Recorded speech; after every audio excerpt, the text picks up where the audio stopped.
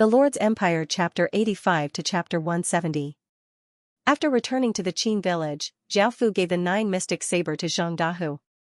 As for the divine martial shield, Zhaofu gave it to a goblin warrior with exceptional strength. If they obtained an S-grade orb in the future, he would also give it to that goblin warrior. After taking care of these matters, Zhaofu went to the heaven prayer platform. What he needed to do now was to fuse his king's power with his fate. He sat cross-legged at the center of the heaven prayer platform and calmed himself down. He followed the method that Xianxia had taught him, and countless traces of fate from the Qin village flowed towards him. A ferocious black dragon appeared in his body, slowly fusing with a dazzling golden ball of light. Following this, Zhaofu opened his eyes and stretched out his hand, and an orb of black light appeared in his hand. Apart from being different from the golden orb of light, there were faint dragon inscriptions on the orb of black light. Zhaofu pressed the orb of black light against the heaven prayer platform. A black semicircular barrier spread out, and there were a few dragon inscriptions on the black barrier. This was Zhaofu's king's domain, and it could be seen as a barrier or a protective barrier. Its effect was to make one immune to all damage and skills. Of course, right now, Zhaofu's king's power was still quite weak, so the king's domain could not be immune to everything. However, in the later stages, it would be possible to do so. In the later stages, it would no longer be a battle between armies but a battle between kings. Zhaofu changed his way of thinking and started to actively participate in battles instead of hiding in the back. When he obtained good materials in the future, Zhaofu wanted to forge his own king's sword. After fusing with his king's power, Zhaofu realized that he hadn't left the heaven-awakened world in a long time, so he returned to the real world. He casually ate some food and opened the heaven-awakened world forum as usual. Many things happened. The friction between China and the surrounding countries became more and more intense. The current China was no longer ruled by Confucianism. It was no longer a country that valued peace and was always reasonable. Instead, there were hundreds of schools of thought contending with each other. There was no need to be reasonable anymore. This was a world where the strong preyed on the weak. They would directly start a war. Some of the small countries that had been acting like clowns had been beaten into submission. Even the leaders of the countries in the real world had stood up and said humbly, "I hope that peace is the most important thing. Don't fight and kill, we want peace." At that moment, China, the sleeping dragon, was gradually awakening. It displayed its terrifying power and occupied the #1 position in the world. China also became the most eye-catching country in the world. In addition, the successors of Great Xia, Great Shang, Great Zhou, and Great Han all stood up and shouted, hoping to meet with Qin's successor. This matter attracted the attention of countless factions. After all, Qin was not some unknown country but one of China's 5 great ancient kingdoms. It was incredibly dangerous, but this mysterious Qin's successor had yet to appear. Now that the 4 other legatees had come out, what did this mean? This immediately attracted the attention of all of the factions, and the Ying family was incredibly worried. After searching for so long, they still hadn't been able to find him. After all, bloodlines were incredibly complicated, and they could become hundreds or even thousands of people. Now that thousands of years had passed, it was impossible for the Ying family to find all of the bloodlines that had been lost. Even though this matter had attracted the attention of countless factions, the mysterious Qin's successor still hadn't appeared. This was like a thorn in the hearts of many factions, making it impossible for them to sleep at night. As long as Qin's successor appeared, no matter how powerful he was, they would be able to feel at ease. However, the fact that they couldn't fathom his strength made them feel even more fearful. Zhaofu didn't plan on revealing himself. After all, revealing himself wouldn't bring him any benefits, and there would be countless disadvantages. Zhaofu wasn't stupid.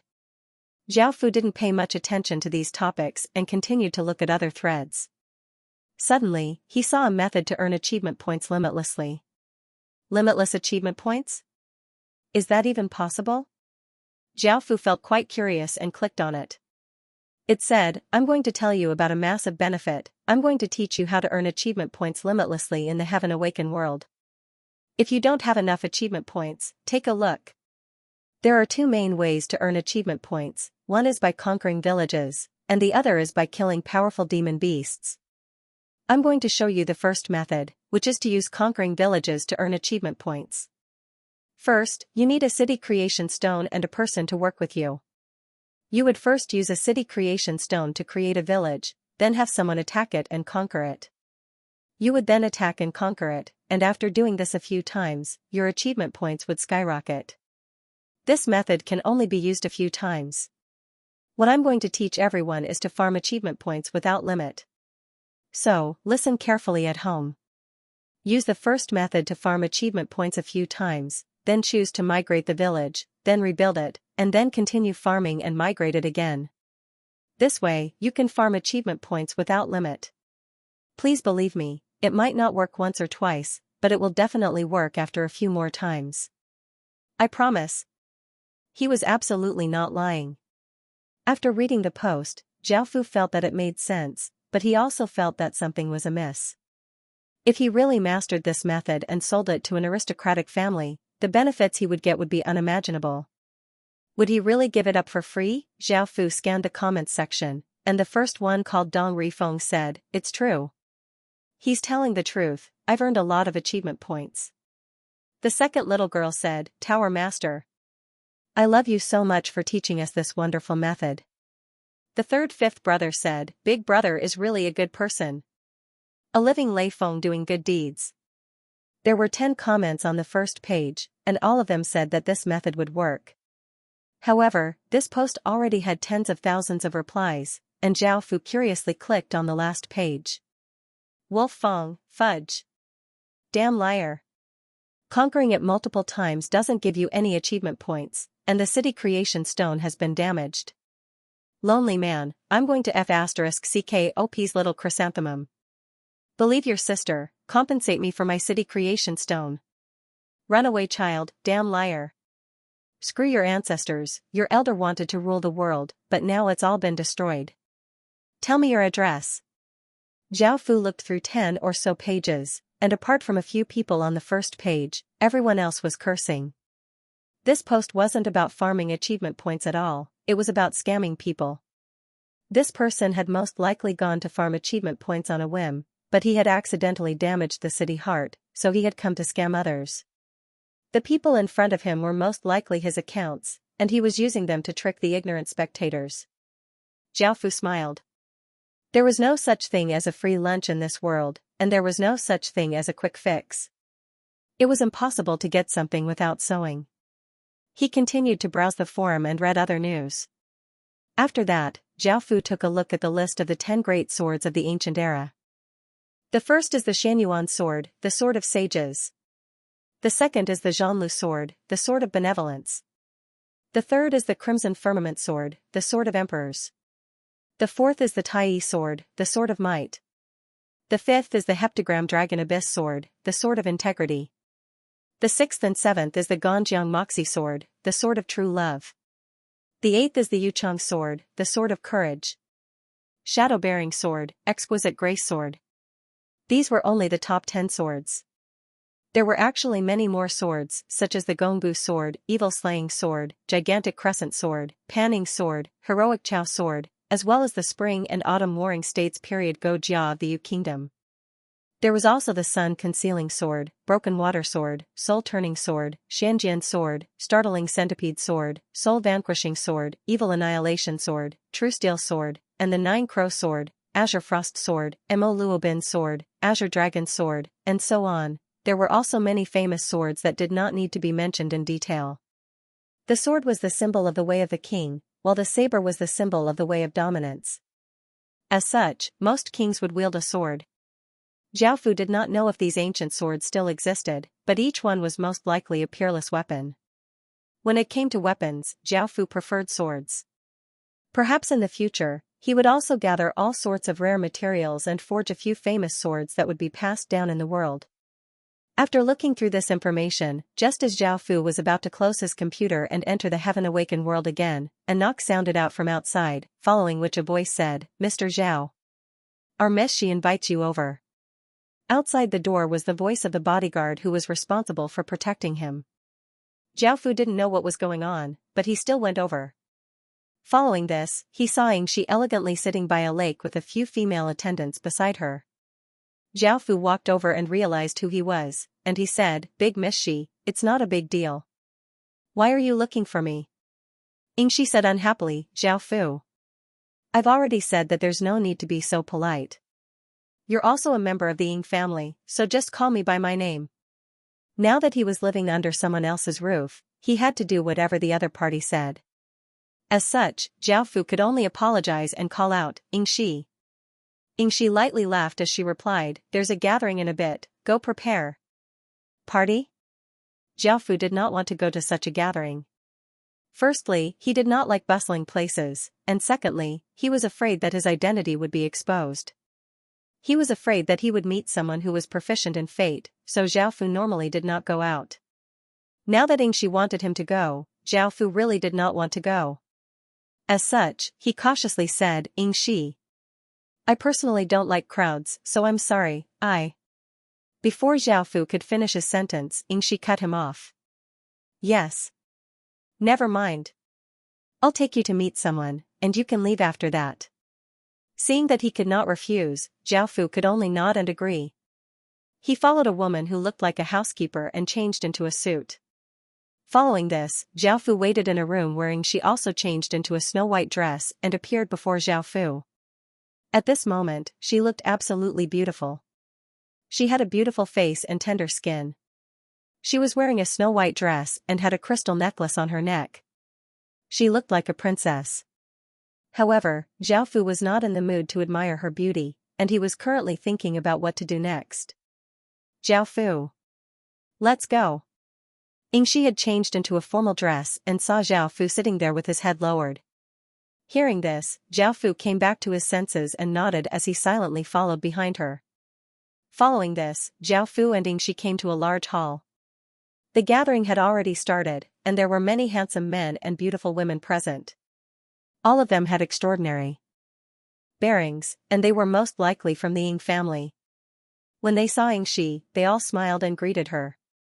Yingxi smiled and responded, while Zhao Fu, who was behind her, was treated as a servant. "Zhao Fu.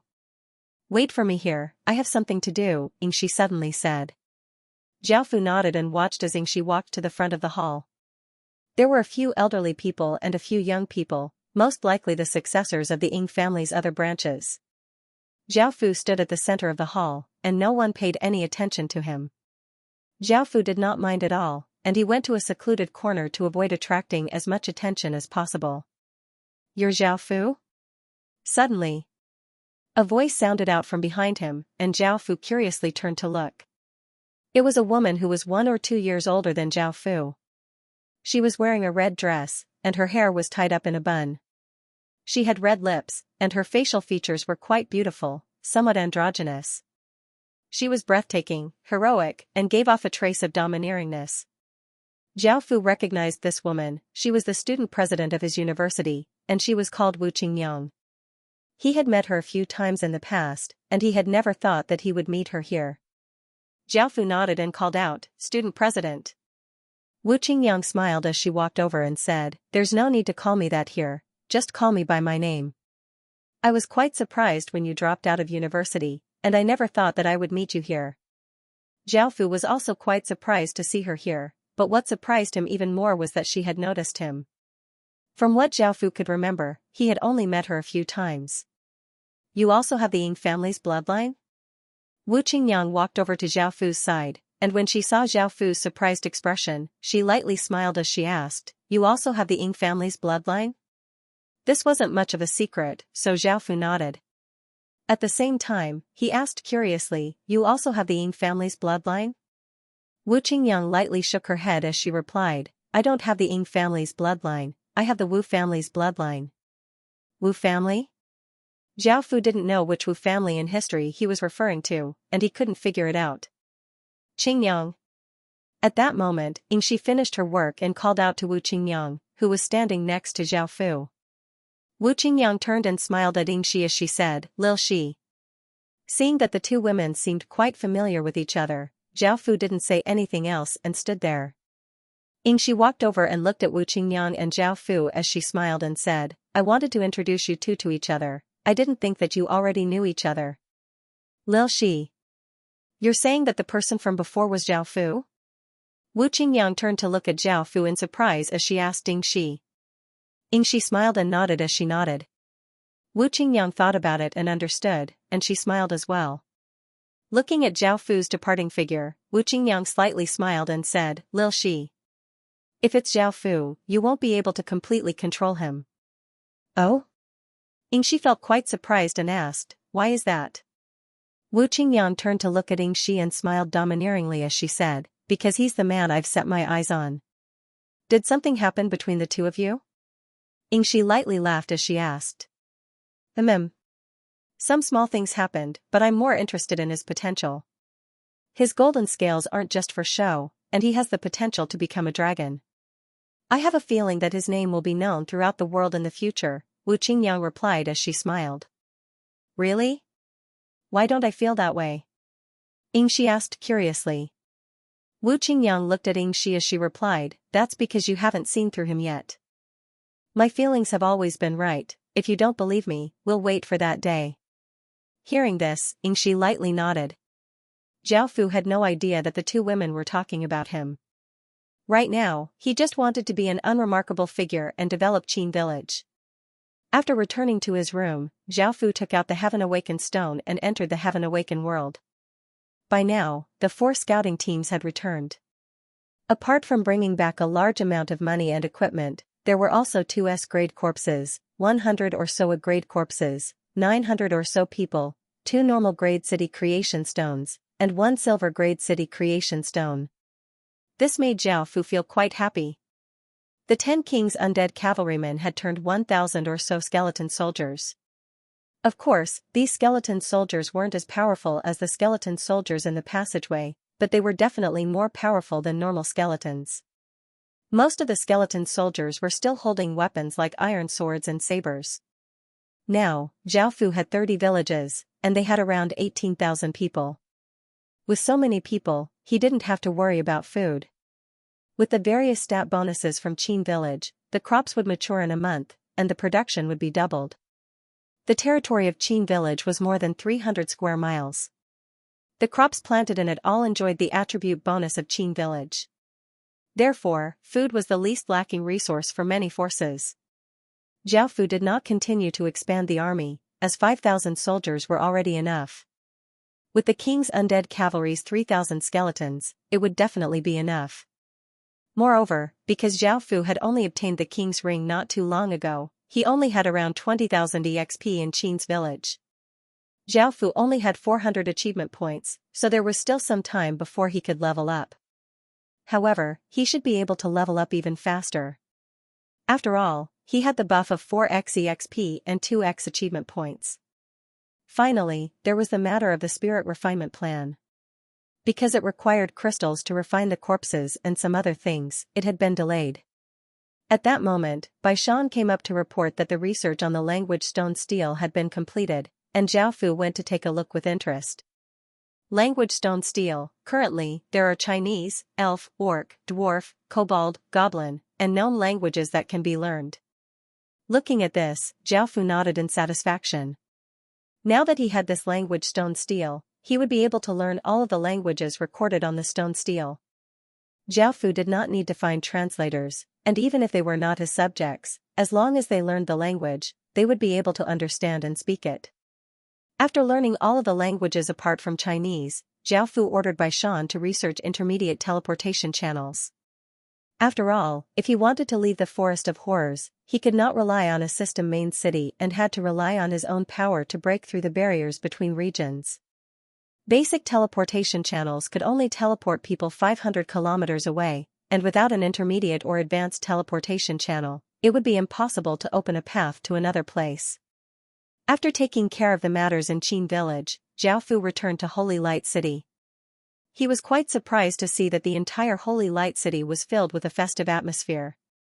There were all sorts of flowers and ribbons on the streets, and the indigenous residents all had joyful smiles on their faces. What was going on? Was Holy Light City celebrating some sort of festival? Zhao Fu wondered as he returned to the Westfall restaurant. Only after hearing about it did he realize what was going on. This was a festival in the heaven-awakened world called the 10,000 Flower Festival. The 10,000 Flower Festival lasted for 7 days, and during those 7 days, all of the flowers in the heaven-awakened world would bloom together. There would also be something called flower tears, which could be used to exchange for countless items at a stone steel. In a system main city, the indigenous residents said that this was a gift from the heavens, while Xiaofu felt that it was an event and a game. After going to the center of Holy Light City, there was a stone steel there, and it was completely surrounded by people. After looking at it, Xiaofu felt quite shocked. There were all sorts of rewards: legendary grade equipment, S-grade skills, gold grade city creation stones, ultra-high grade medicinal pills, and special items. Xiaofu felt quite moved. However, this was a world-level event, which meant that everyone could participate. At the same time, indigenous residents could participate as well, making the competition quite intense. Even though these items were quite good, whether or not they could be obtained was another matter. The 10,000 Flower Festival would officially begin at midnight, and Xiaofu teleported back to the Qin village and started to make preparations for the 10,000 Flower Festival. The other factions also did the same and started to make various preparations. At midnight, a large and round moon hung high in the sky. The bright moonlight made it so that even though it was nighttime, it was not dark at all. Under this beautiful moonlight, flowers slowly bloomed, and it was truly a scene of 10,000 flowers blooming at the same time. It was a dreamlike scene, and it was truly a beautiful night with a full moon. Among the many flowers, only a few of them had crystal-clear pearls that were as big as soybeans. They reflected the moonlight and looked quite beautiful. These were most likely flower tears. Xiaofu ordered everyone to stop what they were doing, including the 4 exploration teams, and they all started to collect these flower tears. Because the Qin village brewed the 100-flower wine, they were quite familiar with the flowers in many places. The surrounding 100-kilometer radius area was under Xiaofu's control, so there was not much competition, and almost no one dared to compete with Xiaofu. This was a big advantage, and Xiaofu was quite confident that none of the player factions in the Forest of Horrors would be able to compete with him. However, this was not necessarily the case for the system factions. Right now, every system main city had roughly 300,000 residents and 100,000 soldiers, for a total of 400,000 people. Most system main cities had around 1 million players. The next day, when Xiaofu teleported back to Holy Light City, it wasn't just the player factions that were madly collecting flower tears, even the system factions were madly collecting flower tears. Even the system main city's governmental factions sent most of their soldiers into the Forest of Horrors to collect flower tears, and no one dared to compete with them.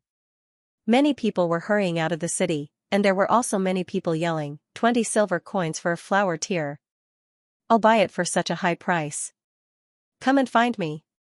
Others were yelling, exchanging equipment and skills for flower tears is super worth it. You only have one chance. Others were yelling, whoever sells flower tears to our White Tiger gang will be one of our brothers in the future. We'll protect him and let him live a good life. There was even a woman who looked quite good yelling, whoever gives me 100 flower tears will be their girlfriend for a day. We can do anything. Right now, the outside of the system main cities were filled with people, and it was a complete mess. The flower tiers outside the system main cities had been swept clean by players and indigenous residents, and not a single flower tier had been left behind. Just think about it, if 1 million or so people searched every inch of the ground, how could there be a single flower tier left behind? After all of the flower tiers near the system main cities had been swept clean, some people started to leave the system main cities, which made it even more dangerous. After all, not only did they have to be careful of other outlanders, but they also had to be careful of other people stealing them. Most people wouldn't hold back just because they obtained flower tears. In front of such great benefits, most people wouldn't hold back. If someone was robbed, no one would help them. Only by bringing back flower tears and exchanging them for flower tear points would they be yours. Now, most people knew how valuable flower tears were, so they didn't plan to sell them. Occasionally, a few people would say that they wanted to sell flower tears, and a large group of people would immediately crowd around them. Most of the time, the system faction would end up winning. Xiaofu also planned to use money or equipment to exchange for some flower tears. Even though Qin's village was quite far away and there was no competition, he still couldn't compete with the system faction. Ordinary people wanted to use flower tears to exchange for things that couldn't be bought with money, while ordinary factions wanted to exchange for a city creation stone. What made the system faction go crazy were the 37 legendary grade equipment. Even in the system's cities, the number of legendary weapons and equipment available could be counted on one hand. To players who didn't even have gold grade equipment, it was even more attractive. Moreover, the first 3 pieces of legendary equipment were already half-epic grade. Some people had already created a legendary ranking based on the equipment's attributes and introduction. First, Sky Demon, sword-shaped weapon, half-epic. A weapon forged from the corpse of a Sky Demon and contains Sky Demon power. Second, Dragon Soul, blade-shaped weapon, half-epic. A weapon forged from the dragon soul of a divine dragon and contains Divine Dragon's power. Third, Demigod, a hammer-shaped weapon, half-epic. It was originally an ordinary legendary weapon, but it has been stained with a large amount of demigod blood and contains Demigod's power. Fourth, Blazing Sun, bull-shaped weapon, legendary. A weapon forged from extreme yang stones and extreme yang flames. It contains Sun's power. Number 5, 8 Mountains, shield-shaped armor, legendary. This armor is made from the heart of the 8 mountains and contains power of the 8 mountains. Number 6, Jinn, staff weapon, legendary, a weapon held by a Jinn since birth, contains Jinn's power. Number 7, Sacred Heaven, armor-shaped armor, legendary. This armor can only be worn by high-grade angels in the heaven realm. It contains Holy Light's power. Number 8, Thundertooth, axe-shaped weapon, legendary. A weapon forged from the teeth of a giant thunder beast. It contains Tribulation Lightning's power. Number 9, Chilling Soul, sword-shaped weapon, legendary. A weapon forged from thousands of chilling souls. It contains Extreme Cold's power. Number 10, Spirit Tree, staff-shaped weapon, legendary. A weapon forged from a white locust spirit tree that is over 1,000 years old. It contains Wood Spirit's power. These were the top 10 pieces of equipment on the legendary rankings. It could be said that countless people were envious and crazy about them. Xiaofu was also envious, but the whole world was fighting over these pieces of equipment. Xiaofu felt a lot of pressure as he thought about what to do next. Suddenly, Xiaofu thought of something and teleported back to Qin village. Right now, the teleportation channel had 3 main functions. The first was to teleport from point A to point B, and it could be done with absolute accuracy. The second was to teleport randomly. After using the teleportation channel, one would be teleported to a random location. This was quite random. The third method was directional teleportation. You could choose a direction to teleport in. If you used the teleportation formation to teleport to the east, then after using the teleportation formation, you would appear somewhere in the east. Xiaofu ordered everyone to stop what they were doing and continue to collect flower tears. He took Baishan and another scholar and used the third function of the teleportation channel to teleport to the north of the Forest of Horrors. Because basic teleportation channels could only teleport 500 kilometers away, Xiaofu appeared in a mountainous region to the north of the Forest of Horrors. He was 500 meters away from Qin village, and Xiaofu found a hidden place and ordered Baishan and the other scholar to quickly build a teleportation channel. Half an hour later, Baishan and the other scholar hurriedly finished building a teleportation channel. Following this, Xiaofu took Baishan and the other scholar and used the third function of the teleportation channel to teleport another 500 kilometers to the north of the Forest of Horrors. This time, Xiaofu appeared near a waterfall. Xiaofu didn't waste any time and found a cave before ordering Baishan and the other scholar to quickly build a teleportation channel. After this teleportation channel was built, Xiaofu took Baishan and the other scholar to teleport to the north of the Forest of Horrors. After doing this 20 or so times, they were teleported to a mountain forest. Just as they arrived, they heard the howls of wild beasts, and 30 or so orcs carried a few wild boars and walked to the side. When the orcs saw Xiaofu and the other 2 humans, they looked at each other before throwing down the wild boars and rushing at Xiaofu with their weapons. This was the relationship between humans and outlanders, they were like fire and water. However, just as the orcs reached Xiaofu, they saw that Xiaofu was not afraid at all. He opened his mouth and spoke a few strange words, causing the orcs to immediately stop and look at each other in confusion. This human could actually speak the orc language. Zhao Fu's meaning was, wait. Warriors of the orc race, I have something to tell you. Zhao Fu lightly laughed as he said, I brought what you all want, a large amount of food and equipment. This matter is incredibly important, and I'm sure that your great Lord Kaki will be very willing to see me. The orc looked incredibly shocked as he asked, how did you know that we're the subjects of the great orc Lord Kaki? Zhao Fu realized that the system main city had a quest to kill Kaki, and it had given him a rough location. Since Zhao Fu had used teleportation channels so many times, he should have reached Kaki City's territory by now. Now that he had met these orcs, Zhao Fu immediately made the connection. Even though he had only guessed it before, now that the orcs had admitted to it, Zhao Fu was certain of his goal. However, he couldn't say this to these orcs, so Zhao Fu said, I've long since heard of Lord Kaki's fame, and I brought gifts to pay a visit. I hope that you can take me to see him or report this matter to the higher-ups. After hearing Zhao Fu's words, the orc brought over a large number of gifts. With the orc's temperament, how could he listen to him? He savagely laughed and rushed up to take the gifts. Zhao Fu's expression did not change because he was no longer the same person. Not only had he become a king, but he had also obtained king's power. Looking at the charging orcs, Zhao Fu slowly drew the silver greatsword at his waist. He casually slashed out, Xing, a massive sword chi slashed out, sending the 10 or so orcs flying back 10 or so meters. Zhao Fu's aura became abnormally powerful, and with his black cloak, he gave off an unfathomably mysterious aura, causing the orcs behind him to stop in their tracks. Can you go and report this matter now? Zhao Fu said calmly. These outlanders were unreasonable, and they only knew that strength was right. The 10 or so orcs who had fallen to the ground got up. Of course, Zhao Fu did not kill them, and the orcs' attitude changed. They no longer looked at him as if he was their prey, but as if they were looking at a powerful enemy. The remaining orcs continued to surround Zhao Fu, but a few of them left, most likely to report this matter to the higher-ups.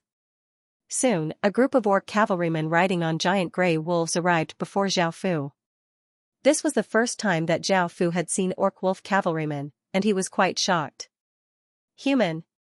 Come with me, the leader of the orcs said as he looked at Zhao Fu. Hearing this, Zhao Fu nodded.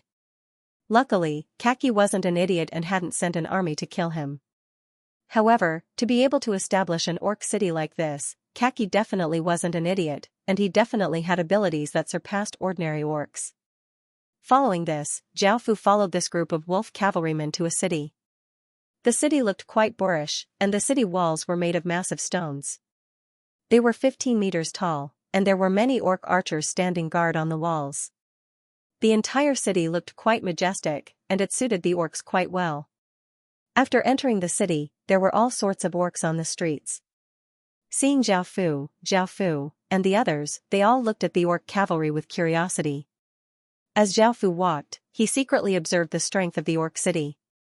Apart from the orcs, there were also enslaved races such as goblins and gnomes. However, there weren't any humans, as the orcs would normally kill any humans they encountered. Apart from this, the orc city had many different types of soldiers, wolf cavalrymen, archers, and heavy shield bearers. However, very few orcs wore armor because they could only forge simple equipment. At the same time, they weren't a farming race and mainly relied on hunting. As such, the food and equipment that Zhao Fu offered were quite attractive to the orcs. As they continued onwards, Zhao Fu saw a few orc shamans on an altar, waving their wooden staffs that were covered with bones. Rays of green light shot out, and they seemed to be carrying out some sort of ceremony. Finally, the orc cavalryman brought Zhao Fu and the others to a large tent. The orc in the lead said a few words to the guards outside before letting Zhao Fu and the others in. After entering, Zhao Fu saw an elderly orc sitting at the front. Zhao Fu felt that he wasn't the city lord because he didn't give off the aura of a city lord. However, his identity definitely wasn't simple. The elderly orc's eyes were filled with wisdom, and he smiled at Zhao Fu before stretching out his hand towards Zhao Fu and the others as he said, "Esteemed guests, please sit." Hearing this, Zhao Fu nodded and sat on a chair covered with bear pelts. "I'm called Gunador, Vice City Lord of Kaki City. I'm Kaki City's Vice Lord, you can tell me anything," I can make decisions in Kaki City, Gunador, the elderly orc, said as he introduced himself to Zhao Fu. Zhao Fu didn't beat around the bush because he knew that Gunador was an understanding person. As such, he said, esteemed Vice Lord, I'm sure you know about the 10,000 Flower Festival. I brought a large amount of food and equipment to trade for flower tiers, which are useless to you. Because the exchange stone steels could only be found in system main cities, even if the Outlanders obtained flower tiers, they wouldn't be able to trade for them. As such, it could be said that flower tiers were useless to the Outlanders. Zhao Fu had thought of this, which was why he had boldly come to Orc City to trade. Gunador smiled and nodded. Orcs didn't know how to grow crops, so they relied on hunting. Adding on the fact that all orcs had large appetites, they lacked food. At the same time, they didn't know how to forge exquisite equipment, so they could only use crude equipment. Since flower tiers were useless to the Outlanders, it was better to trade them for things that the Orc City needed. Gunador knew this very well. He had long since guessed why Zhao Fu had come, which was why he had personally come to meet him. Now, it was time to discuss the exchange rate between flower tiers and food. After bargaining for a while, Zhao Fu and Gunador concluded their conversation. Chatting with smart people was quite enjoyable. Zhao Fu took out thousands of kilograms of food and hundreds of pieces of equipment from his king's ring. These were all equipment that he had obtained from Qin village, as well as equipment that he had obtained from the passageway. Only a small portion of the equipment was made from bronze concentrate. Now that Zhao Fu's king's ring had fused with the king armament shard, it had gone from 300 square meters of space to 10,000 square meters of space. After taking out these items, Zhao Fu smiled and cupped his hands as he said, "These are just a small greeting gift for Vice Lord. I hope we can work together in the future." Yes, yes. Gunador smiled and nodded because there would indeed be many opportunities for them to work together in the future. Following this, Gunador gave Zhao Fu a command medallion. With this command medallion, Zhao Fu could see him at any time, and Zhao Fu accepted the command medallion. Following this, Zhao Fu ordered Bai Shan and Gunador to build a teleportation channel to Qin village. Zhao Fu had made this teleportation channel so that non-residents of Qin village couldn't use it, and it was located in a hidden location. Now that he had 200,000 or so orcs working for him, Zhao Fu felt incredibly happy. Moreover, Zhao Fu didn't have to worry about the Orc City growing too big, as that was something that the three main cities had to worry about. Perhaps it would be difficult for a single main city to take down the Orc City, but with the three main cities working together, destroying the Orc City would be a simple matter. Of course. In order to not cause any trouble, Zhao Fu didn't personally show himself and had his subordinates take care of these matters. Zhao Fu also arranged for 50 or so people to gather information and observe the movements of other factions. They also took care of some things that Zhao Fu couldn't directly show himself. The person in charge of this operation was called Guobinglin.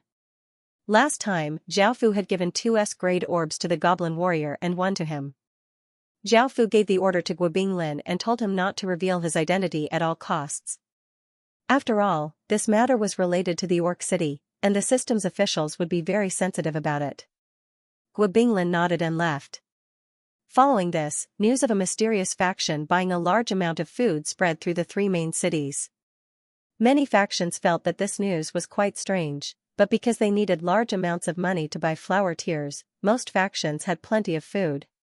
Normally, no one would want their food, but now that someone was buying it, many factions were happy to hear about this. As such, the various factions started to sell their food, and Zhao Fu didn't refuse any of them. After all, the price of food was quite low, and it didn't cost much money. Now, all of the factions were collecting flower tiers, and Zhao Fu was no exception. He also quickly collected flower tiers because he also wanted the equipment on the legendary rankings. Late at night, Zhao Fu ordered Li Si to calculate their gains for the day. Li Si did a rough calculation and reported, "Your Majesty. This time, Qin village has collected roughly 100,000 flower tiers." Hearing this, Zhao Fu sighed. If it was any other faction, they would be delirious with joy, but Zhao Fu could only sigh. Qin village already had a great advantage in obtaining 100,000 flower tiers, but this was far from enough. One flower tier could be exchanged for 10 flower tier points, so 100,000 flower tiers were only worth 1 million flower tier points. The equipment on the legendary rankings was worth at least 30 million flower tier points, and the 10,000 flower festival only lasted for 7 days. Based on the 100,000 flower tiers per day, that would only be 7 million flower tier points, which was definitely not enough for Zhao Fu. Now, Zhao Fu could only place his hopes on the orcs. Moreover, among the flower tiers he had collected today, there were 5 special flower tiers. They weren't transparent, but rather pink. A pink flower tier could be exchanged for 1,000 flower tier points, which was equivalent to 100 flower tiers. Apart from this, 10 pink flower tiers could be fused to obtain a type of Flower Fairy's Blessing. Flower Fairy's Blessing, effectiveness, 3 years, description, the Flower Fairy's Blessing increases the growth rate of flowers in your territory by 100% and slows the withering rate of flowers by 100%. There is a very small chance of attracting flower spirits.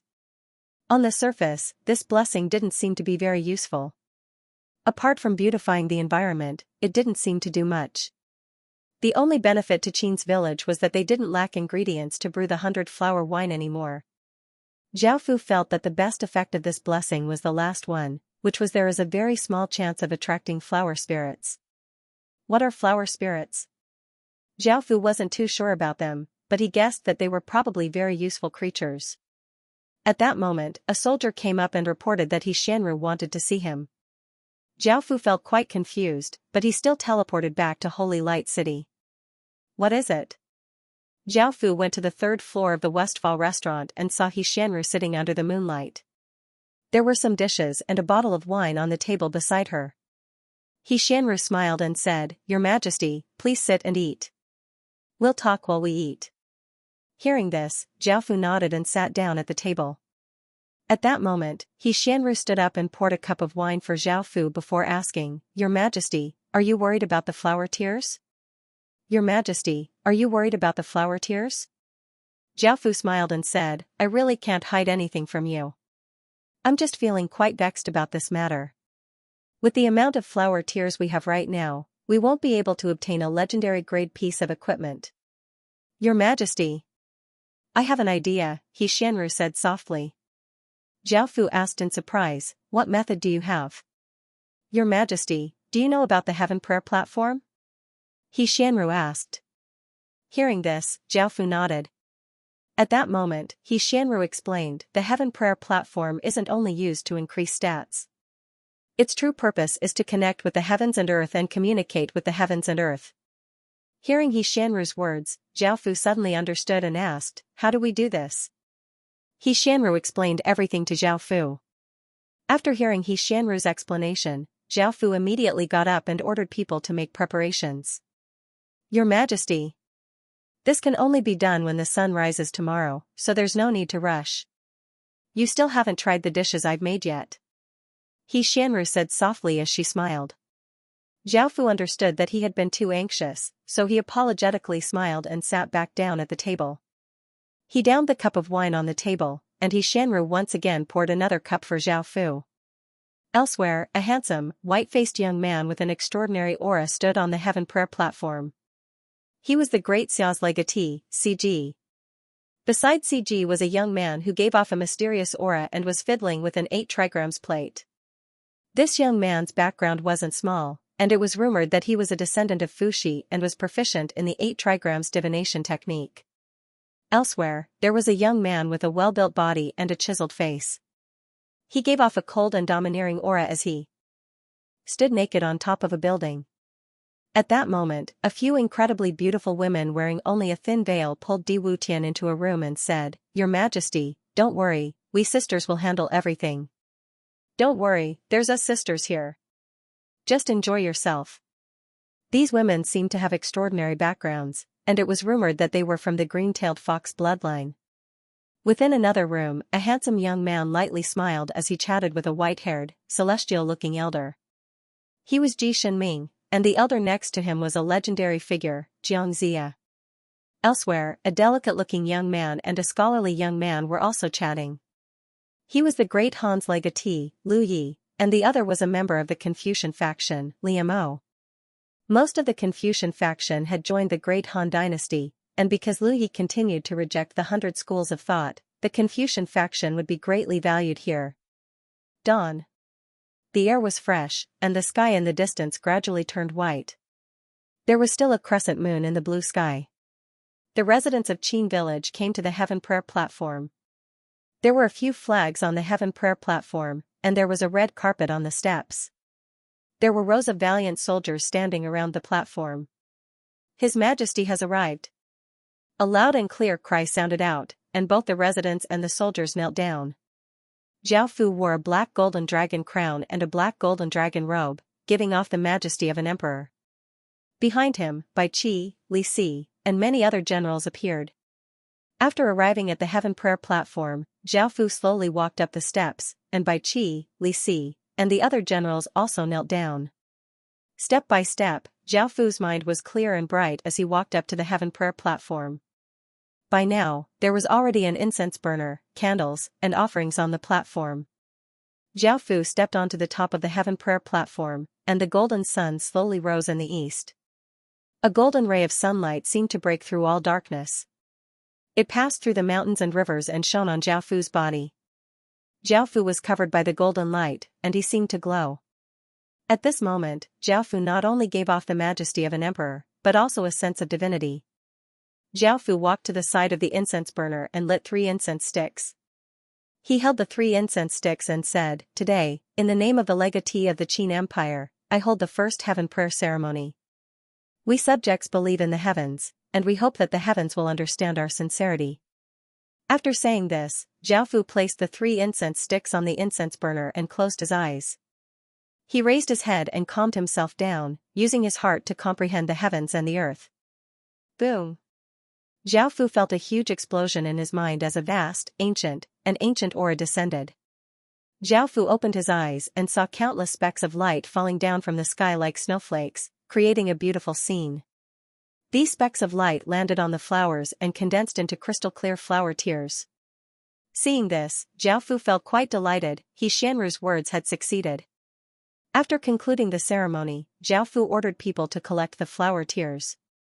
There were a total of 1 million flower tears, which was equivalent to 10 million flower tear points. Zhao Fu was naturally quite happy. However, the heaven sacrifice ceremony could only be done once within a short period of time.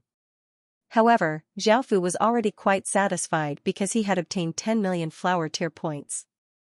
There were still so many flower tears, and Zhao Fu had already collected 10 pink flower tears. Apart from this, he also found an even rarer azure flower tear point, which could be fused into a level 2 flower fairy's blessing.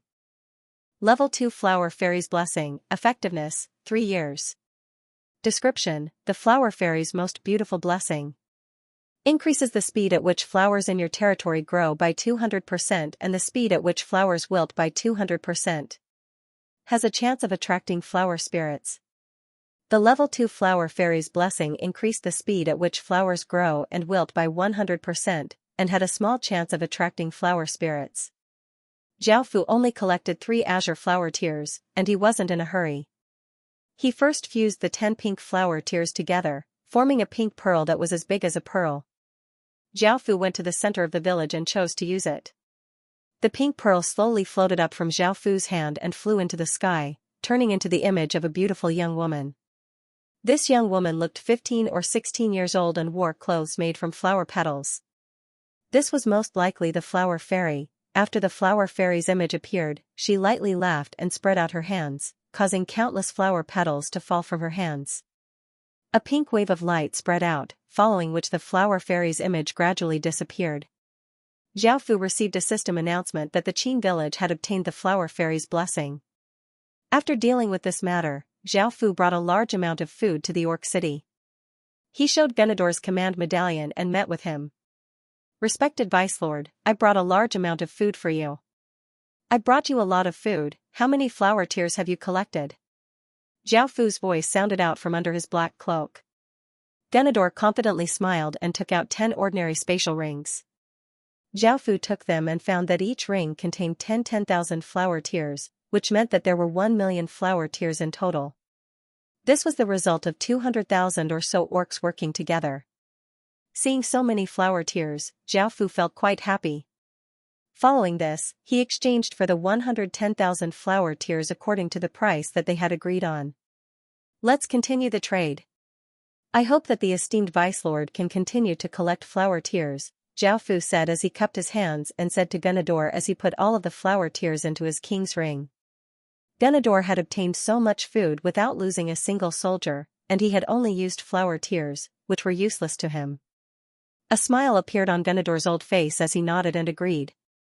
Both sides had obtained what they wanted, and the trade was concluded perfectly. Not too long after Zhao Fu left, a well-built orc who gave off an oppressive aura walked in and said unhappily, Gunador, why did you trust this human so much? Why do you trust this human so much and even make a deal with him? Gunador looked at the orc and continued to smile as he replied, I didn't trust him, we were just using each other. Since he has so much food, why didn't you just steal it? The powerful orc said in a booming voice. Hearing this, Gunador smiled and shook his head as he said, Bodalai, can't you use your brain? You should learn from humans in this aspect. Brute force isn't necessarily the best method. Do you want that bit of food, or do you want countless amounts of food? Bodalai was the well-built orc, and he replied, Of course I want countless amounts of food. Then isn't everything clear? Gunador asked. However, after hearing Gunador's words, Bodalai looked quite confused as he asked, Gunador, what are you talking about?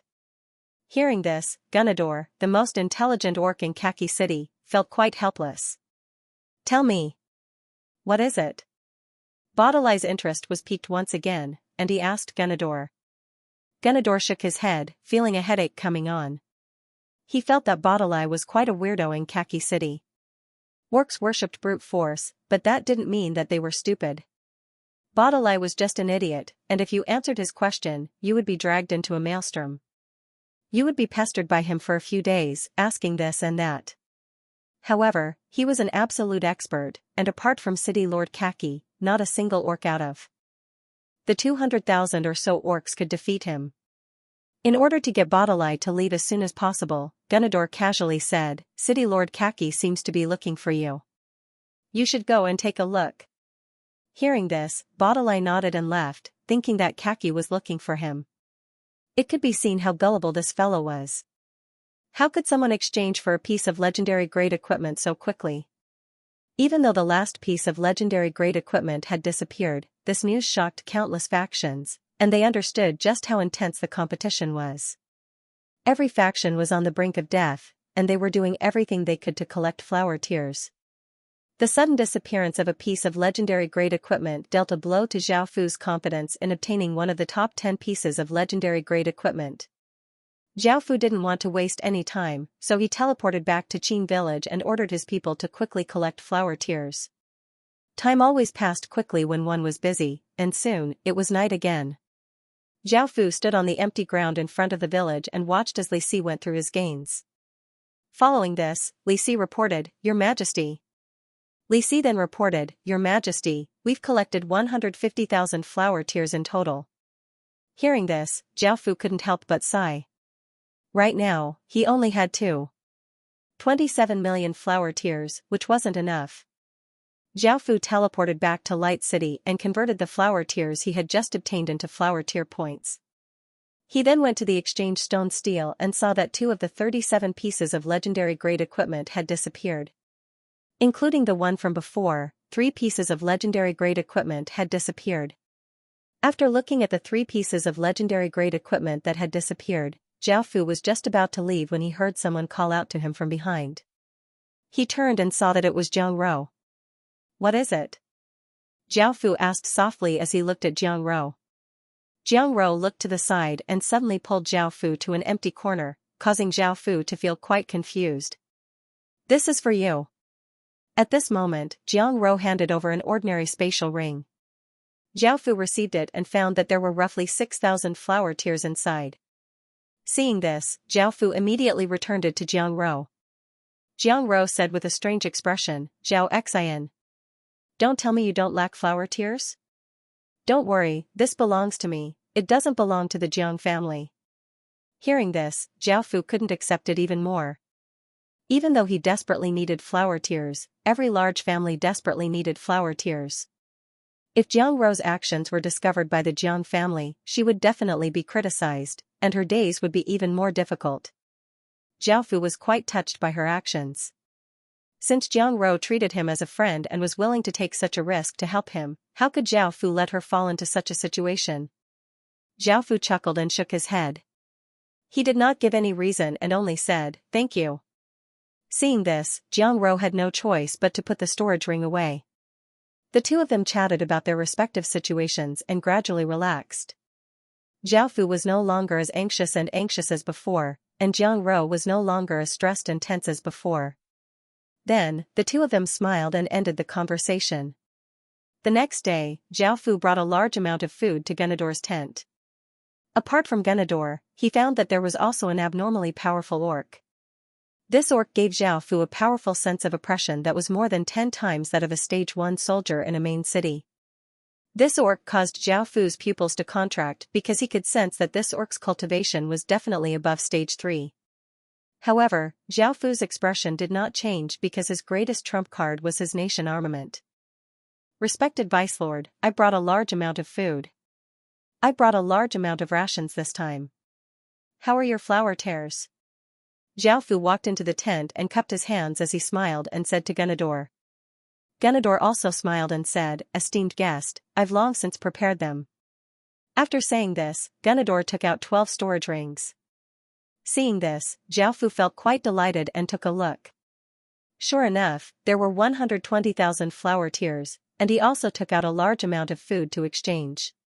After completing this transaction, Zhao Fu felt quite strange. The powerful orc next to Ganador had not said anything the entire time, and he only sat there with his mouth closed and his eyes staring at Zhao Fu. Zhao Fu felt that there was something wrong with this fellow's mind. Following this, Zhao Fu decided to leave. He was not afraid of ordinary dogs, but he was afraid of mad dogs that suddenly attacked. After seeing Zhao Fu leave, Baudelaire finally couldn't hold back anymore and said seriously, "I feel that this human isn't simple." Hearing this, Ganador felt quite surprised and asked, "How do you know?" Baudelaire directly replied, "Because he's not afraid of me glaring at him."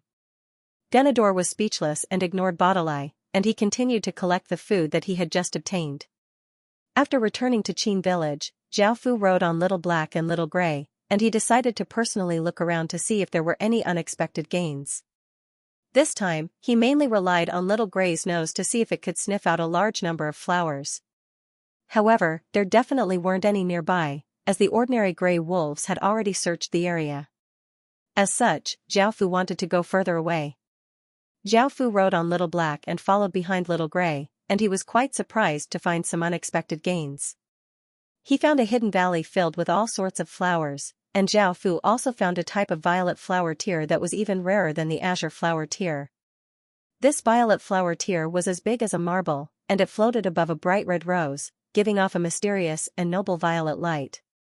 After using 10 violet flower tears, one would receive the Level 3 Flower Fairy's Blessing. Level 3 Flower Fairy's Blessing, Effectiveness, 3 years, Description, the Flower Fairy's most beautiful blessing. Increases the speed at which flowers in your territory grow by 400% and the speed at which flowers wilt by 400%. There is a high chance of attracting flower spirits. The Level 3 Flower Fairy's Blessing gave even more stat bonuses, reaching 400%, and there was a high chance of attracting flower spirits. It was a pity that violet flower tears were incredibly rare, as only Zhao Fu had found one. Even with so many orcs in the Orc City, none of them had found one. At the same time, a violet flower tear was equivalent to 10,000 normal flower tears. By now, Zhao Fu had collected 7 azure flower tears, and soon, he would be able to obtain the Level 2 Flower Fairy's Blessing. After discovering this hidden place, Zhao Fu brought people over to collect them. It was another dark night. There was no moon on this night, only a few faintly discernible stars twinkling in the night sky. The night was a little dark. Zhao Fu had obtained 830,000 flower tears in total, but another 8 pieces of legendary grade equipment had disappeared. Of these 8 pieces of legendary grade equipment, Holy Heaven was one of them. This news caused countless factions to feel incredibly tense, and even Zhao Fu felt incredibly nervous. Early the next morning, Zhao Fu headed to the Orc City to exchange for flower tears. This time, the Orc City had collected 1.3 million flower tears, allowing Zhao Fu to relax. Now, Zhao Fu had 5.6 million flower tears in total, which was 56 million flower tear points. This was just enough to exchange for the top-ranked legendary grade equipment, Sky Demon. After teleporting to Holy Light City, Zhao Fu felt incredibly excited and nervous. He immediately put Sky Demon into his king's ring without even looking at it. Suddenly, the exchange stone steel once again shined with a half-violet light, causing all factions to almost collapse. Sky Demon, the top-ranked equipment, had disappeared. How is this possible? The countless faction leaders stared at the Sky Demon in shock. Now that the top-ranked equipment has disappeared, what about the second and third places? Will we even have a share of the top 10 legendary grade equipment? Hurry!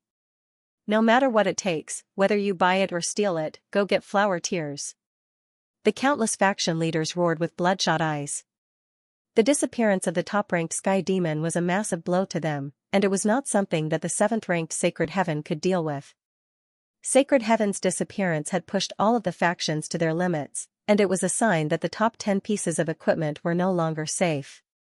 They were on the verge of collapse, and it was possible that they would be taken soon. However, now that even the top-ranked Sky Demon had disappeared, it was possible that all of the remaining legendary grade equipment would disappear in the next second and be taken by someone else. How could their hearts not beat wildly? Many of the player forces guessed that a super powerful official force had taken action. The city lords of the system forces were also somewhat surprised. They, too, had placed great importance on the first 3.5 pieces of epic equipment. They had never thought that the top-ranked Sky Demon would disappear. Following which, they took action. CG, Di Wutian, Ji Shenming, and Lu Yi had been determined to obtain the Sky Demon. After all, swords were the symbol of kings, and China had 5,000 years of history with swords. The top-ranked Sky Demon was a sword, and it was a half-epic grade equipment. They had thought that with this sword, the Sky Demon would follow them to slash through thorns and vines, pave the way for kings, and witness their achievements. But now that the Sky Demon had been exchanged, it was a huge blow to them. The four people's originally confident faces turned pale, but what followed was an even greater blow. Because of Zhao Fu, the system faction leaders also acted. The top 6, Dragon Soul, Demigod, Vast Sun, 8 Mountains, and Giant Spirit all disappeared. This not only caused CG and the others' faces to become even paler, but it also caused all of the player faction leaders' faces to become pale. Adding on Sacred Heaven, who had disappeared first, there were now only 8 pieces of equipment, Thunder Fong, 9 pieces of equipment, Frigid Soul, and 10 pieces of equipment, Spirit Tree. The remaining 3 pieces of legendary grade equipment would face an even more intense competition. Of course, Zhao Fu didn't know this. After exchanging for the Heavenly Devil, he was also very excited and happy. He directly teleported back to Qin Village. When the generals learned that Zhao Fu had already exchanged for the first-ranked Heavenly Demon, they were all delighted. At this time, Zhao Fu also took out Sky Demon. This was a pure black sword that was 1 meter long. The blade gave off a demonic light that seemed to devour people. The hilt and blade were connected to each other in the shape of a demon, and the hilt was covered in black scales. It felt cold to the touch, and the entire sword gave off the feeling of a demonic sword that gave off an evil, cold, and murderous aura. Suddenly, the Heavenly Demon let out a series of sword cries and the sword trembled violently. It broke free from Zhao Fu's hand and stabbed into the ground. Following this, a large amount of demonic qi came out from the sword and flowed into the ground. The ground seemed to be dyed with ink, becoming pitch black. This blackness gradually spread out, covering everything within a 10-meter radius. A figure slowly appeared, standing on the hilt of the Heavenly Demon sword. It slowly spread out its large pair of black wings, revealing its appearance. She looked like a female demon and had a tall and slim figure. She had jet black waist-length hair and a pair of argali horns on her head. Her face was incredibly beautiful, and it was a suffocating beauty. She also had a mouth full of fangs and a pair of blood-red vertical pupils.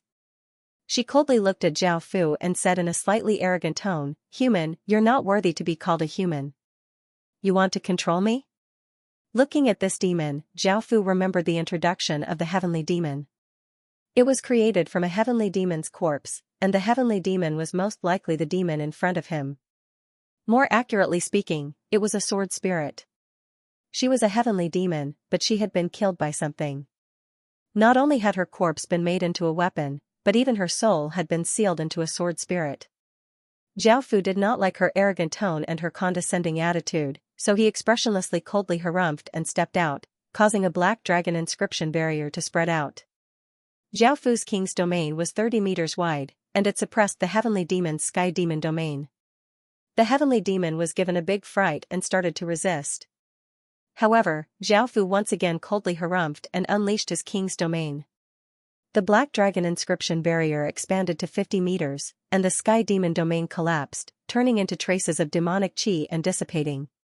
The heavenly demon's face was quite pale, and its blood-red vertical pupils stared at Zhao Fu, wanting to say something. Zhao Fu grabbed at the air towards the heavenly demon's sword, and the heavenly demon's body turned into a ray of black light and entered the sword. A formless energy grabbed onto the heavenly demon's sword, causing it to automatically fly into Zhao Fu's hand. Suddenly, a voice sounded out in Zhao Fu's mind, "Human, I never thought that you would obtain king's power. Human, I never thought that you would obtain king's power, but if I was at my peak, I wouldn't be afraid of you."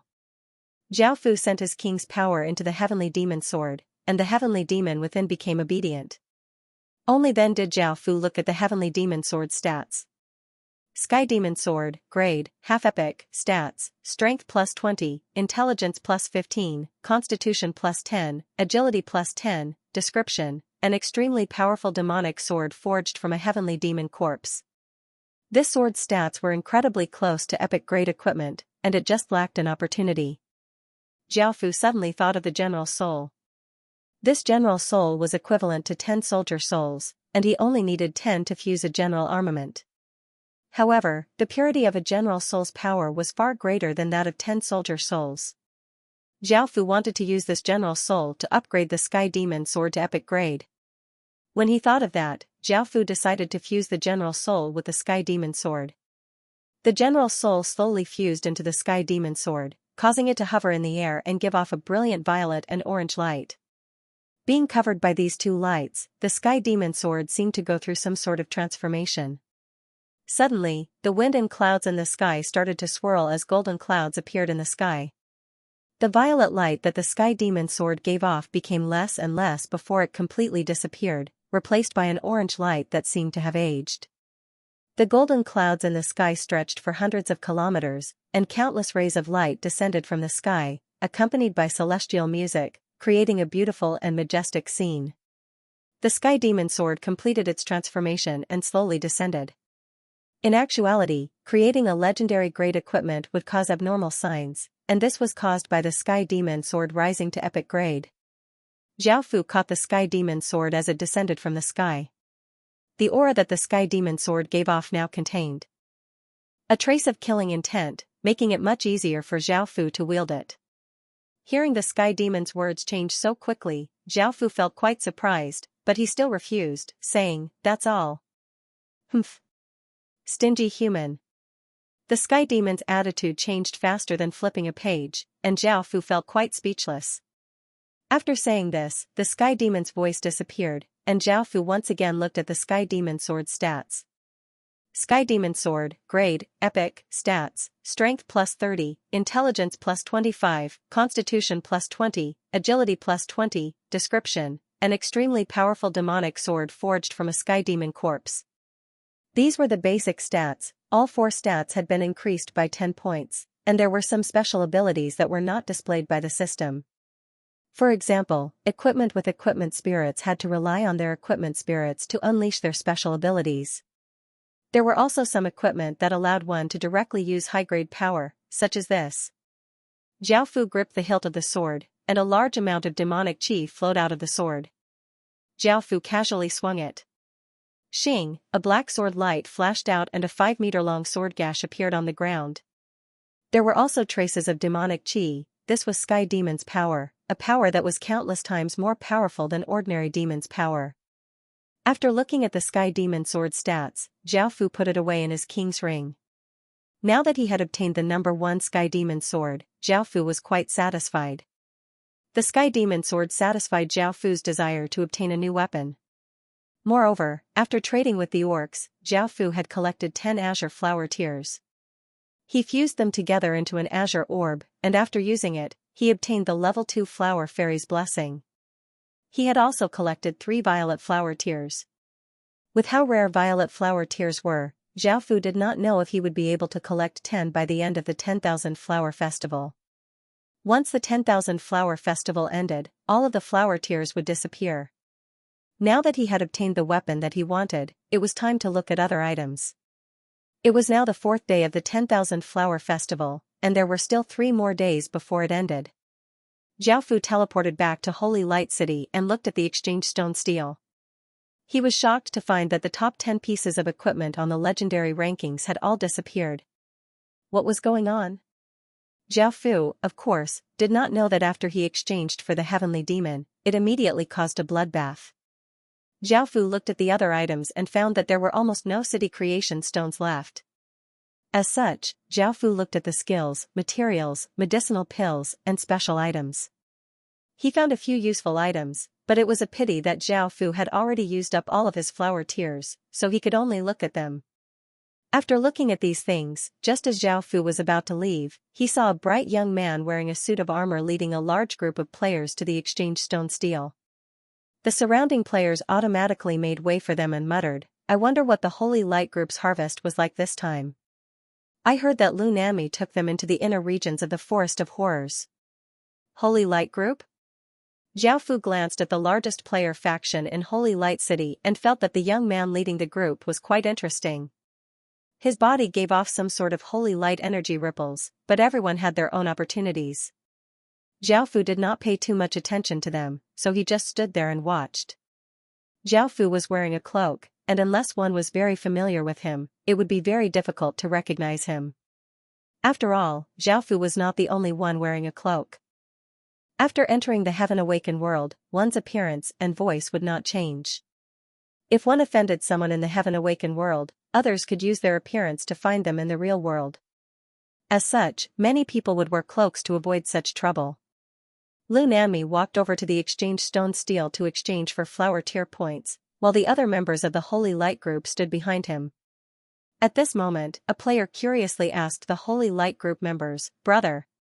At this moment, a player curiously asked the person from the Holy Light Group, "Brother, I heard that the Holy Light Group dared to enter the inner regions of the Forest of Horrors." The person who had been asked the question smiled and replied, "Of course. Look at how powerful the Holy Light Group is, we're the largest player faction in Holy Light City. If you want to know how many flower tears we obtained, I'll tell you." After speaking, the person from the Holy Light Group smiled and lightly stretched out a finger. Seeing this, the person who had asked the question cried out in shock, 10,000 flower tears. Hearing this, the person from the Holy Light Group lightly laughed and said, "It's 100,000 flower tears." What? The surrounding people were sent into an uproar, and they all looked incredibly shocked as they said, "Your Holy Light Group obtained so many flower tears? I was so scared. If I had 100 flower tears, I'd be so happy." Hearing the surrounding people's words, the Holy Light Group's people couldn't help but look incredibly proud. The surrounding people also felt quite envious, and someone immediately asked, "Great Leader Lu, does the Holy Light Group still want people?" By now, Lu Nami had finished his exchange, and hearing the surrounding people's words, he slightly smiled and said, "The Holy Light Group accepts people at any time. Anyone who can pass our examination can join the Holy Light Group." "I'll join then. I want to join too. Holy Light Group, please accept me." Countless people responded, and the scene became incredibly lively. Zhao Fu stood by the side and smiled. To Zhao Fu, who had already spent more than 5 million flower tears, 100,000 flower tears wasn't much. However, to ordinary people, it was an astronomical sum. Hearing that Zhao Fu had spent 100,000 flower tears was enough to make him feel incredibly shocked. If he heard that Zhao Fu had spent more than 5 million flower tears, he wondered if he would be scared to death. Zhao Fu didn't have any plans to establish a player faction for now. After all, players were quite difficult to manage, and they didn't have to follow his rules and regulations. Their loyalty was quite low, and they wouldn't be completely loyal to him or risk their lives for him. If they encountered danger, they would be the first to run away. Moreover, if they died, they would appear somewhere else. For example, if he nurtured them into an elite, everything would be for naught if they died. Large families rarely accepted ordinary player factions, as they had long since nurtured a large number of people who were loyal to them. Rather than wasting resources on a bunch of useless trash, it was better to nurture their own people.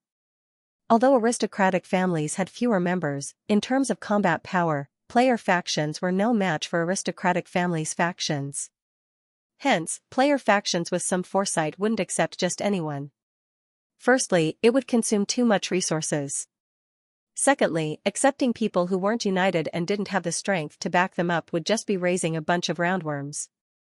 As such, they could only establish a strict examination system and choose useful and valuable people to join, slowly nurturing a sense of honor and belonging. Only then would they be loyal and willing to risk their lives for them. After looking at these things, Zhao Fu teleported back to the Qin village to take care of other matters. On the 5th day of the 10,000 Flower Festival, he once again traded with the orcs and obtained 1,000,000 flower tears. Adding on the 100,000 flower tears that he had obtained, he went to the exchange stone steel and exchanged all of his flower tear points for an item that Zhao Fu valued. 100 Origin Pill, Recipe, Evaluation, Blue, Grade 2, Required Ingredients, 100 Origin Grass, Withered 5 Roots, Xianxia, Effect Summary, can increase the speed of cultivation by 4 times. The 100 Origin Pills recipe cost 12 million flower tear points, and this cost Zhao Fu almost all of his flower tear points. The 100 Origin Pills effects were even better than the Little Spirit Pill, and it could increase one's cultivation speed by 4 times. Similarly, the main ingredient of the 100 Origin Pill was the 100 Origin Grass, which belonged to the 2nd rank. It should be even harder to find than the Little Spirit Grass, so it also depended on luck. Zhao Fu collected another 2 violet flower tears, bringing his total to 5. There were still 2 days until the end of the 10,000 Flower Festival, and Zhao Fu was worried that he wouldn't be able to collect all of them. Time gradually passed, and in the blink of an eye, it was already the 6th day of the 10,000 Flower Festival. By now, all of the items on the legendary list had disappeared, and countless powers were fighting over the 37 pieces of legendary equipment. Those that had obtained legendary equipment were naturally overjoyed, while those that hadn't were filled with depression. Most of the 37 pieces of legendary equipment had gone to the system factions. Only a small portion of player factions had obtained a piece of legendary equipment. Of course, Zhao Fu was the biggest winner this time. It was now the 6th day of the 10,000 Flower Festival, and Zhao Fu had obtained another 1.2 million flower tears from trading with the orcs. This time, Zhao Fu used these flower tears to exchange for 3 items. One of the ingredients was 2 medicinal pills, and one of the ingredients was Bright Sky Gold, Grade, Gold, Description, an ordinary gold grade material that can be used to create gold grade equipment. Compared to exchanging for gold equipment, exchanging for materials was much more cost-effective. Road was on the verge of making a breakthrough and would soon be able to forge gold equipment, so there was no need for Zhao Fu to worry about this. Thinking of the gold-grade equipment, Zhao Fu couldn't help but think of Gong Sun Lin. He wondered how she was doing right now. The remaining 2 pills were Frowny Face Bloodline Pill, Grade, Gold, Stage 4, Description, can be used by certain creatures to increase their bloodline. Note, only usable by other creatures, and cannot be used by humans or humanoid creatures. These 2 medicinal pills were naturally for the Grey Wolf King Little Grey and the Black Forest Horse King Little Grey. A gold-grade material cost 500,000 flower tears, while 2 Blood Ascension pills cost 700,000 flower tears. This time, Zhao Fu had used up all of his flower tears. There was also the violet flower tear. Zhao Fu had only collected 1 today, so he now had a total of 6. There was only 1 day left, so he could only hope that his luck would be better on the last day. After teleporting back to Qin village, he called Little Grey and Little Black to his side. Zhao Fu once promised them that he would make them grow into the most powerful creatures. Of course, as a king, he would certainly fulfill his promise. Zhao Fu called the two of them to his side and fed them a bloodline pill. Little Black and Little Gray definitely had other bloodlines in them, as they weren't just commander-tier creatures. Just by looking at their appearances, Zhao Fu could tell that there was something special about them. After eating the bloodline pill, Little Black and Little Gray's bodies started to go through changes. Nay. Little Black became quite agitated, and it stomped its hooves on the ground as green flames appeared around its body. More and more green flames appeared, and they burned ferociously until they completely surrounded Little Black. Little Black howled in pain within the green flames. Awoo! Little Gray swallowed a bloodline pill and started to howl as a large amount of silver light appeared around its body. In the end, Little Gray couldn't take it anymore and howled towards the sky in pain as the gray color on its body gradually disappeared. As the two of them howled in pain, their voices seemed to be able to pierce through rocks and pierce through gold. The ordinary black forest horses and gray wolves lost control and howled towards the sky along with their kings. Immediately, Qin village's wolves howled and horses neighed. This sudden change gave Li Si a big fright, and he hurriedly ran over to where Little Gray and Little Black were howling. Seeing the shocking changes happening to Little Black and Little Gray, Li Si went up and reported to Zhao Fu. Zhao Fu stretched out his hand, and Li Si respectfully retreated to the side. Zhao Fu calmly stood by the side and looked at Little Gray and Little Black's changes. Even though Zhao Fu knew that they were in great pain, this was a transformation that they had always wanted. Little Black, who was covered by the green flames, gave off a terrifying power. His body didn't change at all, but the short black horn on his head started to rapidly grow until it was almost 30 centimeters long, giving off a cold light. A while later, the green flames on Little Black's body started to slowly fade away. Little Black's transformation was complete, and his appearance had also changed. His black horn had grown by 30 centimeters, and his green eyes were like two orbs of green flames, giving off an eerie feeling. His body was also darker than before, and there were small orbs of green flames on each of his hooves. The aura that Little Black gave off was many times more powerful than before, and it was also much more dangerous. Then, Little Gray's body gave off a large amount of silver light that covered the surrounding 10 meters. The surrounding 10 meters were filled with specks of starlight, looking quite beautiful. The silver fur on Little Gray's head was now like a silver flame, and Little Gray's gray fur slowly faded away and became a silver-white color. Finally, Little Gray also completed its transformation. First of all, its body had doubled in size. It was now the size of a carriage. Its fur had also turned silver, and its fur was very soft. At the same time, its eyes had become a pair of silver pupils. Its overall appearance was quite different, and the aura it gave off was even more powerful and mysterious. After the two of them completed their transformations, the ordinary gray wolves and black forest horses also returned to normal. Little Black and Little Gray rushed over to Zhao Fu's side and licked Zhao Fu, expressing their joy. Zhao Fu smiled and rubbed their heads. At the same time, he looked at their stats, and he found that their stats had greatly increased. Little Black had also awakened a bloodline called Underworld Nightmare, and it had obtained Underworld Nightmare's power. Little Gray had also awakened a bloodline called Star Moon, and it had obtained Star Moon's power. Congratulations, Your Majesty! Seeing Little Black and Little Gray's shocking changes, Li Si smiled as he spoke to Zhao Fu. Zhao Fu's luck seemed to be quite good this morning. He had found a violet flower tear at the start, and he now had 8 of them. Because the 10,000 flower festival would officially end at midnight, Zhao Fu didn't go to the orc territory to trade in the morning. Instead, he planned to go at 9 p.m. He now had 8 violet flower tears, but just to be safe, Zhao Fu decided to see if anyone was willing to sell them. He wanted to try his luck in case he didn't find a single violet flower tear in the future. After walking around Holy Light City, Zhao Fu didn't find anything, so he went to Soldier Forest. After walking around, he found many people gathered around a stall. Zhao Fu walked over curiously, and he was delighted to see that the stall owner was selling a violet flower tear. Of course, countless people wanted a violet flower tear, as a single violet flower tear was worth 10,000 normal flower tears. The reason why no one had sold a violet flower tear was because its price was simply too high. The stall owner wanted 3 million silver coins, which was equivalent to 300 million copper coins, or $3 billion in the real world. Currently, a normal flower tier could only sell for 20 silver coins, so a violet flower tier could sell for 200,000 silver coins.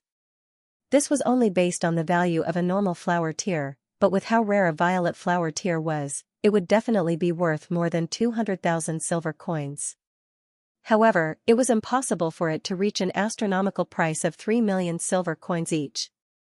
After all, it was the last day of the 10,000 flower festival, and if one couldn't gather 10 violet flower tiers, they would only be worth 10,000 normal flower tiers. If this violet flower tier had been sold at the start of the 10,000 flower festival, it would have sold for at least 500,000 silver coins. However, now that the 10,000 flower festival was almost over, the violet flower tier would only be worth 300,000 silver coins at most. The stall owner had been incredibly lucky. He had wanted to go outside the city to find flower tiers, but before he could find them, he had been chased by people. In the end, he had accidentally fallen off a hill and dropped a violet flower tier. After asking around, he heard that the various large factions only had pink flower tiers. They hadn't even seen a cyan flower tier, let alone a violet flower tier. This was why he had dared to offer such a high price for the purple flower tier. Zhao Fu went up and asked if he would sell it for 300,000 silver coins, but the stall owner immediately refused. Zhao Fu then raised the price to 500,000 silver coins, but the stall owner still refused, insisting on 3 million silver coins. The high prices that Zhao Fu offered caused everyone in the surroundings to feel quite shocked. After all, ordinary factions definitely would not be able to take out so much money. If it wasn't for his tone, everyone would have thought that he was someone from a powerful system faction. Seeing the stall owner like this, Zhao Fu didn't insist. After all, the violet flower tier was worth that much. Zhao Fu had already taken a few steps back and didn't want to waste 3 million silver coins. After all, even if Zhao Fu made a lot of money every day, it would take him half a month or so to earn 3 million silver coins. The people around him passionately leaned over to Zhao Fu and said that they wanted to buy a large amount of money and exchange it for real-world money. Of course, Zhao Fu wasn't interested in real-world money, as it would be no different from a pile of scrap paper. However, now that he had collected 8 violet flower tiers, there were only 2 left. Zhao Fu decided to go to Orc City to take a look. If he couldn't find enough, he would just be a fool. After all, he had already collected so many, and it would be a pity to give up. Following this, Zhao Fu teleported to Orc City. Before, Gunador had been quite surprised that Zhao Fu hadn't come to trade in the morning.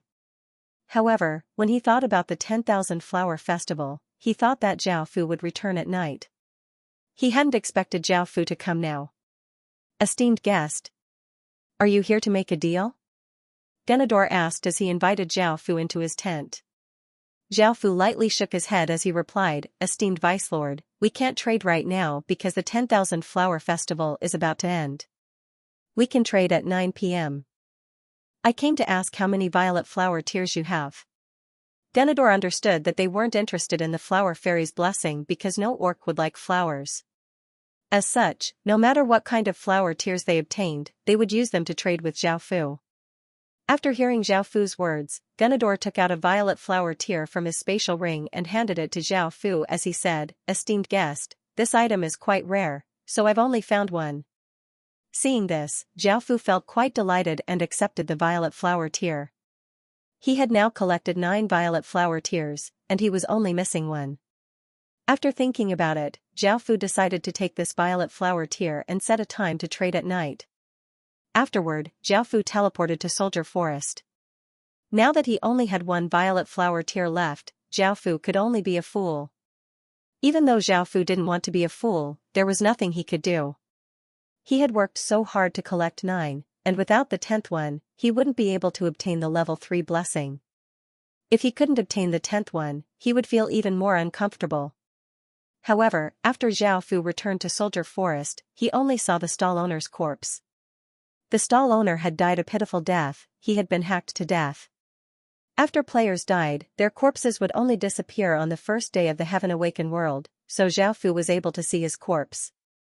After asking around, Zhao Fu found out that not long after he left, a group of people had risked their lives to kill the vendor. There was no such thing as a drop rate in the Heaven Awakened world, and after killing someone, all of their items would belong to you. Following this, even though most of the people were killed by the guards, a few people managed to escape with the violet flower tears. Hearing this, Zhao Fu sighed. As long as there was enough profit, there was no safety to speak of.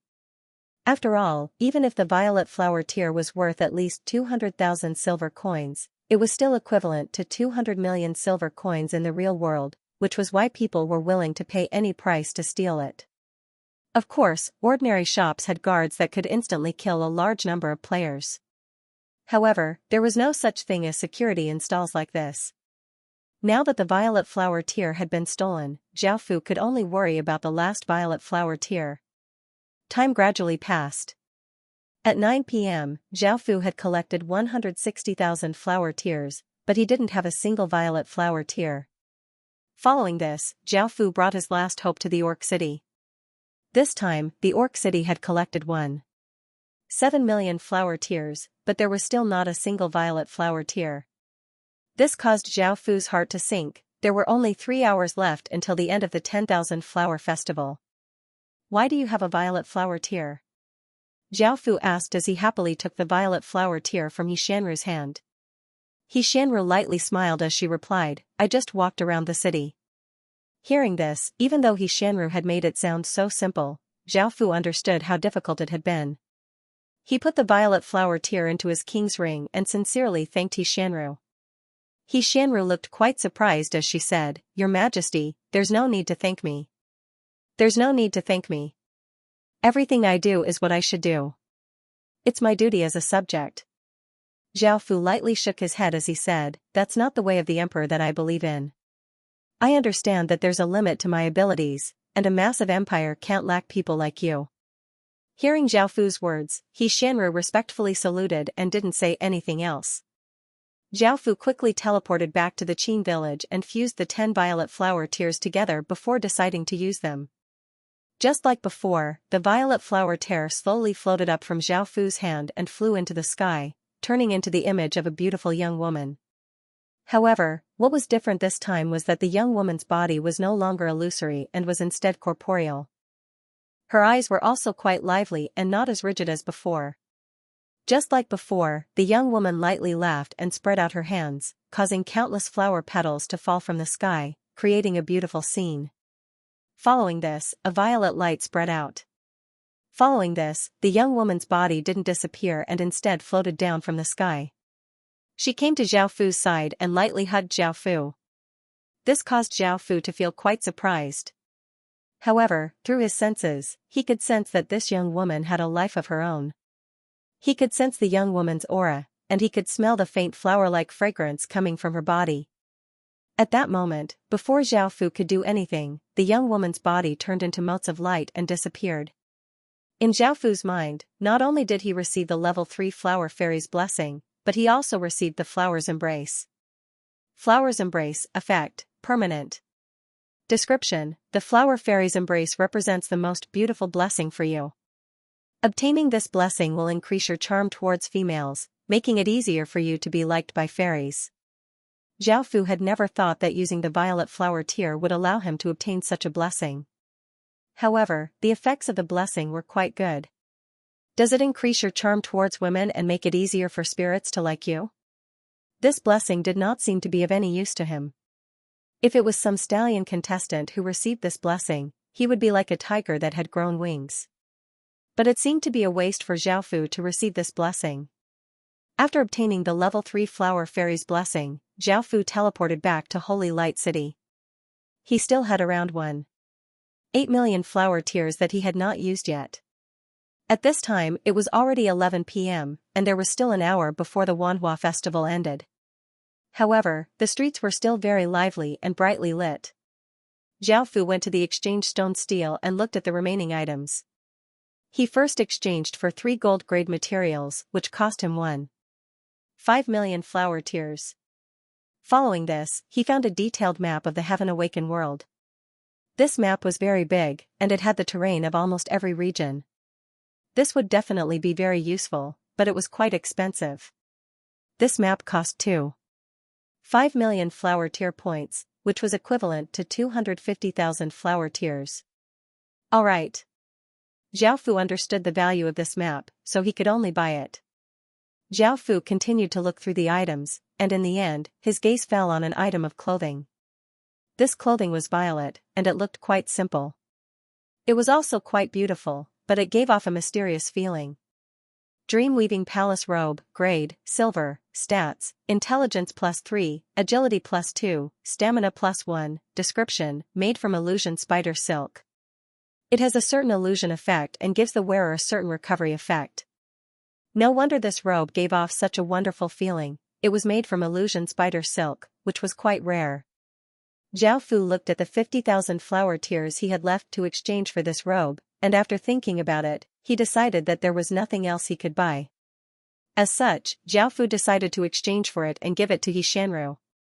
After all, she had helped him a lot this time. After returning to the Westfall restaurant, Zhao Fu called Xianxia over and handed her the dream-weaving palace robe. Xianxia was very surprised. She had never thought that Zhao Fu would buy her a robe.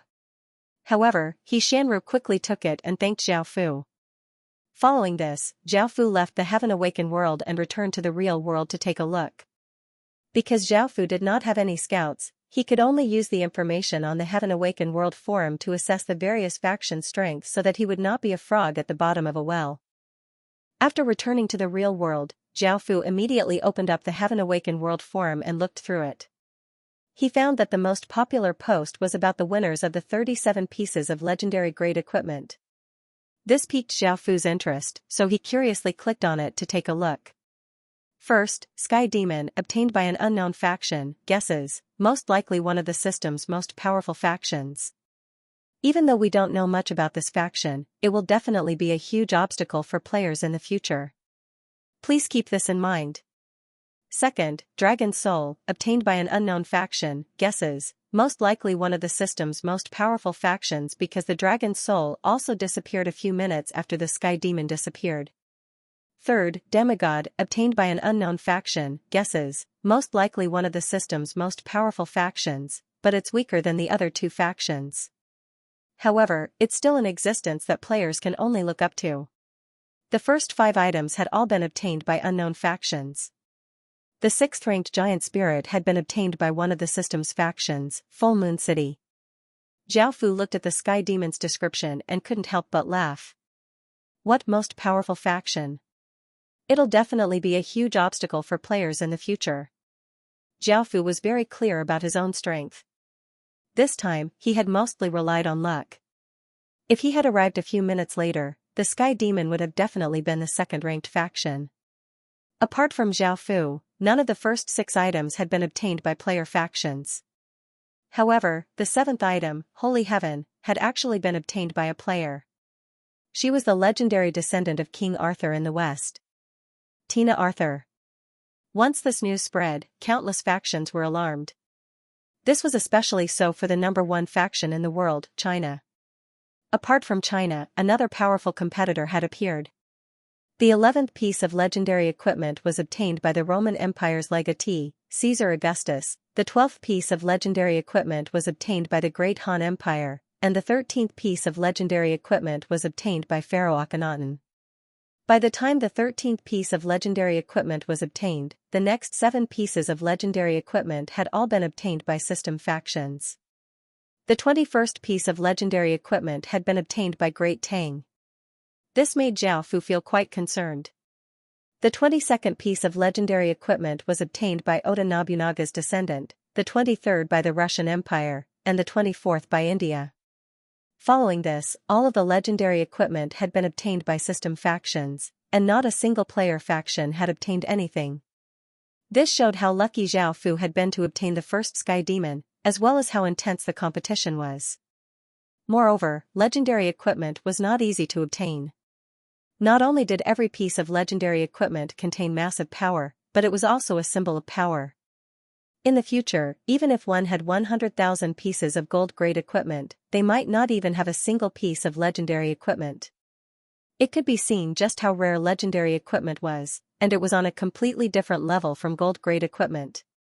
After looking through the various factions, apart from the Chinese factions, the one that Zhao Fu paid the most attention to was King Arthur's descendant.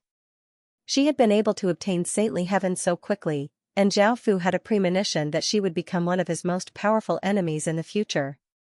Sitting on a chair, Zhao Fu sank into his thoughts before letting out a breath and looking at the Heaven Awaken World Forum to see if there were any other things that had happened recently. Soon, he found something that made Zhao Fu feel quite serious, which was the revival of the ancient clans. The ancient clans referred to clans that had disappeared. Even though they were some people's ancestors, they had already perished and no longer existed. In China, there were the Jiuli clan led by Qi Yu, who had fought against the Yellow Emperor. There were also the 4 clans from the Spring and Autumn Warring States period, such as the Eastern Yi clan, the Southern Barbarian clan, the Western Rong clan, the Northern Di clan, and the Han dynasty's Xiongnu, the Great Moon clan, and the Xianbei clan. These races did not enter the Heaven Awaken world as players, but they had revived in the Heaven Awaken world and had appeared as resident villages. These tribes that appeared were different from ordinary native villages. Not only did they have the relevant bloodlines, but they also had their own history, culture, and customs. Their appearance was not very friendly to the people of Huaxia. In many places, there were rumors of people being attacked by the Xiongnu, Turks, Liao, and Jin. Looking at this information, Zhao Fu felt a headache coming on, and he felt that the world was simply too chaotic. This was the current Heaven Awaken world, where blood would flow like rivers, corpses would pile up into mountains, and countless heroes would meet their end. These foreign races had the same starting point as the players. Right now, they definitely didn't have any towns or cities, but that might not be the case in the future. Moreover, the difference was that the players could resurrect after death, but these foreign races would die. If an entire race died, it would be the same as exterminating the entire race. It was most likely that the Heaven Awaken world was giving these dying races one last chance. If they grasped this chance, they would be able to continue living, and if they could not, they would be completely wiped out. After looking at this, Zhao Fu entered the Heaven Awaken world with a headache. Now that the 10,000 Flower Festival had ended, everything had returned to normal. Zhao Fu once again ordered the 4 teams to continue exploring in different directions. At the same time, he paid attention to whether or not there were any foreign races in Qin village. Even though the Heaven Awaken world was quite chaotic, this increased their chances of success.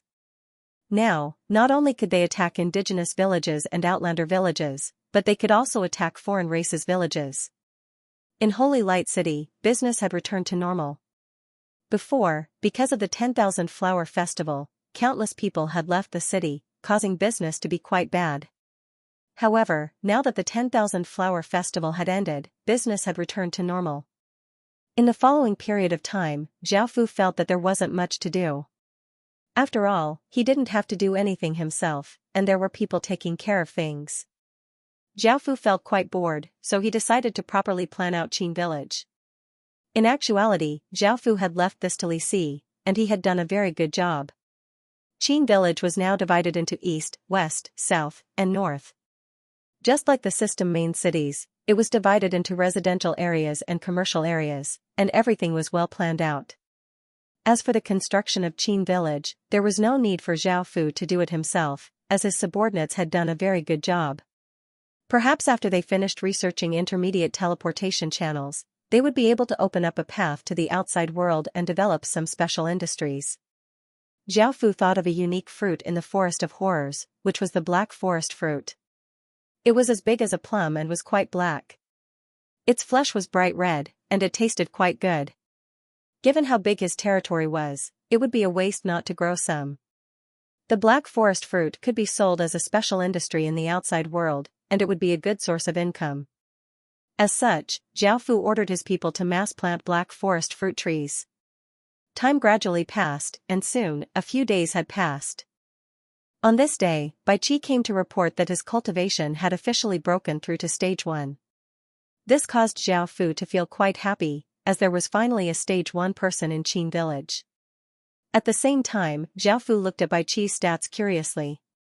Name, Bai Qi grade, SSS title, Killing God, profession, stage 1 general, achievement points, commoner race, human age, 24, 110, loyalty, 100 stats, strength, 38, intelligence, 22, constitution, 29, agility, 25 cultivation, stage 1, stage 0, cultivation technique, Qing cultivation technique skills, Qi/basic sword technique, equipment, Ice Star slashing sword. After looking at Bai Qi's stats, Zhao Fu found that apart from his stats, his profession had also changed. He was now a stage 1 general, and his lifespan had increased from 100 to 110, which was an increase of 10%. Zhao Fu did not pay too much attention to this, and he instead looked at the differences between the stage 1 general profession and the previous general profession. Stage 1 general, grade, C+, description, evolved from a general, effect, can train a general's exclusive military profession. Exclusive military profession, unnamed, grade, D-, description, exclusive military profession personally trained by a stage 1 general. Can use military professions that have been developed in history or train new ones. Current limit, 100. Effect, can obtain skills equivalent to the profession. Even though there were only 100 unique professions for stage 1 generals, as generals became stronger in the future, this number would increase. There were 2 types of unique professions. The first was to train new professions, and the second was to use historical professions, such as the famous Iron Eagle elite soldiers. New professions and traditional professions both had their own benefits. For example, new professions could be developed based on the current situation and their own strengths, and they would become the most suitable professions. Traditional troops, on the other hand, had gone through the accumulation of history, the baptism of all kinds of wars, and the bloody elimination to become the strongest troops. Of course, Zhao Fu wouldn't make such a decision on his own. Instead, he asked, Bai Qi, what's the matter? He asked, Bai Qi, what are your thoughts? Bai Qi was not in a hurry to reply. After thinking for a while, he said, Your Majesty. After thinking for a while, he said, Your Majesty, I want to train with the professions that I'm most proficient in. Hearing this, Zhao Fu nodded and asked about his unique professions. Iron Eagle elite soldier, D- grade, description, Qing village's most elite soldier. Not only are their swordsmanship extraordinary, but they are also proficient in both horse and foot combat. Effects, receives, stage 2 sword skill, and horsemanship. Now that stage 1 generals could train unique professions, the number of generals was incredibly important. No wonder most generals could only be obtained after raising a village to the level of a town. Also, after reaching stage 1, increasing one's cultivation by another stage will give 1 + 2 to all attributes. Right now, Zhao Fu's cultivation was only at stage 0 to 7, and he was still some distance away from stage 1. He felt that his talent was still quite lacking, but after obtaining King's power and Fate power, his cultivation speed had greatly increased. If it wasn't for the King's power and Fate, Zhao Fu estimated that his cultivation would still be at stage 0 to 5. Of course, whether a faction was powerful or not depended not only on how powerful the lord was but also the overall strength of the faction. Apart from Bai Qi, the person with the highest cultivation in Qing village was Old Log. Back when they had attacked Log village, Old Log was already at stage 0 to 6, and after such a long time, he was already at the peak of stage 0 to 9. He was only a step away from stage 1, and he was even faster than Zhang Dahu, who had SS grade. Zhao Fu didn't know what profession Old Log would unlock, but he hoped that it would be a magic profession. Low-grade magic skills were useless now, so Zhao Fu didn't spend money on low-grade skills like fireballs. After all, they could be easily blocked by shields. High-grade magic system cities also had them, but there weren't many of them, so they wouldn't be of much use. The Iron Eagle elite soldiers that Bai Qi had trained were all at his disposal. Afterwards, the team that had been exploring outside for a few days came back with 2 normal grade city creation stones. Now, Zhao Fu had 32 villages, and they also brought back news that they had found an advanced outlander village. This alien village was different from the other alien tribes he had seen. This time, the alien tribe he had seen looked like a rat. Hearing this, Zhao Fu felt quite interested. He gathered his soldiers, and after a day or so, they found this outlander village. These outlanders were indeed different from the other outlanders. They were 1. 6 meters tall and had humanoid bodies, but they looked like rats in every other aspect. For example, they had rat heads, rat fur, and rat tails. What made Zhao Fu even more surprised was that this outlander village seemed to be on a historical remnant. This historical remnant looked like a palace that was built on a mountain, and the stone was white. Some of the buildings in the historical remnant had collapsed, while others were perfectly preserved. The historical remnant looked quite ancient, and it definitely had a long history. Seeing this, Zhao Fu couldn't help but feel delighted. After all, historical remnants often contained massive benefits. For example, everything that Zhao Fu had obtained in the underground passageway counted as a historical remnant. Now that he had found such a historical remnant, he felt quite excited. However, before there was any movement from Zhao Fu's side, the rat folk discovered Zhao Fu's group. It could be said that they were extremely sensitive to changes in their environment, and just like ordinary rats, they would run away at the slightest sign of trouble. Seeing the rat men, who had been laughing, suddenly become alert, the rat men, who had been outside the village, also rushed into the village. Seeing that they had been discovered, Zhao Fu smiled and rode on Little Black with the 10 kings' undead cavalrymen behind him, and a large number of soldiers and skeletons walked out. Seeing that there were so many enemies, the rat folk within the village started to panic, and they began to speak in the rat folk language, looking quite nervous. There were roughly 6,000 or so rat folk in the rat folk village, and there were only 2 types of soldiers, scimitar-wielding rat folk and bow-wielding rat folk. This village was built on a tall historical remnant, and just the walls were 10 meters tall. There didn't seem to be any doors, only a 2-meter-wide hole, which was completely blocked off. This made it quite difficult for Zhao Fu to force his way in. "Your Majesty, how do you think we should help?" Zhang Dahu asked as he cupped his hands. This time, because Bai Qi had been training the Iron Eagle elite soldiers, he had been preparing at Qin village and hadn't come with Zhao Fu.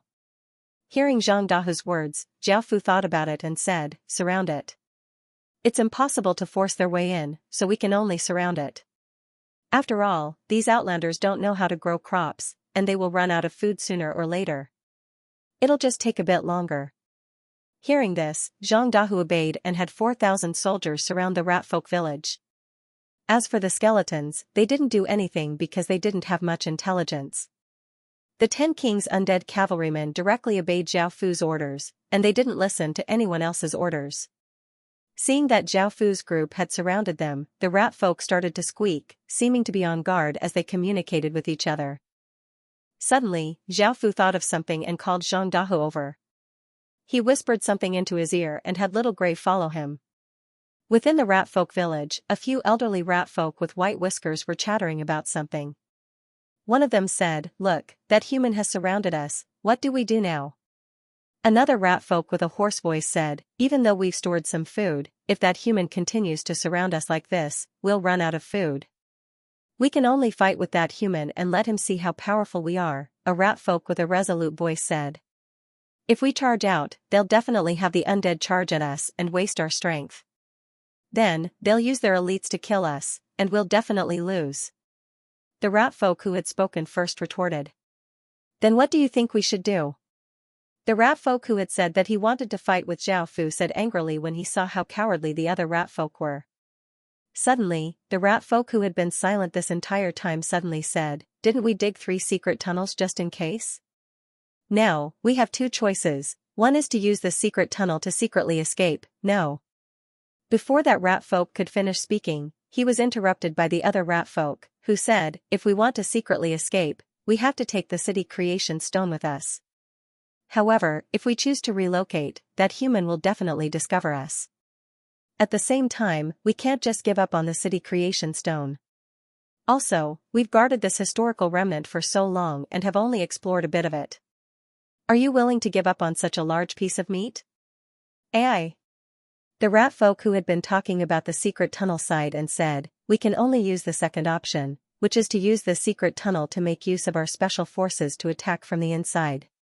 We should be able to deal a heavy blow to the human army." Hearing this, all of the rat folk nodded, they had no other choice. Time gradually passed, and the sun gradually set. A fiery cloud appeared on the horizon, and a few twinkling stars appeared in the blue sky. As the sun completely set, twinkling stars also appeared in the night sky. There was no moon today, but although there was no moon, the sky was full of stars, so it was not too dark. Zhao Fu's side lit torches, and he didn't seem to be on guard at all. It was as if he didn't place these rat folk in his eyes at all, and some of the soldiers even took out wine to drink. This made the rat folk on the walls feel quite angry, and they swore to themselves, "We'll show those humans how powerful we are." The night grew darker and darker, and soon, it was 12 p.m. On the surface, it looked like only a few teams were patrolling in Zhao Fu's camp, while everyone else had returned to their tents to sleep. Seeing this, the rat folk felt that their opportunity had come, and they immediately started to whisper to each other as they carried out their plan. A group of rat folk had passed through the 3 secret passages and arrived outside the village. There were roughly 2,000 rat folk in this group, and the rat folk on the walls secretly let down ropes, waiting for another group of 2,000 rat folk to attack and disrupt Zhao Fu's group. Following this, the rat folk on the wall would descend from the ropes and fight with Zhao Fu from the other side. This was a perfect pincer attack, and if Zhao Fu was caught in a pincer attack, he would indeed be in great danger, and it was possible that he would be forced to run away. According to the plan, the 2,000 rat folk had already walked out of the passageway and attacked Zhao Fu's camp under the cover of the night. However, in the next second, whoosh whoosh whoosh, suddenly, a series of sonic booms sounded out, startling all of the rat folk, and they yelled, "Ambush!" The rat folk immediately scattered, but it was a pity that they were still within range of the rain of arrows, and countless rat folk were killed by the arrows. Zhang Dahu, who had been hiding nearby, walked out and loudly laughed as he said, "His Majesty was right, these rat folk have the same habits as rats and love to dig holes." Luckily, Little Grey's nose is better than a dog's and was able to discover these 3 secret passages. Awoo! Little Grey unhappily held at Zhang Dahu, revealing its white fangs as it prepared to bite Zhang Dahu. Zhang Dahu felt quite awkward and hurriedly said, all right. Let's not talk about your nose being better than a dog's." Awoo! Little Grey continued to howl unhappily. Zhang Dahu thought about it and understood, and he felt quite speechless as he said, "I won't call you Little Grey anymore, I'll call you Grey Wolf King, alright?" To Little Grey, only Zhao Fu could call it Little Grey, no one else could. As such, it could only be called the Grey Wolf King. Only then did Little Grey satisfactorily lie on the ground, and Zhang Dahe looked at the battlefield. He found that there were dozens of figures that were abnormally agile and were able to dodge the dense rain of arrows. They were also dressed quite strangely, as they seemed to be wearing hoods. Seeing that most of the rat folk had been killed, Zhang Dahe did not continue to order his people to shoot, and he led his people to chase after the dozens of escaping rat folk. An hour later, the rat folk on the town walls anxiously waited, wondering what was going on. It was already past the scheduled time, so why hadn't the rat folk attacked yet? Within the rat folk village, a few rat folk were anxiously pacing back and forth in the hall. They did not know what had happened to the group of rat folk, but they had a bad feeling. What? Zhao Fu's expression darkened as he looked at the kneeling Zhang Dahu and the innocent-looking Little Grey. Following this, Zhao Fu let out a sigh of relief and asked, "Speak. How did 50 of your 1,500 people get injured and let those 10 or so rat folk escape?" Zhang Dahe let out a sigh of relief and reported, "Your Majesty. Originally, I followed your instructions to ambush and kill that rat man, and everything went smoothly. But there were dozens of rat men who were extremely agile and dodged almost all of the arrows. Then, they fled to the side. Of course, I gave the order to chase after them, but the rat men ran into a dense forest and disappeared without a trace like a fish in the sea. However, with Little Grey's nose, we were able to chase after them, but who would have thought that they would dare to ambush us? Of course, I followed your Majesty's careful battle strategy. However, I never thought that 50 of our brothers would be injured. I killed 20 or so rat folk, but I couldn't find the other 10 or so rat folk. I've already ordered people to lie in ambush around a few hidden paths. Once they appear, we'll kill them all." "Oh? Are those rat folk really that powerful?" Zhao Fu asked curiously. It wasn't that he didn't trust Zhang Dahu, but he was curious as to why those 30 or so rat folk were so powerful. "Your Majesty, I brought back a few corpses, come and take a look," Zhang Dahu said. Hearing this, Zhao Fu nodded, and a few soldiers brought in a few rat folk corpses. Zhao Fu looked at them and found that they were indeed different from normal rat folk. They were wearing black hooded clothes, which were wide enough to cover their appearances and tight enough to not hinder their movements. They had a short sword tied to each of their hands, and there seemed to be some sort of mechanism on their arms that allowed them to pull out and withdraw their short swords at any time. These rat folk were just like ordinary rat folk in other aspects, and there was nothing special about them. Ordinary rat folk weren't very strong either, and now that the Qin village's soldiers had all sorts of stat bonuses, they could almost take on orcs by themselves. As such, dealing with these rat folk would be a piece of cake. From their clothes and weapons, it seemed that the reason why these rat folk were so powerful was because of their profession, and this profession was definitely related to the historical remnant. Zhao Fu became more and more interested in the historical remnant, and his gaze fell on Zhang Dahu, who was kneeling on the ground. Zhao Fu thought about it and said, "Get up." Hearing this, Zhang Dahu let out a sigh of relief. He had been prepared to be punished by Zhao Fu, but Zhao Fu didn't say anything. It seemed that Zhao Fu didn't plan on punishing him. In actuality, if Zhang Dahu was at fault, Zhao Fu definitely would have punished him. However, if Zhang Dahu hadn't done anything wrong, why would Zhao Fu punish him? Man proposes, God disposes. No matter how meticulous a plan was, accidents could happen, so Zhao Fu didn't blame Zhang Dahu. Following this, Zhao Fu took the rat folk he had captured and used torture to force them to submit. Just like before, he tried to persuade the other rat folk to surrender. "I'm sure you all know by now that I've killed the other 2,000 rat folk. Right now, your village only has 4,000 soldiers, and they won't be able to stop my attack.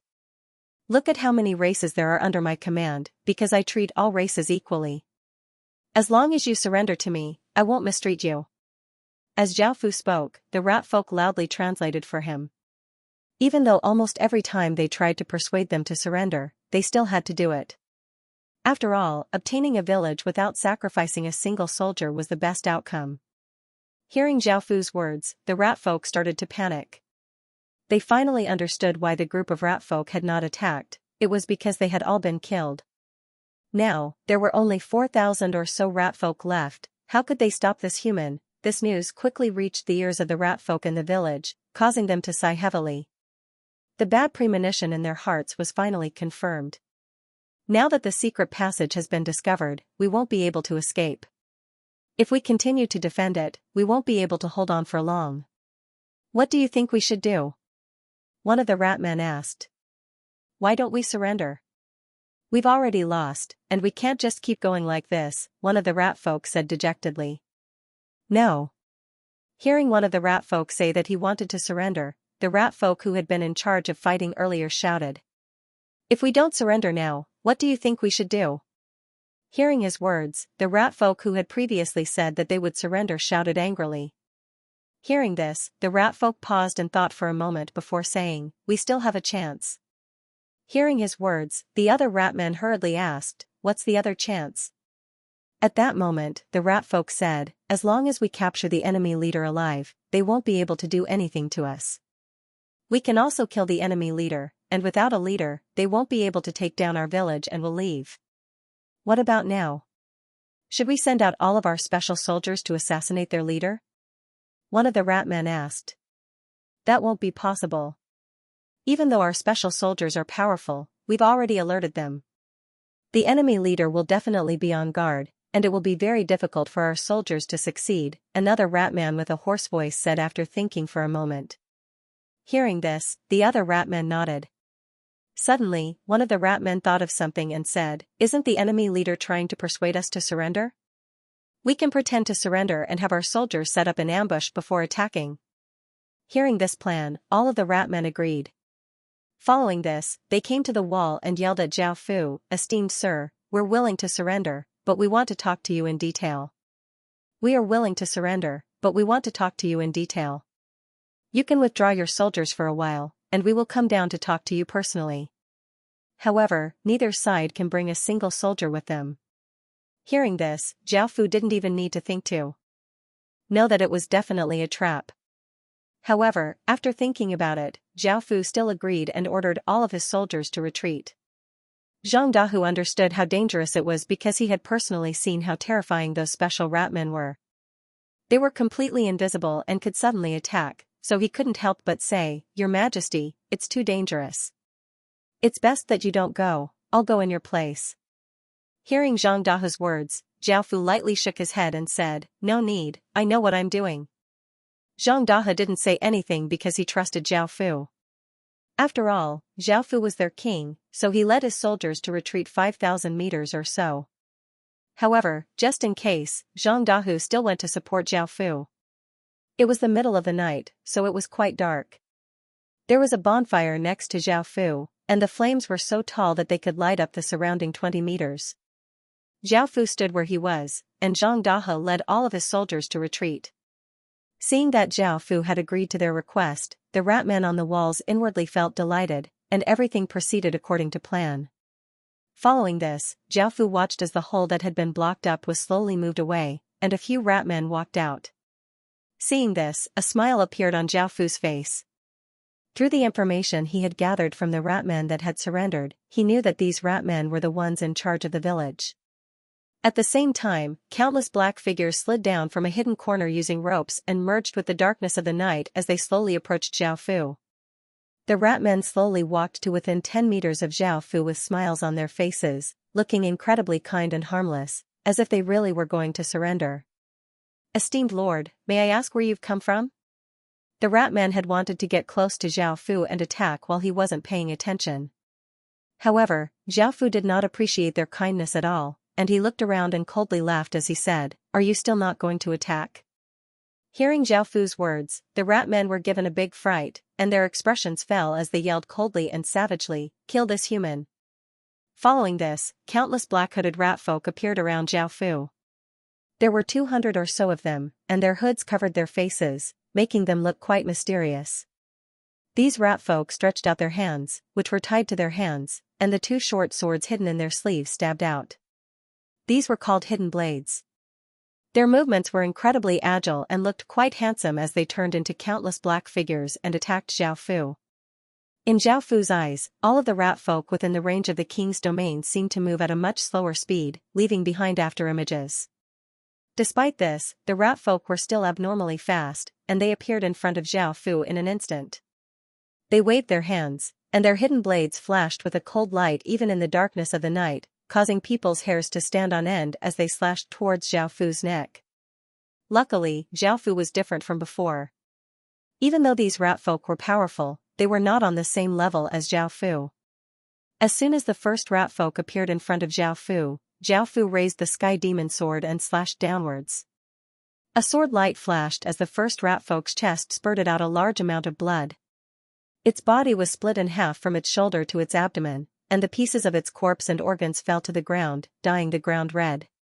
Following this, a second rat folk appeared to Zhao Fu's right. Zhao Fu gripped his sword and slashed to the right, sending out another sword light. The second rat folk's body was also split in half, and the pieces of its corpse and organs fell to the ground. Following this, a third rat folk appeared behind Zhao Fu, and Zhao Fu turned and stabbed out with the sky demon sword. The sword pierced into the rat folk's heart, and the sky demon sword's terrifying power instantly shattered the rat folk's chest. However, the fourth, fifth, and sixth rat folk, under their hoods, the countless rat folk's eyes were incredibly resolute and fearless. Even in the face of death, they would bravely advance, and they did not even cry out in the face of death. This was something that they persevered with. When they had placed their hands on the stone steel, a sentence had sounded out in their minds, "I am an assassin." As long as they could kill their target, they would disregard everything else. Only by killing Zhao Fu could the rat folk village be safe and return to normal. Only then would the rat folk's lives be better, and this was what they persevered with. As such, they did not fear death. The rat folk assassins were incredibly fast, and their attacks were extremely cunning. Each of their attacks was fatal, and they all targeted vital areas such as Zhao Fu's eyes, neck, and heart. The naked eye seemed to be unable to capture their movements. All that could be seen were black shadows, accompanied by two cold white lights, appearing in front of Zhao Fu.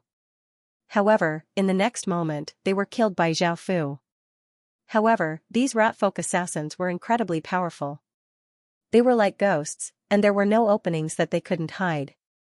They had hidden blades in their hands, and if Zhao Fu wasn't careful, he would be injured. Under the countless ratfolk's attacks, even Zhao Fu felt his hair stand on end. At that moment, a ratfolk assassin appeared in front of Zhao Fu, and its hidden blade gave off a white light as it stabbed towards Zhao Fu's heart. Zhao Fu was forced to dodge to the side. Just as he dodged this attack, another ratfolk assassin appeared on Zhao Fu's left. It swung its hidden blade towards Zhao Fu's neck, and Zhao Fu could only raise his foot and vigorously kick out, sending the ratfolk assassin flying. However, in the next moment, another ratfolk assassin appeared behind Zhao Fu and slashed towards the back of Zhao Fu's head with its hidden blade. Just as it was about to succeed, Zhao Fu spun and slashed out with a black sword chi, sending the ratfolk flying. Under this powerful sword chi, the ratfolk's body was reduced to countless pieces of flesh in midair. The ratfolk assassins were abnormally powerful, and even though it seemed like Zhao Fu was surrounded by danger, overall, these ratfolk were unable to harm Zhao Fu. If these ratfolk rushed up, there would only be one outcome for them: death. Bright red flowers blossomed as lives died. Only 30 or so ratfolk assassins remained of the original 200 or so ratfolk assassins, and the ground was covered with countless mutilated corpses. Blood dyed the ground red, making it seem like hell, and the pungent smell of blood filled the air. The ratfolk had never expected Zhao Fu to be so powerful. By now, Zhang Dahu and his soldiers had arrived, and seeing that their plan had completely failed, the ratfolk sent out 10 ratfolk assassins to keep Zhao Fu busy while the other 20 escorted them back to the village. Zhao Fu calmly stood where he was and looked at the 10 ratfolk assassins who had surrounded him from all directions. He slashed out with his sword, a black sword light flashed out like a crescent moon, piercing into the 10 ratfolk assassins' bodies. The 10 ratfolk assassins flew backwards and coughed up large amounts of blood. Their internal organs had been destroyed, and they instantly died. Zhao Fu held his sword as he stood where he was, and bright red blood dripped down the sky demon sword. Suddenly, the blood on the ground seemed to be controlled by a formless energy and flowed towards the sky demon sword. The sky demon sword was like a wind cave, absorbing all of the blood and giving off a clear sword hum. This was the joy of killing. Master, hurry, hurry, continue. I want more. When Zhao Fu heard the panting voice in his mind, he felt quite speechless. He looked at the fleeing ratfolk and slowly raised the sky demon sword, pointing it at them. A massive image of a demon with massive wings flew out from the sword and flew towards the 30 or so ratfolk. The massive demon image was incredibly fast, and it flew past the 30 or so ratfolk. Immediately, all of the ratfolk stopped moving, and their bodies withered as if they had lost all of their moisture. They became desiccated corpses and fell to the ground, dead. This was the sky demon feast, and it could summon a massive image of a demon. It could devour the essence of flesh and blood, which would be absorbed by the sword. This was one of the sky demon sword's many special abilities, and it was one of the reasons why an epic grade weapon was so powerful. Master! Hurry! I want more, it's not enough. Suddenly, he heard the sky demon's panting voice in his mind. Zhao Fu immediately put it back into his king's ring, and the sky demon's somewhat angry voice sounded out in his mind. Humph. Human, you won't be able to obtain my favor by doing this. Zhao Fu didn't mind, and he ignored the sky demon's words. After all, this fellow's attitude could change at any moment. By now, Zhang Dahu and his soldiers had arrived. It seemed like a lot had happened, but everything had passed quite quickly. Your Majesty! This subordinate deserves to die for coming too late. Zhang Dahe looked at the corpses on the ground, which had all been dealt with by Zhao Fu. How could a king fight at the front while his subordinates enjoyed life behind him? As such, he and the other generals knelt down and begged for forgiveness. All right. You can all rise. Zhao Fu didn't mind this at all. Following this, Zhao Fu ordered his soldiers to once again surround the ratfolk village. Before, a few ratfolk had wanted to kill Zhao Fu so that Zhao Fu's army would be leaderless and fall apart. However, they had never thought that Zhao Fu would live and they would die. The ratfolk village immediately fell into chaos, and countless ratfolk looked terrified as they looked at Zhao Fu's soldiers surrounding them. Zhao Fu tried to persuade them to surrender, and as expected, all of the ratfolk chose to surrender. Soon, Zhao Fu officially took over the ratfolk village. Following this, Zhao Fu entered the ratfolk village and went to the entrance of a historical remnant. There was a white stone stele that was 2 meters tall, and it had been eroded over countless years. The surface of the stone stele was somewhat uneven, and there were some words on it. Even though Zhao Fu didn't recognize them, he could understand what they meant. After looking at the stone stele, Zhao Fu entered the historical remnant. There were torches on the walls, so it wasn't dark inside. This place had most likely been developed by the rat folk, and the rat folk assassin profession most likely came from here. Zhao Fu continued onwards and came to a large hall. It was 30 meters wide, and the floor was made of smooth marble. There were paintings at the top of the hall, which depicted people living happy and peaceful lives. Everyone's faces were brimming with smiles. Zhao Fu looked at Zhao Fu and saw that Zhao Fu was quite happy. There was nothing else in the hall apart from a stone stele at the center. This stone stele looked like a profession changed stone stele, but it was different from normal profession changed stone steles. This stone stele was white and had 6 sides. Zhao Fu walked over and looked at it, and he received a piece of information. Assassin order, infant B-grade military, description, an assassin who believes in the light and creates a beautiful world, effect, receives, assassination technique. This was most likely the rat folk assassin profession, and it was B-grade. It was indeed a powerful profession. Of course, Zhao Fu also had the SS-grade King's undead cavalry, but there were only 10 of them. However, the assassin profession could be changed in large numbers.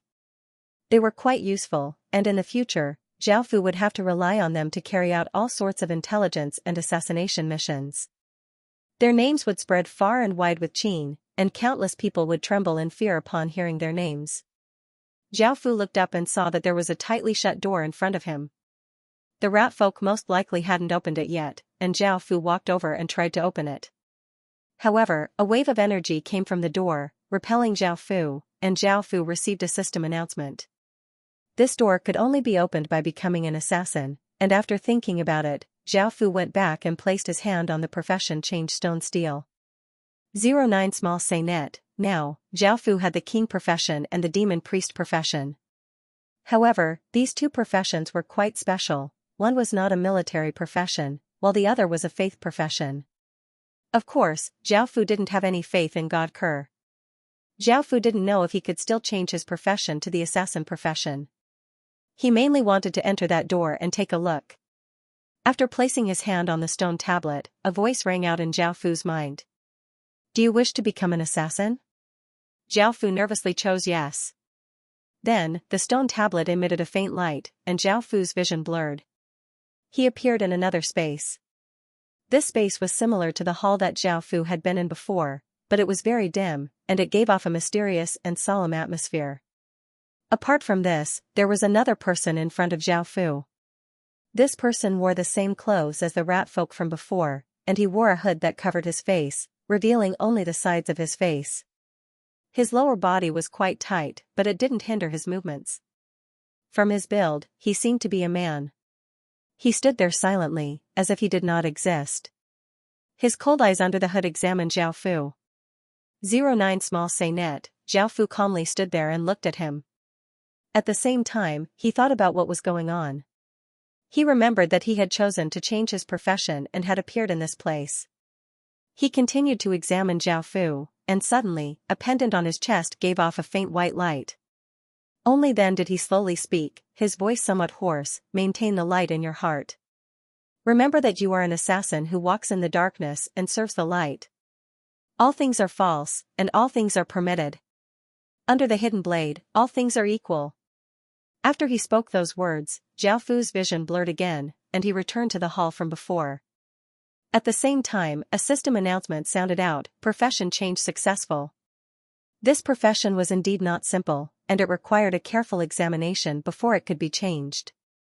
It was different from other professions that could be casually changed, so Zhao Fu was quite surprised. Zhao Fu looked at his profession and found that not only had he received a large number of bonuses, but he had also obtained a series of skills. Stealth, flash, assassination, ghostly body, and hidden blade. With Zhao Fu's identity, he naturally did not need to carry out any intelligence or assassination missions. However, this profession was still useful, and Zhao Fu wanted to use this profession to take a look at the other side of the door. Zhao Fu stood in front of the door and stretched out his hand to push it open. This time, the door did not have that repelling force, so Xiao Fu was able to easily push it open. Behind the door was a passage that was quite dim. Xiao Fu thought for a moment and ordered his subordinates to prepare black hoods and 2 hidden blades. Xiao Fu guessed that since this door could only be opened after changing his profession, it had to be related to that profession. As such, Xiao Fu also prepared a set and wanted to give it a try. "Your Majesty, why don't we send a few people in first? It might be quite dangerous inside," a few of the generals said worriedly to Xiao Fu. Xiao Fu shook his head and replied, "There's no need. It might be quite dangerous inside, but it might be similar to a legacy trial. There won't be any life-threatening dangers, so there's no need to worry." Hearing this, the generals retreated to the side. Xiao Fu made his preparations and stepped into the passage. The door behind him slowly closed, and Xiao Fu stood where he was and looked around. After not discovering anything, he started to walk forwards. His surroundings were quite silent, and only the sound of his own breathing could be heard. Adding on the dim surroundings, the atmosphere was quite terrifying. Xiao Fu followed this path and came to a strange space. This space was quite big, and it looked like a forest. The light in this forest was quite dim and blurry, and the sky was gray-white. The grass and trees were a deathly gray, and the ground was covered with rotten leaves and branches. There was not a single bit of life in this space, and it was filled with an aura of death. Xiao Fu stood where he was and looked around. Just as he was about to move forwards, a large tree seemed to come to life and waved its branches towards Xiao Fu. Faced with this sudden change, Xiao Fu hurriedly dodged, but the tree's branches were simply too big, and it was impossible for Xiao Fu to dodge. Following this, Xiao Fu crossed his arms and unleashed his king's domain, forming a 2-meter-wide black barrier with dragon inscriptions. However, he was still sent flying. After landing on the ground, Xiao Fu carefully tried to walk to the other side. However, just as he was about to approach the forest, the tree seemed to come to life and started to attack Xiao Fu. Luckily, this time, Xiao Fu was prepared and was able to dodge. However, this happened again and again, and he was unable to approach the forest. Xiao Fu could only stand there and think. If he wanted to continue forwards, he had to pass through the forest. However, as soon as he got close, the tree started to attack him, making it impossible for him to enter the forest. He had definitely overlooked something. Suddenly, something flashed in Xiao Fu's mind, and he smiled as he realized that he had been too stupid. Xiao Fu thought back to the words that he had said to Xiao Fu when he had changed his profession. "Keep the light in your heart and remember that you are an assassin." Right now, Xiao Fu's way of thinking was that of a normal person, not an assassin's. He was already an assassin, so he naturally had to think like an assassin. This time, the trees didn't attack, causing Xiao Fu to let out a sigh of relief. This forest was quite big, and he couldn't relax for even a moment. Otherwise, he would be attacked by the trees, which was quite difficult because he had to constantly be on his toes. However, if he wanted to continue onwards, he had to do this. As such, Xiao Fu lowered his body and carefully advanced, just in case something strange happened. After walking for a while, Xiao Fu hid behind a tree because he found a monster in front of him. This monster had a humanoid body and was 2 meters tall. It had gray-white skin and very long arms that were dragging on the ground. Its palms were like claws, and it didn't have a face, only a pair of large ears. Seeing this monster, Xiao Fu quickly hid behind a tree, and the monster didn't discover Xiao Fu. Not too long after, it left. Following this, Xiao Fu continued onwards. Suddenly, Xiao Fu encountered another monster similar to the one from before, but this one didn't have large ears. Instead, it had a large eye. When the monster turned its head, Xiao Fu was given a big fright and understood that he had been discovered. In the next second, the monster's body instantly disappeared and reappeared in front of Xiao Fu. It raised its right claw and slashed down at Xiao Fu. So fast, Xiao Fu couldn't help but exclaim. He activated the mechanisms in his hands, causing 2 hidden blades to shoot out. Xiao Fu crossed his arms in front of him. Bang! A massive force slammed into Xiao Fu, causing him to slide back 5 or 6 meters. Xiao Fu's stats weren't any lower than a stage 2 soldier's, and it was just that his cultivation was a bit weaker. However, he had still been pushed back 5 or 6 meters, this showed just how powerful this monster was. No wonder the rat folk hadn't been able to clear this place, it was simply impossible for them to win against this monster. Facing this monster, Zhao Fu had no choice but to use his king's power and send it into the hidden blades. The silver-white blades were dyed black, and there were dragon inscriptions on them. This time it was Zhao Fu's turn to attack. He leaned forwards and stamped his feet on the ground. Bang! The ground cracked open as Zhao Fu's body turned into a black shadow and rushed towards the monster. Seeing Zhao Fu charge towards it, the monster calmly stood its ground. When Zhao Fu was 2 meters away from it, the monster raised its hand and slashed out like lightning. Its sharp claws drew out 5 arcs of light, and it looked as if they could pierce through stone as it attacked Zhao Fu. Zhao Fu raised the hidden blade in his left hand to block the monster's claws, while the hidden blade in his right hand stabbed towards the monster. However, at that moment, the monster reached out with its other hand and grabbed Zhao Fu's right arm. Immediately, Zhao Fu was shocked. In the next moment, the monster grabbed Zhao Fu's right arm and threw Zhao Fu away like a sandbag. Bang! Zhao Fu's body was thrown more than 10 meters away and crashed into a large tree. The tree trunk trembled and many leaves fell. Cough. After landing on the ground, Zhao Fu coughed out a mouthful of blood. This monster was too strong. If he was not careful, he would be injured. Zhao Fu took out a healing pill and swallowed it before standing up. At that moment, one of the monster's massive eyes looked at Zhao Fu without a trace of emotion. Following this, the monster's body disappeared and reappeared in front of Zhao Fu, grabbing at Zhao Fu like a black tiger trying to dig out his heart. Zhao Fu quickly bent down and dodged to the side. Bang! A muffled sound rang out as the monster's claw pierced half a meter deep into the tree trunk. At that moment, Zhao Fu, who had just dodged, grabbed the opportunity and slashed at the monster. However, in the next second, the monster turned around and used its other claw to whip at Zhao Fu. Zhao Fu's hidden blade did not even hit the monster and his entire body was sent flying by the monster. He fell to the ground and Zhao Fu felt like his body was going to fall apart. How could this monster be so strong? It's too fast. Suddenly, Zhao Fu suddenly remembered and felt like he had forgotten something. I'm an assassin. The assassin class was a class that was extremely fast and agile. He hadn't even been able to display the full potential of this class. At that moment, the monster's body flashed and appeared in front of Zhao Fu. It raised its arm and slapped at Zhao Fu, who was still on the ground. Zhao Fu immediately used Ghost Body. After changing his profession, he had obtained Ghost Body. It was a movement skill that made his body abnormally agile. Just as the monster's claw was about to hit Zhao Fu's body twisted in a strange way and he dodged the monster's attack. Then, he jumped up from the ground. In the next second, Zhao Fu immediately used Flash. His body turned into a black shadow as he flashed and jumped around the monster. The monster raised its head and the eyeballs on its face quickly moved, trying to catch Zhao Fu's figure. Suddenly, a black shadow flashed by as the monster clawed at its surroundings. This attack missed, and Zhao Fu appeared beside it. However, the monster's reaction speed was quite fast. It twisted its body and swung its other claw at Zhao Fu. However, Zhao Fu's body was as nimble as a snake's, and he dodged the attack. The hidden blade in his hand slashed at the monster's waist, leaving a 15-centimeter long wound. Roar! The monster roared in pain and turned around to swipe at Zhao Fu. However, Zhao Fu's body flashed and he appeared 5 meters away.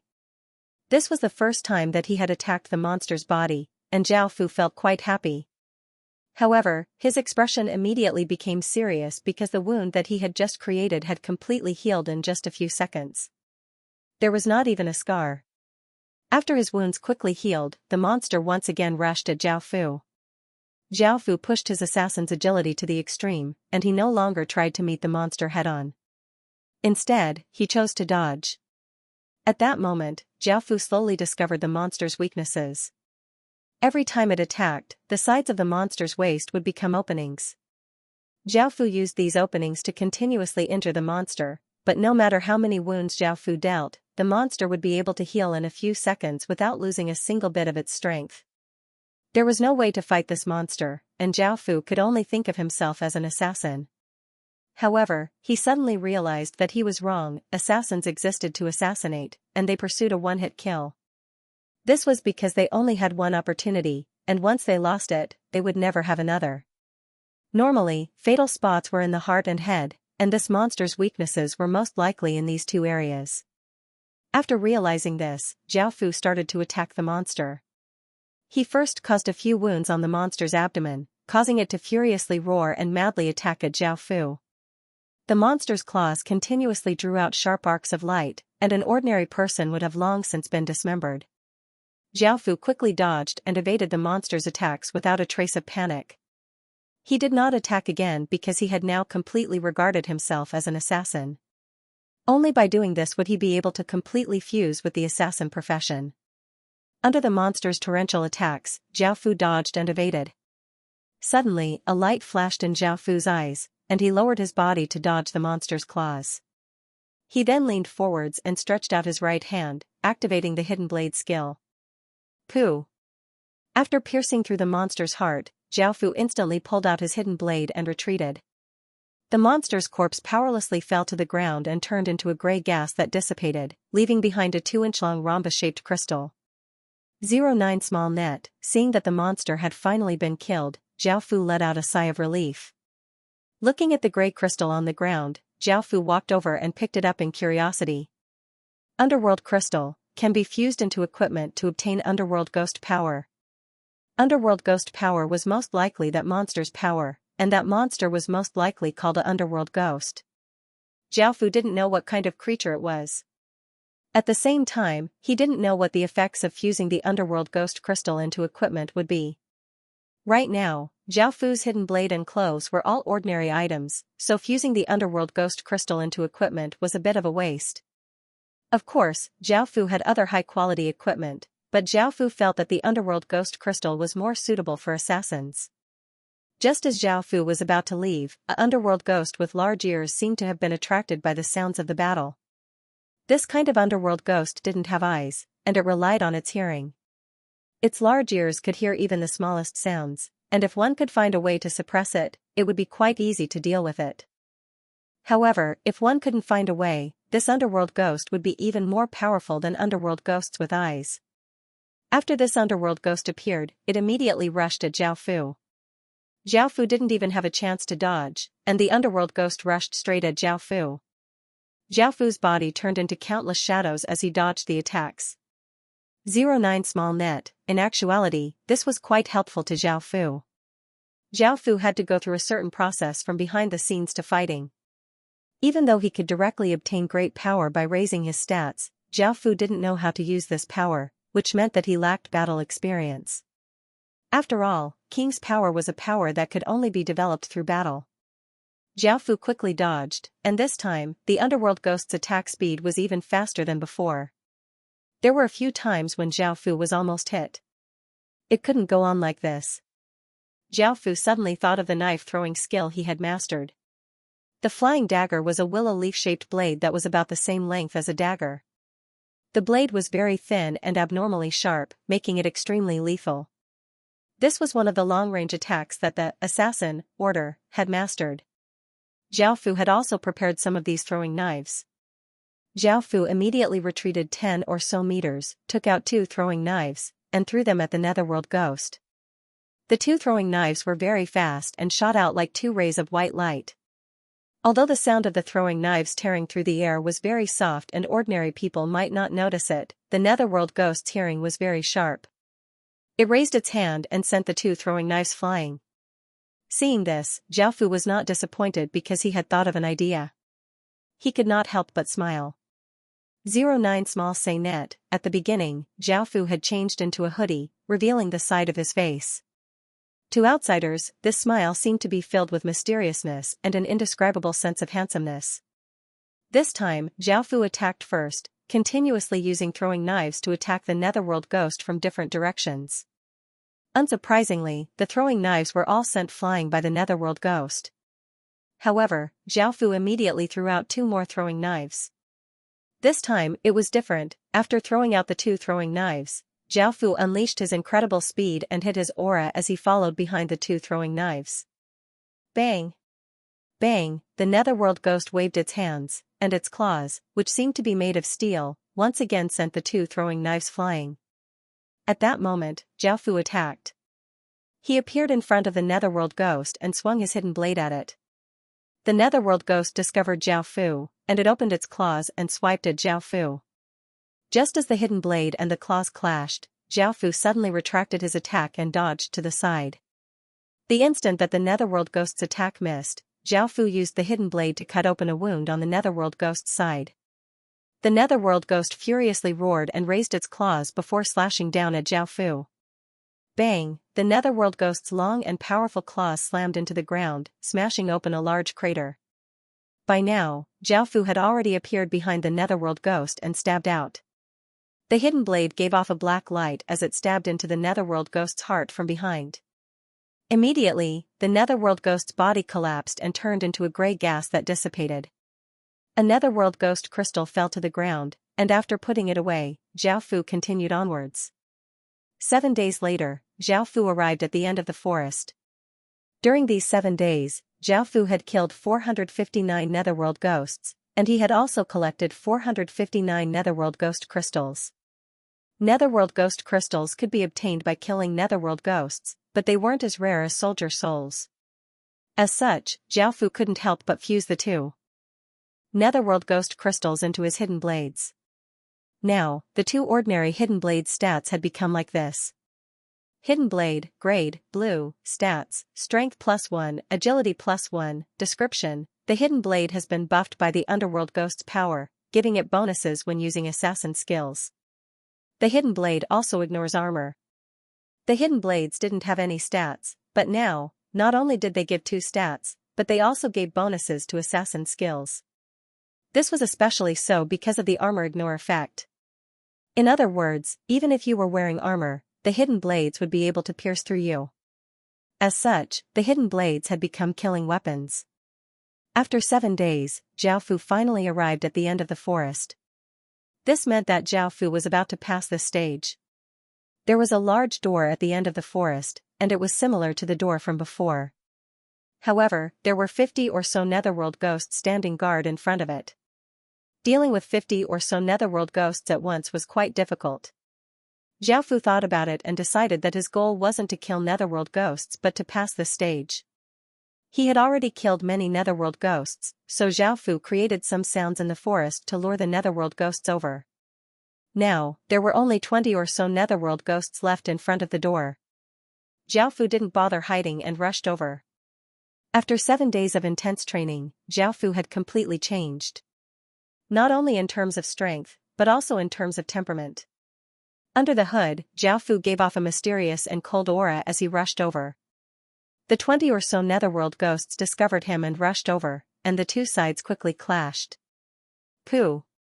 As soon as they clashed, Xiaofu tilted his head and dodged the netherworld ghost's claws. At the same time, he stretched out his right hand and stabbed through its heart. Everything was as fast as lightning, and Xiaofu was incredibly familiar with this move.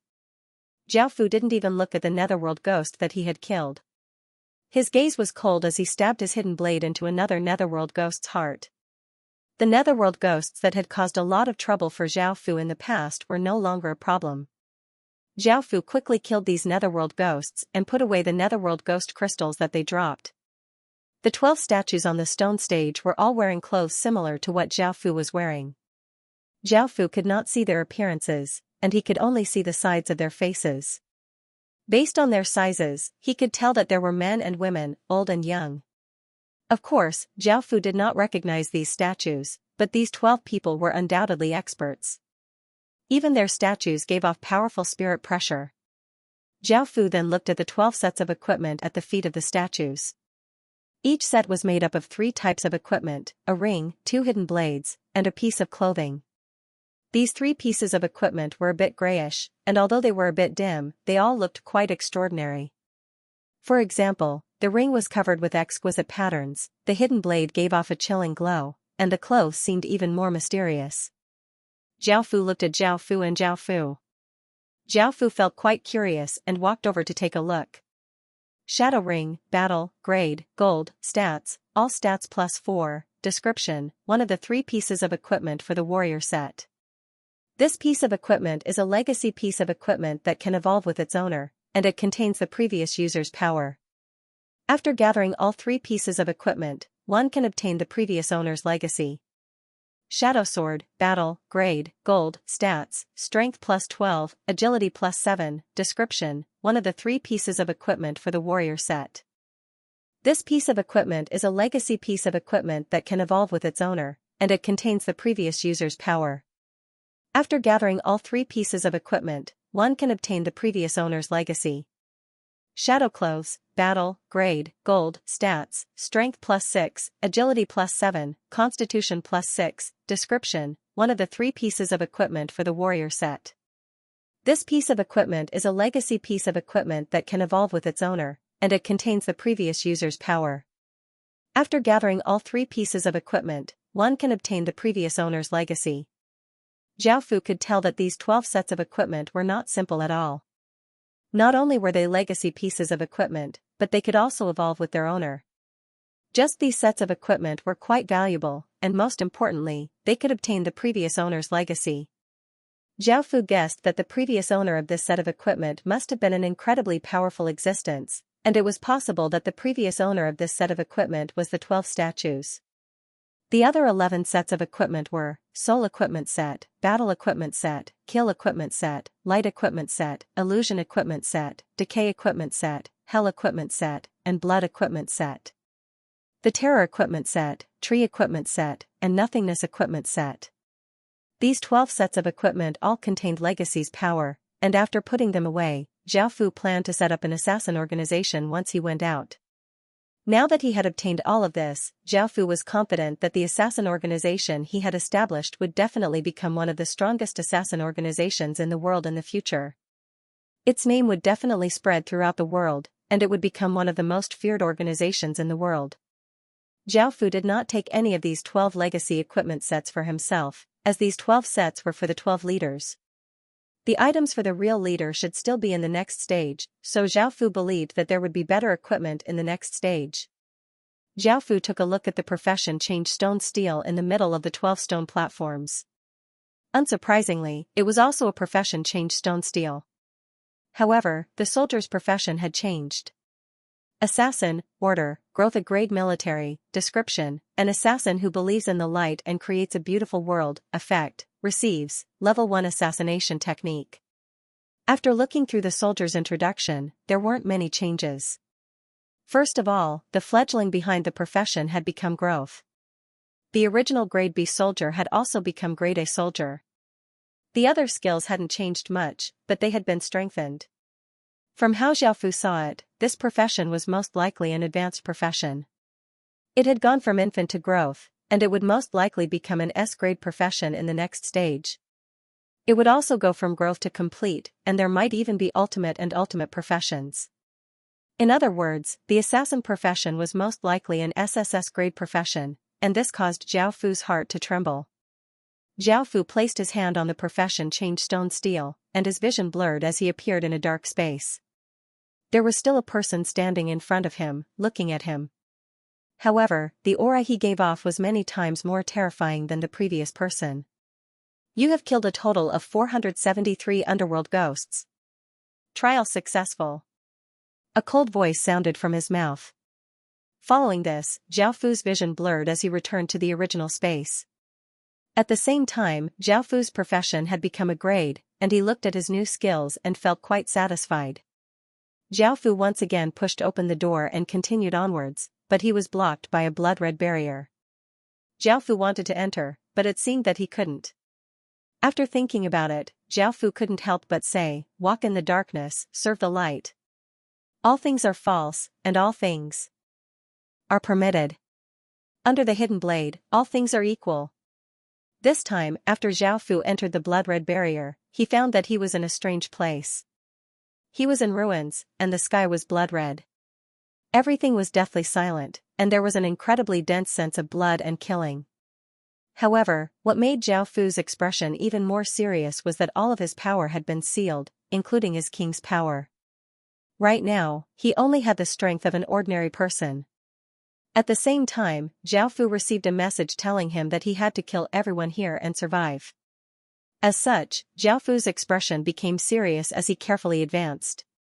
3 days later, Zhao Fu's body was covered with wounds, and large amounts of blood flowed out of his wounds, dyeing Zhao Fu's body red. Zhao Fu gasped for breath as he weakly pushed open the door to the profession change stone steel. After arriving at a large hall, Zhao Fu looked around and felt disappointed because there was nothing here. Could it be that he had guessed incorrectly? Zhao Fu looked around and found a gray ring on the profession change stone steel. Assassin Lord's Ring, Grade, Legendary, Stats, Strength +12, Agility +20, Stamina +6, Description, increases one's assassin profession skills by 200% and reduces the damage dealt by other assassin skills by 60%. Also has, Perception Domain, any creature that comes within 100 meters of the ring will be detected by you. Also has, Master-Servant Power, there is a master-servant relationship between this ring and the 12 Legacy Assassins equipment. You can use 12 Assassins' power. Seeing this ring, Zhao Fu let out a sigh of relief. His guesses had been correct, and this ring's stats were quite powerful.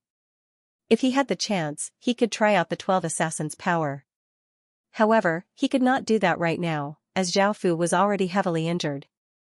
Zhao Fu wore the Assassin Lord's ring on his right hand like the King's ring. The King's ring was on his index finger, while the Assassin Lord's ring was on his middle finger. After Zhao Fu came out, everyone let out a sigh of relief. This was because Zhao Fu had been in there for 10 days, making everyone feel quite worried. Now that Zhao Fu had come out, everyone felt at ease. 09 Small Net, seeing Zhao Fu covered in blood, Bai Qi walked over and quickly supported Zhao Fu as he asked worriedly, "Your Majesty, how did you suffer such heavy injuries?" Bai Qi asked worriedly, "Your Majesty, how did you suffer such heavy injuries?" By now, Zhao Fu's injuries had stabilized, but his body was still quite weak. He smiled and explained what had happened within the historical remnant, causing everyone to feel quite shocked. After returning to Qin village, Zhao Fu fully recovered after resting for 1 or 2 days. He returned to the rat folk village and found that it was a silver grade village, and Zhao Fu now had 5 silver grade villages. Following this, Zhao Fu went to the rat folk barracks and found that there were 3 profession change stone steels. Rat folk warrior, F+ grade military, description, warriors among the rat folk, effect, receives, offensive saber technique. Rat folk archer, E- grade military, description, archers among the rat folk, effect, receives, precise archery. The first 2 professions were quite ordinary, so Zhao Fu did not pay much attention to them. However, the 3rd profession change stone steel made Zhao Fu feel quite curious. 09 Small Net, Scout, D- grade military, description, rat folk most sensitive to changes in their surroundings, effect, receives, perception. Looking at this profession's information, Zhao Fu felt that this was the profession that had discovered them. This profession would be quite useful as a scout in future battles. Now, Zhao Fu only left 2,000 people in the rat folk village and brought the other 2,000 back to Qin village. Adding on the fact that the historical remnant was easy to defend and had a teleportation channel, it would not be too dangerous. Zhao Fu also took back 500 soldiers from the bronze concentrate mine. Because the surrounding 100-kilometer radius area was now under the Great Qin village's control, they did not have to worry as much as before. Moreover, after such a long time, Zhao Fu's village's population had reached a bit more than 27,000, so Zhao Fu expanded his army to 6,000 soldiers. At the same time, Qin village's EXP was 110,000, and it was 40,000 EXP away from becoming a town. Zhao Fu was only 200 achievement points away from becoming a second-rank baron. Now that Qin village was about to become a town, it could not continue like this without planning. First of all, town walls could be built, but this required digging up rocks. Over the next few days, Zhao Fu and Bai Qi wandered around the nearby mountains and found a good type of stone. This stone was called white steel rock, and it was white in color. It contained a certain amount of metal, so it was harder than normal stone. It was a good material for building a city. 09 Small, Zhao Fu also drew a detailed map of Qin village's construction and made an extremely precise plan. This was because this would be the foundation for all future construction, so they could not be careless. Qin village was now like this. Qin village was in the middle, and there were many ordinary villages around it. There were 4 main villages, and these 4 villages were in the north, south, east, and west directions of Qin village. They acted as a barrier and protected Qin village in the middle. These 4 villages were all silver-grade villages, and they had decent development potential. In the future, Zhaofu would also use this sort of distribution to protect Qin village. This was because Qin village was not only the foundation of the Qin Empire, but it was also the foundation of everything. It was something that the Qin Empire could not lack in the future, and it was one of the most important things in Zhaofu's heart. Of course, Zhaofu would not personally do these things, and he left them to the gnomes and dwarves. The dwarves had some knowledge of construction, and the gnomes were proficient in engineering, so they were quite suitable for this sort of thing. Also, because Qinzhou was about to become a town, the previous method of managing villages was no longer feasible. After discussing with Zhaofu, Bai Qi, and Li Si, they decided to create a few departments. The first was the Department of Works, which was responsible for everything related to construction in the future. The second was the Department of Revenue. By now, Zhaofu's population had increased by almost 30,000 people, and it would not be good to not have an accurate household registration system. The household registration system was not only used to calculate the population, but it was also used to better manage the commoners. As such, a kingdom definitely needed a household registration system. The third was the Department of Research, which was responsible for all future research and experiments in Qin village. The fourth was the Department of Agriculture, which was responsible for farming. Right now, farming was managed by the military, which meant that no land was owned by individuals yet. The Department of Agriculture was not only responsible for growing food, but it was also responsible for growing medicinal plants, fruits, and vegetables. The fifth was the Department of Livestock, which was responsible for all livestock, including the feeding of warhorses, and breeding of livestock. In the Heaven Awakened world, not all creatures were spawned by the system, and creatures could also breed. The sixth was the Department of Machinery, which was responsible for all equipment and weapons, as well as all sorts of materials.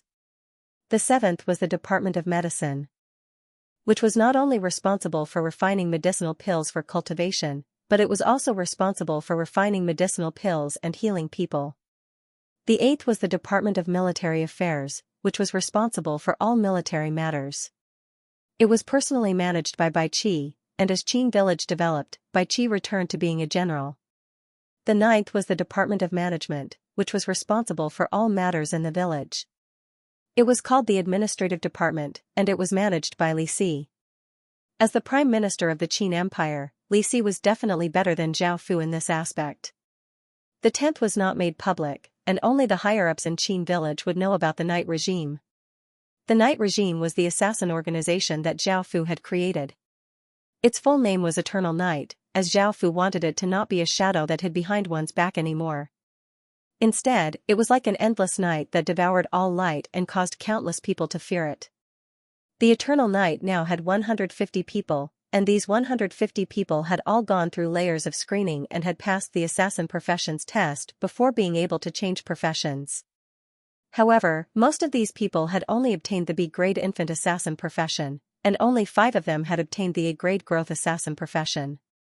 These 5 people were undoubtedly the cream of the crop. As to obtain the A-grade growth assassin profession, one had to kill 3 underworld ghosts.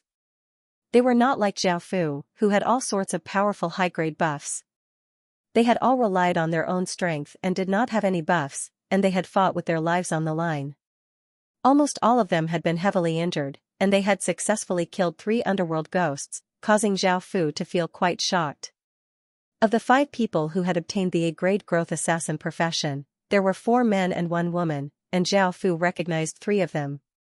Of the 3 people he knew, Wang Ergu and Guobing Lin had been called over by Zhaofu to see if they could pass. Wang Ergu was quite quick-witted, and Guobing Lin was quite thoughtful. Eternal Night was not only an assassination organization, but it was also responsible for gathering intelligence and needed people in all areas. Zhaofu had taken a liking to Wang Ergu and Guobing Lin, so he had told them to give it a try. In order to live up to Zhaofu's expectations, the 2 of them had risked their lives and obtained the A-grade assassin profession. Before, the two of them had felt quite fortunate about killing 3 underworld ghosts, and they couldn't help but feel quite proud of themselves for killing 3 such powerful creatures at the same time. After all, they knew how terrifying creatures like underworld ghosts were. The other 5 people felt the same way, and they had almost risked their lives to stand out from the other 140 or so people. They were filled with confidence, but when they saw the rankings for the number of underworld ghosts they had killed, they were quite shocked. The person in first place had killed 400 or so underworld ghosts. 400 or so underworld ghosts, just what kind of terrifying existence was this? Even a single underworld ghost had almost taken their lives, and if they had encountered 400 or so underworld ghosts, they would have died without a trace. What shocked them the most was that the person in first place was Zhao Fu, their majesty. At this moment, they no longer felt that faint sense of pride, and they humbly lowered their heads, not thinking about this matter anymore, even under everyone's envious gazes. The 5 people respectfully knelt on the ground while Zhao Fu sat on a chair, smiling as he looked at the 5 of them. Zhao Fu looked over at Wang Ergu and Guo Binglin, and his gaze fell on the last person he knew. He said, "Lu Mei. Why did you go in for no reason?" Lu Mei rolled her eyes at Zhao Fu and said unhappily, "Your Majesty, why can't I go in? Why can't I? I feel like I'm quite suited to be an assassin." Haha, hearing her words, Zhao Fu couldn't help but laugh. Hearing this, Lu Mei felt quite unhappy, but she couldn't do anything about it. She could only look at Zhao Fu with hidden bitterness. Zhao Fu stopped laughing. Indeed, Lu Mei had been able to pass the test, and she had also been acknowledged by the profession Change Stone Steel. This meant that she had some talent. Seeing her bitter gaze, Zhao Fu didn't mind and looked at the remaining 2 people. One was a skinny young man, and the other was an ordinary-looking middle-aged man. The young man was called Ling Hongfei, and the middle-aged man was called Zhou Qi. Zhao Fu's gaze fell on them. The 2 of them knelt on the ground and respectfully lowered their heads. They were different from Wang Ergu and the others, who Zhao Fu had taken a liking to right from the start. They were just ordinary people, and now that they had received this opportunity and caught Zhao Fu's attention, it meant that they would be put in important positions. 09 Small Say Net, after looking at the 5 of them, Zhao Fu took out the 12 legacy equipment sets and said, "Since you passed the test, I'll give you the corresponding rewards." These are the 12 legacy equipment sets, which represent 12 different assassin powers. Choose one based on what you're good at or what you like. However, you'll need to think about this carefully because they'll accompany you for the rest of your lives. Hearing this, the 5 of them earnestly nodded. Looking at the 12 equipment sets, they couldn't help but touch them and feel their auras. After they made their choices, Guo Binglin chose the soul equipment set. This was because Zhao Fu had the Assassin Lord's ring and had some understanding of these 12 powers. The soul equipment set was a spiritual type assassin legacy. Lu Mei chose the illusion equipment set, which would give her an illusion type assassin legacy. Wang Ergu chose the decay equipment set, which would give him a poison type assassin legacy and give him control over the decaying poison.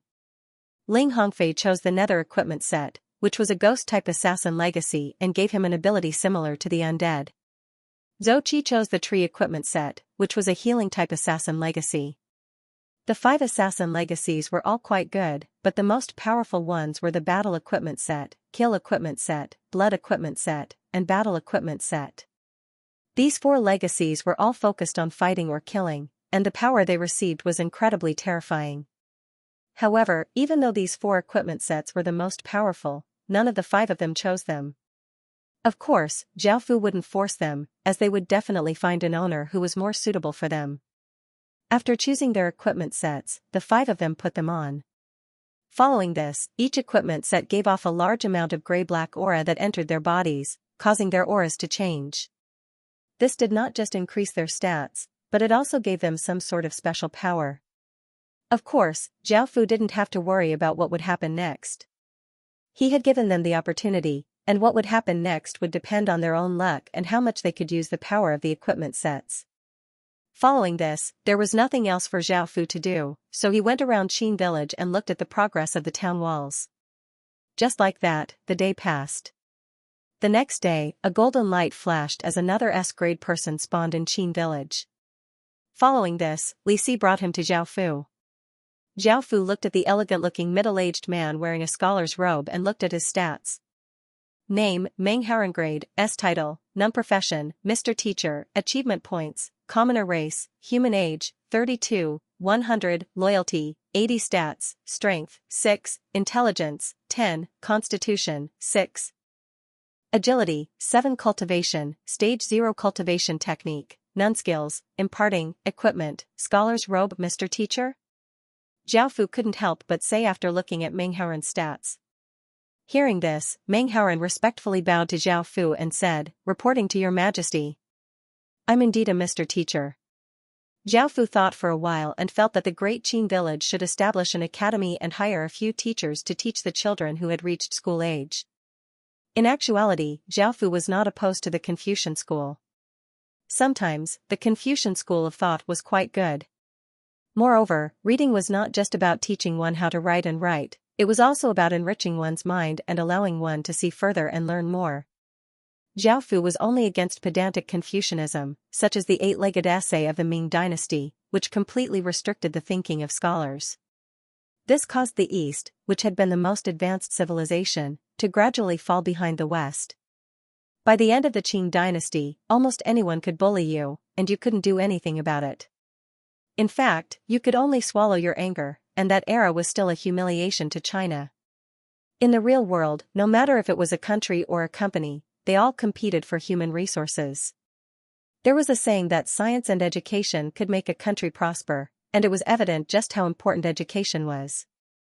Even though the heaven-awakened world was filled with chaos and strife, it was still important to study. After all, civil and military affairs could make up for each other's weaknesses, allowing one's faction to develop better. This was a way of looking at the future. In the future, Zhao Fu would welcome people from the school of Confucianism into his faction, but he would not reject the 100 schools of thought and only revered the school of Confucianism. This was because Zhao Fu firmly believed that as long as the 100 schools of thought were useful, he could accept them and not just the school of thought. At the same time, the 100 schools of thought were contending for supremacy, and only with competition would one become more powerful.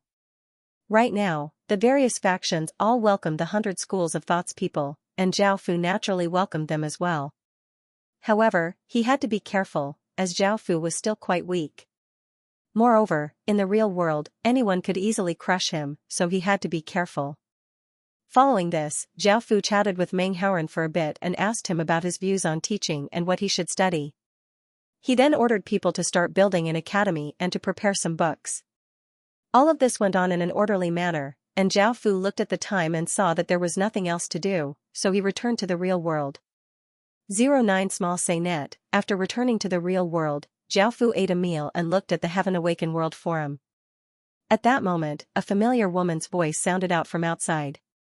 Zhao Fu felt quite curious as he opened the door and saw Wu Qingyang, who had changed into casual clothes but still gave off an extraordinary aura. He asked, "What is it?" Wu Qingyang lightly smiled and said, "What? Am I not welcome here?" Zhao Fu shook his head and stepped aside. Wu Qingyang walked in and looked around before sitting on the sofa and suddenly saying, "Zhao Fu, what are you doing here? You're also in the Heaven Awaken world, right?" Hearing this, Zhao Fu's heart tightened, but his expression did not change. Almost everyone had a Heaven Awakened stone, so it was not strange for him to have one. As such, Zhao Fu nodded. "Where are you?" Wu Qingyang asked. Zhao Fu could not help but think about this. If he did not say that he was in another place, there would be a problem. Luckily, he had been careful in the Forest of Horrors and had not revealed his appearance from the start. Otherwise, he might have been exposed. After thinking about it, Zhao Fu said, "I'm in the Forest of Horrors." Hearing Zhao Fu's words, Wu Qingyang felt quite disappointed and said, "You're so far away from me. I have a friend in the Forest of Horrors who has established a large faction called Soldiers' Alliance. How are you doing? Do you want me to introduce you to him for a while?" Soldier Alliance? Dong Junhua? Zhao Fu had never thought that Wu Qingyang would have a friend in the Forest of Horrors. Soldiers' Alliance was the largest faction in Soldier Forest, and Dong Junhua was the owner of Soldiers' Alliance. Zhao Fu had been keeping an eye on the various factions, so Zhao Fu definitely knew about this. Zhao Fu thought about it and tactfully refused, saying, "No need. I'm used to being by myself." "All right." Wu Qingyan did not insist and said, "In that case, when the Heaven Awakened World's regions are connected, Zhao Fu, you can come to my place." Hearing this, Zhao Fu felt quite confused and asked, "Why?" Wu Qingyan lightly smiled as she said somewhat ambiguously, "Of course it's because I like you." Zhao Fu silently stood there and did not say anything. Seeing this, Wu Qingyang felt quite helpless and explained, "I like your abilities, what do you think? Join me, and I'll give you benefits that you can't obtain." "I don't have anything I want." Zhao Fu's expression did not change as he calmly refused. Hearing this, Wu Qingyang looked at Zhao Fu with her beautiful eyes and asked, "Is that so? Money, beauties, and power? Are you really not interested in any of them?" Zhao Fu lightly nodded in response. "What about me? Are you interested? Perhaps I'll marry you." Suddenly, Wu Qingyang walked over to Zhao Fu and lifted Zhao Fu's chin with her jade-like hand as she gave a slight smile. She gave off an indescribably domineering aura, and she spoke in a tone that could make countless young women go crazy. However, this caused Zhao Fu to feel quite annoyed, and he grabbed her hand. Immediately, an emperor's might appeared, causing Wu Qingyang to feel quite panicked. "Even if I'm interested in you, it'll be me marrying you." Zhao Fu suddenly returned to normal and lightly laughed as he let go of her hand. It was as if the powerful emperor's aura from before did not exist at all. This caused Wu Qingyang to wonder if she had been hallucinating. She did not know what had just happened, but she had just been joking. Hearing Zhao Fu's words, she could not help but laugh. At that moment, a voice sounded out from outside, "Big Miss Wu, time's up." Hearing this, Wu Qingyang stopped laughing and returned to her confident and domineering demeanor. She was definitely a strong woman. "Zhao Fu, I'll welcome you at any time." Zhao Fu nodded. Following this, Wu Qingyang left. On the way, she thought about Zhao Fu's words, and she could not help but laugh.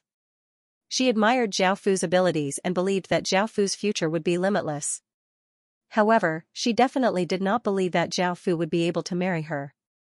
Wu Qingyang believed that there was no man in the world who could marry her, and how could Zhao Fu? As such, Wu Qingyang could not help but laugh before shaking her head and forgetting about this matter.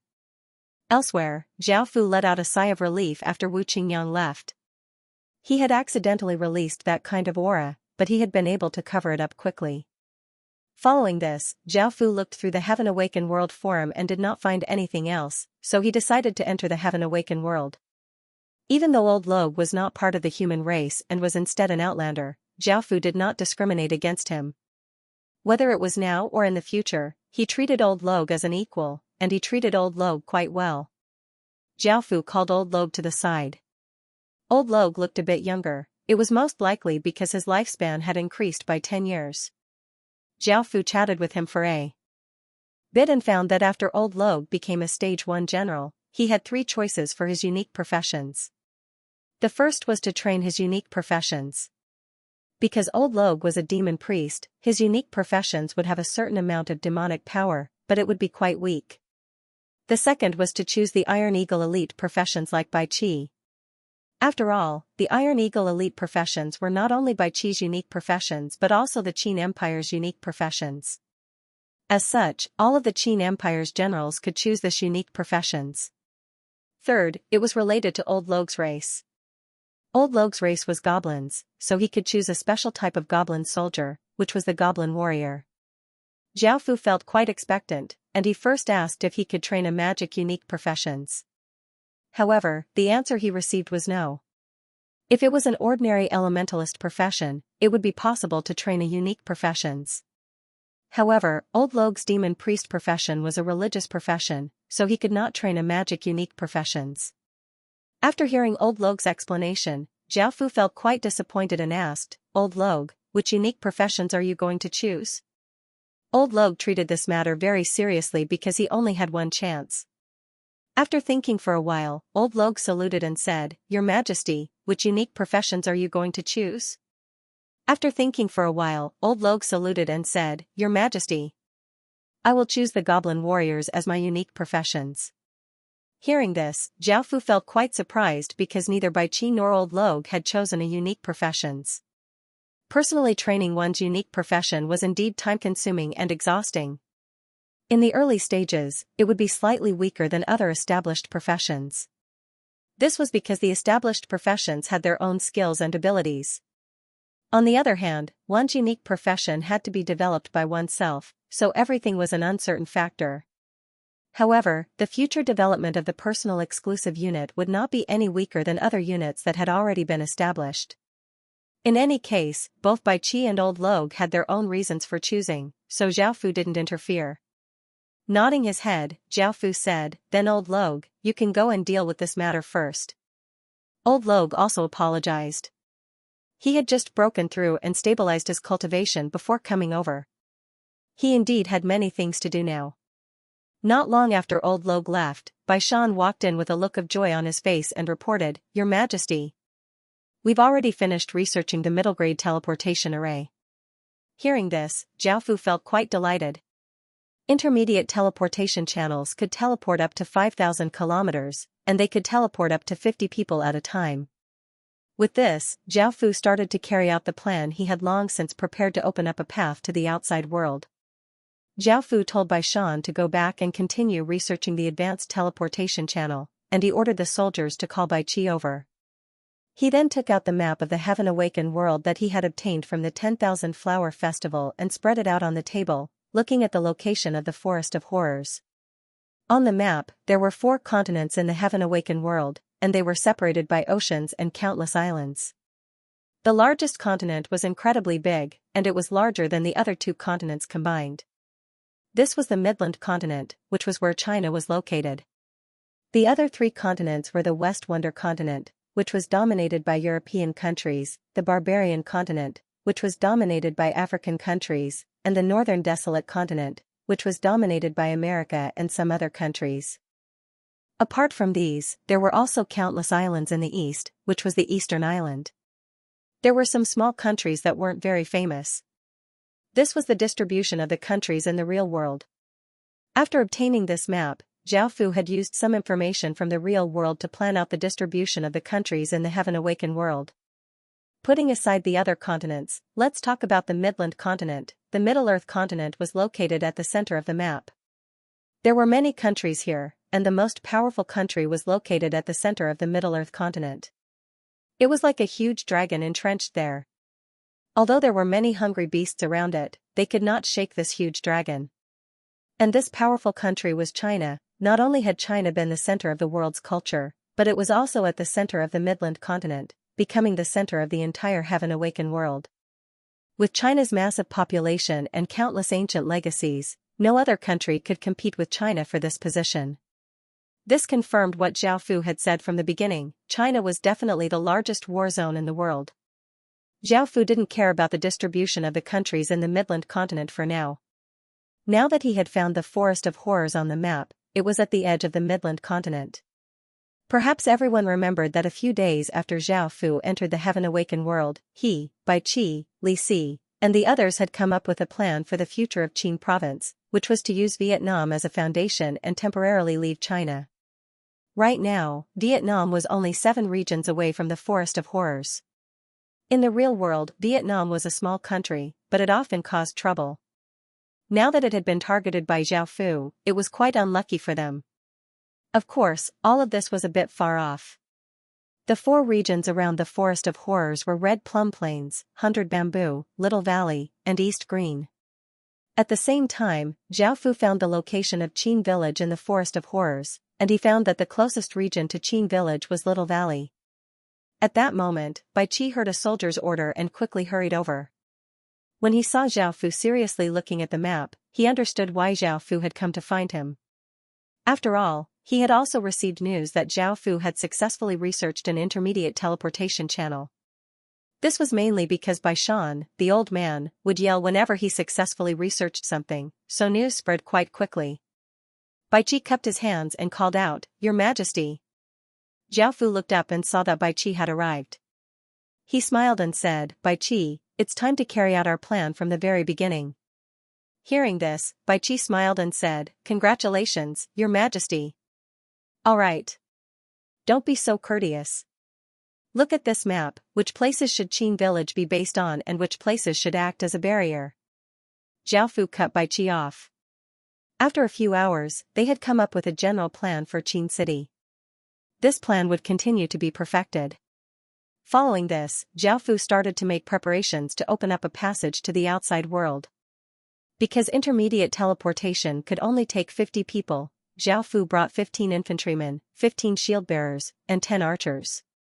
Because cavalrymen's warhorses also counted, Zhao did not bring any cavalrymen. There were now 40 cavalrymen, and 5 of them were scholars. They were responsible for quickly constructing the teleportation channel, as well as Zhao Bai Qi, Dok, and the goblin warrior Zhao had nurtured, Gadali, who was holding the gold-grade shield. Following this, just like when they had gone to the Orc City, they used the teleportation channel to teleport to the north of Qin village. After all, that was the closest valley to Qin village, Little Valley. Just like last time, Zhao and the others appeared 5,000 kilometers away from the great Qin village. Just like before, they found a secluded place and set up another teleportation channel before teleporting again. This went on for another 20 or so times. System announcement. The area ahead is a border region and has a void zone. Teleportation channels cannot be used. There was a void zone that was roughly 5,000 kilometers wide between the border regions. In other words, teleportation channels could not be used here, and spatial skills were restricted. If one wanted to travel between borders, they could only travel on foot. 09 Small Net, because Zhao had long since prepared for this, and he had asked Holy Light City's internal affairs officer, Qin Nan, about this, he had a good understanding of the situation. This was why no faction had opened up a passage to the border. Without a void zone, they could use a small teleportation channel 100 or so times to reach the outside world. At the same time, there were many ferocious beasts at the border, and if they were unlucky, they might even run into stage 2 or higher magic beasts. Now that we're here, everyone be careful, Zhao said as he briefly explained the dangers here. After hearing Zhao words, everyone understood the dangers, and they all became serious. They did not dare to be careless, as this was a matter of life and death. Following this, everyone made their preparations and started onwards. Perhaps they had reached the border of the Forest of Horrors, and there were fewer and fewer strange-looking trees, leaving more and more empty areas. Everyone cautiously advanced, and by now, it was already noon. Zhao ordered everyone to rest and prepare lunch. If Zhao walked 5,000 kilometers like this, he definitely wouldn't be able to cover it in a month. Perhaps some people realized that even if Zhao walked for a month and reached Little Valley, he wouldn't be able to use teleportation channels at the border. In other words, Zhao would have to spend a lot of effort to walk over and then walk back. Zhao had long since thought of this problem, but Zhao did not want to rely on walking, as that would take too much time and effort. Even if they reached the outside world, they would only be able to walk around for a bit and then disappear. However, there was an item that could solve this problem. There was a type of void beast at the border. If one could kill them, they would obtain an item called a void crystal. With this item, one would be able to use teleportation channels at the border. This was what Zhao meant by opening up a passage to the outside world. However, these void beasts were quite rare, and killing them required a certain amount of luck. It was hard to say how long it would take, so Zhao was not in a rush. After everyone had a full meal, they continued to move forward. Just like that, the day passed peacefully. The next day, just as the golden sun rose over the horizon, everyone continued onwards. However, they were not as lucky as they had been yesterday. Not too long after, a massive roar sounded out throughout the forest. Soon, a massive beast appeared in front of everyone. This beast was a massive bear that was 3 meters tall. What was different from normal black bears was that there was a layer of metal covering its back, making it look like it had an iron back. Zhao decided to call it the Ironback Demon Bear for now. This Ironback Demon Bear gave off energy ripples that surpassed stage 1, and this black bear's level was higher than a commander-grade creature. It was most likely a lord-grade creature, and killing a creature of this level would give gold-grade materials and a chance to drop a gold-grade city creation stone. After appearing, this Ironback Demon Bear charged at Zhao party. Zhao Fu's soldiers quickly got into formation. The shield-bearers raised their shields and the archers drew their bows. Fire! Bai Qi gave the order, and the archers shot out arrows. The arrows were incredibly fast, and they tore through the air and reached the iron-backed demon bear in an instant. However, the iron-backed demon bear slapped out with its paw, causing a formless energy to blast all of the arrows away. The arrows that were sent flying were shattered into countless splinters. Seeing this, Bai Qi and the others walked out. They knew that the iron-backed demon bear's strength was not something that ordinary soldiers could deal with. Right now, the strongest soldier under Zhao Fu's command was only at stage 0 to 7, while ordinary soldiers' cultivation was around stage 0 to 5. Most of the soldiers that Zhao Fu had brought were only at stage 0 to 5 or stage 0 to 6. They could deal some damage to ordinary stage 1 creatures, but against this Lord-grade ironback demon bear, they would not be able to withstand even a single blow. As such, in order to reduce the number of casualties, Bai Qi and the others came out with him. Bai Qi's cultivation was at stage 1, Dok's cultivation was at stage 0 to 9, Daisy's cultivation was also at stage 0 to 9, and Guthrie's cultivation was at stage 0 to 8. They also had a few pieces of high-grade equipment, so they were able to put up a fight against this ironback demon bear. Bai Qi was the main fighting force, and he tangled with the ironback demon bear while Dok and the others supported him. After a few exchanges, the ironback demon bear was injured by Bai Qi's sword a few times. Bai Qi's star-slashing sword was now infinitely close to a legendary grade weapon, so he was able to easily break through the ironback demon bear's defenses. With its thick hide, ordinary arrows would not be able to pierce through it. After being slightly injured, the ironback demon bear became furious and madly roared. Its body gave off a powerful aura, forming a formless force field that caused the ground to crack. By now, the ironback demon bear had completely stood up and furiously attacked Bai Qi. Bai Qi also used all of his strength to fight against the ironback demon bear. Suddenly, the ironback demon bear opened its mouth and condensed 5 or 6 energy bullets, which shot towards Bai Qi. Bai Qi quickly dodged, and the energy bullets blasted out 2-meter-wide craters on the ground. Even though Bai Qi looked quite wretched, he was still able to dodge the ironback demon bear's attacks. Just as the ironback demon bear was about to continue attacking Bai Qi, Dok and the others attacked. In terms of pure strength, Bai Qi was slightly weaker than the ironback demon bear. However, with Dok and the other two, the situation was completely different. 09 Small Say Net, Dok directly used his spear to stab into the ironback demon bear's waist, forcing it to turn its attention away from Bai Qi and focus on Dok. Of course, Dok wasn't a match for the ironback demon bear by himself. He could only dodge and attack at the same time. Datley raised his golden shield, helping Dok block a few attacks while also distracting the ironback demon bear. Daisy was a mage, so she attacked from the side. Wooden spikes flew towards the ironback demon bear one after another. Their teamwork was quite good, and Zhao Fu did not do anything. Instead, he was protected by a group of serious-looking soldiers. Seeing that the ironback demon bear's attention was diverted, Bai Qi took advantage of this moment to come to its side. His sword gave off a sword light as he vigorously slashed out, causing blood to fly everywhere as a 30-centimeter-long gash appeared on the ironback demon bear's abdomen. Roar! The ironback demon bear furiously roared and turned to bite at Bai Qi. Bai Qi quickly dodged to the side, but this time, the ironback demon bear focused its attacks on Bai Qi. It raised one of its paws and slashed out, sending out 5 blades of air towards Bai Qi. Bai Qi dodged left and right, dodging 4 of the blades of air. By the time the 5th blade of air reached him, Bai Qi raised his sword and slashed out, sending out an arc of sword light that collided with the incoming blades of air.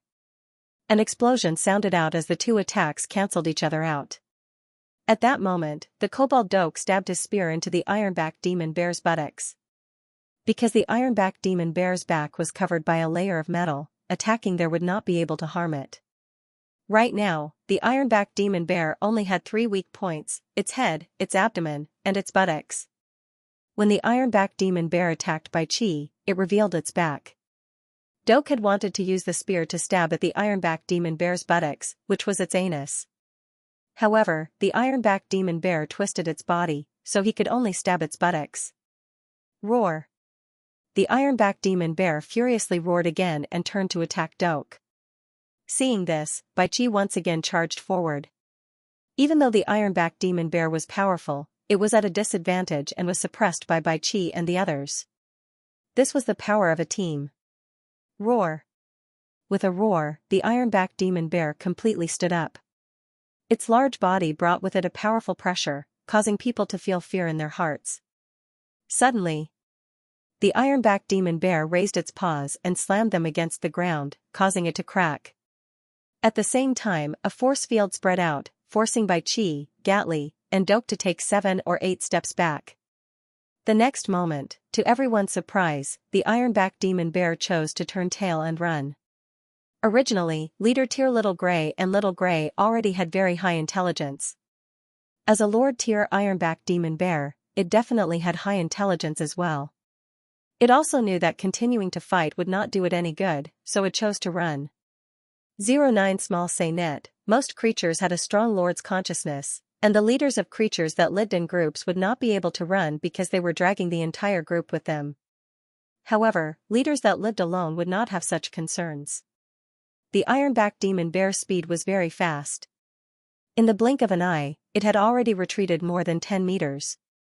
However, at this moment, a white ray of light silently arrived between the ironback demon bear's butt. The ironback demon bear was so focused on running that it did not notice it. However, at that moment, the white light split into 2, then into 3, and then into 7 white rings of light. By now, the ironback demon bear had noticed it, but it was too late. It could only feel a massive force crashing into its butt. Boom! Daisy's holy ring light sent the ironback demon bear flying 10 or so meters, and it even broke a few large trees. The ironback demon bear's butt was a bloody mess, and it looked quite wretched. The ironback demon bear's expression was one of pain, but it also had a complicated expression. Seeing this, Doke couldn't help but smile. Everyone's gazes turned to Daisy, who had just used the holy ring's light and was still filled with a holy aura. Daisy felt quite helpless. She hadn't intentionally attacked that area, but the ironback demon bear had only exposed that area. Roar! A furious roar sounded throughout the forest, causing leaves to fall. The ironback demon bear stood up from the ground and exploded out with an incredibly powerful aura, causing the air to congeal. The ground was unable to withstand this power, and it started to crack and collapse. By now, the ironback demon bear's body had grown many times larger, and it was now 7 or so meters tall. Its fur stood on end, and its eyes were blood red. It had entered a berserk state. This was the power of a lord-class creature. This massive aura weighed down on the ordinary soldiers, making them feel as if a large boulder was pressing down on them, making it difficult for them to breathe. Suddenly, the ironback demon bear started to attack. It opened its mouth, and 30 or so bullets of air condensed around it, flying towards Bai Qi and the others. Bang! Bang! Bang! A chain of explosions sounded out, and large craters appeared in the ground. Even though Bai Qi and the others were able to quickly dodge, the bullets of air were simply too dense, and they were unable to completely dodge. As such, they could only passively defend. The explosive power of so many bullets of air was quite shocking, and they suffered some injuries. Blood leaked out of their mouths as they crashed to the ground. Boom! Boom! Boom! The ironback demon bear gave off a massive aura as it walked forward step by step. The ground was unable to bear its weight, and it caved in with each step, leaving behind deep footprints. Bai Qi and the others were covered in dust as they crawled up from the ground. Just as they were about to stop the berserk ironback demon bear, stand down. A calm but unquestionable voice sounded out from behind them. Hearing this voice, Bai Qi and the others unhesitatingly retreated. Zhao Fu had appeared behind them, and because Zhao Fu was worried that his appearance would be exposed, apart from when he was in Qin village, he always wore his black cloak to hide himself. The berserk ironback demon bear looked at the black-cloaked figure, who had been protected by countless soldiers, walk out from the crowd. Sensing the weak ripples coming from his body, the berserk ironback demon bear didn't think too much about it. It gave off a monstrous aura as it charged towards Zhao Fu. The ironback demon bear's footsteps caused the ground to tremble, and the aura it gave off was like a small mountain crashing down. Under this terrifying aura, Zhao Fu stood motionlessly at the front, holding a black demonic sword that gave off a demonic aura. Doer's power, soul being's power, killer's power. Rays of light appeared on the sky demon's sword, and each ray of light represented a different type of power. Apart from this, Zhao Fu also used his king's power and the sky demon's power, causing a large amount of demonic qi to flow out of the sword. The iron-backed demon bear was incredibly fast, and it gave off a monstrous aura as it rushed over. In the blink of an eye, it had reached Zhao Fu, but Zhao Fu still stood there like a block of wood. Of course, the iron-backed demon bear didn't show any mercy. It raised its massive paw, which contained enough power to split mountains, and slammed it down towards Zhao Fu, wanting to turn him into a pile of meat paste. Zhao Fu was still standing there, and as the massive bear paw was about to hit him, a trace of a smile appeared on Zhao Fu's face as he casually waved his hand. Xing, a clear sword hum sounded out as a black arc of light flashed silently. The iron-backed demon bear's movements and expression froze, and it was as if time and sound had stopped. A massive bear's head flew 10 or so meters into the air, and a large amount of blood sprayed out of the headless bear's neck like rain. Bang! A muffled explosion sounded out as the headless bear's corpse powerlessly fell to the ground. Everyone was completely dumbfounded. Even though they knew that Zhao Fu was no longer the same as before, they had never thought that he would be so powerful as to be able to insta-kill a berserk iron-backed demon bear with a single strike. Even in its death, the iron-backed demon bear had never thought that the cloaked figure, who had been protected by countless people, would be so powerful. With just a simple strike, it had been unable to retaliate at all. In actuality, with Zhao Fu's current strength, he was undoubtedly Qin's final boss. At the same time, this strike seemed quite easy, but it contained all of Zhao Fu's strength. The blood was once again gathered by a formless energy, and the iron-backed demon bear's corpse withered and was devoured by the sky demon sword. You can devour its fleshly essence, but don't damage its materials. I still have use for them, Zhao Fu said as he looked down at the sky demon sword. After all, this was a gold-grade material, which could be used to create gold-grade equipment. Zhao Fu didn't want to waste it so easily. Don't worry. I got it. The sky demon within the sword was happily devouring the iron-walled demon bear's flesh and blood essence. As a lord creature, it was a great supplement for it. When it heard Zhao Fu's words, it cooperated. Seeing this, Zhao Fu thought about the underworld ghost crystals that he had obtained. He had a lot of them, so he could give some to the sky demon sword to continue strengthening it. As such, he asked, I have a lot of underworld ghost crystals, do you need them? It's the gray crystal in the storage space. Its energy is too strange, and it's not easy to digest. It even repels my energy. At first, I thought it was a good thing, but I swallowed dozens of them, and it made me feel uncomfortable for a few days. The heavenly demon said unhappily. 09 Small Say Net, Zhao Fu frowned and said, you can move around in the storage space and devour items? Hearing this, the heavenly demon laughed complacently and said, human. You look down on us heavenly demons too much. We're a high-level race in the demon abyss, how could we not be able to do such a small thing? However, Zhao Fu's expression became cold as he said, did you get my permission to devour those underworld ghost crystals? At that moment, the heavenly demon realized that she had let something slip, and she quickly shut her mouth. However, she was quite displeased with Zhao Fu's attitude, so she said, human. Why are you so stingy? Didn't you just eat a few crappy crystals? Hearing her words, Zhao Fu thought to himself, should I reforge the sky demon sword? The sky demon and Zhao Fu were connected, and just as Zhao Fu thought about this, the heavenly demon cried out, human. You want to reforge it? Zhao Fu did not hide anything and directly said, I want to reforge you because I don't feel comfortable using you. Hearing Zhao Fu's words, if the sky demon wanted to reforge the sword, it would greatly affect the sword spirit. What made the heavenly demon even more afraid was that Zhao Fu wanted to erase its sword spirit, so it hurriedly cried out, human. No, it's Master. Master, I'll listen to you in the future, alright? However, Zhao Fu did not quite believe this, as he knew how quickly the heavenly demon would turn hostile. Master. You have to believe me, I'll listen to you in the future. The heavenly demon could only force out a few tears and act as if it knew it was wrong. This clumsy acting caused Zhao Fu to feel quite speechless, and he said, "All right. I'll see how you perform in the future." In actuality, Zhao Fu was just thinking about it because he did not have the ability to reforge the Sky Demon Sword. Moreover, reforging the Sky Demon Sword would greatly change the sword, and it might even destroy the sword. Hearing Zhao Fu's words, the heavenly demon let out a sigh of relief and said, "Master, can you not put me in this spatial ring? Can you not put me in this spatial storage? It's so boring in there. Help me make a scabbard." Zhao Fu lightly nodded and agreed. He could make a sheath for the Sky Demon Sword, and he could also hide it in his cloak so that he would not be discovered. This was to avoid situations where he would not have a suitable weapon to use in a spatial ring. Following this, Zhao Fu looked at the items that the Ironback Demon Bear had dropped.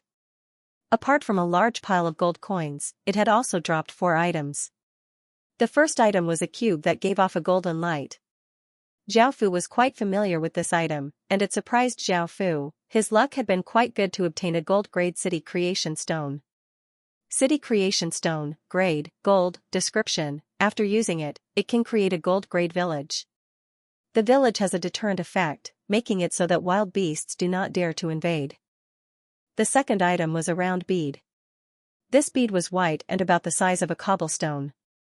It looked quite special, and Zhao Fu did not recognize it, so he decided to check it out. Soul Crystal, Ironback Demon Bear, the soul crystal of a powerful creature. After using it, the user can summon a creature that has 80% of its original strength. However, it can only be used once. This item was quite new, and it was the first time that Zhao Fu had seen one. The Heaven Awakened world was indeed quite vast, and it was filled with mysteries. There were countless unknown items hidden within, and it was possible to discover new things every day.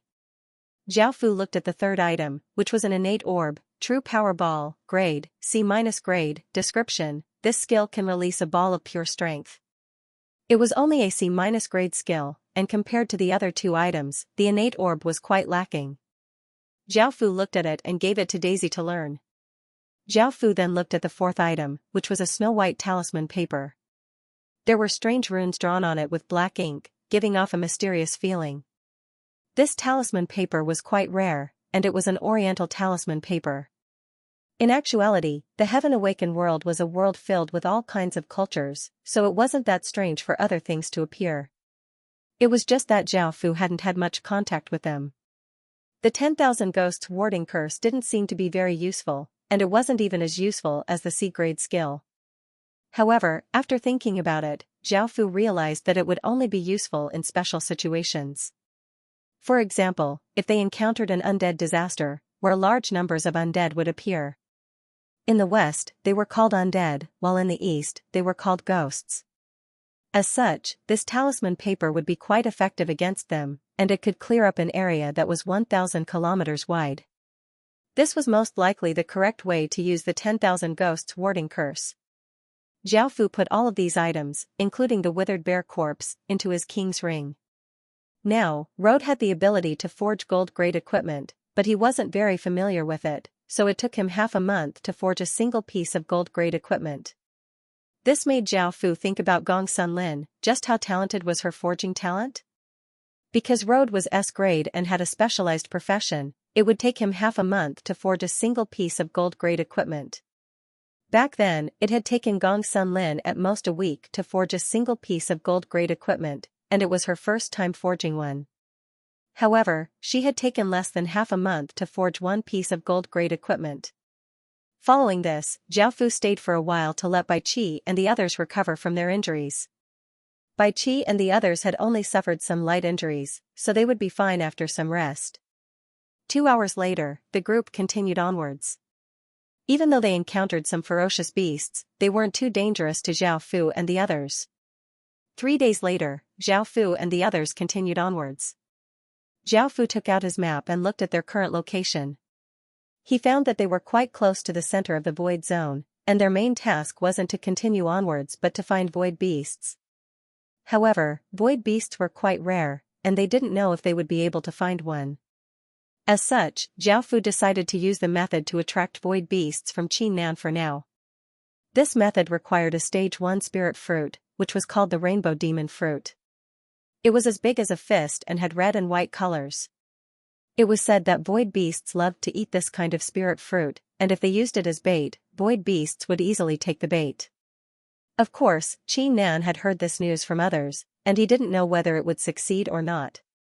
Zhao Fu had no choice but to spend a huge sum of money to buy 12 rainbow demon fruits, intending to give it a try.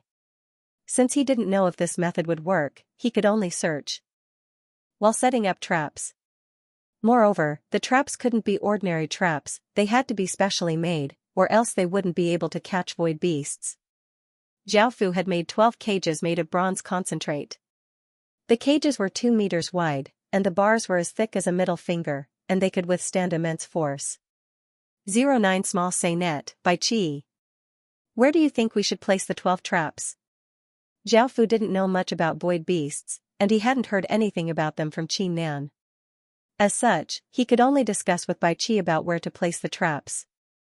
Moreover, they had to find the locations themselves. Even though the map had a rough outline of every region in the Heaven Awakened world, it wouldn't be able to accurately depict all of the terrain. Moreover, the rainbow demon fruit was a stage 1 spirit fruit, and it would be quite attractive to other wild beasts. As such, they had to avoid ordinary wild beasts triggering the traps. Bai Qi didn't have any good ideas about this, so in order to increase their chances of finding void beasts, Zhao Fu and Bai Qi decided to split up and take 6 rainbow demon fruits each. They then agreed to meet up here in 3 days. Zhao Fu only brought 6 ordinary soldiers with him, and the rest were with Bai Qi. The reason why Zhao Fu had brought so few people was because Zhao Fu was confident that he could protect himself here, while Bai Qi was a bit worried. Following this, Zhao Fu and Bai Qi split up into 2 groups and left. After Zhao Fu and Bai Qi split up, Zhao Fu saw a patch of brambles. There weren't many creatures in this place, and it was mainly to avoid ordinary wild beasts. As such, he felt that this place was quite suitable for setting traps. An hour or so later, Zhao Fu finished setting up the first trap and used some weeds as a cover. After setting up the first trap, Zhao Fu found a very large tree and set up the second trap on the crown of the tree. Then, Zhao Fu set up the third trap on a rocky hill. After setting up the 4th, 5th, and 6th traps, they could only rely on luck. Now that the traps were set up, Zhao Fu and the 6 ordinary soldiers started to look around to see if they could find any void beasts. However, the center of the void zone was far more dangerous than the outside. Soon, Zhao Fu encountered a few powerful magic beasts. Luckily, these magic beasts weren't much of a threat to Zhao Fu. Zhao Fu continued onwards. At that moment, the sounds of monkeys could be heard from the trees. This time, Zhao Fu charged into the territory of a group of monkeys. The monkeys here were twice as big as normal monkeys, and their fur was black. However, they had white fur on their chests, so Zhao Fu decided to call them white fur monkeys for now. This group of white fur monkeys had about the same strength as a stage 0 to 4 or 0 to 5 person. At first, 10 or so white fur monkeys discovered Zhao Fu's group, and they started to scream from the trees. Soon, the entire mountain range was filled with the sounds of monkeys. There were at least thousands of them, and Zhao Fu had no choice but to retreat. However, even though Zhao Fu wanted to retreat, the monkeys wouldn't let Zhao Fu off. The 60 or so white fur monkeys that had arrived first picked up rocks from the ground and threw them at Zhao Fu's group. With their strength, the rocks that they threw were incredibly powerful, and they could knock a person unconscious. Seeing the countless rocks being thrown at them, Zhao Fu turned and stretched out his hand, causing a 3-meter-wide black dragon inscription barrier to spread out, blocking all of the rocks. Zhao Fu then casually threw a few hell fireballs at the white fur monkeys, scaring them into retreating. However, Zhao Fu didn't dare to stay for long because more and more white fur monkeys were rushing over. Following this, Zhao Fu and his people ran out wretchedly. By now, it was afternoon, and as the sun set, the sky gradually darkened. At that moment, Zhao Fu decided to have the soldiers rest while Zhao Fu decided to scout out the white fur monkeys. Time gradually passed, and even though there was no moon, there were still many twinkling stars in the sky. The light wasn't too bright, but it wasn't too dark either. At around 1 a.m., the surroundings were completely silent, and Zhao Fu started to move towards White Fur Monkey Ridge. 09 Small Net, Zhao Fu silently passed through the white fur monkeys like a ghost, and he soon arrived at the place where he had encountered the 10 or so white fur monkeys. By now, the white fur monkeys had retreated, and the ground was quite messy. There were many footprints, rocks, and pieces of wood there. After Zhao Fu had left, countless white fur monkeys had hurried over with rocks and pieces of wood, but after hearing that Zhao Fu had left, they immediately scattered.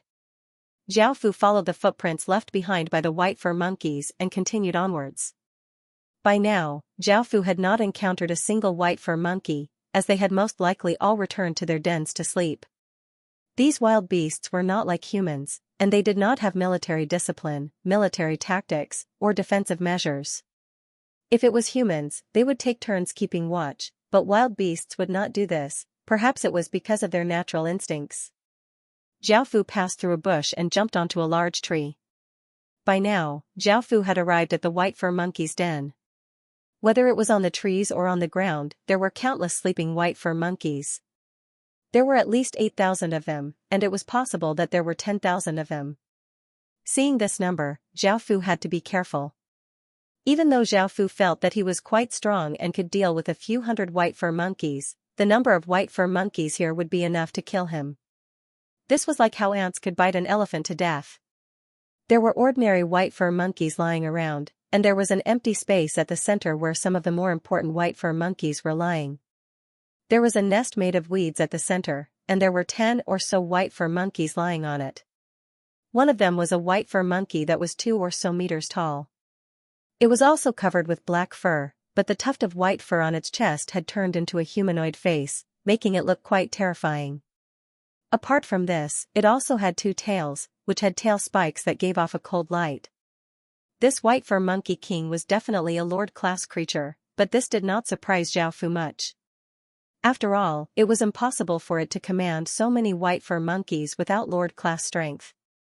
However, what surprised Zhao Fu was that there was a very special den next to the white fur monkey king's den. This nest was the same as an ordinary nest. The bottom was made of stone bricks, but what floated above it was not a stone statue, but a clump of unknown silver mud. This silver mud glowed with a silver light and changed into various forms in the air. However, there was no final form, and it looked very magical.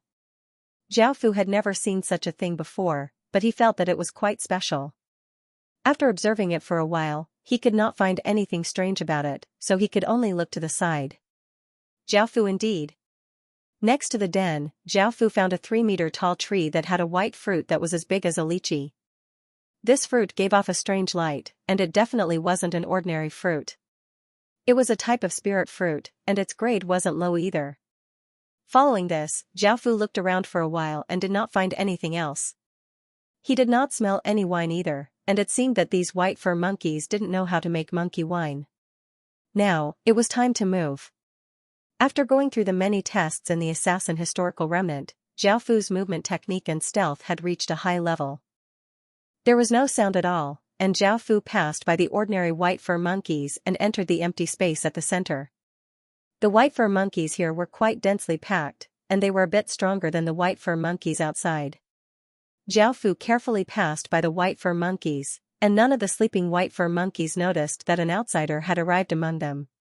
Following this, Zhao Fu successfully passed by the white fur monkeys and arrived at the center. Now that he was here, Zhao Fu became even more careful so that he wouldn't wake up the white fur monkey king. Suddenly, as soon as Zhao Fu arrived, he smelled a pungent stench.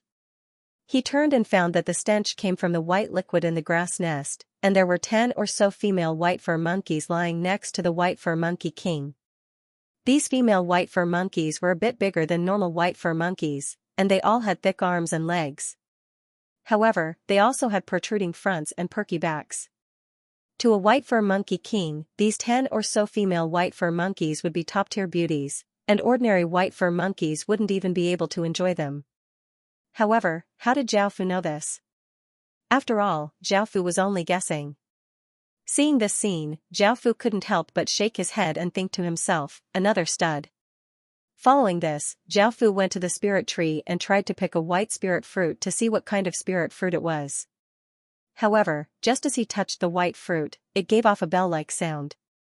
Immediately, this gave Zhao Fu a cold sweat, but luckily Zhao Fu reacted in time and quickly let go. At the same time, the bell sound was quite soft and didn't make too much noise. Zhao Fu looked over and let out a sigh of relief when he saw that none of the white fur monkeys had been woken up. However, it seemed that he couldn't touch the spirit fruit, or else it would wake up all of the white fur monkeys. This made Zhao Fu feel quite regretful as he looked at all of the spirit fruits in front of him. However, there was nothing he could do and he could only sigh.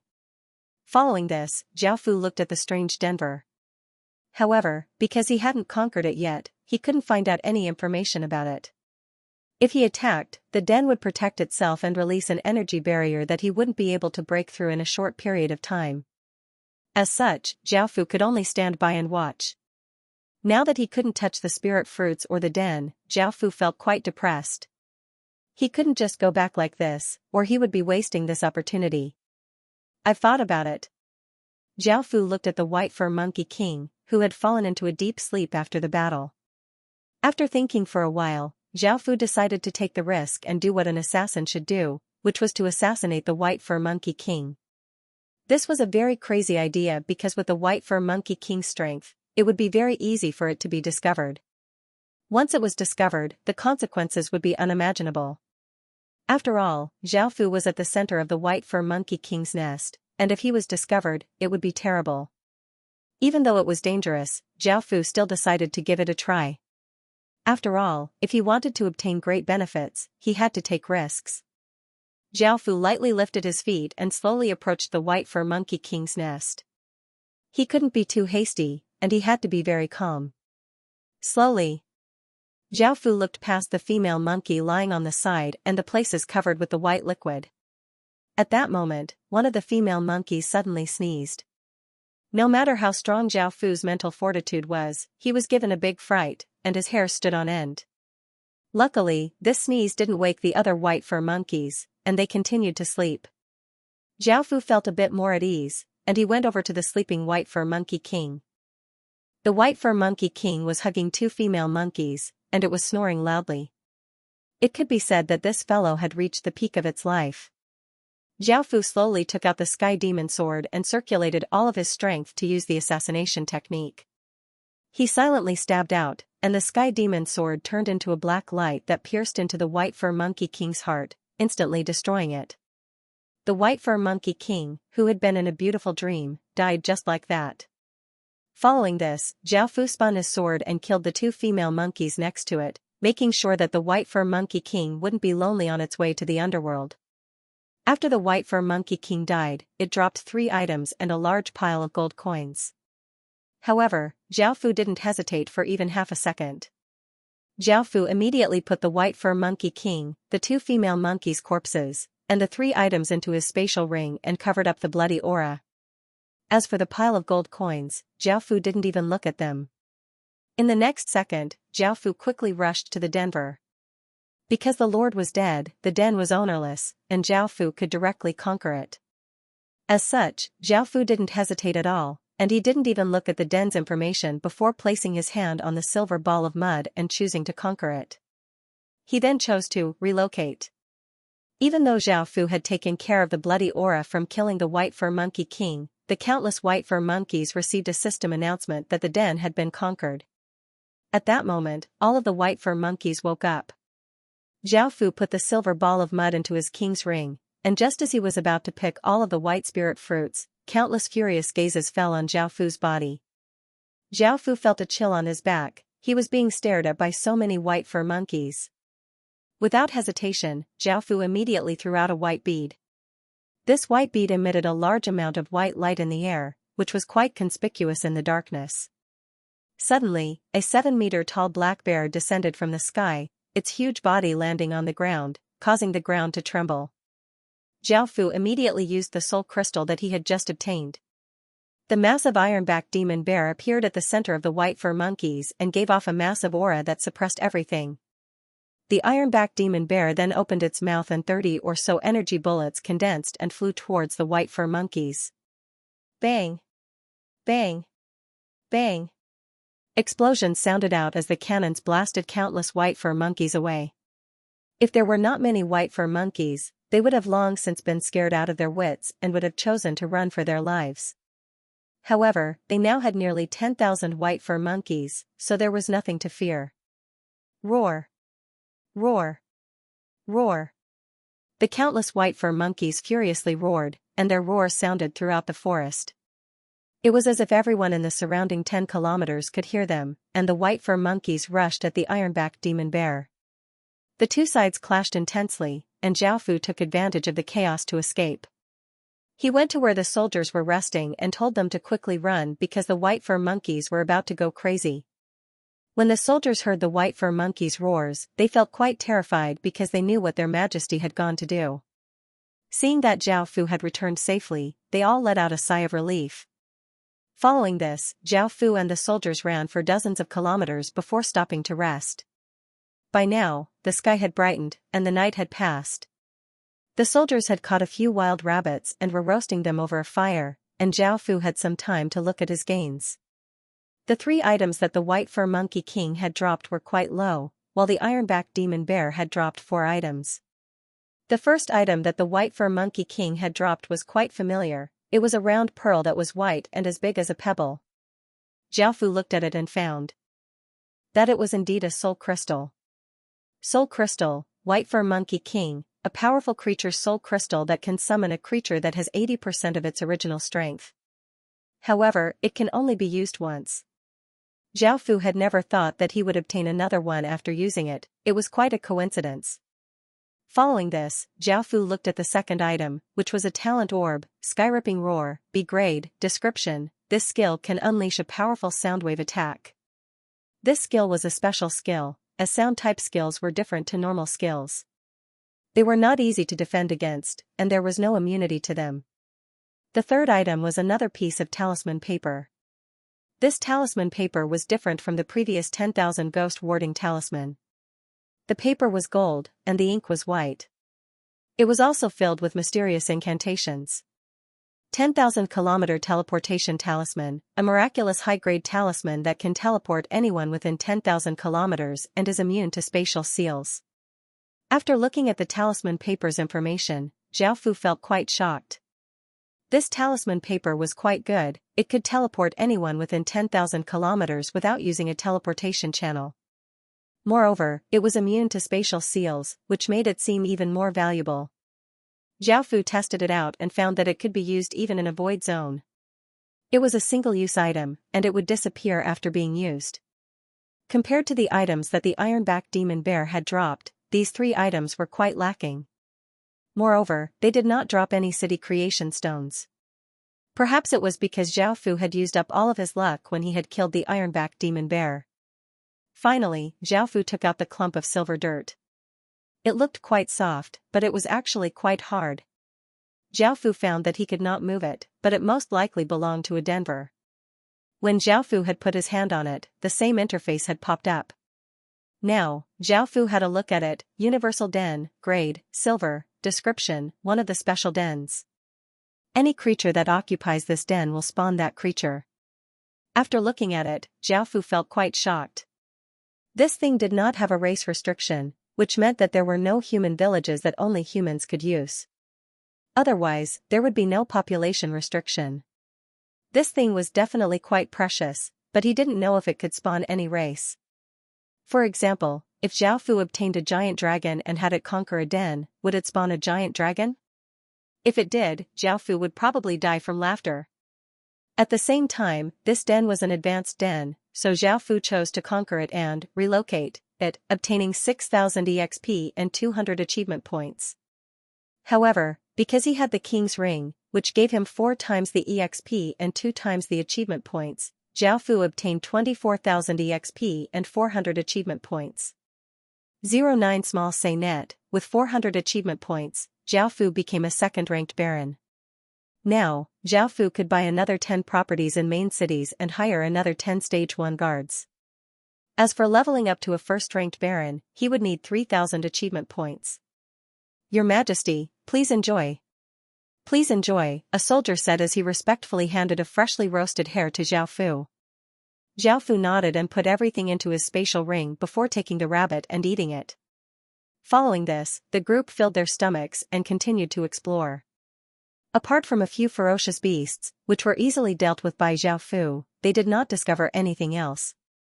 There was not even a trace of a void beast. Just like that, the first day passed, but the same thing happened on the second day. They did not encounter any void beasts, which showed just how rare they were. On the third day, Zhao Fu could only bring his remaining hope back to where he had set up the 6 traps. The first trap had not been triggered, and the rainbow demon fruit had not been damaged. Seeing this, Zhao Fu felt quite disappointed, and he ordered his soldiers to remove the traps.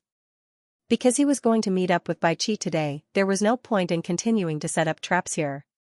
The second trap at the top of the tree had been triggered, but it had only caught a white fur monkey. This made Zhao Fu feel even more disappointed, as he had heard sounds coming from beneath the tree. However, the greater the hope, the greater the disappointment. Following this, they went to the third trap. This trap had also been triggered, but it had caught a massive rat. Not including its tail, just the rat's body alone was nearly 1 meter long. Zhao Fu looked at the rat and found that it was just a normal cave rat, and there was nothing special about it. This restaurant also had a dish called scallion fried rat, and Zhao Fu's Westfall restaurant also had this dish. The fourth and fifth traps were not triggered, and the rainbow demon fruits that were used as bait were all intact. Their next hope could only be placed on the last trap. Zhao Fu remembered that the 6th trap was placed near a small stream. Zhao Fu immediately led his men there, and the scene that he saw shocked Zhao Fu. The iron cage, which was originally specially made of bronze essence, had been completely twisted and turned into a pile of waste. The rainbow demon fruit, which had been used as bait, had also disappeared. Zhao Fu walked over and took a closer look. There were some scales on the ground, and he didn't know what kind of creature they were. However, they were extraordinarily strong and easily destroyed the cage. However, this creature definitely wasn't a void beast, as void beasts weren't very strong and were only very fast. After checking around for a bit, he was unable to find anything. In the end, he could only meet up with Bai Qi in disappointment. By now, Bai Qi and the others were already waiting at the rendezvous point. Zhao Fu walked over and saw that Bai Qi did not look too happy, but he could not help but ask, "Bai Qi, what's the situation on your side?" Bai Qi sighed and shook his head as he said, "Your Majesty, we didn't find anything this time. We didn't get anything this time, and all of our traps were triggered. However, we didn't catch any void beasts, and we only have 2 rainbow demon fruits left." Hearing this, Zhao Fu nodded.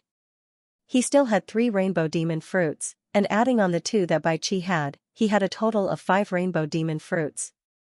Zhao Fu started to feel suspicious about how the rainbow demon fruits could attract void beasts, but apart from this method, there was no other way.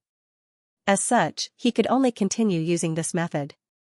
"Bai Qi, let's go deeper into the void zone and take a look.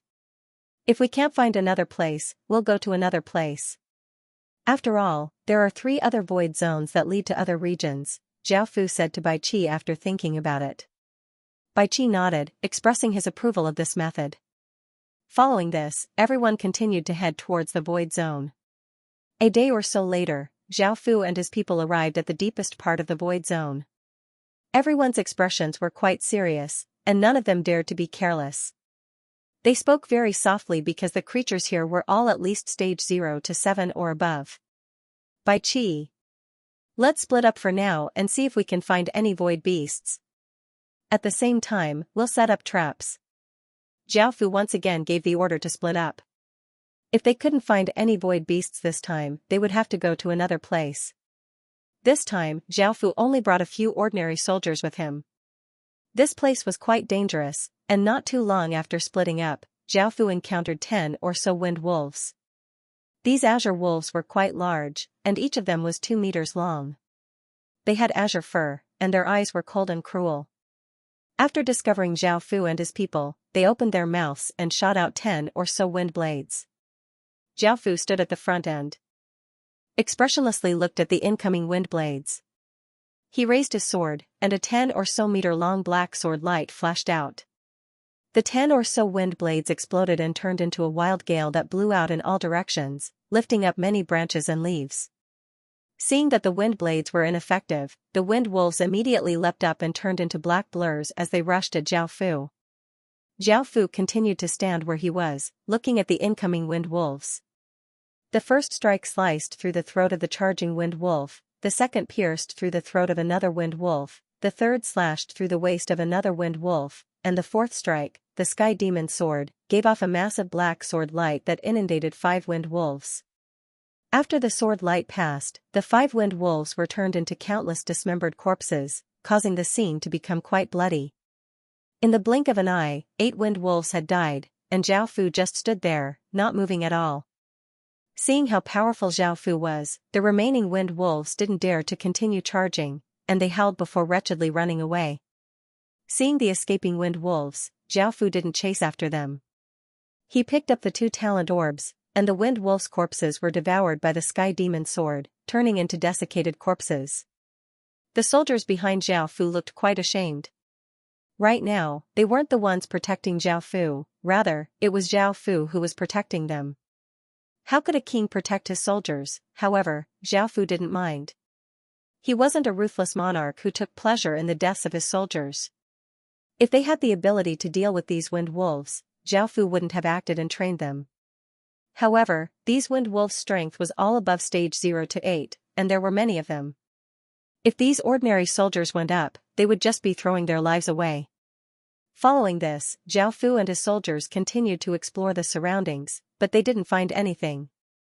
As such, they could only set up the 2 traps before meeting up with Bai Qi. The good news wasn't that they had caught a void beast, nor was it related to a void beast. Instead, it was that Bai Qi had brought back a type of spirit grass.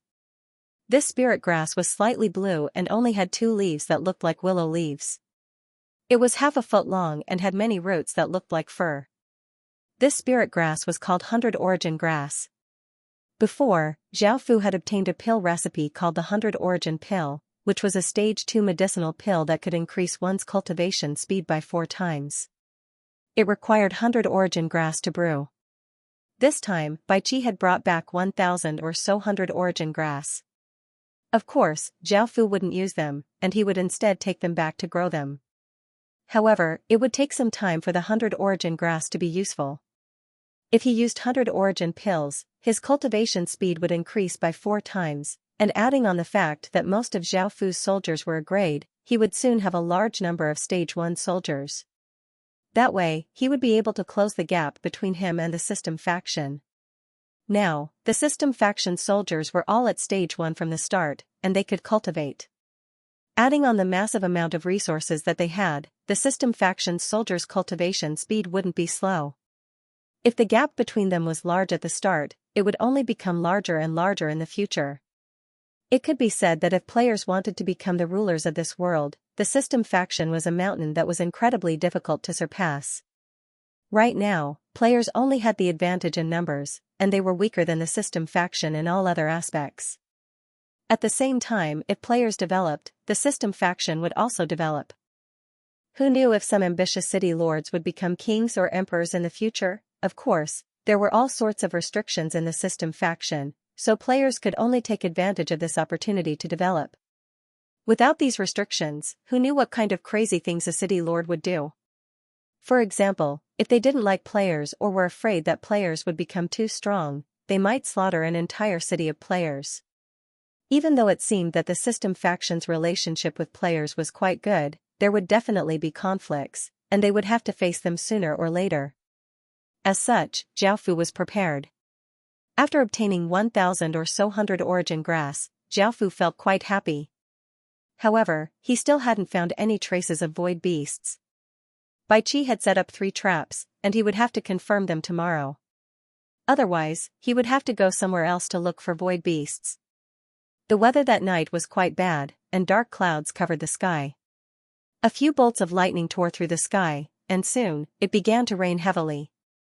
Luckily, Zhao Fu and his group had prepared tents to take shelter from the rain. Early in the morning, after the rainy night, the air on the second day was exceptionally clear. The sky was also blue, as if it had been washed. It looked very clean, and the surrounding flowers and leaves revealed a tender luster after the rainy night. Zhao Fu also woke up early and stood on a hillside not far from the tent, admiring the scenery. Just as he was about to leave and check out the 5 traps, Zhao Fu suddenly stopped. However, to Zhao Fu's surprise, just as he was about to leave, a person riding a donkey appeared before him. This person was a man who looked around 25 or 26 years old. He was quite handsome and wore white clothes. There was a sword at his waist, and he gave off an elegant feeling. He yawned lazily, his body swaying as he rode on the donkey. The donkey that he was riding on did not look simple either. Although it looked like a normal donkey, Zhao Fu could sense that it had a high level of intelligence from its eyes. It was at least at the same level as Little Gray and Little Black. This person gave Zhao Fu a very mysterious feeling, as if he couldn't be underestimated. His abilities were extraordinary, and one look at him would cause one to be captivated. "Hello."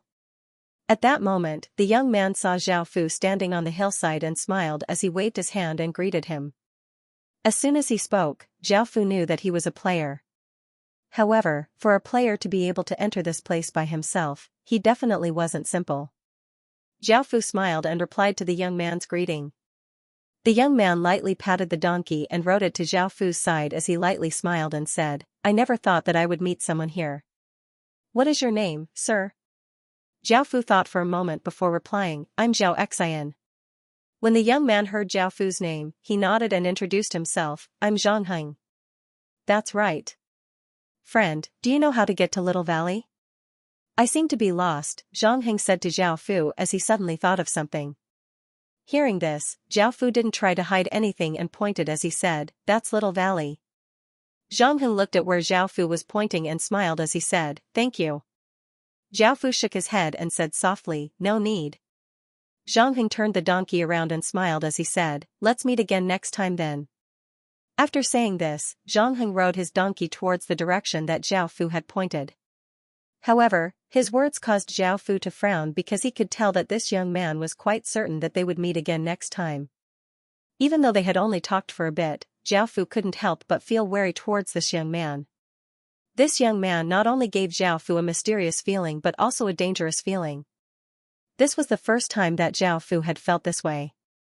Just as Zhang left, a soldier came up and said, "Your Majesty, breakfast has been prepared. Breakfast is ready, please go back and enjoy." Hearing this, Zhao Fu returned to his tent and told Bai Qi about this. Bai Qi's expression became quite serious as he said, "For someone to make your Majesty feel this way, he's definitely someone who transcends mortals." On the other side, Zhang continued to slowly walk on his donkey. At that moment, the donkey neighed in a low voice, causing Zhang to smile and rub its head as he said, "I know he's not simple and has something that conceals fate from the school of Yin Yang. That thing is quite rare, but don't worry. We'll meet again next time." Encountering Zhang was a small interlude, and after Zhao Fu told Bai Qi about it, there was nothing he could do. He could only be more careful around Zhang in the future. Following this, it was time to check out the 5 traps. If there weren't any, they would have to go to the other 3 boundary regions. As they walked towards the first trap, they heard a sound ahead of them. It was the sound of something hitting an iron cage.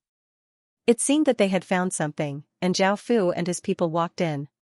They found that they had caught another cave rat, causing Zhao Fu to sigh. Following this, they walked towards the second trap. There was also a sound here, but they found that they had caught a single-horned goat. This wasn't a void beast either. Following this, Zhao Fu and his people walked towards the third trap. They didn't hear anything here, so they went up and found that the trap was in perfect condition. The rainbow demon fruit was also in perfect condition. At first, everyone thought that the trap had not been triggered, but when they went forward to take a look, they found a kitten in the iron cage. This kitten had snow-white fur, and every strand of its fur was soft and smooth. It gave people the urge to touch it. Overall, it looked like a very cute furry pet. At this time, it was lying in the iron cage with its eyes slightly closed. It should be sleeping. What was different about this kitten was that it had a rhombus-shaped crystal on its forehead, which was a void crystal. This kitten was a void beast. Seeing this, Zhao Fu couldn't help but feel delighted. After searching for so long, he had finally found it. Everyone went to the cage, and when the kitten heard them, it slowly opened its pure white eyes.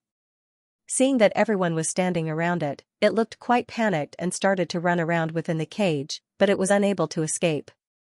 "Congratulations, Your Majesty. Seeing that they had finally caught a void beast after such a long time, everyone smiled and saluted to Zhao Fu. Zhao Fu nodded and also smiled.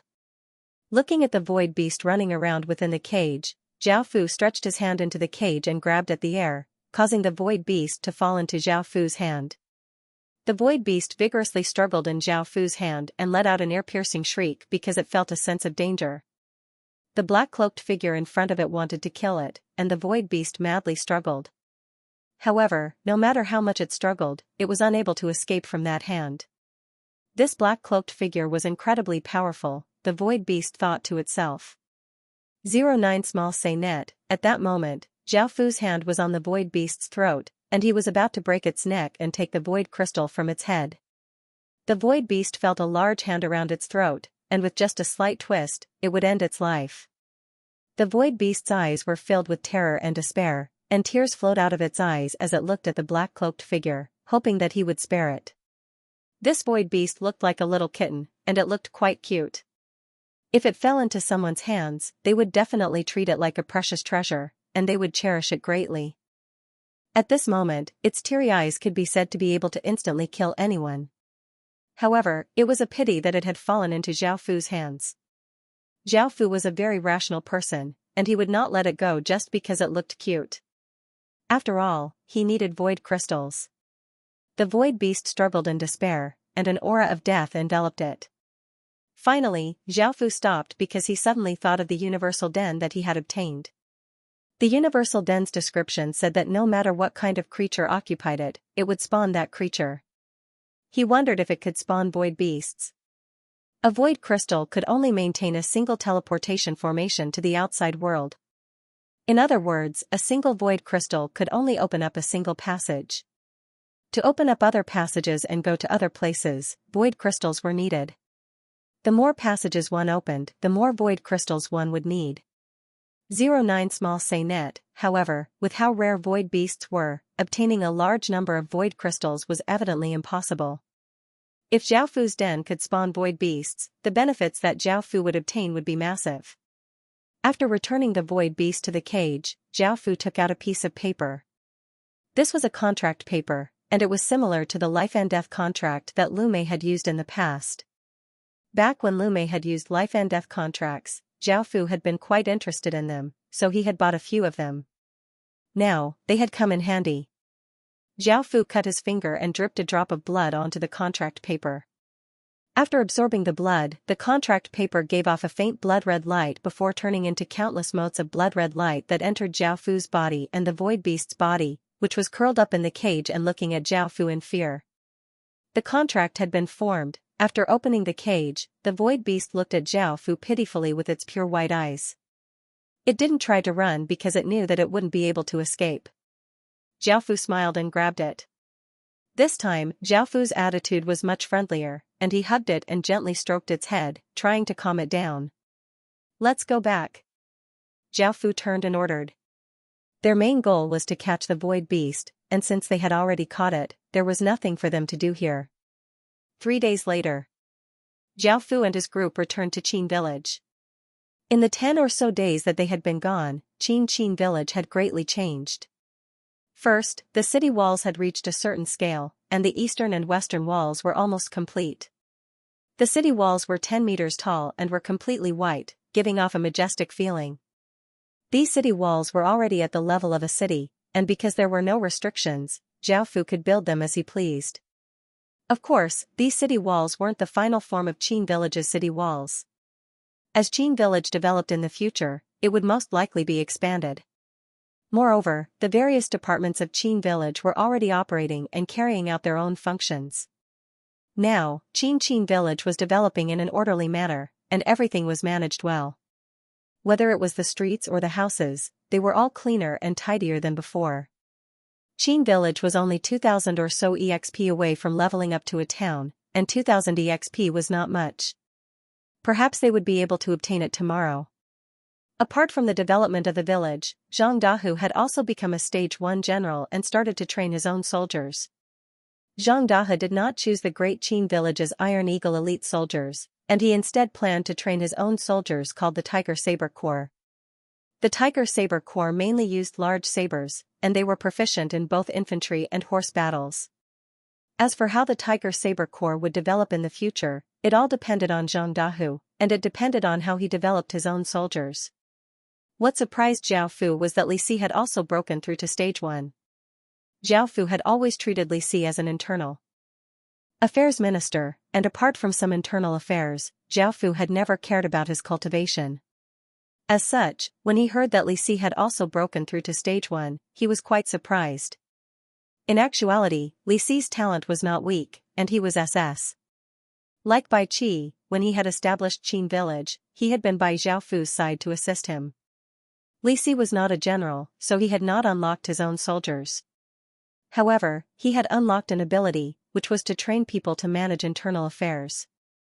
The role of the military was to stabilize the world, expand the territory, and maintain simple order.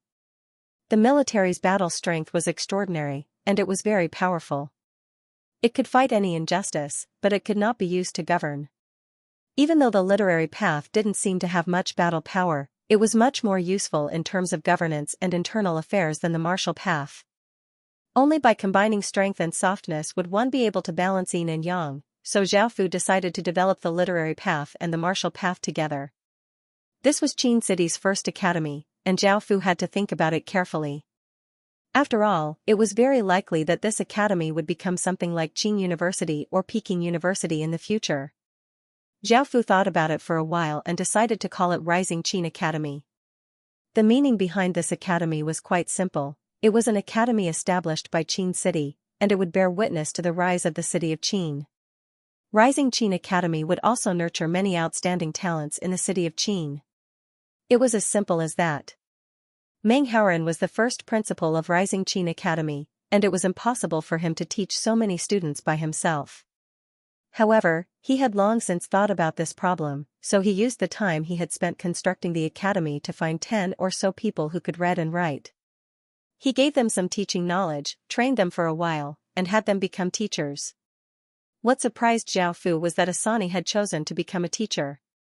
Even though she was still quite young, she had passed Meng Haoren's test to become a teacher. Rising Qin Academy only accepted children under 14 years old, as those above 14 years old were considered to be above school age. Of course, the education system in the real world was different from the education system in the real world. In a few years, these children would be sent to various professions, and it was even possible for them to join the army. As soon as Rising Qin Academy opened, many people brought their children to sign up. There were humans, elves, orcs, and many other races. Because they knew how important this was to Zhao Fu, which parent wouldn't want their children to become dragons and phoenixes? If their children joined, they would have a better future, which was what they all wanted. Seeing so many people join, Zhao Fu decided to expand Rising Qin Academy. However, he didn't want to teach them how to read and write, but rather how to fight and fight. He wanted to first nurture outstanding talents, which was why he split Rising Qin Academy into a civil academy and a martial academy. After taking care of these matters, Zhao Fu went to an empty area in Qin village and chose to use the special denver. Using the den was similar to using a city creation stone, and a wave of light spread out as the image of a stage gradually condensed. When Zhao Fu saw this new den, he took out the void beast from his clothes and had it choose to conquer the denver. The void beast obediently jumped down from Zhao Fu's clothes, came to the silver ball of mud floating in the air, and chose to conquer it. Following this, Zhao Fu went up and looked at the information about the denver, lair, void beast, basic, 0/5000 grade, silver, description, a den of void beasts that spawns a void beast every 3 days. Zhao Fu couldn't help but laugh. Because of this, he would be able to open up all of the passages in the Heaven Awakened world. Do you know what this means? Zhao Fu could send his subordinates to all corners of the world and secretly spy on all factions before anyone else. He would be able to immediately obtain intelligence on all factions, and he could also set up merchant groups to sell goods at a low price to another region. The rarer something was, the more valuable it was. The difference in price between goods sold at a high price was not small at all. 09 small say net. At the same time, he would be able to use his status to open restaurants and expand his business to the entire world. If he had a restaurant in the entire Heaven Awakened world, his wealth would be enough to rival a nation. Now, he understood how much profit he could make. Xiaofu smiled as he picked up the void beast from the ground and rubbed its head as he stretched out his hand towards it.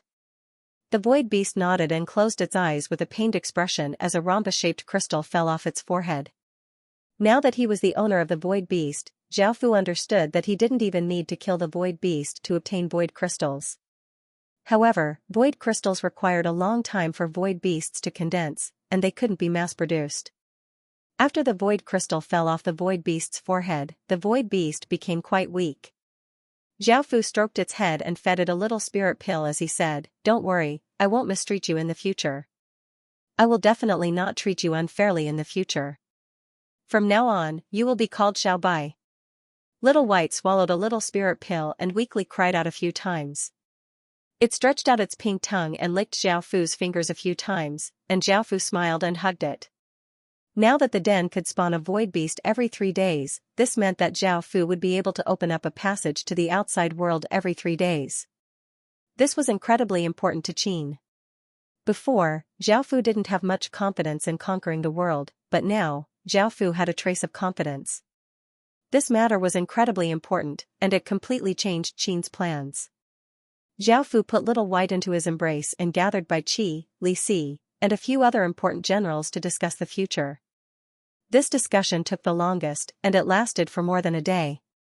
However, they could only come up with some rough plans, and they could only plan in detail in the future. After concluding this discussion, Xiaofu traveled that very night to a place 50 kilometers east of Qin village. Because Xiaofu had killed the ironback demon bear, he had obtained a gold-grade city creation stone, and Xiaofu was going to use this gold-grade city creation stone. This village was 50 kilometers away from Qin village, and although it seemed quite far, Xiaofu was thinking from a long-term perspective. A gold-grade city creation stone was incredibly rare, and it could give many stat bonuses. It would be an important city in the future, which was why Xiaofu had placed it so far away. After all, Xiaofu wanted to fortify the area within 100 kilometers of Qin village like an iron bucket. Only after stabilizing the rear would he be able to expand outwards. Xiaofu pressed the gold-grade city creation stone against the ground, and waves of golden light rippled out. Images of a few buildings gradually appeared, followed by a few people. System announcement. Congratulations, you have used a city creation stone. Please now name your village. After using a city creation stone that had never been used before, one could choose to name their village. Xiaofu thought about it and decided to name it East Suppression Village because it was to the east of Qin village. However, as the sun rose in the east, everything began to awaken from the darkness, and a new day arrived. This scene was quite grand, so Xiaofu changed his mind and named the village East Dawn Village. He hoped that it would be like the sun in the east. After naming the village, Xiaofu looked at the 3 people that the gold-grade village had brought, the blacksmith, the tailor, and the doctor. All 3 of them had a grade. Xiaofu sent many soldiers to guard this place, and he wanted to use the space crystal that he had obtained from Little White to open up a path to another region. The black light rushed into the sky, causing clouds to swirl and the heavens and earth to dim. It wasn't just the black aura that flowed out from Qin village, it was also the black aura from all over the Midland continent that belonged to China that madly rushed over. 09 Small Say Net, this was a large-scale gathering of fate, and this shocking change caused countless people who had been sleeping to wake up.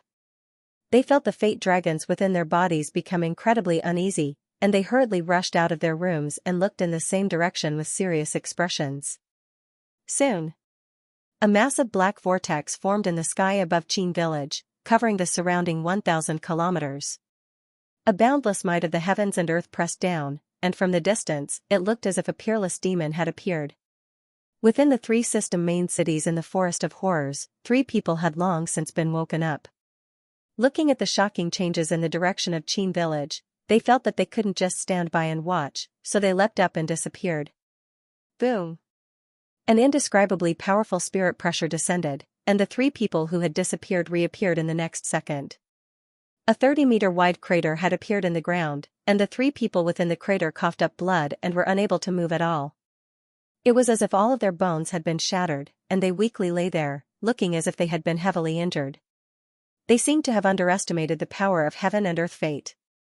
If a village was raised to an advanced village, it would be acknowledged by the heavens and earth and would receive the fate legacies of their dynasties.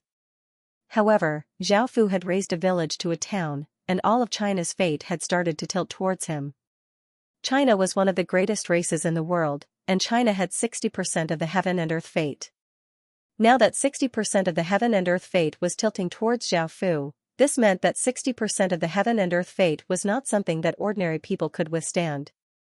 The three people had underestimated this power, and because of their special statuses, they had been greatly suppressed by the heaven and earth fate. Even with their powerful cultivations, they had still been heavily injured. Compared to these three people, the evil dragon in the Forest of Horrors was much more well-behaved. It quietly crawled there and looked in the direction of Qin village. Zhao Fu, who was in Donghao village, looked up and felt quite surprised. He had never thought that leveling up a town would cause such a massive change. At that moment, a ferocious and domineering image of a massive black dragon appeared beside Zhao Fu. It raised its domineering head and looked at the abnormal sign in the distance with its cold black eyes. Feeling the changes in his body, Zhao Fu also understood. He quickly used the teleportation device to teleport back to Qin village. At this time, the people of Qin state had already come to pray to heaven and knelt on the ground humbly. They understood that Qin state had obtained the qi of the whole Huaxia. Of course, the benefits that Qin state had obtained were unimaginable. So they were glad that they could become the people of Qin state. At the same time, they were extremely humble to Qin state. Your Highness, you're finally back. Hurry and change into your dragon robe, Li Si said hurriedly as he looked at Zhao Fu, who had returned. It was the first time that he had seen Li Si like this, and Zhao Fu smiled and nodded.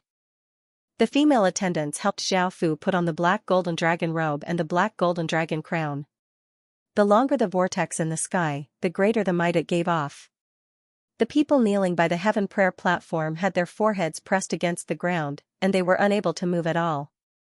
At that moment, Zhao Fu put on the black golden dragon robe and black golden dragon crown and stepped onto the heaven prayer platform.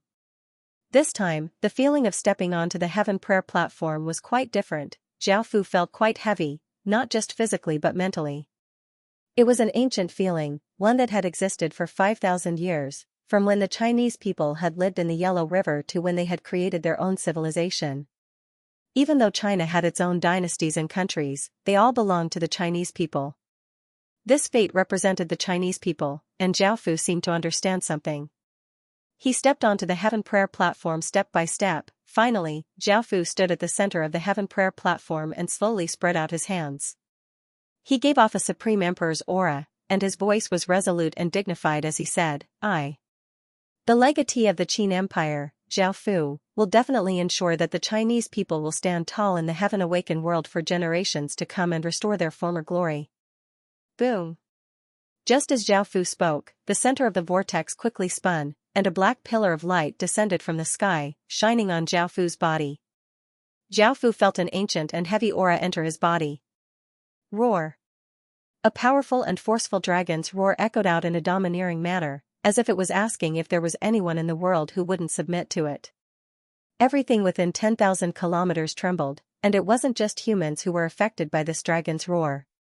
All living creatures trembled, and their hearts were filled with terror. Within CG, Di Wutian, Ji Shenming, and Lu Ye's fate dragons were abnormally furious, and they swam around their masters' bodies, causing all sorts of abnormal signs. However, in the end, they were unable to retaliate. This did not just happen to CG's group of 4. It happened to all the people in Huaxia who had a country's inheritance. All of them were geniuses, so how could they endure this? Their expressions were extremely ugly. In a certain place, a woman was standing on a hillside, looking into the distance. This woman had a head of long golden hair, a pair of azure eyes, and a face that could be said to be perfect. However, what was incomparably fascinating was not her appearance, but the smile on her face that was filled with confidence, courage, justice, and light. She wore a silver knight's dress and held a two-handed sword that gave off a golden light. She gave off a natural king's aura, making people want to submit to her and serve her. There were 12 armored knights standing behind her, giving off extraordinary auras. One of them placed his hand on his chest and saluted as he said, "Your Majesty, what is it? What is it?" Tina Pendragon lightly smiled but did not say anything. Elsewhere, there was also a golden-haired, handsome-looking man standing on a tall building, looking into the distance with a serious expression. He was the legatee of the ancient Roman Empire. Elsewhere, there was a dark-skinned young man who wore a golden crown and held a golden staff. He also looked into the distance with a serious expression and did not say anything. Back at Qin village, a large amount of fate flowed into Zhao Fu's body, causing Zhao Fu's emperor's aura to become even more dignified and terrifying. It was as if all gods and Buddhas had to retreat just by standing there. We wait. We greet our Majesty.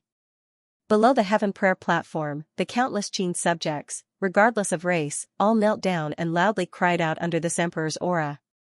As a massive amount of fate flowed into Zhao Fu, the fate dragon within Zhao Fu's body became corporeal, turning into a 100-meter-long black dragon that coiled around the heaven prayer platform. It gave off a terrifying aura, making it so that no one dared to raise their heads.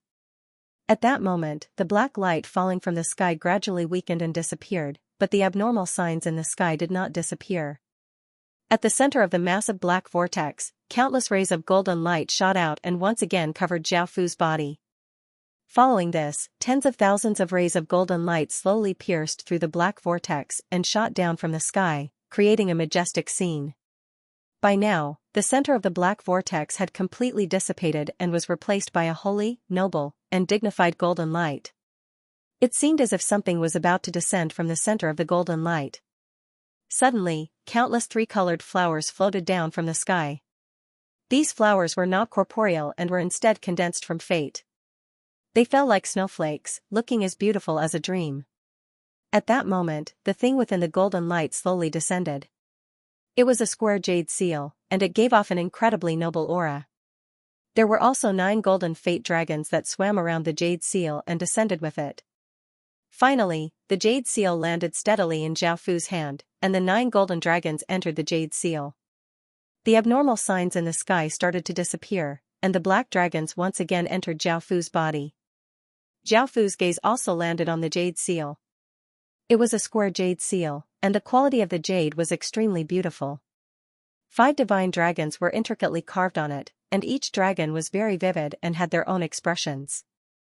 Below the jade seal, there were 8 big words: "Receive the mandate of the heavens, live forever and prosper." Looking at the 8 words, Zhao Fu couldn't help but think that this was the imperial jade seal. The imperial jade seal represented the legitimate imperial power in China. Every emperor would treat it as a symbol and treat it as a treasure. If he obtained it, it symbolized that he was under the command of the heavens, and if he lost it, it meant that he was out of luck. Anyone who ascended to the throne without this seal would be ridiculed as a white emperor, appearing to lack confidence and being looked down upon by the world. According to legend, the imperial jade seal was made by Qin Shi Huang's Li Si using Heshibi. The 8 characters were written by Li Si. The imperial jade seal had long been lost in history. Unexpectedly, the imperial jade seal returned to Qin Shi Huang's hands after obtaining the fate of the Huaxia people. Zhao Fu looked at the imperial jade seal stats. Imperial jade seal, white, the symbol of China's legitimate imperial power, and it represents supreme power.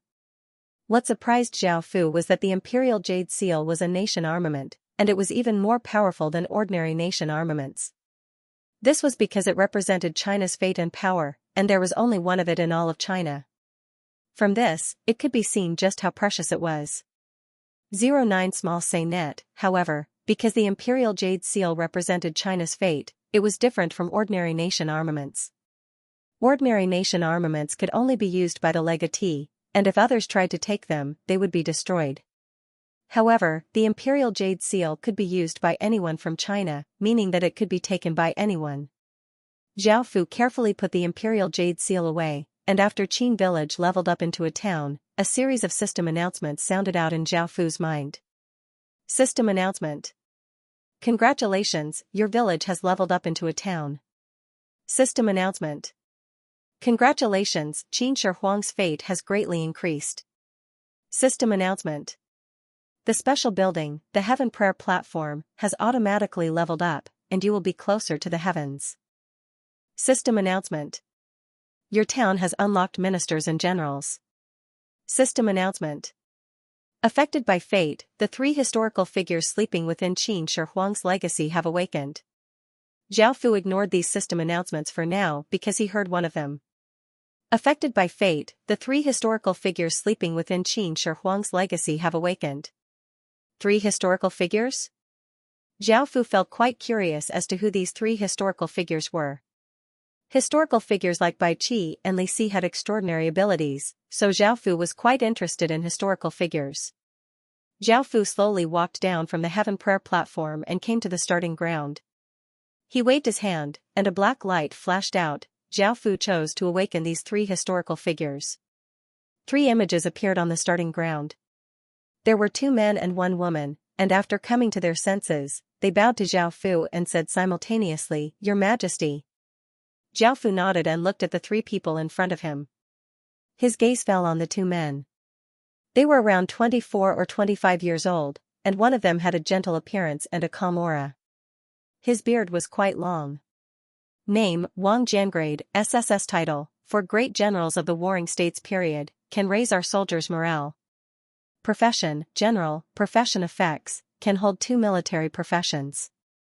Achievement points: Commoner, 100, Race, Human Age, 25, 100, Loyalty, 100 Stats, Strength, 10, Intelligence, 10, Constitution, 10, Agility, 10 Cultivation, Stage 0 Cultivation Technique, none skills, none equipment, coarse cloth clothes, cloth shoes, coarse cloth pants. It was actually one of the famous 4 great generals of the Warring States period, Wang Jian.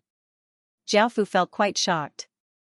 Wang Jian was a famous general during the reign of Qin Shi Huang, and he had helped Qin unify the world. Apart from Han, the other 5 kingdoms had all been destroyed by Wang Jian and his father.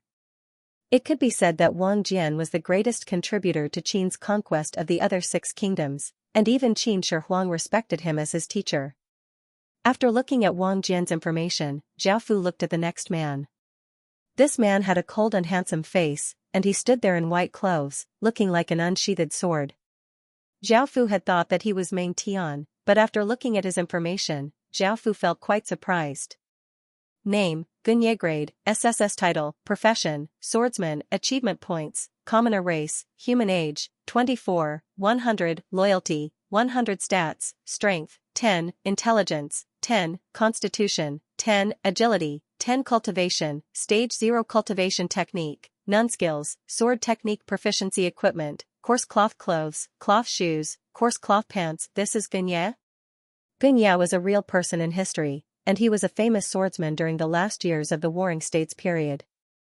However, he became famous because of a shocking event, which was Jingke's assassination. His gaze then turned to the last woman. This woman was extremely beautiful, and she wore a plain white dress. She gave off a gentle and virtuous feeling. Name: Ba Qingrade, SSS title, non-profession, merchant, achievement points, commoner race, human age, 25, 100, loyalty, 100 stats, strength, 8, intelligence, 10, constitution, 7, agility, 8 cultivation, stage 0 cultivation technique, none skills, business management equipment, long dress, hairpin. Ba Qing? Seeing this name, Zhao Fu recalled information about her. Ba Qing was also known as Widow Ba Qing, and although she wasn't as famous as Diaochan or Daji, anyone who understood Qin dynasty's history would know about this legendary woman. Ba Qing was someone from Qin Shi Huang's era, and she was one of China's earliest female entrepreneurs. She was incredibly wealthy and had her own army, but Qin Shi Huang didn't suspect her at all. Moreover, Qin Shi Huang treated her like a big sister, and for the emperor to treat her like this, it could be seen just how capable she was. She had once spent a large amount of money to build the Great Wall and provide a large amount of mercury for Qin Shi Huang's mausoleum. However, her business empire had disappeared with the fall of Qin dynasty. These 3 people were all SSS grade people, and it could be seen just how capable they were. Zhao Fu called Li Si over and asked him to make arrangements for these 3 people. He also told Li Si about the current situation in Qin City, and after Zhao Fu dealt with some other matters, he would come and talk to them in detail. Zhao Fu first went to the city heart and looked at the stats of Qin Village becoming Qin Town. Village name: Qin Town, legendary, level, elementary village area, 55 square kilometers village territory, 1,680 square kilometers popular support, 85 special stats, territory crop output plus 70%, territory crop growth time minus 70%, population limit plus 50%, resident stats randomly plus 4, soldier stats plus 4%, population attraction plus 60%, high-grade attraction plus 60%.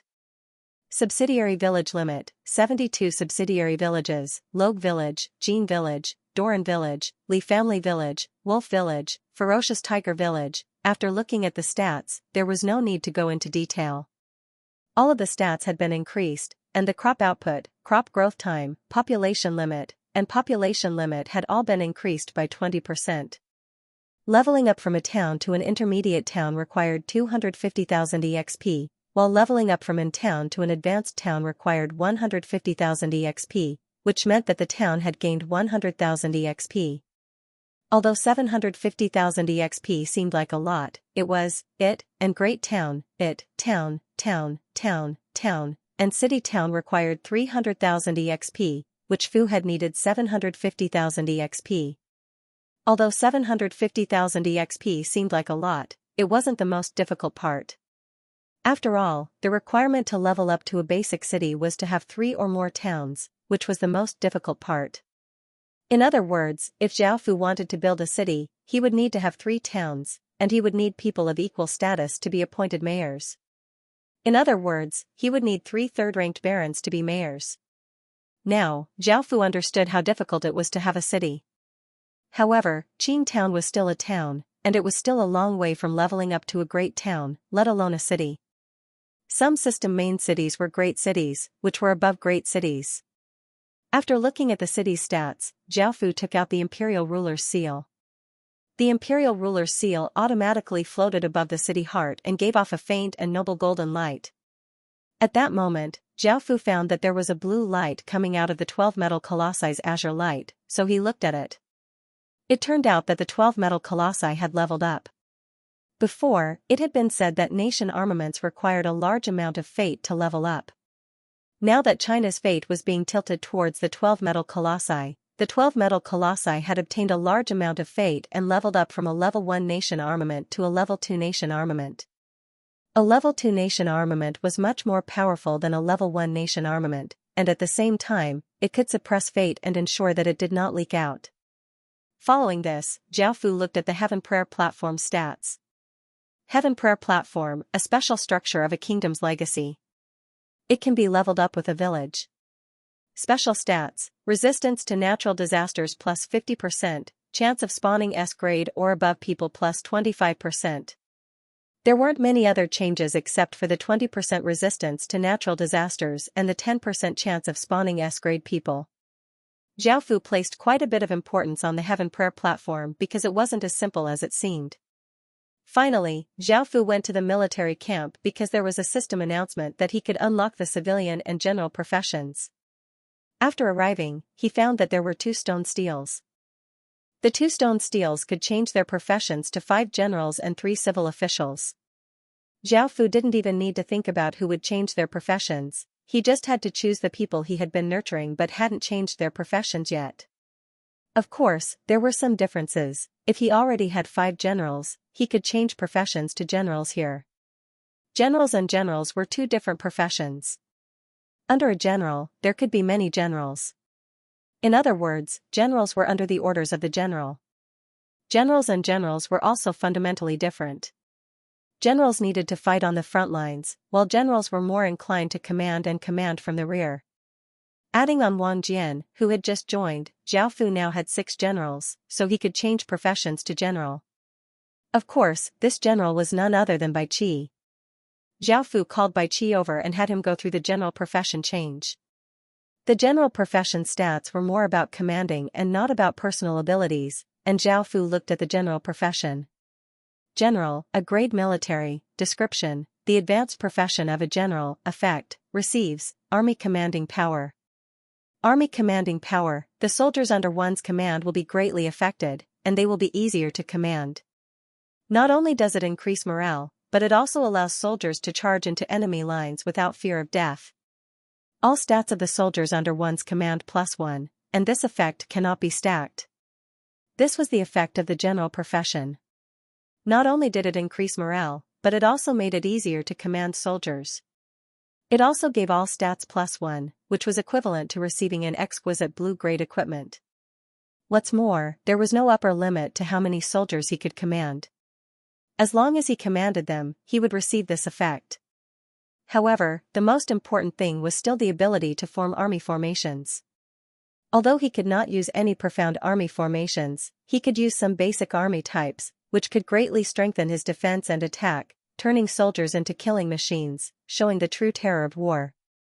The second stage of the king profession was to completely convert one's bloodline into the king's bloodline. From then on, Zhao Fu's bloodline would not only be a simple bloodline, but it would also be able to pass on massive amounts of king's power. In actuality, there were bloodlines in the Heaven Awakened world.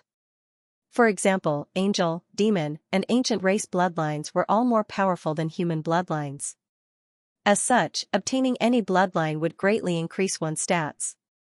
Zhao Fu's king's bloodline was definitely not any weaker than these bloodlines, and as Zhao Fu became stronger, this bloodline would also become more and more powerful. Bloodlines in the Heaven Awakened world were split into 24 levels. Level 1 to 3 were low-grade bloodlines, level 3 to 6 were mid-grade bloodlines, level 6 to 9 were high-grade bloodlines, level 9 to 12 were royal bloodlines, level 12 to 15 were emperor bloodlines, level 15 to 18 were sovereign bloodlines, level 18 to 21 were divine bloodlines, and level 21 to 24 were origin bloodlines. Right now, Zhao Fu's bloodline was only a level 3 low-grade bloodline because his state of Qin's bloodline was not pure. Even though he had obtained the state of Qin's legacy, it had not changed his bloodline. Most state of Qin's bloodlines were high-grade bloodlines. However, even though Zhao Fu only had a low-grade bloodline, Zhao Fu went to the Heaven Prayer platform and planned to convert his bloodline into a king's bloodline. He sat at the center of the Heaven Prayer platform and closed his eyes as he circulated his king's power. Traces of black aura rose out of Zhao Fu's body and wrapped around Zhao Fu, forming a massive black orb. Within the black orb, Zhao Fu felt a warm and comfortable feeling throughout his body, and he knew that his bloodline was continuously becoming stronger. The sun rose and set, and this continued for 3 days. The black aura slowly dissipated, turning back into strands of black aura and dissipating. Finally, Zhao Fu was revealed, sitting at the center of the black orb. At this moment, Zhao Fu's appearance had changed greatly. His originally delicate and pretty face now had a trace of dignity, a trace of coldness, a trace of nobility, and a trace of elegance. His original pair of black eyes had also become deep and terrifying, and his short black hair had grown crazily to his waist. By now, Zhao Fu's bloodline had risen to a level 9 royal bloodline, and it was many times more powerful than before. In the future, Zhao Fu's bloodline would also naturally possess king's power. After coming down from the Heaven Prayer platform, Li Si had been waiting for a long time. Seeing Zhao Fu, who had undergone a great change, Li Si suddenly felt that he did not dare to look him in the eye. He could only lower his head and say respectfully, "Your Highness. Everything has been settled, and the exploration team has returned today." Hearing this, Zhao Fu nodded and then came to a room. He looked at the 3 people in front of him and said, "How do you feel about Qin Town now? What do you think?"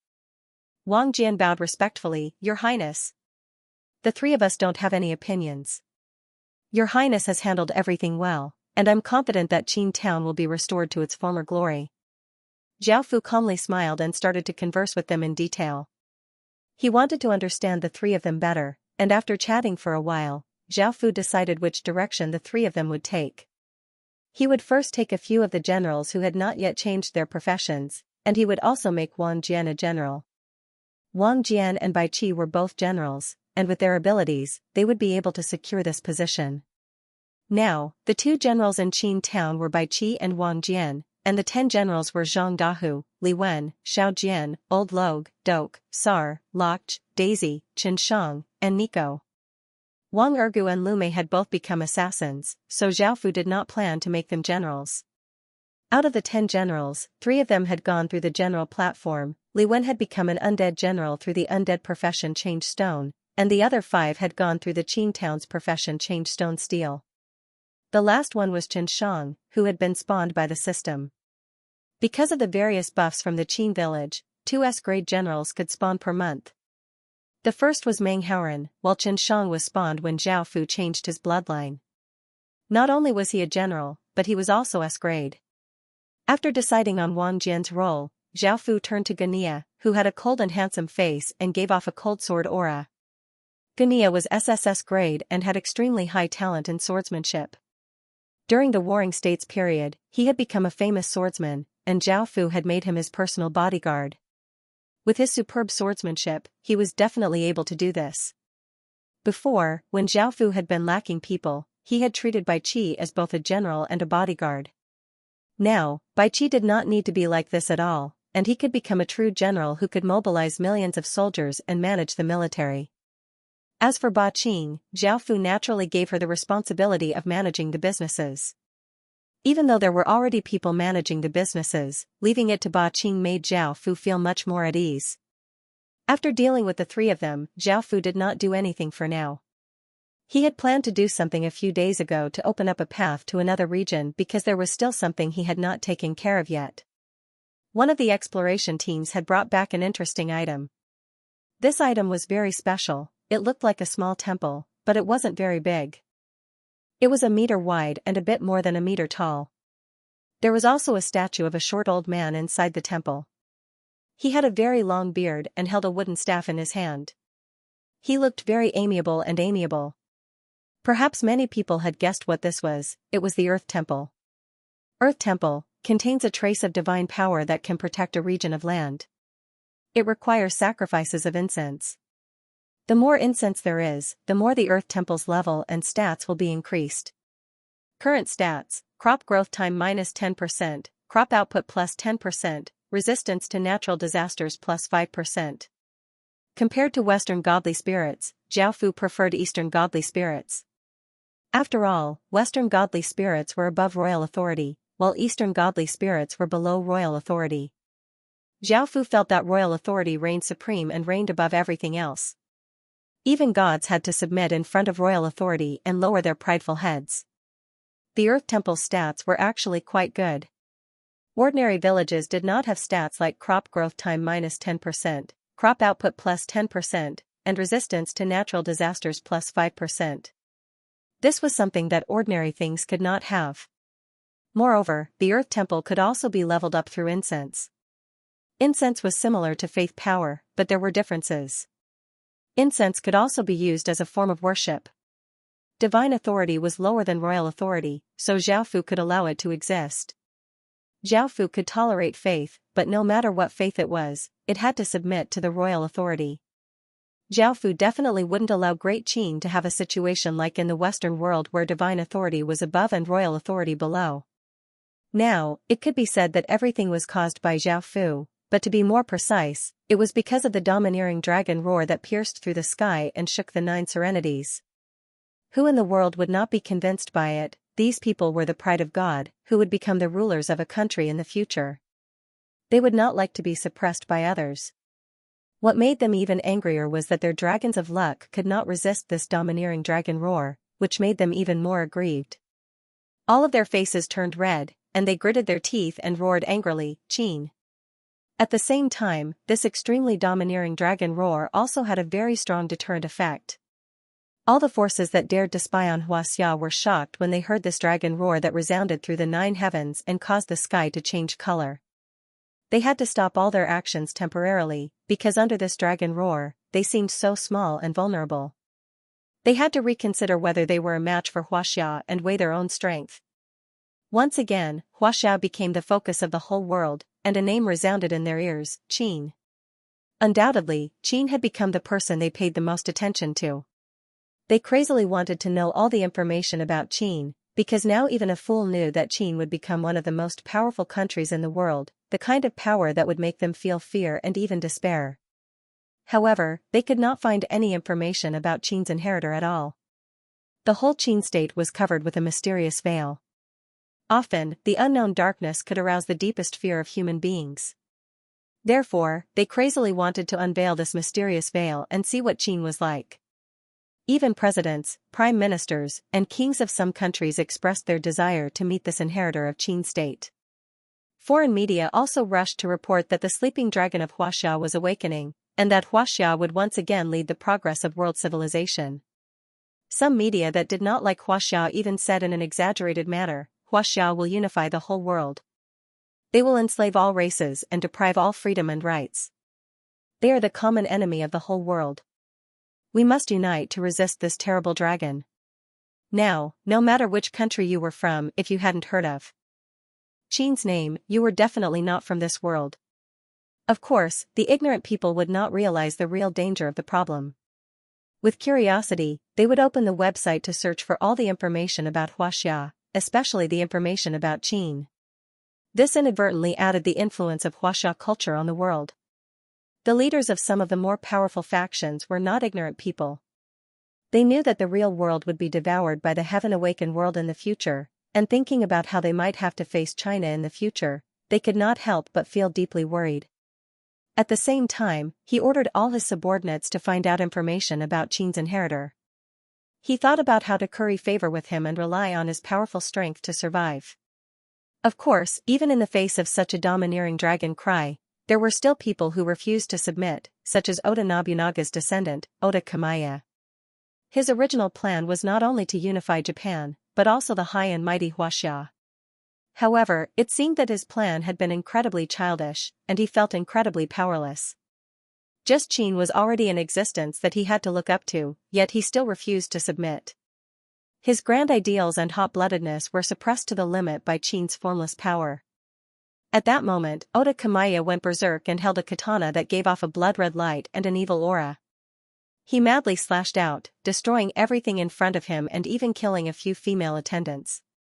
Half an hour later, the disheveled Oda Kamiya stood among the corpses of a few female attendants. The blood-stained katana gave off an even brighter blood-red light, and the evil aura became even denser. This katana was the famous demon Katana Muramasa. Even the foreign countries were going crazy, let alone the people within Huaxia, who were at the center of the storm. All of the legatees had madly searched for information about Qin's inheritor, but even the Ying family had not found anything, let alone the others. As such, they disregarded everything and ordered their espers and espers to use all methods to find Qin's inheritor. However, in the end, all of them died without a doubt. After Zhao Fu had obtained Qin's inheritor, his fate had changed. He was now the son of heaven's fate, and anyone who wanted to use divination to obtain information about Zhao Fu was simply seeking death. After all, every son of heaven's fate was a person with great fate, and anyone who tried to pry into his fate would suffer a massive backlash from fate. At that moment, trying to obtain Zhao Fu's fate was incredibly dangerous, and now that Zhao Fu had received all of China's fate, no one would be able to survive the massive backlash. The Fuxi legatee took the risk of trying to divine fate, but in less than a second, he coughed up blood and collapsed to the ground, heavily injured. This was only because he had obtained Fuxi's true legacy and used some method to hide from heaven's fate. Otherwise, he would have died. CG quickly helped up the Fuxi legatee and asked caringly, "Fu Hao, are you all right?" Fu Hao lightly shook his head and felt quite apologetic as he said, "He's hidden too much heaven's fate, and the son of heaven's fate has already been formed. If you really want to unify China, he'll be your greatest enemy." Hearing this, CG sighed and said, "I know, but China will be in troubled times in the future. When that time comes, countless lives will be lost, and corpses will be strewn everywhere. However, for the sake of unifying China, this is something that we have to face. There will always be someone who will rise and fall, and I don't want to be a loser." After saying this, CG's gaze became resolute. Elsewhere, Di Wutian stood at the top of a tall building and looked into the distance, giving off a cold and domineering aura. Behind him were 5 fox-like women with bloodstains at the corners of their mouths. They seemed to have used some sort of secret technique, and their faces were incredibly pale. "Humph. Qin, Di Wutian, will definitely defeat you," Di Wutian said as he coldly looked into the distance and gave off an unparalleled domineering aura. Ji Shenming and Lu Ye's expressions were quite unsightly. Their relationship with Qin was quite special. Great Zhou had been destroyed by Qin, and there was irreconcilable enmity between them. The first thing Ji Shenming would do after restoring his empire was destroy Great Zhou, but now, Qin was like a massive boulder weighing down on everyone's hearts. Lu Ye's side was not in a good state either, and his expression was quite unsightly. He understood that Qin definitely would not let the Great Han off. After all, Qin had been destroyed by the Great Han, and this sort of enmity was impossible to erase. Qin, our Great Han was able to replace you back then, and will do the same in the future. Lu Yi said as he gritted his teeth, his body slightly trembling. At a long table in the Li family's hall, the Li family's old patriarch sat at the head of the table, and Li Baiqing sat beside him. Below them were the direct descendants of the Li family, and they all had important statuses. At that moment, the Li family's old patriarch said seriously, now that Qin's legatee has revealed his fangs and claws, he's going to cause a huge commotion. Now that all of the factions are discussing about Qin's legatee, our Li family should also make preparations. After all, Qin's threat is too great, and even China's 4 great families have to be on guard against him. Our great Tang, which has a weaker legacy, should be no exception. Tell us what you think. Sitting next to Li Baiqing was a middle-aged man. He was the leader of another branch of the Li family, but because Li Baiqing had obtained Great Tang's legacy, the other branches could only submit to Li Baiqing's branch. When he thought back to that scene, his face was still quite pale. As the leader of another branch of the Li family, his bloodline was incredibly pure, and he had a lot of Great Tang's fate. As such, he could hear the domineering dragon's roar from within Zhao Fu's body. Back then, when he had heard that dragon's roar, he had felt as if there was a ferocious black dragon that was tens of thousands of meters long in front of him. Its massive and terrifying aura caused his entire soul to tremble, so he said, I think we should be on good terms with Qin's legatee and not become enemies with him. After hearing that dragon's roar, the other people's faces became quite pale. After all, that sort of terrifying power was not something they could contend against, so they all nodded in agreement. These people's cowardice caused the Li family's old patriarch to feel quite displeased, and he said angrily, look at how cowardly you all are. No matter what, we're still part of the Great Tang Empire, which was called the Celestial Empire. Are we supposed to be afraid of Qin, who doesn't have the support of the Ying family? Hearing this, the others mustered up their courage and confidence, but they could not ignore the effects of that terrifying dragon's roar. At that moment, Li Baiqing lightly smiled and said, I think that even though Qin is in great danger, now is not the time to differentiate between friend and foe. Right now, the most important thing is to upgrade the advanced village into a town, preferably before the top 4 families. Even though 70% of China's fate is tilted towards Qin, there is still 30% left. That 30% might seem like a small amount, but it's still a huge amount. It's meant for the other Chinese legatees, so our Li family definitely can't let go of the remaining karmic luck. After listening to Li Baiqing's words, everyone present nodded and agreed with what he said.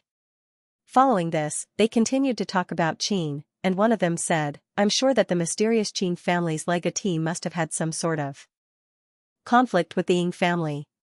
The Ying family has been incredibly worried, but they haven't been able to find him. Even with such a massive amount of resources, he still hasn't chosen to join the Ying family. I think that we should try to rope in Qin's legatee. Before, the Ying family openly cooperated with the Wu family, completely disrespecting our Li family. Many people agreed with this suggestion, but the crux of the matter was that there was no information about Qin's legatee at all. They had no idea who he was, let alone rope him in. Following this, the Li family's people discussed for a while more before concluding the meeting. After everyone left, only the Li family's old patriarch and Li Baiqing remained in the room. By now, the Li family's old patriarch's attitude was not as forceful, as he had heard the terrifying dragon's roar. His expression became serious as he sighed and said, Qin is now the most dangerous person in China. Great Qin is now the #1 figure in all of China, and it is far more dangerous than anyone else. It might be your biggest obstacle, so don't relax for even a moment. Li Baiqing nodded earnestly and said, I understand, Grandpa. The Li family's old patriarch put down his heavy heart and gave a kind smile before chatting with Li Baiqing for a bit longer. Following this, Li Baiqing left to take care of other matters. Looking at Li Baiqing's departing figure, the Li family's old patriarch was quite satisfied with his grandson's talent. He did not have any regrets, and he only wanted to see his grandson ascend to the throne while he was still alive. As for all the obstacles in front of him, Thinking about that, the Li family's old patriarch's gaze became cold as he said, "Butler, go and find that Qin's legatee at all costs." The butler walked into the room, nodded, and then left the room. Back at the Ying family, who was on the verge of going crazy, even after searching for so long, they still could not find Qin's legatee. It would have been fine if they did not know about it, as they would have taken their time to find it. However, this mysterious Qin's legatee was causing more and more trouble. Ever since the Fate legacy, the Ying family had received the attention of all of China, and now, they had received the attention of the entire world. There were at least hundreds of spies from all over the Ying family. The person who had obtained their ancestors' legacy had received all of China's fate, giving them face and making them receive the attention of the entire world. However, it was also a slap in the face, as this legatee had not joined the Ying family. After all, he had obtained Qin's legacy but had not joined the Ying family, and now he had caused such a big commotion. Wasn't this a huge slap in the face? The Ying family's branches all had bad intentions towards this Qin's legatee. They had wanted to find this legatee and use some sort of method to steal their ancestors' legacy. However, things were different now, as this Qin's legatee had not relied on anyone's help and had single-handedly raised Qin's status to that of the entire world. This was enough for them to witness his extraordinary abilities. With his current abilities, he definitely surpassed everyone in the Ying family. Even though they were somewhat unwilling to accept him as a collateral bloodline, when they thought about how he could lead Qin's family to its former glory, the Ying family truly wanted to submit to this legatee. However, even though they were about to go crazy, Qin's legatee still did not come out. The Ying family's leaders almost wanted to kneel down and beg him to come out. If it wasn't for the fact that this was too shameful, they would have long since done it. Right now, Qin's legatee's aura could only be sensed from the direction in which the fate was gathering, and it could be deduced that this legatee was in the northern part of the Midland continent. However, the northern part of the Midland continent was incredibly big, and a single region in the Heaven Awakened world was bigger than a province in the real world. There were thousands of regions in the northern part of the Midland continent, and it was 5 times the size of the real world. Even though there was a direction, it was like looking for a needle in a haystack. His gaze shifted to an exquisitely decorated and luxurious room. Xianxia's expression was cold as she sat on a white sofa and said, "I don't know who this ancestor's legatee is, but he's brought glory to the Ying family. However, we still haven't found him. If we wait for him to truly develop, then the entire Ying family will have no choice but to obey him." Opposite him, Wu Qingyang, who gave off a noble aura, raised her cup of coffee and lightly sipped it. A trace of a smile appeared on her face as she said, "What do you think now? He's greatly affected our plans." Xianxia lightly harumphed. Now that he's obtained most of China's fate, the leaders of the Ying family's bloodlines want to make him their true legatee, and they want to hand over all of the Ying family's power to him. If he really shows himself, he'll definitely become the leader of the Ying family, and the other bloodline successors, and I won't have much of a chance of inheriting the Ying family. Hearing this, Wu Qingyang faintly smiled as she replied, "Then you can only rely on yourself. Take advantage of the fact that he hasn't appeared yet and develop your own faction to the point where you can establish yourself. At that time, you'll have a certain amount of authority, and even if you don't want to submit to him, you'll have the ability to protect yourself and choose to become independent." Hearing Wu Qingyang's words, Xianxia's expression became quite worried, and she said, "How could it be so simple? Even though I have most of the Ying family's resources, my legacy and fate are far inferior. I'm not like your Wu family, who obtained Great Tang's fate and obtained a gold-grade legacy stone. In terms of both resources and legacies, I'm inferior to your Wu family." Kiki.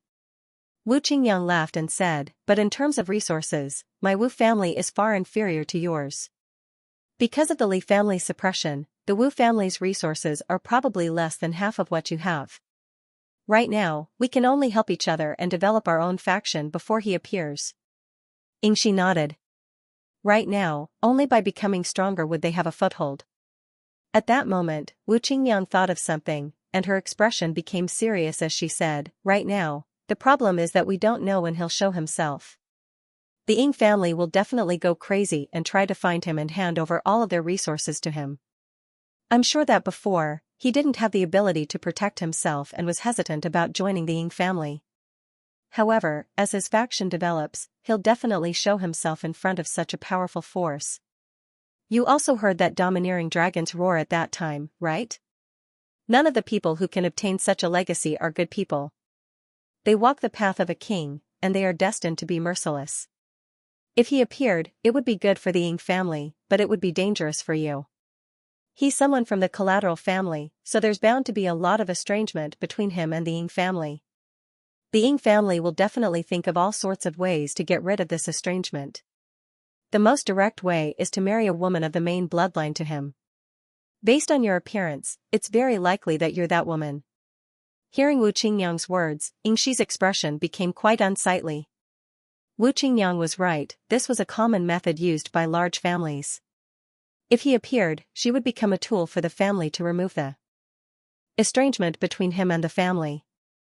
However, Yingxi didn't want to marry someone she didn't like. However, the reality was that she couldn't resist the Ying family at all.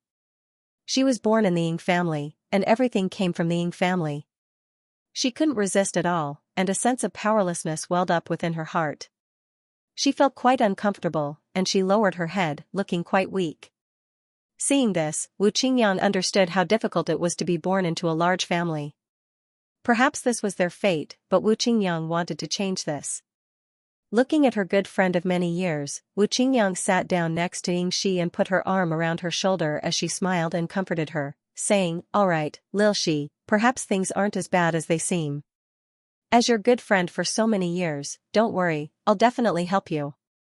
Hearing Wu Qingyang's words, Yingxi felt quite touched, and she looked at Wu Qingyang gratefully as she said, "Thank you, Qingyang." Seeing that Yingxi's mood had become better, Wu Qingyang returned to her normal self. Suddenly, she evilly smiled and said, "How will you repay me?" Hearing this, Yingxi's expression froze, and she started to think. Suddenly, Wu Qingyang wrapped her arms around Yingxi and pressed her red lips onto Yingxi's. Before Yingxi could react, Wu Qingyang had already inserted her tongue into Yingxi's mouth. She pried open Yingxi's pearly white teeth and the two tongues quickly intertwined. Under Wu Qingyang's intense assault, Yingxi couldn't help but feel aroused. Her body gradually heated up, and she started to pant.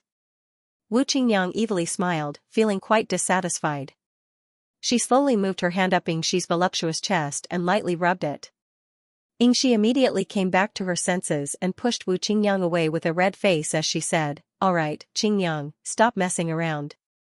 After being pushed away, Wu Qingyang looked at the blushing Yingxi and stopped what she was doing, and she started to laugh. Seeing this, Yingxi felt quite embarrassed and angrily leapt over, and the two women started to fight. A while later, Wu Qingyang left the room and walked on the road with a few female bodyguards following behind her. Wu Qingyang's expression was no longer as relaxed as before, and it was instead quite serious as she thought to herself. Qin's legatee is incredibly dangerous to her because of Qin's legatee. Back then, under that domineering dragon's roar, she felt a trace of fear and panic for the first time. Even though she wanted to help Yingxi, was she really a match for Qin's legatee? This was the first time that Wu Qingyang had felt so unconfident. However, she couldn't be blamed for this. With her temperament, it was quite difficult for anything to affect her. The only thing that could be blamed was that dragon's roar, it was simply too domineering. Wu Qingyang wanted to go to Zhao Fu's place to see what he thought about this, but she thought that Zhao Fu was only a collateral relative of the Ying family, and his bloodline wasn't pure. It was possible that he hadn't heard that terrifying fate dragon's roar, but Wu Qingyang still wanted to come and take a look. She had always regarded Zhao Fu highly, so she wanted to ask him for his opinion. Perhaps it would be of some help to her. However, when she arrived at Zhao Fu's door, the bodyguards knocked a few times, but there was no response. Wu Qingyang guessed that Zhao Fu had most likely used the Heaven Awakened stone to enter the Heaven Awakened world. In this state, it was impossible to wake him up, and only by using an external force would he be able to leave the Heaven Awakened world. As such, Wu Qingyang didn't insist and left with her bodyguards in disappointment. In actuality, people from large families didn't spend much time in the real world, and they spent most of their time developing in the Heaven Awakened world. If it wasn't for the fact that Qin's legatee was a serious matter, most people wouldn't have been willing to leave the Heaven Awakened world. Zhao Fu was about to open a path to the outside world, so he didn't know much about what was happening in the outside world. If he knew that he had received the attention of the entire world, he would have kept a low profile without hesitation. 09 Small say net, what do you mean by asking everyone under the heavens? With Zhao Fu's current strength, how could he dare to do such a thing? This was simply attracting hatred and public anger. Even though Zhao Fu was quite powerful, he didn't have the power to go against the entire world. It was best to keep a low profile, and Zhao Fu didn't want to act so pretentiously. Now that he had received the attention of the entire world, he felt immense pressure. Right now, Zhao Fu just wanted to silently become rich, but he had ended up in such a situation. Of course, Zhao Fu didn't know about any of this, and he would only find out after he left the Heaven-Awakened world. Zhao Fu's gaze returned to the matter of opening a path to the outside world. 3 days had passed, and the den had spawned another void beast, so he could open 2 paths to other regions. Of these 2 paths, the first one that Zhao Fu thought of was Little Valley because it was the closest, and the teleportation channel there had long since been constructed. However, when he thought of Little Valley, Zhao Fu couldn't help but think of Zhongheng. Zhao Fu had always felt that Zhongheng was a very dangerous person, and he was quite concerned about what Zhongheng had said about meeting him again. At this moment, Zhongheng was riding his donkey leisurely on a quiet path in Little Valley. How could he not know about the earth-shattering changes that had taken place 3 days ago? At that time, he'd been riding his donkey in a carefree manner, and he'd casually plucked a ripe wild fruit that emanated a sweet fragrance from a tree.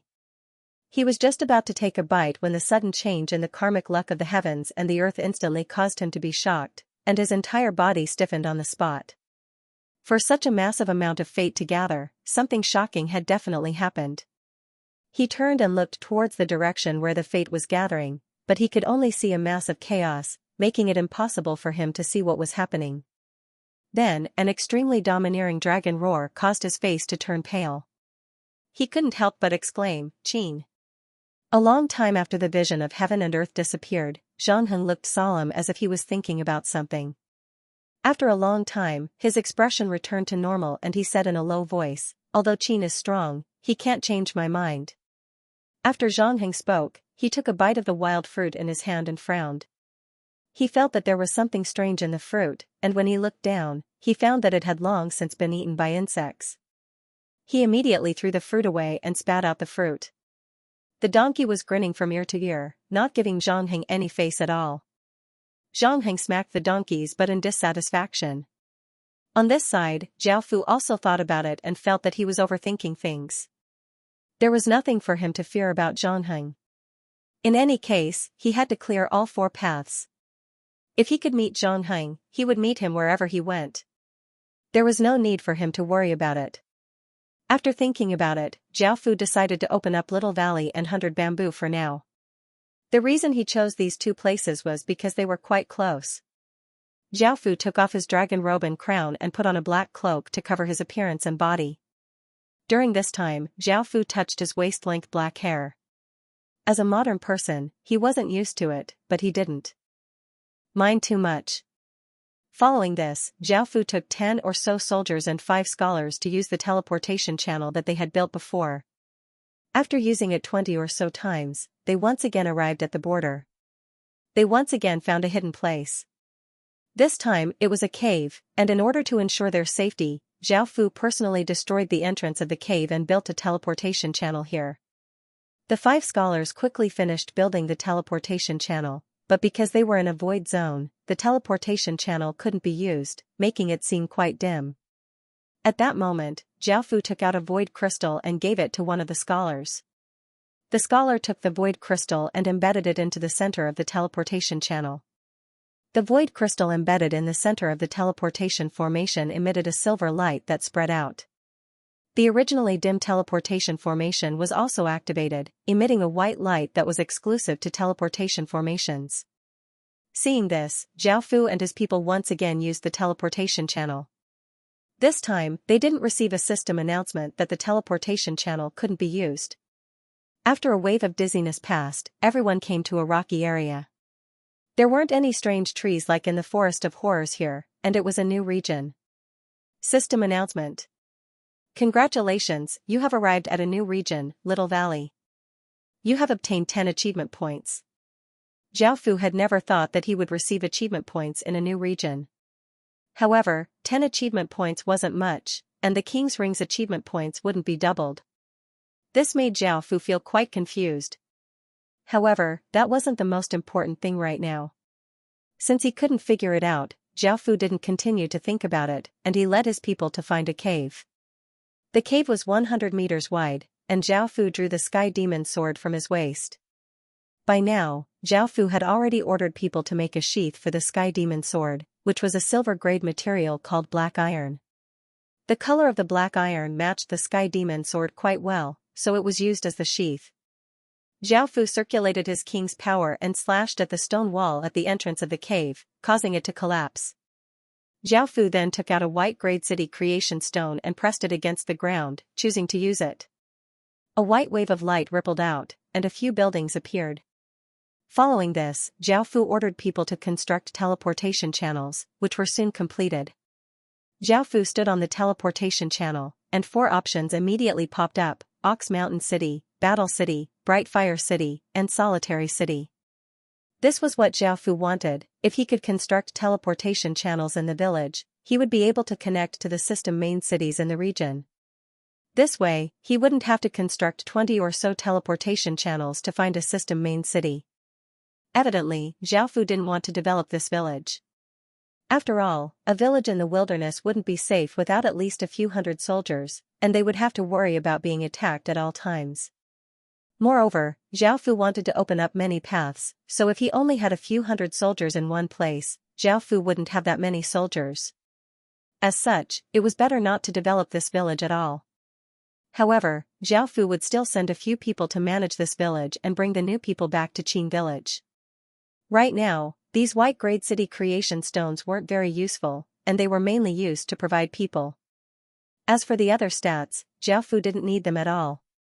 This was the first time that he had come to a system main city in the outer regions, so Zhao Fu looked around with interest. This time, Zhao Fu had teleported here by himself and hadn't brought anyone else. If he had brought so many soldiers, he would have been blacklisted by the system main city. Battle City was a system main city that was much more crude. The buildings were all made of large rocks and didn't have much decoration. Most of the residents wore crude clothes, but they gave off a sense of wildness. Zhao Fu asked around and found out why this system main city was called Battle City. Normally, system main cities forbade private duels and provided arenas to settle grievances. Battle City's city lord had expanded the arenas by many times and encouraged duels. The way to obtain city merit points here wasn't just through quests, it could also be obtained through the arena's matches. Moreover, the city lord would host a gambling session, and the odds would be set according to the strength of both sides. Anyone could place a bet. As such, there wasn't just one arena in Battle City but many of them. There were also spectator stands for everyone to watch. No wonder the people here were so valiant. The arenas were one of the specialties of this place. Zhao Fu felt quite interested as he walked into one of the arenas to take a look. The arena was a circular structure, and there were rows of chairs made of iron wood. At the center was a 100-meter wide cage, within which 2 people were fighting. 09 Small Say Net, there were many people here, and it was quite raucous. Everyone was watching the 2 people fighting in the arena, and they excitedly yelled. One of the 2 people in the arena had slashed open the other person's stomach with his saber, causing that person's intestines to fall out. The scene was incredibly bloody. Seeing this bloody scene, the spectators cheered even more excitedly. By now, the other person had already killed the person who had slashed open the other person's stomach and chopped off his head, and he happily yelled to the spectators. Following this, a person who looked like a referee walked into the arena and announced his victory. Next, it was time to claim his reward. Those who had bet on this person to win could go to the side to claim their reward. There were also people there who could directly exchange the money to them. Not only would those who won the duels obtain merit points, but they would also receive a lot of coins as a reward. Due to this, many players entered the Colosseum to fight. There were many types of duels, including indigenous residents, players, outlanders, and even humans and beasts. After taking a quick look, Zhao Fu thought to himself for a while before leaving the arena. He went to the real estate department and used his status to buy 20 properties and prepare to open a restaurant. 09 Small Say Net. After spending 2 hours doing all of this, Zhao Fu went to the other 3 main cities and repeated what he had done here. He then looked at Little Valley's specialties and busied himself until night time. Only then did Zhao Fu return to Qin village. After returning to Qin village, Zhao Fu discussed with a few of his generals and decided to establish a department of commerce to manage the business side. Before, the business side was not part of the internal affairs, and most of the people that Zhao Fu had hired were players and indigenous residents. There were only a few people in charge, but now that the roads had been opened, there had to be a department of commerce. For example, managing restaurants, buying specialties, selling specialties, and buying and selling other products required a lot of people, and there was not a single department that could not be managed well. As such, Zhao Fu left this to Ba Qing. After discussing this matter, everyone else left, leaving only Zhao Fu and Xianxia. Zhao Fu asked Xianxia to stay because he had something to tell him. Zhao Fu wanted to nurture Xianxia into a peerless swordsman, someone who could comprehend the way of the sword to the extreme. With a flick of his finger, he could insta-kill a large number of sword saints. The cruel, bloody, and cold place that Zhao Fu had seen in the Colosseum was quite suitable for Xianxia. Through continuous duels and killing, he would be able to grasp the way of the sword to the extreme between life and death. If it wasn't for the fact that Zhao Fu had a special identity and had many things to take care of, he would have liked to go there to train himself. That sort of cruel place could allow people to quickly grow. Zhao Fu told Xianxia about what he had seen today, and he wanted to see what Xianxia thought about it. After hearing Zhao Fu's words, Xianxia didn't think for too long before cupping his hands and saying, "Your Majesty, I feel that place is quite suitable for training the way of the sword, and I'm willing to go." When he heard this, Zhao Fu once again warned him, "It's incredibly dangerous there, and you'll either die or survive. You need to be mentally prepared." Xianxia earnestly nodded, indicating that he understood. Seeing this, Zhao Fu took out an exquisite silver-grade sword from his king's ring and handed it to Xianxia as he said, "I'll give this sword to you. I'll prepare some high-grade skills for you later." When he heard Zhao Fu's words, Xianxia felt quite surprised and said, "Thank you, Your Majesty, for your reward. However, this subordinate would like to personally choose a sword. Moreover, Your Majesty doesn't need to prepare too many high-grade skills for me, just a few basic ones will be fine." When he heard Xianxia's words, Zhao Fu felt quite surprised, but he could understand. In order to pursue the essence of the way of the sword, one couldn't be too affected by external factors. Zhao Fu agreed to Xianxia's request, and he brought Xianxia to Qin's armory. Not only were there all sorts of weapons from the region of bones, but there were also all sorts of equipment made from bronze concentrate, as well as equipment that had been brought back by the army. When Xianxia arrived at the armory and saw the countless weapons in front of him, he lightly breathed out and closed his eyes as he walked past the weapons. Even after a while, Xianxia still didn't stop. Seeing this, Zhao Fu frowned and thought to himself, "Don't tell me that there isn't a single one of these weapons that Xianxia likes?" Xianxia continued to walk, and just as he was about to reach the end, he suddenly opened his eyes. He stretched out his hand and picked up a sword that was slightly bloodstained and seemed to have not been cleaned. After picking up the sword, Xianxia lightly stroked the blade with his fingers, feeling the coldness coming from the blade, and he smiled in satisfaction. This smile surprised Zhao Fu. After all, Xianxia had always been like a block of ice, and his expression was always cold. This was the first time Zhao Fu had seen him smile, so he was quite surprised.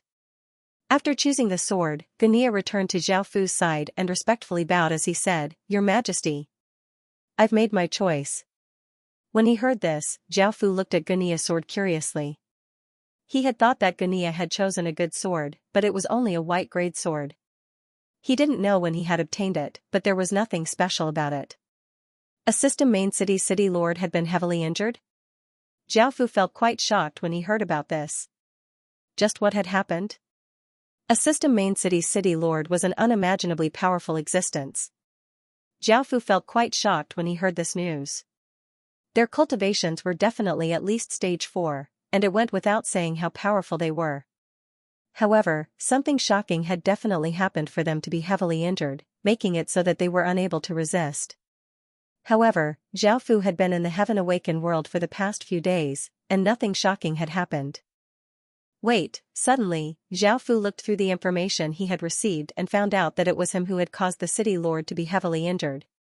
This caused Zhao Fu to feel quite startled, but after thinking about it, he realized that it was definitely him who had caused the city lord to be heavily injured. Now that the city lord had been heavily injured, the entire system main city had entered a special period of time. The guards had been greatly strengthened, and patrols had become more frequent in order to prevent anything unexpected from happening. The atmosphere within the system main city was quite tense, as the city lord had been heavily injured. Zhao Fu went to Qin Nan's place and asked about this. His expression was quite serious as he said with a trace of fear, "I don't know what happened either. I don't know what the city lord was trying to do, but an unimaginably terrifying power descended and pressed the city lord to the ground. Our incredibly powerful city lord was unable to retaliate at all." At that moment, Zhao Fu asked out of curiosity, "Big brother Qin, do you have any other information about the city lord being injured?" Hearing this, Qin Nan looked around and said seriously in a small voice, "This matter has already been classified as taboo, so it's best that you don't ask too much about it. Otherwise, you'll bring disaster upon yourself. That sort of thing isn't something that minor figures like us can pay attention to." Right now, Qin Nan had no idea that the person who had caused the city lord to be heavily injured was right next to him. Zhao Fu thought that this matter might have something to do with him, but he acted as if he understood and did not ask about things that only major figures would know. Zhao Fu said goodbye to Qin Nan and found 6 basic sword techniques for Xianxia. Zhao Fu then returned to Qin Town and gave the 6 basic sword techniques to Xianxia. Following this, Zhao Fu had nothing else to do, so he went to sleep and cultivate. Now, Zhao Fu's cultivation had reached stage 0 to 8, and he was just a bit away from breaking through to stage 0 to 9. Early in the morning, the sun slowly rose from the east, heralding the arrival of another day. Zhao Fu woke up from his cultivation and ate a simple breakfast before taking Xianxia to Battle City. After arriving at Battle City, Zhao Fu and Xianxia entered an arena. The arena hadn't opened yet, and there weren't any matches yet, so it was quite deserted. Then, Zhao Fu came in front of a burly man and asked, "Excuse me. Do I register as an arena warrior with you?" Zhao Fu had already asked around. After registering as an arena warrior, one would receive a basic wooden medallion. Of course, this wooden medallion wasn't very useful, but it could be upgraded. The more one won in the arena, the wooden medallion would become an iron medallion, bronze medallion, silver medallion, gold medallion, and so on. With these medallions, one would receive many benefits. For example, with an iron medallion, one could buy a house in a residential district. With a bronze medallion, one would receive a discount in all of Battle City's shops. With a gold medallion, it was even better than having a baron's status. At the same time, one would receive a large amount of merit points, which were usually many times more than completing a quest.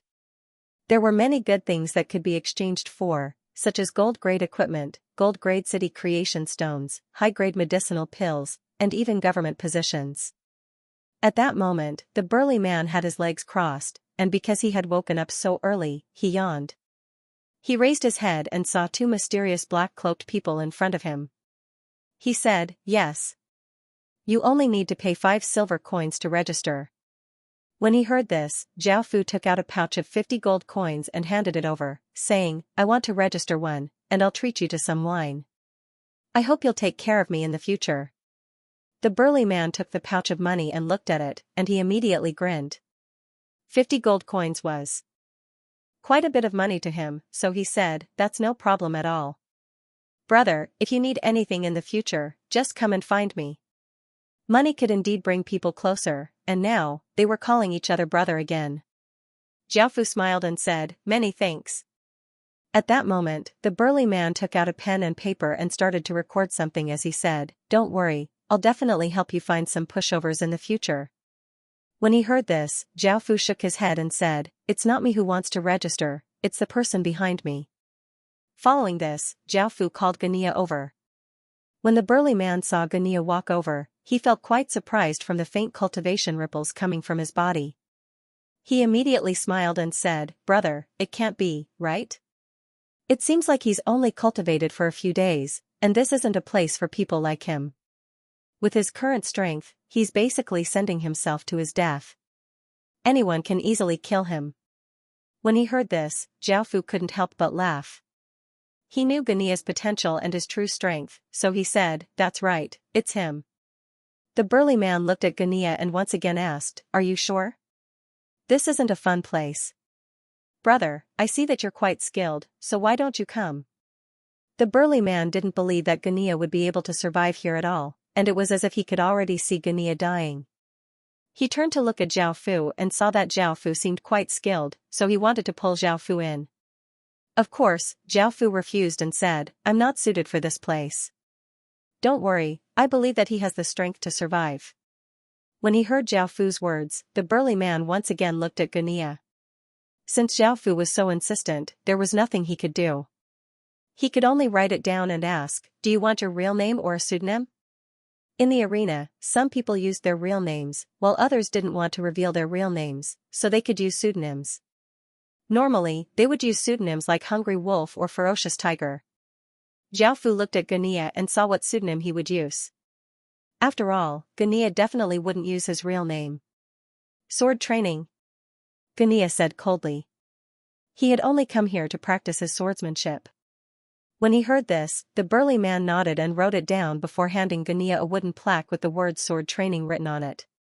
The burly man then took out a name list and looked at it with a frown as he said to Zhao, "Brother, it's too difficult to find anyone below stage 0 to 1, and there aren't any opponents." Zhao lightly smiled and said, "Just find anyone at stage 0 to 3 or above." "What? Bro. Do you have some enmity with this person? If you want to kill him, just do it, there's no need to make things so complicated." The big man didn't even need to think about it. After all, someone who had only cultivated for a few days facing someone with stage 0 to 3 cultivation would definitely die, so he didn't believe that Gania could survive. As such, when he heard Zhao say that he would help Gania find someone with stage 0 to 3 cultivation, he was incredibly shocked. After all, this was equivalent to killing someone. Zhao smiled and didn't reply.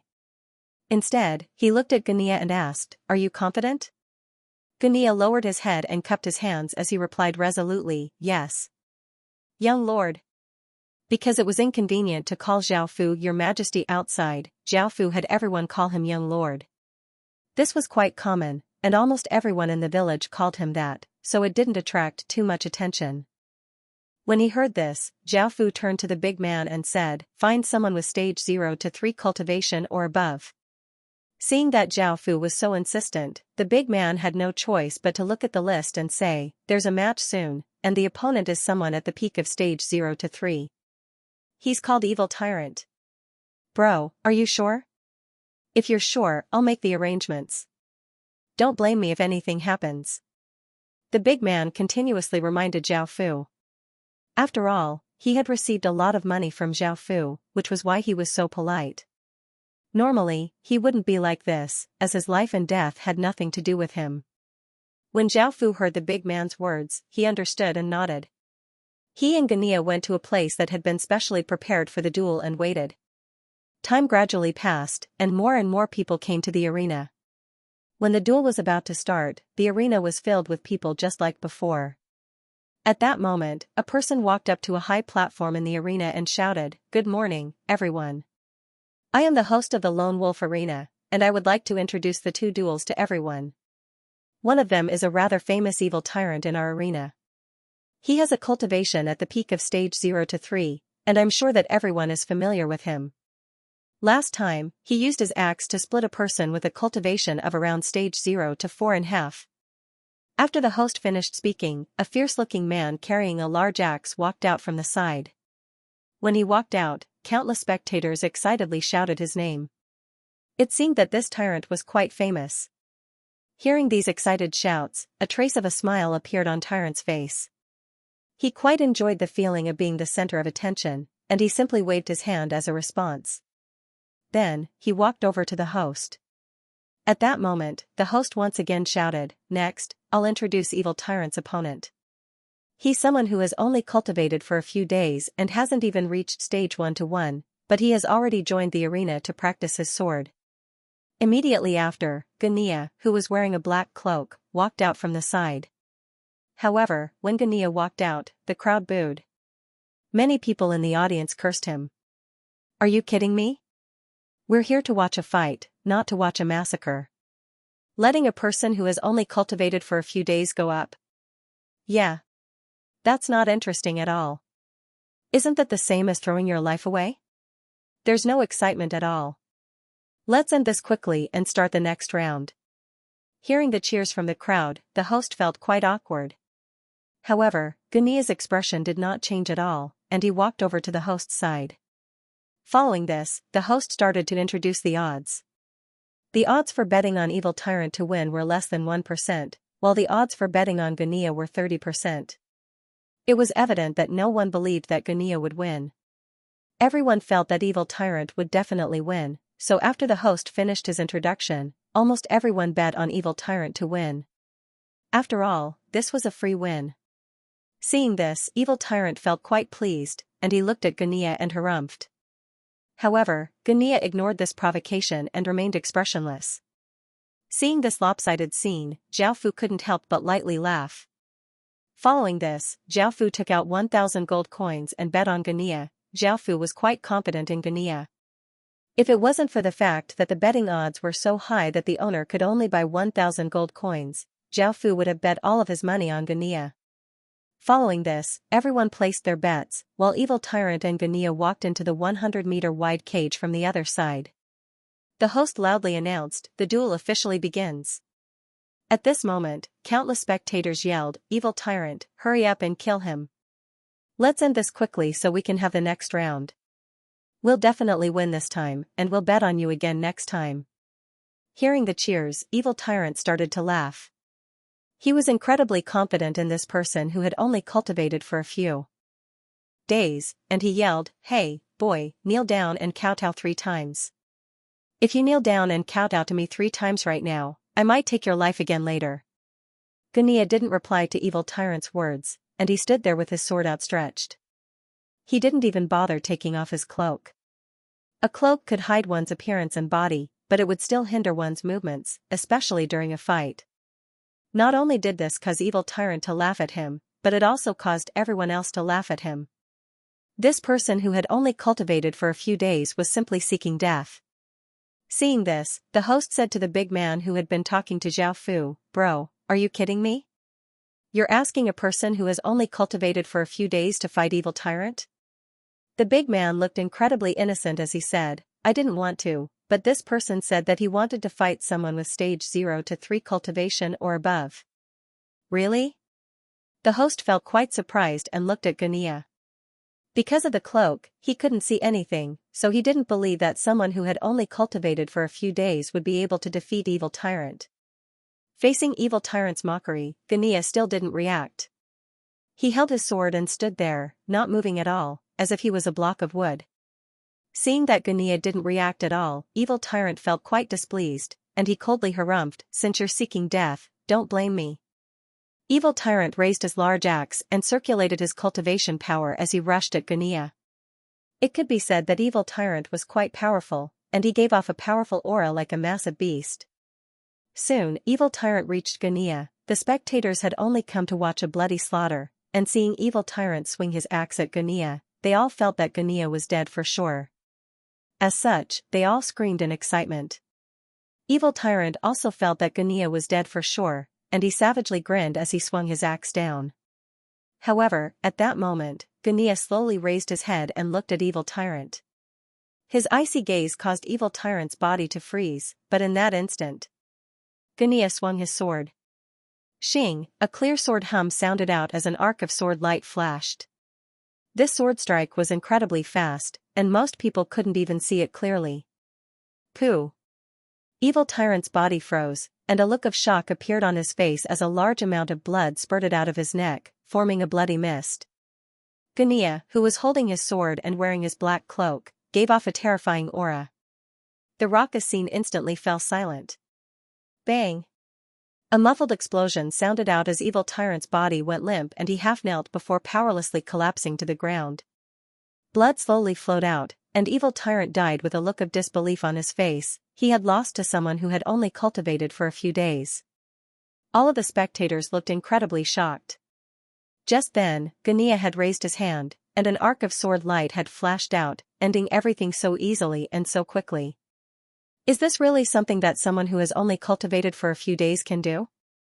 The spectators couldn't quite believe it because the feeling that Xianxia gave off was that he was incredibly powerful, and it definitely wasn't something that a noob could do. However, some of the sharp-eyed spectators could tell that Xianxia had indeed only cultivated for a few days. Just from the sword light that he had released, they could tell that his power came from his sword skills, which had almost reached the pinnacle. He was just a bit away from becoming a grandmaster, which was enough for him to establish his own sect. Indeed, Xianxia's power came from his sword skills. Back then, Xianxia had been a famous swordsman, and he had pursued the way of the sword his entire life. All of his experiences had been passed down from generation to generation. What powerful sword skills! The host, who had been in disbelief, couldn't help but exclaim. The big man's eyes widened as he looked at Xianxia, feeling quite surprised. He had never thought that Xianxia would be so powerful, and he had thought that Xianxia was dead for sure. Hearing the host's words, he couldn't help but nod. All of the spectators' attitudes changed. Because they were all quite blind, they hadn't realized how powerful Xianxia was. After a moment of silence, the spectators excitedly yelled out Xianxia's name: sword training. Sword training. Sword training. The scene was quite lively, and Xiaofu stood by the side with his hands behind his back. His gaze fell on Xianxia's body, and he gave a trace of a smile. He was not surprised that Xianxia had been able to kill Evil Tyrant with a single strike, as this was completely within Xiaofu's expectations. At that moment, the host walked up to the stage and shouted, as everyone can see, the winner. Sword training. What happened next caused everyone to feel quite bitter. Almost everyone had bet on Evil Tyrant, and now that Xianxia had won, they had lost their bets. Everyone had lost a lot of money. On the other hand, Xiaofu had made a massive profit. Because the payout was 30-1, Xiaofu's 1,000 gold coins was 30,000 gold coins. Seeing the competition end so quickly, the big man and the host discussed among themselves. Following this, the big man ran to Xiaofu's side and passionately said, "Brother, how about having your subordinates fight a few more rounds?" Hearing this, Xiaofu thought about it and realized that he hadn't even done anything to Xianxia, so he nodded and said, "Find 5 people with stage 0 to 4 cultivation or above to attack together." Hearing Xiaofu's words, the big man felt a bit surprised, but he understood. After all, he was unable to determine Xianxia's true strength. Following this, the second round began. This time, Xiaofu's opponents were all different. Some were tall, some were short, some were ugly, and some were quite good-looking. However, they all had one thing in common, which was their ferocious gazes. It was evident that none of them were good people. Some of these 5 people had just broken through to stage 0 to 4, while others were at the peak of stage 0 to 4 and were only a step away from stage 0 to 5. When the big man had come to find them, they had been quite unwilling to accept him because they had seen Xianxia's monstrous sword technique. However, after hearing that there were 5 of them, they had agreed. Now that there were 5 of them, they felt quite confident. After all, no matter how powerful Xianxia's sword technique was, he was still a noob who had only started cultivating for a few days. They felt that Evil Tyrant had been too careless, and none of them thought that they would be like Evil Tyrant. Seeing that it was 5 against 1, if it was before, the spectators would have yelled out, "What do you mean by finding 5 stage 0 to 4 people to fight a noob who has just started cultivating? Are you kidding me? Or should I say, do the 5 of them still have the face to fight a rookie?" However, now, all of the spectators stared at Xianxia. They wanted to see just how powerful this mysterious cloaked swordsman was, and they were filled with anticipation. Following this, the host announced the start of the battle, and the 5 people turned into 5 black blurs as they rushed at Xianxia, surrounding him. Xianxia continued to hold his sword as he stood there like a block of wood, not moving at all. The 5 people looked quite serious as they walked around Xianxia, wanting to find any openings on his body. However, they were unable to find anything. The spectators outside also stared intently at the arena and did not make any noise. They knew what sort of battle this was. A while later, within the oppressive atmosphere, one of the people finally couldn't help but act. He raised his large saber and slashed towards Xianxia from behind. At that moment, Xianxia also moved. He spun and slashed out with his sword, sending out a cold sword light. The person attacking Xianxia felt a chill in his heart, and his hair stood on end. Before he could do anything, his head flew into the air. Another person grasped this opportunity and started to attack Xianxia, slashing towards Xianxia with his sword. Xianxia's body leaned to the side, dodging this person's attack. He then used the sword in his hand to slash downwards, slicing the person's abdomen all the way to his left shoulder. Blood sprayed everywhere as the person's internal organs were sliced open. A second person had fallen. At that moment, the third person attacked. He gripped the spear in his hand and stabbed out as fast as lightning, piercing through the air towards Xianxia's chest. This person was the person who was almost at stage 0 to 5, and his eyes were incredibly sharp. Just as Xianxia was about to kill the second person, he attacked incredibly quickly. The spectators outside couldn't help but gasp.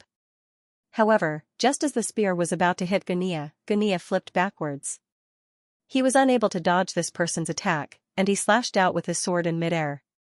Pooh! A sword light flashed out, and a bloody gash appeared on that person's head before he fell to the ground, dead. Another person was unwilling to give up and rushed up. However, in the next second, Xianxia did not even look at that person as he slashed out with his sword. Blood spurted out, and that person clutched his throat and struggled on the ground in pain before dying. Xianxia's cold gaze fell on the final person. This person was a skinny young man who had just broken through to stage 0 to 4. He had come to join the arena, but he had never thought that Xianxia would be so powerful. Under Xianxia's cold gaze, that person felt terror in his heart, and his body started to tremble. He threw down his weapon and knelt on the ground, admitting defeat, and begging for his life. Seeing this, Xianxia did not continue to attack. In the blink of an eye, another battle ended. The arena fell silent, and the spectators stared wide-eyed at Xianxia, who was wearing a black cloak and wielding a blood-stained sword. He gave off a cold, murderous, and mysterious aura. Following this, Xianxia competed a few more times, and he won every time. Most of his opponents were at or above stage 0 to 5, and anyone below stage 0 to 5 would definitely die. After these matches, Xianxia's identity card became an iron card. At the same time, Xianxia's extremely powerful sword techniques became known to ordinary people, and his name as the Sword Demon started to spread. Many people knew that an extremely powerful expert of the Way of the Sword had come to Battle City, and this was only the first day of Xianxia's legend in Battle City. In the future, his deeds would definitely spread far and wide, and he would be revered by many people. After a few matches, Xiaofu left Xianxia in the arena and had him continue to practice his sword skills. Xiaofu went to a place that he had bought before to build a restaurant. It was already being renovated and would soon be ready for business. The business model here was the same as the Westfall restaurant, where players were hired as waiters. As for chefs, Xiaofu did not use players, as Xiaofu had already nurtured a group of chefs. Back when he had opened the Westfall restaurant, in order to prevent chefs from being poached, Xiaofu had already started to nurture chefs. These chefs were all residents of Qin City, and compared to player chefs, they were much more loyal to Xiaofu. They definitely would not be like player chefs, who would sell everything for money. If a player chef was poached by someone else, Xiaofu would be able to accept it. At worst, he would just have to find someone else. However, what Xiaofu was most afraid of was being bribed by someone else to poison their food. If such a thing happened, the restaurant would be destroyed, and this sort of thing was quite common. In order to be safe, Xiaofu decided to use his own chefs. As for this restaurant, Xiaofu would not use the Westfall restaurant's name. After all, the Westfall restaurant had appeared in the Forest of Horrors and the Little Valley, which would make it too eye-catching. Therefore, the name had to be changed. Not only this one, but every restaurant that was opened in the future would have a different name to deceive people.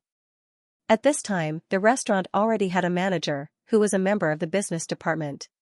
All of them had a certain level of business management knowledge and could deal with all kinds of problems in this area. Now, the restaurant was also recruiting people. Because the treatment was quite good, many girls lined up outside, and Xiaofu could only walk in from the side. Seeing Xiaofu walk in, the three people who were in charge of this place hurriedly stood up and bowed respectfully. "Young master." Xiaofu nodded and said, "Don't mind me, you guys continue, I'm just here to take a look." The three managers obeyed and continued with the interview. The surrounding girls also knew that Zhao Fu was the boss, so they all looked over curiously. Zhao Fu only came to take a few glances, and just as he was about to leave, he saw a familiar person in the crowd. It was a pretty and slim girl who was about the same age as Zhao Fu. Her name was Sun Qin, and she was Zhao Fu's classmate at university. Zhao Fu had never thought that he would meet a classmate from the past. Because the people who entered the Heaven Awakened world were randomized, even if they were from the same place in the real world, they would appear somewhere else after entering the Heaven Awakened world. Zhao Fu thought to himself that the more passages he opened in the future, the more people he would meet. Zhao Fu did not feel much about this, and Zhao Fu and Sun Qin's relationship was that of ordinary classmates. They had only exchanged a few words and had a good impression of each other. Sun Qin sensed Zhao Fu's gaze, and she looked up at the mysterious black-cloaked figure in front of her. She suddenly felt a trace of familiarity, but she was just a commoner and had never seen such a grand figure before. As far as she knew, this was the first restaurant that a player had opened in Battle City. Just the land alone cost 80 gold. 80 gold was equivalent to $8 million in the real world. Even though the value of money in the real world had greatly decreased recently, it was still $8 million. She didn't even dare to imagine that she would have so much money. Sun Qin took Zhao Fu to be the young master of a large family or a young master of a large corporation. As such, facing Zhao Fu's gaze, Sun Qin did not dare to say anything. After all, that sort of person had 100 ways to kill you. By now, Zhao Fu looked away. He remembered that Sun Qin was a university student from a rural village, and she had 4 younger siblings. She was quite poor financially, or else she would not have chosen to work in the Heaven Awakened world. Zhao Fu called over the manager and whispered to him that he would accept Sun Qin. The manager respectfully nodded and looked at Sun Qin, making Sun Qin feel quite strange. After speaking, Zhao Fu left. When it came to matters like this, Zhao Fu would help if he could. After Zhao Fu left, the manager walked over to Sun Qin and slightly smiled as he said, "Congratulations. You've been hired." "What?" Sun Qin was quite shocked. She had not even gone through the interview yet, so how had she been hired so quickly? Sun Qin had thought that she would not be hired, as there were 300 or so women applying. With the pressure from the competition, Sun Qin had lost all confidence. However, she had never thought that she would be hired just like that. Sun Qin felt that this had something to do with the mysterious boss looking at her. At the same time, she wondered if she really knew such a grand figure. "Young Miss Sun, you can start working tomorrow," the manager said to Sun Qin in a friendly manner. Sun Qin quickly came back to her senses and happily nodded. Even though she did not know why, she would be able to earn a lot of money by working here. Not only would she be able to pay for her tuition, but she would also be able to support her family, so she was naturally quite happy. "Thank you. I'll be going now." Sun Qin thanked the manager before leaving the Heaven Awakened world. She planned to tell her family about the good news. Over at Zhao Fu's side, Zhao Fu came to a building that was being renovated. This was the base of a merchant guild, which was established by Zhao Fu. It was called the Misty Rain Merchant Guild, and it managed all sorts of businesses. It was directly managed by Qin's business department. This sort of merchant guild would be involved in many businesses, and the profits would be quite high, so it was quite eye-catching. Zhao Fu planned to establish 4 merchant guilds, and they would appear at different times and places. This way, no one would suspect that they belonged to the same merchant guild. At the same time, Zhao Fu also wanted to establish a few factions. These factions would mostly be made up of players, and they would have many uses. However, Zhao Fu would not go into detail about them, and Zhao Fu would control everything from behind the scenes. However, Zhao Fu had not met the right person or opportunity yet, so this plan was temporarily put on hold. With the experience from the first time, Zhao Fu brought very few people with him this time. There were 5 scholars who specialized in building teleportation portals and 3 ordinary soldiers. This path led to 100 bamboo, and the process of opening this path was almost the same as before. Zhao Fu used teleportation channels 20 or so times, found a cave, used a city creation stone, and established a village within it before connecting to 100 Bamboo's 4 system main cities. 100 Bamboo was a place like its name. There were a lot of bamboos here, and the green bamboo forest was like a green ocean. It was very spectacular and beautiful. At the same time, there were many types of bamboo here, and there was no lack of 100-year-old bamboos that were tens of meters tall and as thick as buckets. Bamboo had replaced ordinary wood here, so most of the buildings here were mainly made of bamboo. The style was very fresh and elegant. Zhao went to the four system main cities and bought some property before finding a place to open a restaurant. Only after taking care of these things did Zhao have time to walk around the system main cities to see if there were any specialties. Then, after a few rounds, he gained something. Zhao found that the bamboo rats here were very large and tasted abnormally delicious. They were very popular, and there were many dishes in 100 bamboo that used bamboo rats as the main ingredient. At the same time, because there was bamboo everywhere, there was no shortage of food for countless bamboo rats, so there was a lot of them. The price of bamboo rats wasn't expensive either. A bamboo rat that weighed 2 to 5 kilograms only cost 30 copper coins. After seeing the bamboo rats, Zhao bought some and planned to use them to make his own dishes. As time went on and the various large factions developed, there would soon be people who would become barons and be able to buy property in the system main cities. If they also opened restaurants, Zhao restaurant's business would be greatly affected. Making use of things that others didn't have and making all kinds of exclusive dishes was an advantage. It was also the key to winning in many restaurants. After dealing with these things, Zhao returned to Qin town again. As soon as he came back, he found that Li Wen was waiting for him with a happy expression. Right now, the two teams were exploring the underground passageway.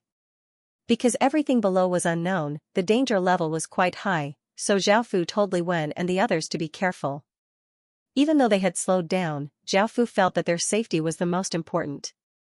Li Wen spent most of his time in the underground passageway, and it was very rare to see him. Seeing that Li Wen was waiting for him, Zhao asked curiously, "Li Wen, why are you looking for me?" Hearing Zhao words, Li Wen bowed and smiled as he took out 10 or so orbs of light from his spatial ring. These orbs of light glowed with a faint white light, and within them seemed to be images of mighty soldiers. That's right, they were all soldier souls. Seeing so many soldier souls, Zhao felt quite delighted. Adding on the soldier souls he had obtained from before, he now had 103 soldier souls, enough to fuse a general armament. Zhao had coveted a general armament for a long time, and now that he could finally have one, he was quite happy. "Master! I want it!" At that moment, the Sky Demon's voice sounded out in Zhao mind. With so many pure soul items, they would be incredibly beneficial to her. However, Zhao immediately refused because there were very few soldier souls, and Zhao couldn't casually let the Sky Demon devour them. After all, Zhao wanted to collect 24 general armaments and obtain a king armament. The king's ring that Zhao had been fused with an ancient king armament shard, and just a shard was already incredibly useful. Just how powerful would a complete king armament be? After hearing Zhao refusal, the Sky Demon became quite unhappy, and it shrunk back into its sword and did not say anything else. Following this, Zhao took out soldier souls and started to fuse them together. At the start, Zhao fused 2 soldier souls together. After fusing them together, the outer appearance didn't change much, but the illusory soldiers seemed to become more corporeal, and the power they gave off became more powerful. Following this, Zhao continued to fuse them, and he fused a 3rd, 4th, and 5th soldier souls. As Zhao fused more and more soldier souls, the illusory soldiers within the orb of light became more corporeal and gave off extraordinary power. Only now did Zhao fuse the 10 soldier souls together. Zhao looked at the soldier soul stats and found that they had changed. Divine Soldier Soul, an item created by fusing many soldier souls. It can be used to strengthen equipment, summon, or fuse into a formation or structure to act as a guardian spirit. Divine soldier souls were much more useful than soldier souls, and they could even be used for summoning. Zhao guessed that summoning was similar to soul crystals, such as the soul crystal that Zhao had used to summon the Ironback Demon Bear. However, this divine soldier soul didn't seem to have a summoning limit, so it could be used many times. After looking at the divine soldier soul stats, Zhao wanted to continue fusing them, but he received a system announcement that he couldn't fuse them anymore. What does this mean? Didn't it say that after gathering 100 soldier souls, one could fuse them into a general armament? Why can't I fuse them anymore? Zhao Fu felt quite confused, and after looking at the system announcement, he realized what was going on. It turned out that it was impossible to directly fuse 100 soldier souls together.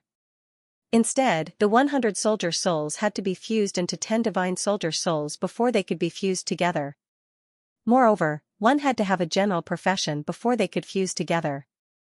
Seeing this, Zhao Fu ordered people to call Bai Qi over.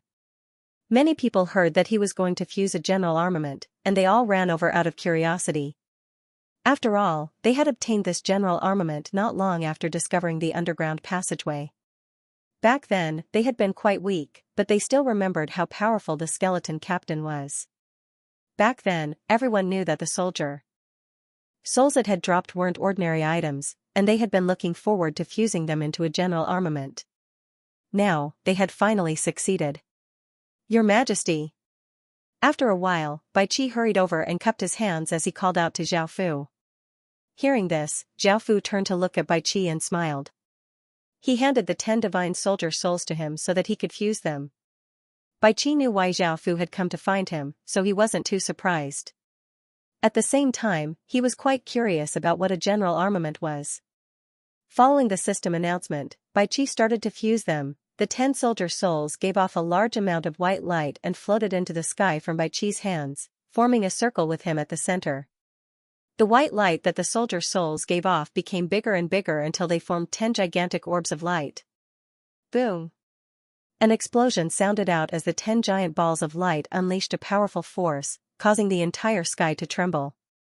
In that instant, clouds swirled around Bai Qi, causing a massive gale to sweep out.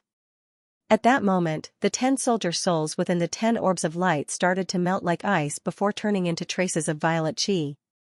The 10 orbs of light seemed to resonate with each other. Boom! Another massive explosion sounded out as a massive violet star giving off a noble starlight and a boundless aura broke through the restrictions of the day and descended above Qin. How could someone have a general star return so quickly? Countless ability users and espers looked up at the violet star in the sky, feeling incredibly shocked and speechless. A general star was a type of fate that resonated with the stars in the sky. Anyone with a general star would definitely become a great general in the future, and they were extremely powerful. They were skilled in both literature and martial arts, and they could govern and bring peace to a country. Their role was to assist a ruler, and they were people who gathered great fate. In ancient times, geomancers often said that having a general star in one's fate meant that one's future achievements would be extraordinary, and they would definitely become a powerful figure.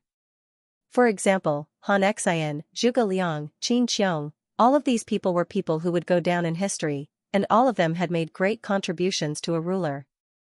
From this, one could see how important they were. Now that the Heaven Awakened world had appeared, many historical great generals had been revived.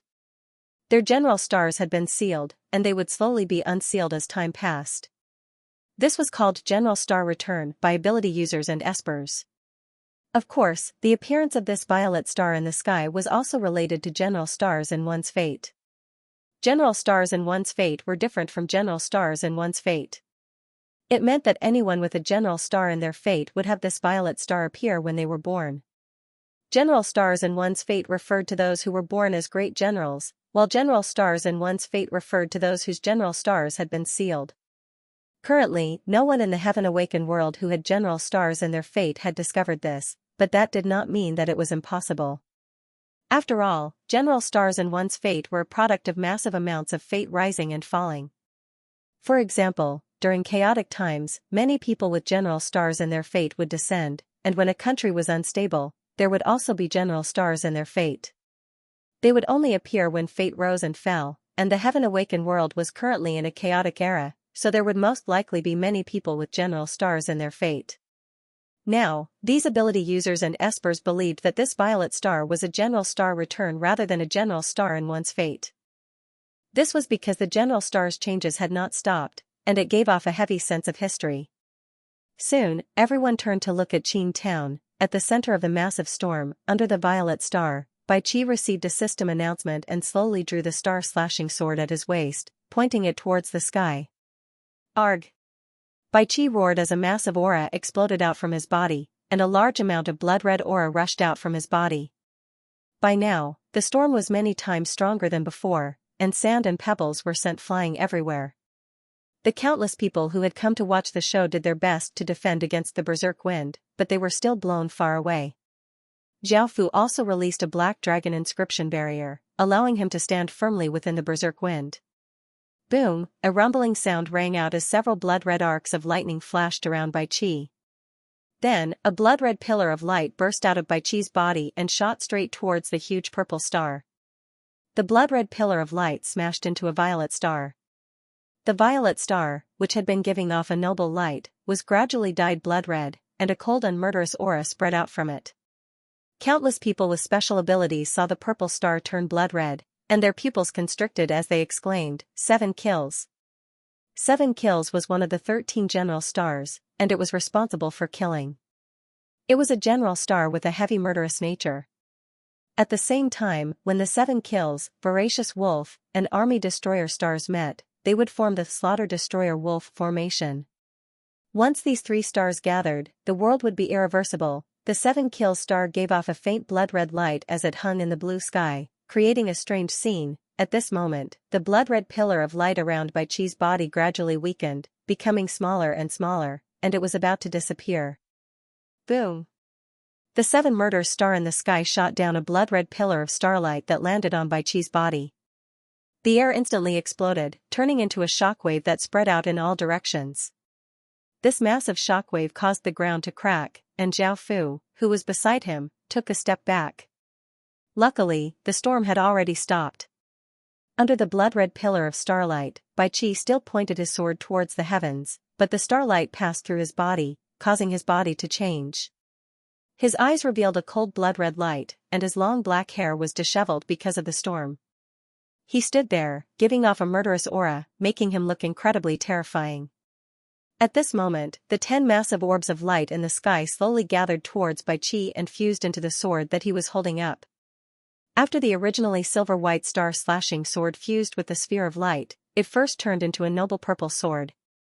Then, the purple slowly turned into a blood-colored sword. Just like the blood-colored starlight, it emitted an ice-cold killing intent. The sword's body flowed with light, and the words 7 kills were engraved on it. Finally, the 7 kill sword was completely formed.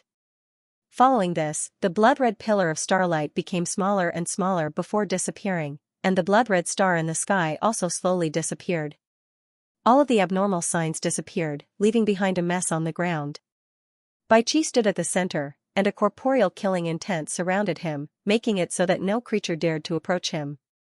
By now, Bai Qi had returned to the Bai Qi from history. Killing 1 is a sin, but killing 10,000 is a hero. Killing 9 million is a hero among heroes. In history, Bai Qi was the master of the 7 kills fate, and he had fought on the battlefield for 37 years. He had conquered 70 or so cities and killed over 1 million enemies, and he had never lost a battle. However, those who had a good beginning might not have a good ending, and he had been ordered to die in the end. Thinking about how he had been ordered to die, Xiaofu could not help but sigh. This was indeed the fault of a ruler, not a subject. Xiaofu would never do such a thing again in the future.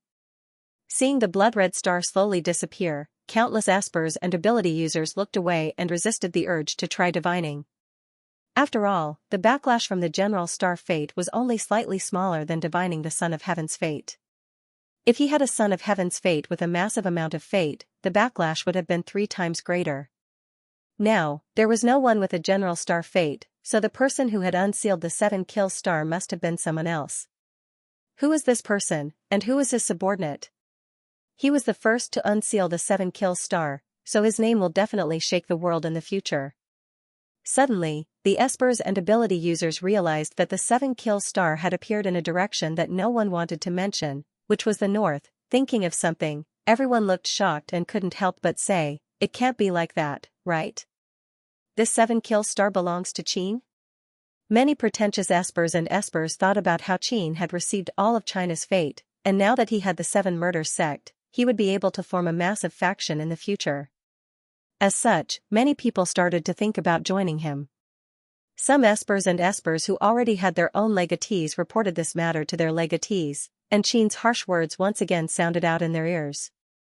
The fact that China's fate had been tilted towards Qin town had pushed Qin's name to the top, causing everyone to feel quite dissatisfied.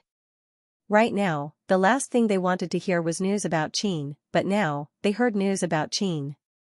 Luckily, it was possible that the Seven Murders sect didn't belong to Qin town, so this matter didn't cause too much of a ruckus. Elsewhere, Xianru stood outside the building and looked towards the Qin town. A beautiful smile appeared on her face as she muttered to herself, "Your Majesty. You didn't let me down. Beautiful teacher, what are you doing? The kitchen is looking for you." Huaqing asked curiously when he saw Xianru standing there. Xianru turned to look at Huaqing and shook her head as she said, "I'll leave the kitchen to you for now. I'm going to leave the heaven-awakened world for a while." "Oh." Huaqing nodded and watched Xianru's body slowly disappear before returning to the kitchen. Now that he was in charge of the kitchen, he felt quite delighted and wanted to see how his cooking skills were progressing.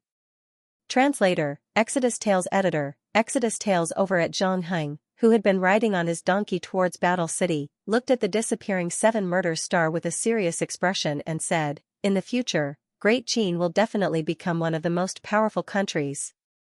In Demon Tree City, there were two people from the Mahust family. After seeing the Seven Murders star disappear, the person called Uncle Lin couldn't help but sigh as he said, "With such dense killing intent, this person will definitely be stained with blood in the future." The young man next to him also nodded and said, "It gives me a very uncomfortable feeling." Uncle Lin nodded and explained, "The Mahust family's principles are love with impartiality, non-aggression, frugality, clear-mindedness, and the will of the heavens. This person has killed too much and is a general star, which is why your heavens work sync. I feel so uncomfortable." The young man understood and didn't say anything else. He lowered his head and played with the puppet in his hand.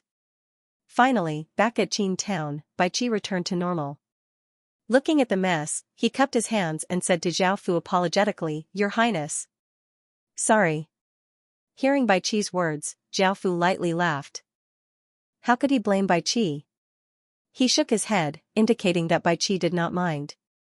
In actuality, Zhao Fu had never thought that general stars would be unlocked when fusing a general armament, and he did not know much about general stars. Zhao Fu asked curiously, "Bai Qi, how does it feel to unseal your general star?" Hearing this, Bai Qi thought for a moment before replying, "Your Majesty.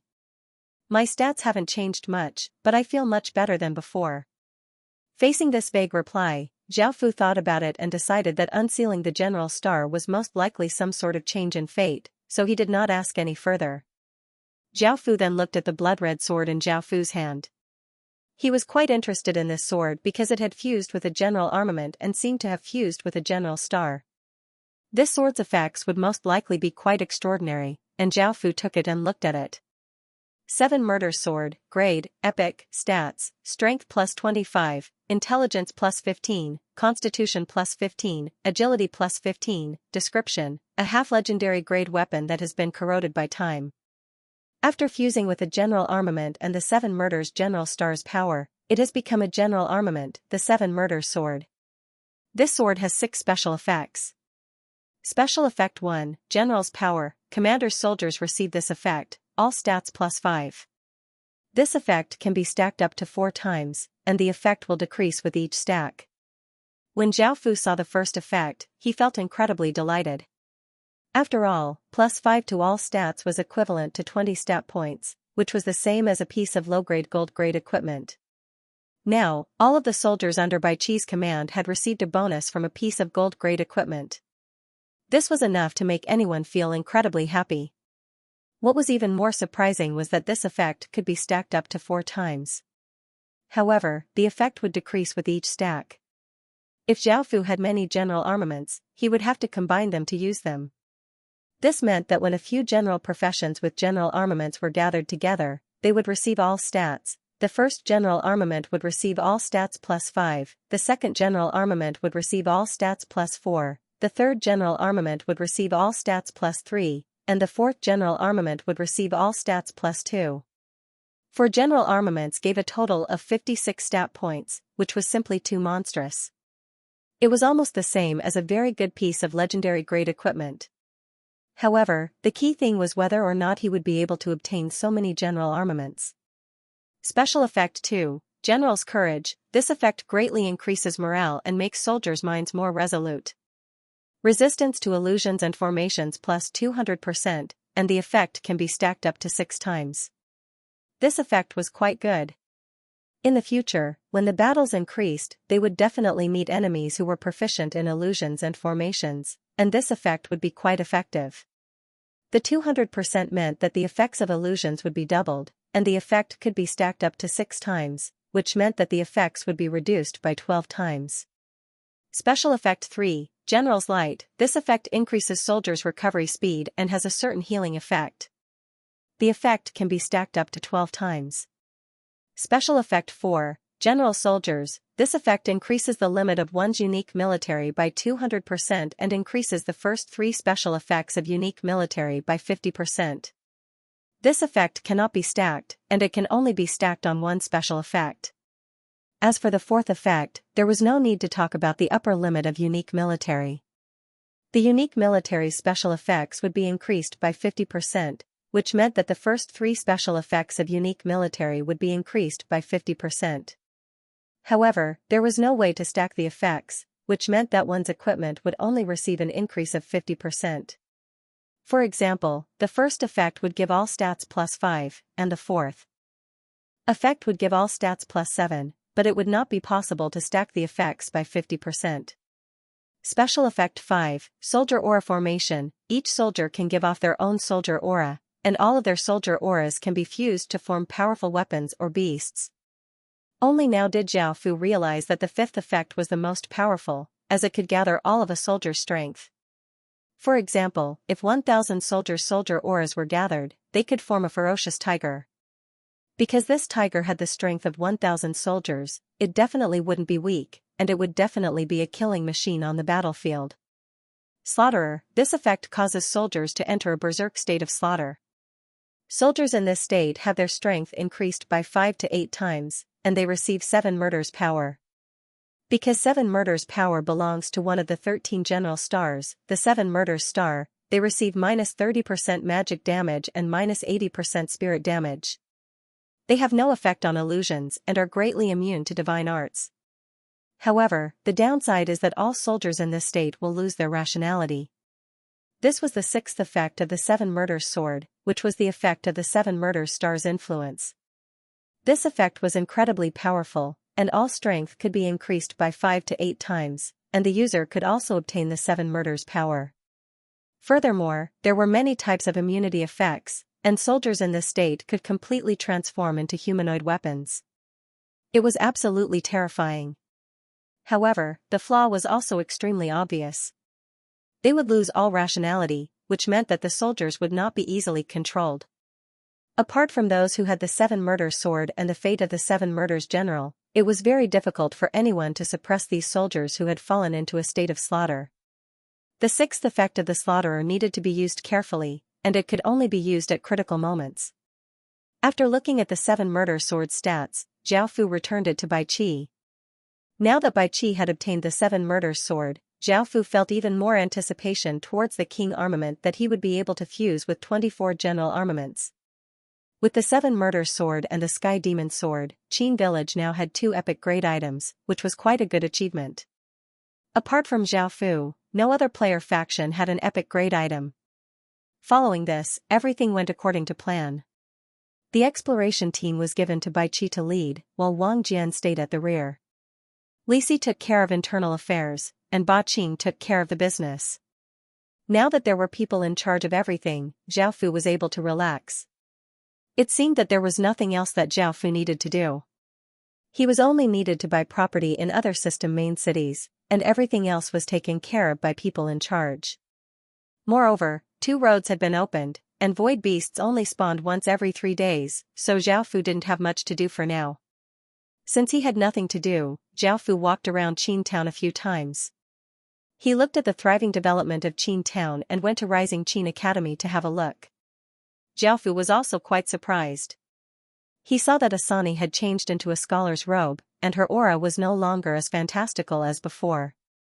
She now had a trace of Chinese elegance, and she seemed like a teacher when she lectured. Secondly, even though the rising Qin Academy's conditions were tough, these students seemed to be very serious. This was how people were. The harder it was to obtain something, the more they treasured it. Only with great pressure would they be motivated. When the country was in ruins, some people would carry great ideals and study for the sake of the country's rise. However, when material resources were abundant, reading good books was only for the sake of a better future. After looking around for a while, Zhao Fu decided that there was nothing else to do, so he returned to his room and sat cross-legged on his bed. He consumed a few little spirit pills and spent the rest of his time on raising his cultivation. Time gradually passed, and soon, it was the next day. Zhao Fu let out a breath and slowly opened his eyes. By now, his cultivation had reached stage 0 to 9, and he was only a stage away from breaking through to stage 1. Zhao Fu didn't know what would happen to players when they broke through to stage 1. Thinking about how he hadn't left the heaven-awakened world in a long time, Zhao Fu returned to the real world. Just as his consciousness returned to his body, he felt a familiar sense of hunger. Staying in the heaven-awakened world for too long was a bad thing. If he didn't leave, he might actually starve to death. Zhao Fu asked the bodyguard outside to bring some food back, and he heard that Wu Qingyang had come looking for him. Zhao Fu felt quite curious as to why she had come looking for him. However, after hearing from the bodyguard that she had left after seeing Zhao Fu in the heaven-awakened world, she felt that it wasn't important, so Zhao Fu didn't mind. As he carried the food, he opened the heaven-awakened world forum, and what he saw caused his eyes to widen. His hands trembled, and he almost dropped his bowl and chopsticks. Now, Zhao Fu finally realized how big of a commotion he had caused. The hottest topic on the heaven-awakened world forum, as well as the #1 post, was about Great Qin. What's going on? Zhao Fu had never thought that Qin would receive so much attention. Before, Zhao Fu had always kept a low profile, unlike the other legatees who were extremely high profile. No matter what they did, they would receive a lot of attention, and they would often be the type that would make the headlines. The benefit of being high profile was that they had more influence on ordinary people, which was an advertisement. The more famous they were, the more support they would receive. Even though the heaven-awakened world could increase the population, the ordinary people in the real world were also a massive resource. Because they were high profile, they had the support of their families. After China's government had been exposed, they had also become more high profile. Things related to them would often make the headlines, such as displaying the spirit of China's military and attacking a certain country. Zhao Fu was simply too weak in the real world, so he could only keep a low profile. At the same time, he was afraid that others would find out about him. As such, even though Qin was mysterious, there was not much news about him, so he did not receive much attention. However, he had now made the headlines, and his popularity had not decreased at all. Zhao Fu guessed that it was because of the Chinese race's fate. Even though he had been prepared for this, when Zhao Fu clicked on it, he was still shocked. Countless prime ministers, presidents, and prime ministers wanted to meet him. It wasn't just foreign countries either, even China's most powerful person praised him for being young and promising, and they wanted to discuss important matters of the country with him. Xia, Shang, Zhou, Han, all of the legatees of the dynasties have said that Qin, don't be too arrogant and domineering. Don't be too arrogant and domineering, we're not any weaker than you. Global voting. Out of the top 10 mysteries in the heaven-awakened world, who is Qin's legatee? Su Yuyan, a super popular celebrity, has expressed that she likes domineering men who conquer the world. She even thinks of this mysterious Qin's legatee as her boyfriend, breaking countless fans' hearts. Recently, countless foreign media outlets have been fighting to report news about Qin, which has become the headlines of the world. This has greatly increased China's influence and helped China's culture to communicate with the rest of the world. Thailand's super popular internet celebrity, the #1 bewitching man in history, has boldly expressed his love for Qin's legatee. He is willing to devote himself to him, and they have agreed to meet at a certain place. The #1 bewitching man is already waiting, and he has started a 24-hour live broadcast for everyone to witness this romantic moment. The bewitching man also said there were many messages, and Zhao Fu did not read them all. Instead, he chose a few of the more important ones. One of the messages was that the leaders of the Ying family's major branches had personally come out and expressed their willingness to hand over all of their factions and resources to Zhao Fu. If Zhao Fu returned to the Ying family, he would immediately become the leader of the entire Ying family. They believed that Zhao Fu would be able to lead Qin back to its former glory, and they swore that if they had any thoughts of suppressing the Ying family, they would die without a grave. These people had publicly expressed their stance and made such a heavy oath, showing their sincerity. However, Zhao Fu did not plan on revealing himself. Would you hand your life over to a promise that has no binding power? Even though the Ying family's factions and resources are quite tempting, you can see the sincerity of the Ying family's leaders. However, right now, Zhao Fu was still too weak and couldn't do much. He didn't fantasize about how merciful his enemies were, and before he had the power to protect himself, he would not reveal his identity. The second message was that the legatees of the small kingdoms in the northern part of the Midland continent were the state of Wei from the Warring States period, the state of Qi from the 16 Kingdoms period, the state of later Zhou from the 5 Dynasties and 10 Kingdoms period, and Great Shun, which was established by Li Zicheng. These 4 legatees were worried that Qin would be in the north, so they gathered all of the legatees in the north to form a Qin resistance alliance. Because of China's long history, there were many small kingdoms, and because they belonged to different eras, some kingdoms' names were repeated. This second message caused Zhao Fu to frown. It's too early. Right now, all of the factions are only at the level of villages or towns, and most of them are unable to leave their regions. The system factions are the main power in the Heaven Awakened world, and yet they're forming a Qin resistance alliance at such a time? Even though Qin has received China's fate and is one of China's 5 great legatees, he's only a threat on the surface and isn't actually a threat. Could Qin just run over and destroy them all? That's impossible, and yet they're already calling for people to resist Qin. Zhao Fu had never expected this. However, only 6 people had joined the Qin resistance alliance, and the other factions in the north did not say anything. After all, this would be a public declaration of war against Qin. Everyone else understood that Great Qin was the greatest danger, and this meant that it was incredibly powerful. However, daring to declare war against it at a time like this was incredibly unwise, as development was the most important thing right now. Since you know how powerful it is, you still dare to do such a provocative thing? You're just like a child, publicly provoking an adult. Aren't you just asking for a beating? Even though it seemed that the Qin resistance alliance wouldn't be able to do anything to Qin, Zhao Fu felt that Qin. Zhao could not help but to feel that. Zhao Fu, Fu Zhao, Hu Qin, not, Fu, he, Zhao, Hu, Qin, and not. The only possibility was that the 100 schools of thought's school of vertical and horizontal was the school of vertical and horizontal. After all, this was an alliance. Zhao Fu was quite angry about the vertical and horizontal school's actions. Since they had made their stand against Qin so quickly and wanted to use Qin as a chess piece, Zhao Fu would not show them any mercy. Back then, Qin allied with 6 other states and forced the state of Qin to abandon its plan to become emperor. The state of Qin didn't even dare to leave Hanggu Pass for 15 years. Zhao Fu, let's see if he has the ability to stop Qin's rise. The third message was, the 7 murders have appeared. The General Star has returned to Qin? Zhao Fu did not expect that there would be so many people paying attention to the General Star, and they even guessed that it belonged to Qin. Fortunately, they could not confirm this and could only guess that it most likely belonged to Qin. Right now, Zhao Fu really did not want to do anything that would attract too much attention to Qin. This would cause a lot of inconvenience and would not be beneficial to Qin's development. There were also many people who commented that they were Mao Mountain's Zhang family and Southern Border's Miao family were willing to serve Qin and hoped that Qin's legatee would take them in. Of course, Zhao Fu did not have time to pay attention to these messages. Perhaps they had some ability, but they were still small fries. After looking through these messages, Zhao Fu hurriedly finished eating and was about to enter the Heaven Awakened world.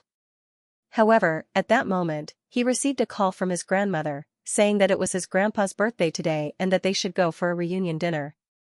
If it was a normal matter, Zhao Fu would have tactfully refused. However, it was his grandpa's birthday, and even though they had already eaten, Zhao Fu felt that it was better to go. Zhao Fu brought his personal bodyguard and bought a gift before heading to his grandpa's home.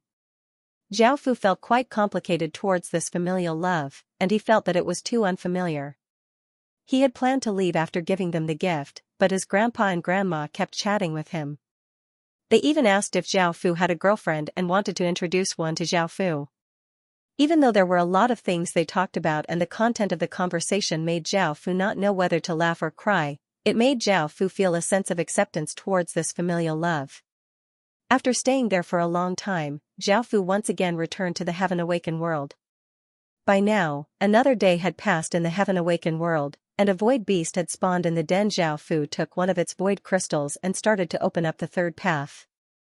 Zhao Fu used the same method as before to open up the path to Red Plum Plains. He used a teleportation channel and used a normal city creation stone to arrive at Red Plum Plains, obtaining 10 achievement points. Zhao Fu didn't know if achievement points could be farmed or if he could obtain 10 achievement points in every region. If that was the case, becoming a baron would be incredibly easy. After all, going to a region would be incredibly difficult for ordinary people. However, it was now incredibly easy for Qin. Every 3 days, he would be able to go to another region. Becoming a baron required 1,000 achievement points, and going to a region would give him 10 achievement points. 10 regions would give him 100 achievement points, and 100 regions would give him 1,000 achievement points. Zhao Fu looked at the other people that Zhao Fu had brought. Even though they weren't players but indigenous residents, their achievement points had increased. This meant that the achievement points in this region were also effective for indigenous residents. However, Zhao Fu felt that this method of obtaining achievement points definitely had its limits. He wasn't sure about the specifics, and he would have to test it himself to find out. Zhao Fu then looked at Red Plum Plains. Red Plum Plains was a plain, and most of it was grassy plains. The ground was covered with short, red fruits that looked like plums, which was why it was called Red Plum Plains. Moreover, because it was a plain, there were many different kinds of horses that lived here, and many players went to the grassy plains to catch horses. The ordinary horses here were brown horses, and they were the most common. Zhao Fu looked at them and found that whether it was in terms of size or endurance, they couldn't compare to his black forest horses. However, there were also horses called Red Lightning here. Just like its name, Red Lightning's entire body was red, including its mane and tail. When it ran, it was incredibly fast, like a bolt of red lightning. In terms of speed, it was slightly faster than the Black Forest horses, but in terms of jumping over obstacles, the Black Forest horses had a slight advantage. This was because the two types of horses lived in different environments. There were many trees in the forest, and there were many obstacles to leap over. On the other hand, the plains were flat, and there weren't many obstacles to run over. Zhao Fu was quite interested in the Red Lightning horses, and he wanted to see if he could obtain a den to raise them. Following this, Zhao Fu returned to proper business. Red Plum Plains only had 3 system main cities, which were called Great Ancient City, Drooping City, and Green Grass City. The buildings here were made of stone and wood, and they gave off an exotic aura. The first city Zhao Fu went to was Great Ancient City. He bought 20 properties and prepared to open a restaurant. After doing these things, Zhao Fu started to walk around Great Ancient City to see if he could make any other gains. At that moment, he found that there were many people gathered around a stall, and Zhao Fu went over to take a look out of curiosity. At the center of the stall was a young man who looked 24 or 25 years old. He wore black clothes and had a long saber on his back. His body gave off a sharp saber aura, and it seemed that he was a saber user. He was a player, and Zhao Fu felt quite shocked because it was rare to see a player give off such a sharp aura. Normally, Zhao Fu would only be able to sense this from indigenous residents. This person was most likely someone from an ancient martial arts family, and it was only because he had trained with the saber since he was young that he had such a powerful aura. There was a faint blue, oval-shaped jade on the stall in front of him. It was very smooth, and there was a picture of a horse's head engraved on it. After all, it was this item that had attracted so many people's gazes. Zhao Fu looked at it curiously and received this information. Horse Jade Soul, a wondrous item that can be used on a denver. However, it is limited to horses, and it can strengthen the horse's strength, increase the number of dens spawned by 15, and increase the chance of attracting high-grade horses by 30%. This item was quite good. First, it could strengthen the strength of the horse itself. Whether it was in terms of strength, speed, recovery, or endurance, the horse would be greatly enhanced. It could also increase a den spawn rate by 15. Normally, a den could spawn 5 den per day, but after using this, it could spawn 20 den per day. The third stat was quite important, as a higher grade meant greater growth. This was quite rare, and Zhao Fu could use it on the Black Forest horse Denver. How much are you selling this for? Zhao Fu asked. The young man sitting at the stall glanced at it and calmly replied, not selling. I'm only trading for gold-grade materials. So they wanted gold-grade materials. Zhao Fu understood why this item hadn't been sold yet, even though it was quite good. Even though Zhao Fu already had epic-grade equipment, gold-grade equipment was incredibly rare on the market. Normally, gold-grade materials could only be found in large auctions, and they couldn't be found in ordinary shops. Zhao Fu thought for a moment.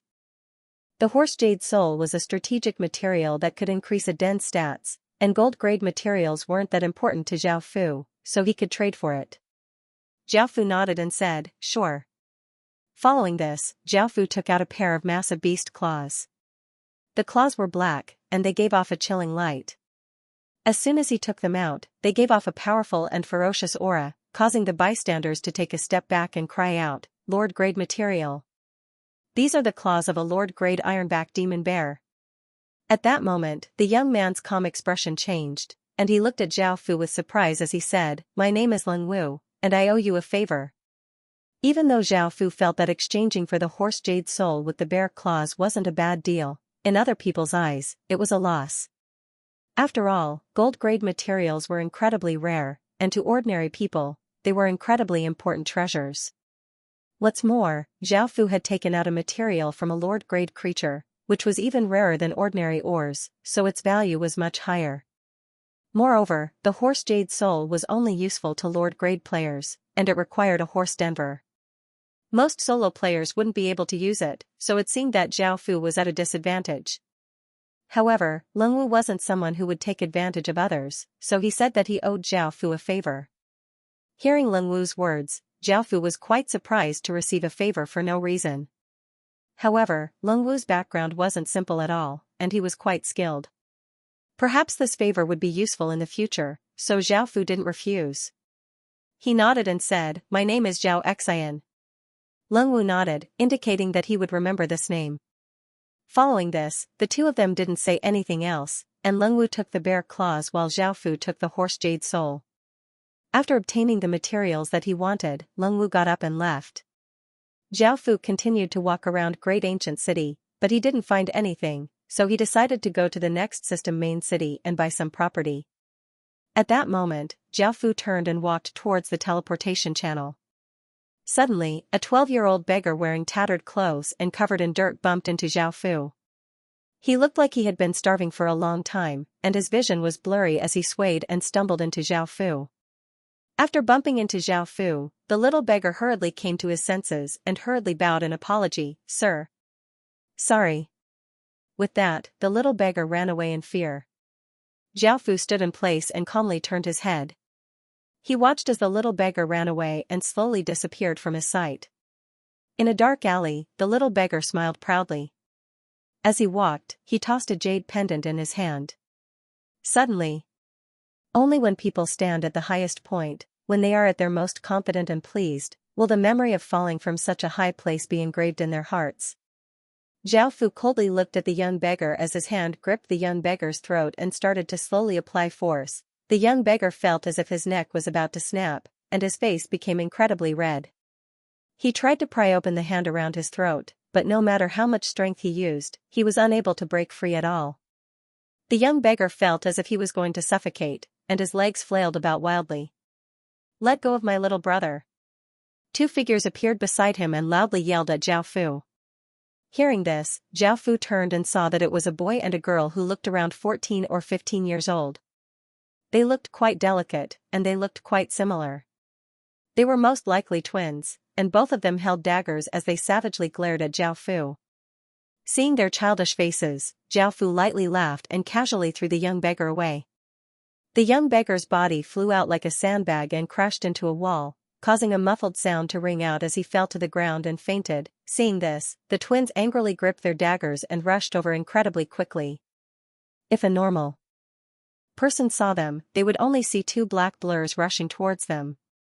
Moments later, the young man arrived in front of Xiao Fu and slashed at Xiao Fu with his dagger. Even though the young man was incredibly fast, in front of Xiao Fu, he was nothing. In fact, Xiao Fu didn't even use a weapon. Instead, he used his king's power and formed a sword with his fingers. A black light gathered around them, making them look like swords. He slashed out. A faint arc of light flashed through the air. Shing, the dagger collided with Xiao Fu's fingers, and the young man was completely dumbfounded. The dagger in his hand had been sliced in two, and in the next second, he was sent flying by Xiao Fu. He crashed to the ground and was unable to get up. Suddenly, seeing that her big brother was at a disadvantage, the young woman went around to the side and was abnormally fast. In just an instant, she stabbed towards Xiao Fu with her dagger, and Xiao Fu instinctively slashed out with his fingers. However, after thinking about it, he realized that the opponent was a girl, and Xiao Fu did not have any intention of killing them, he just wanted to teach them a lesson. Therefore, when Xiao Fu pointed his sword to the side, the girl thought that Xiao Fu was going to attack, so she also dodged. Ah! A sharp cry sounded out as the sharp fingers tore open the young woman's clothes. Xiao Fu felt quite surprised as he looked at the young woman's chest, revealing a large area of white, tender skin, as well as a pair of developing breasts. The girl hurriedly covered her private parts in panic and retreated far away. Her eyes were red, and she looked as if she was about to cry as she stared at Xiao Fu. Xiao Fu felt quite awkward, and he decided to just teach them a lesson. It was fortunate that they had fallen into his hands this time, but if they fell into someone else's hands again, they might lose their lives. He bent down and picked up the jade pendant that the young beggar had stolen. Xiao Fu normally kept all of his items in his spatial ring, but he kept this jade pendant with him because it was the one Xianru had given him to conceal his fate. Xiao Fu couldn't afford to lose this item. Xiao Fu didn't want to lose it. Just as he was about to pick up the jade pendant and leave, a fist suddenly shot towards him. A fist brought with it a sharp gust of wind as it flew towards Xiao Fu, and Xiao Fu didn't even think as he clenched his fist to meet it. Boom! The two fists collided, and an explosion sounded out. Xiao Fu was forced back a step, while the other figure retreated 7 or 8 steps before stopping. At the same time, Xiao Fu saw that it was a girl who looked around 17 or 18 years old. Her facial features were exquisite, and she was quite good-looking. She wore tattered clothes, but her face was sickly pale. This girl is so strong. When Xiao Fu had punched out, he had only used less than 10% of his strength. He had long since sensed that his opponent's cultivation wasn't very high, but he hadn't expected her to be so strong that even Xiao Fu had been forced back a step. Sir, I don't know how my 3 little brothers and sisters offended you, but come at me and spare them. The sickly girl wiped away the blood at the corner of her lips and looked at Xiao Fu seriously. From their exchange just then, she could tell that this black-cloaked person's strength was unfathomable, and she wasn't a match for him at all. She had used her full strength and had attacked first, but she had only been able to force her opponent back a step, while she had been lightly injured. I really don't know how my 3 little brothers and sisters offended such a grand figure when I was sick. Xiao Fu felt quite interested in this sickly girl, and he felt that her strength seemed to come from some sort of bloodline or constitution. There was very little information about bloodlines and constitutions in the Heaven-Awakened world, and Xiao Fu didn't have much information about them. Hearing the sickly girl's words, Xiao Fu thought about it. It had been a long time since he had met such a special indigenous resident, and Xiao Fu understood how special she was. Her cultivation was only at stage 0 to 3, but she had such great power. She was a genius, and he could take her back and nurture her. With Xiao Fu's current strength, he could use her 3 little brothers and sisters to force this sickly girl to submit to him. However, this sort of method was too underhanded, and it wouldn't help her wholeheartedly submit to Qin. Xiao Fu didn't hide anything and lightly smiled as he said, "I'm quite interested in you." Hearing this, the sickly girl's expression froze, and she asked, "Are you saying that if I submit to you, you'll spare my 3 little brothers and sisters?" "You could say that, but I won't use their lives to threaten you. I never planned on killing them, so you can think about submitting to me." Zhao Fu explained. The sickly girl thought for a moment before asking, "You really won't harm them?" Zhao Fu earnestly nodded. "All right. I can agree, but you have to give my little brothers and sisters some money and prepare a safe place for them to live so that they won't be harmed." The sickly girl quickly agreed because this mysterious black-cloaked figure was simply too powerful. He could control the lives of her siblings with a single thought. Moreover, the sickly girl felt that this mysterious black-cloaked figure had held back, or else her little brothers and sisters would have long since died. She felt that he wasn't an evil person, so after thinking about it for a long time, the sickly girl quickly agreed. "Big sis Ching. Let's not be separated, I don't want that money," the 14 or 15-year-old girl said as she tied up her clothes and covered her important areas. Hearing the conversation between Big Sis Ching and the mysterious black-cloaked figure, she hurriedly ran over and pulled on Big Sis Ching's arm. The young man who had been sent flying clutched his chest as he climbed up with great difficulty and said, "Big Sis Ching. Back then, you said that the four of us would never be separated, we don't want to leave you." Hearing their words, the sickly girl felt a warmth in her heart, and she felt quite touched. At that moment, Zhao Fu said that he could take in the three of them. Even though they were quite young, their skills far surpassed those of ordinary people, and they were worth nurturing. "What do you think? Do you want to come with me?" Zhao Fu asked as he looked at the three people hugging each other. The three of them thought about it and decided that none of them wanted to be separated. In the end, they nodded and agreed before running over to the unconscious little beggar and waking him up. After waking up, the little beggar screamed in terror and instinctively struggled, wanting to run away. It could be seen just how traumatized Zhao Fu was. However, only then did he realize that the people around him were his big sister, second brother, and third sister. Only then did he calm down. Following this, the three of them told him about submitting, and the little beggar nodded and agreed to come with them. However, the little beggar's fear towards Zhao Fu had not decreased, and he did not dare to look up at the mysterious black-cloaked figure. Following this, Zhao Fu asked them some questions and found out some information about them. The four of them were not blood-related siblings and were instead orphans who had gathered together because of something. The sickly young girl was called Tuoba Qing, the boy was called Wu Ling, the girl was called Wu Qing, and the little beggar was called Lu Zhongchang. At the same time, because they had submitted and recognized Zhao Fu as their master, Zhao Fu could look at their stats and grades. What shocked Zhao Fu was that Tuoba Qing was SSS grade, while Wu Ling, Wu Qing, and Lu Zhongchang were a grade. Wu Ling and the other two were a grade, so Zhao Fu was not too surprised. What shocked Zhao Fu was that Tuoba Qing, the sickly young girl, was actually SSS grade. Putting aside historical figures like Bai Qi and Wang Jian, it was the first time Zhao Fu had seen an SSS grade indigenous resident. With this grade, most indigenous residents would be city lords, and Zhao Fu had never thought that this sickly young girl would have SSS grade.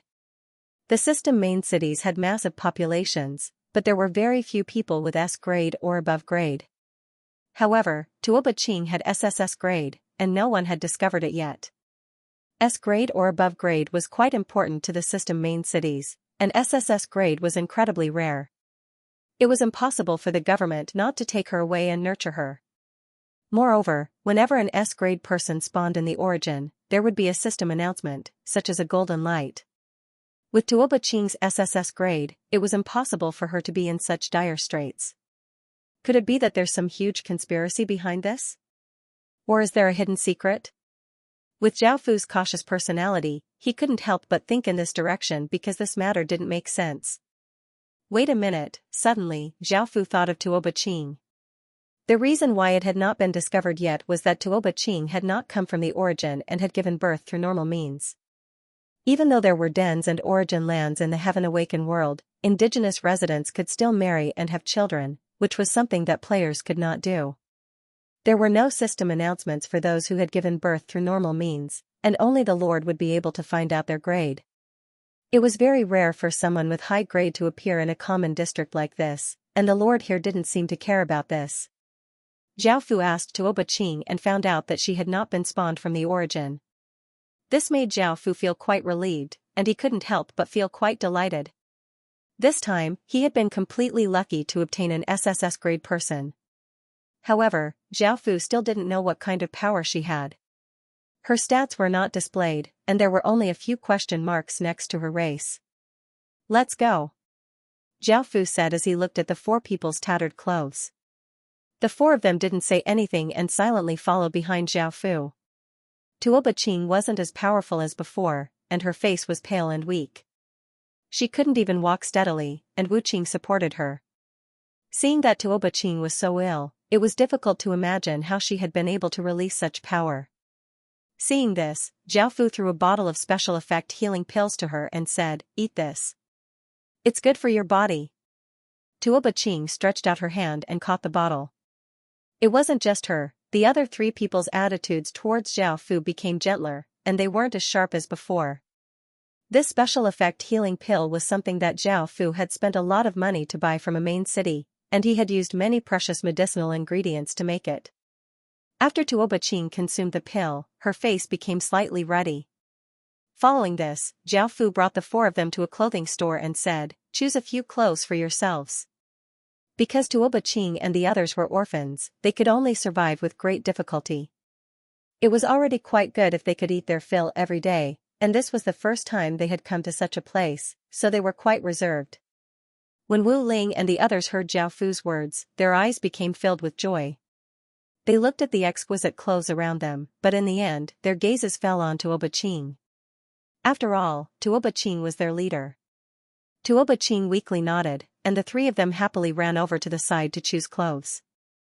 Seeing how happy her little brothers and sisters were, a trace of a smile appeared on Tuoba Qing's face. She turned to Zhao Fu and softly said, "Thank you." Hearing this, Zhao Fu turned to look at her and said calmly, "No need." At that moment, Wu Qing came over with a few clothes and said happily, "Big sis Qing, I've chosen quite a few clothes for you." "I've chosen quite a few clothes. I've even helped you choose a few. Try them on." Tuoba Qing shook her head and lightly smiled as she said, "It's fine, I'll just choose a few." "Arg!" Wu Qing cried out in dissatisfaction, "Big sis Qing, don't. I've already helped you choose, let's go in and try them on." In the end, Tuoba Qing was unable to refuse Wu Qing, and she dragged her into a changing room. Following this, the two of them appeared in front of Zhao Fu as if they had become two completely different people. Tuoba Qing had changed into a plain white dress, and with her pale and beautiful face and slim figure, she gave off the aura of a young lady.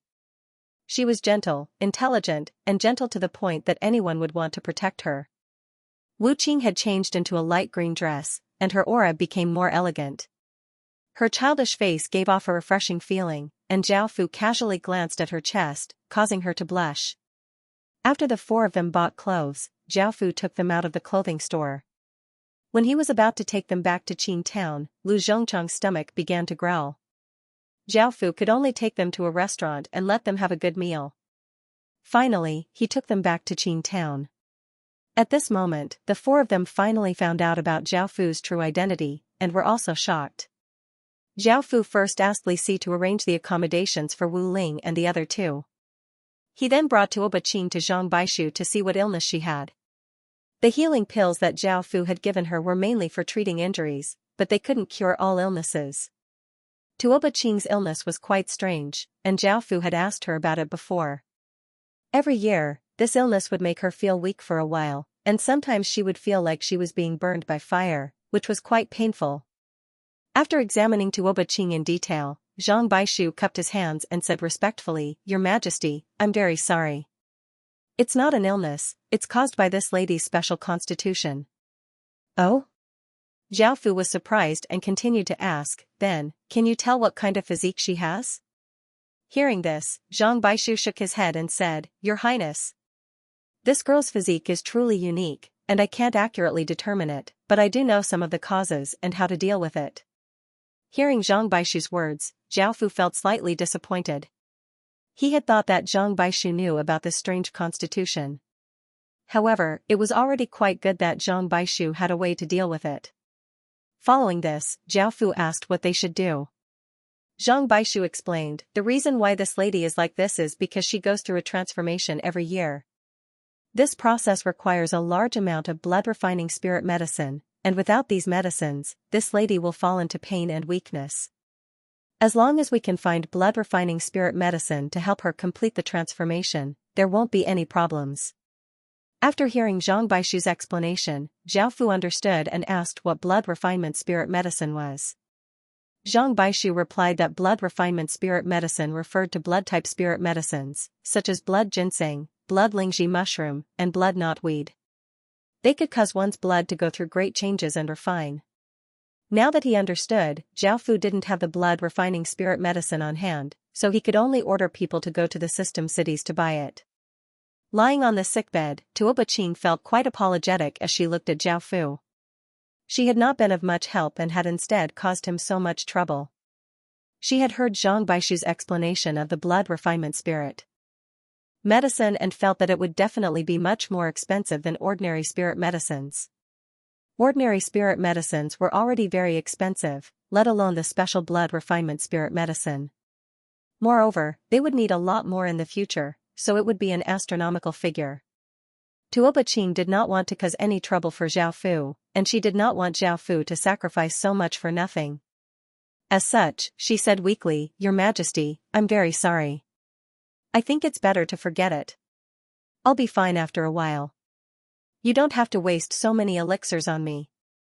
Zhao Fu chuckled and gave him a comforting look. At this time, back in Qing town, Zhao Fu did not wear a black cloak, which reduced the previous mysterious and cold feeling, but more warmth and distance.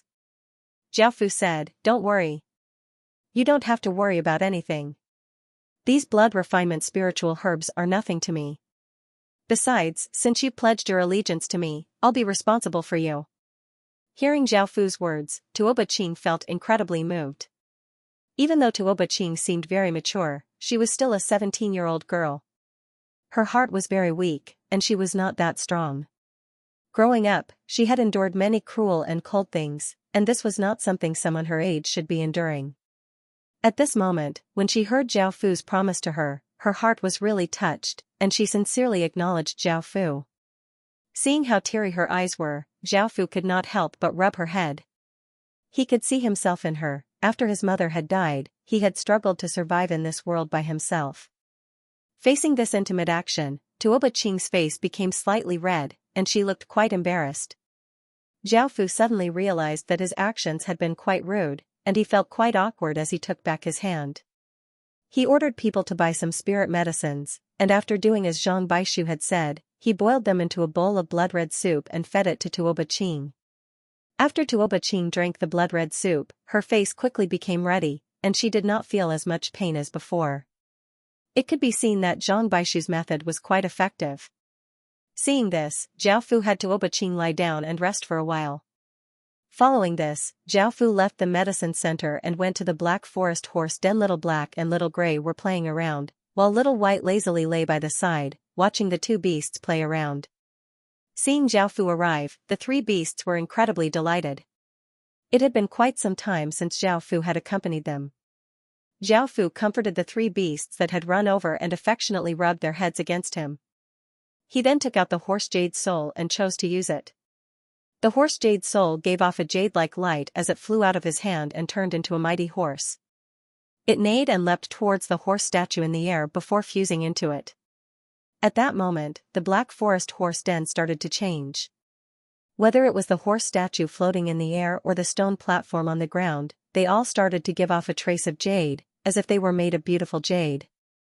At the same time, Zhao Fu found that the Black Forest horses, which had a base strength of stage 3 to 5, had become much stronger. Now, their base strength was around stage 5 to 7, which was quite a big change. If he had a few more horse jade souls, he would be able to raise the Black Forest horse's strength to stage 1. If a stage 1 warhorse was paired with a stage 1 soldier, it would not be as simple as 1 plus 1. It would be more than enough to take on an ordinary stage 2 soldier, and it would be enough to crush ordinary cavalry. Zhao Fu was quite satisfied with the horse jade soul's effects, and he wondered how Ling Wu had obtained it. Following this, Zhao Fu planned to go to Red Plum Plains. Because he had encountered Tuoba Qing, Zhao Fu's original plans had been disrupted, and he had not yet settled the properties in the other two system main cities. As Zhao Fu took care of these matters, he turned his gaze to Bai Qi, who was exploring the outside world. At that moment, Bai Qi was leading 5,000 soldiers and 3,000 skeletons towards a certain place. The soldiers in charge of scouting had found an advanced village ahead of him. Now that Zhao Fu had handed over the military to Bai Qi, and Bai Qi had the ability to attack advanced villages, Zhao Fu did not have to personally attack advanced villages. After all, Bai Qi had taught Zhao Fu some of his battle tactics. Bai Qi stealthily advanced, and after a while, he arrived at his destination. This advanced village was different from the other villages. It was not a native village, nor was it an outlander village.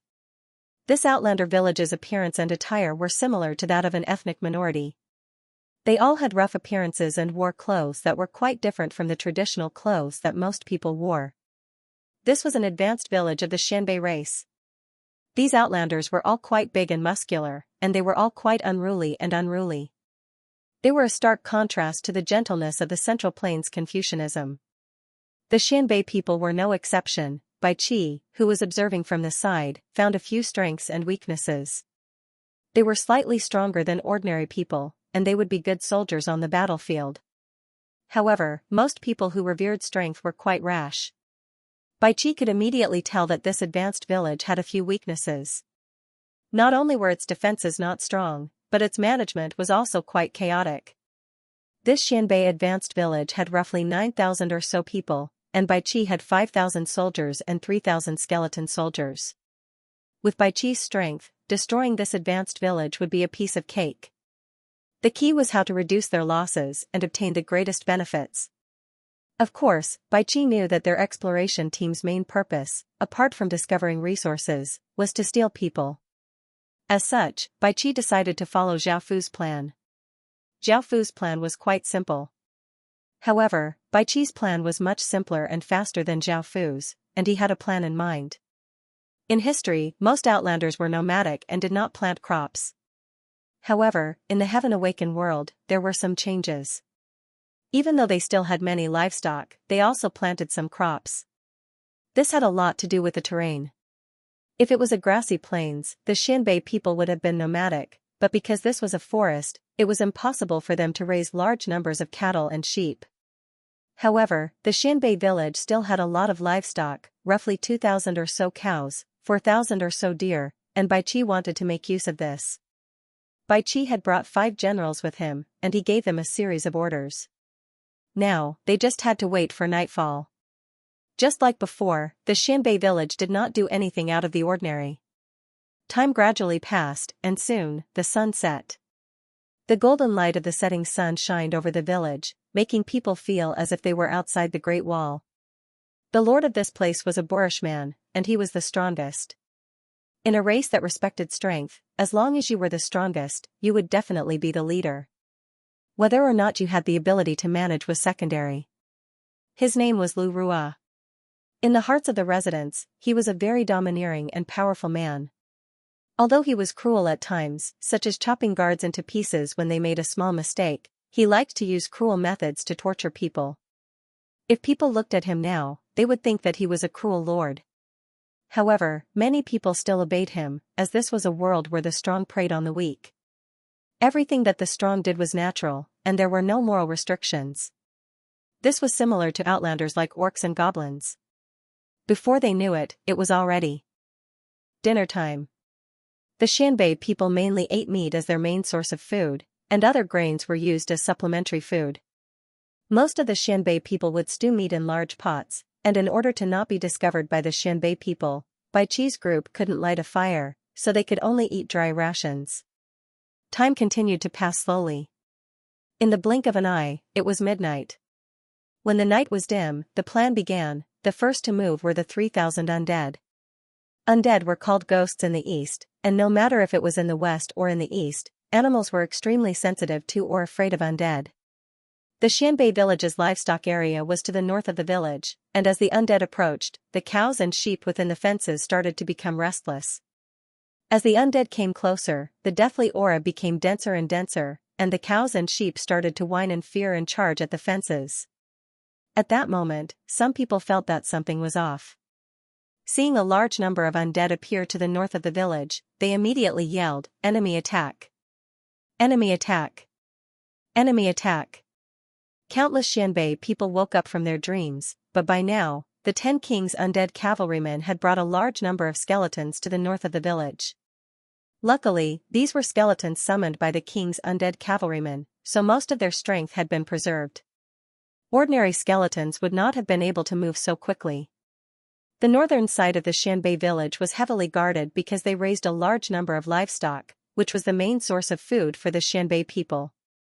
The 10 Kings' undead cavalrymen and 3,000 skeletons rushed over, and the Xianbei people could not understand why so many undead were attacking their village. However, the two sides quickly started to fight. The King's undead cavalrymen, who were riding on their skeleton horses, gave off immense power as they charged through the wooden fences. It was as if a hole had been torn open, and countless undead and skeletons flooded in. The Xianbei soldiers also arrived, and they quickly started to fight. At that moment, the Xianbei village's leader, Lu Rua, woke up on his bed with a few naked women lying next to him. Lu Rua savagely pushed them aside, and hearing the sounds of fighting in the north, he put on a set of clothes and walked out. At that moment, someone came to report, "Leader, there are roughly 3,000 undead attacking the north side of the village, and the situation is quite dire. These undead are much more powerful than ordinary undead." Hearing this, Lu Rua frowned and looked quite furious, and he prepared to go and take a look. Roar! Suddenly, an ear-piercing cry sounded out, bringing with it the roar of death. This was from the King's undead cavalry, and after hearing this roar, the berserk livestock seemed to lose control and broke through the fences and started to run in all directions. Some madly charged into houses, while others charged at people. As the Xianbei village went berserk, the King's undead cavalrymen began to madly run around. These undead cavalrymen were the Xianbei village's future food, and they couldn't afford to lose them. Seeing this, Lu Rua quickly yelled, "Hurry! Control these undead cavalrymen." The reason why the Xianbei village was in such chaos was because Bai Qi had chosen to attack the livestock area. Now, while the Xianbei people hurried to defend against the skeleton soldiers, they also had to send a large number of people to control the undead cavalrymen. Ordinary sheep and deer were easy to deal with, but berserk cows were not easy to deal with. Even if they didn't die, they would be heavily injured. Bai Qi's plan had only just begun. Soon, Dok and a few of his generals led 4,000 or so soldiers to attack from the east side of the Xianbei village. The Xianbei village was already in chaos, and they lacked manpower. Dok's attack was like a sharp knife stabbing into the Xianbei village, making it incredibly difficult for them to defend. After receiving this news, Lu Rua could only order his people to ignore the undead cavalrymen and hurriedly lead his people to fight. Just as the two sides met and were about to fight, suddenly, a group of 800 fully armed cavalrymen charged from the west like a sharp spear, unstoppable, to the rear of Lu Rua. The cavalry's charge caused the Xianbei soldiers to be caught in a pincer attack. Adding on the chaos, morale, stats, and equipment, the Xianbei soldiers could not compare to Qin's soldiers at all. Seeing the pitiful state of his village, Lu Rua furiously chopped down a few soldiers charging at him. Lu Rua was indeed quite powerful, and seeing this, Dok gripped his spear and prepared to rush up. Bai Qi was dressed in white clothes and had a blood-red sword at his waist. He rode on his tall black forest horse and calmly watched the battle. Even though the Xianbei soldiers were brave and fierce, they were not a match for the Xianbei soldiers, and some of them even started to flee.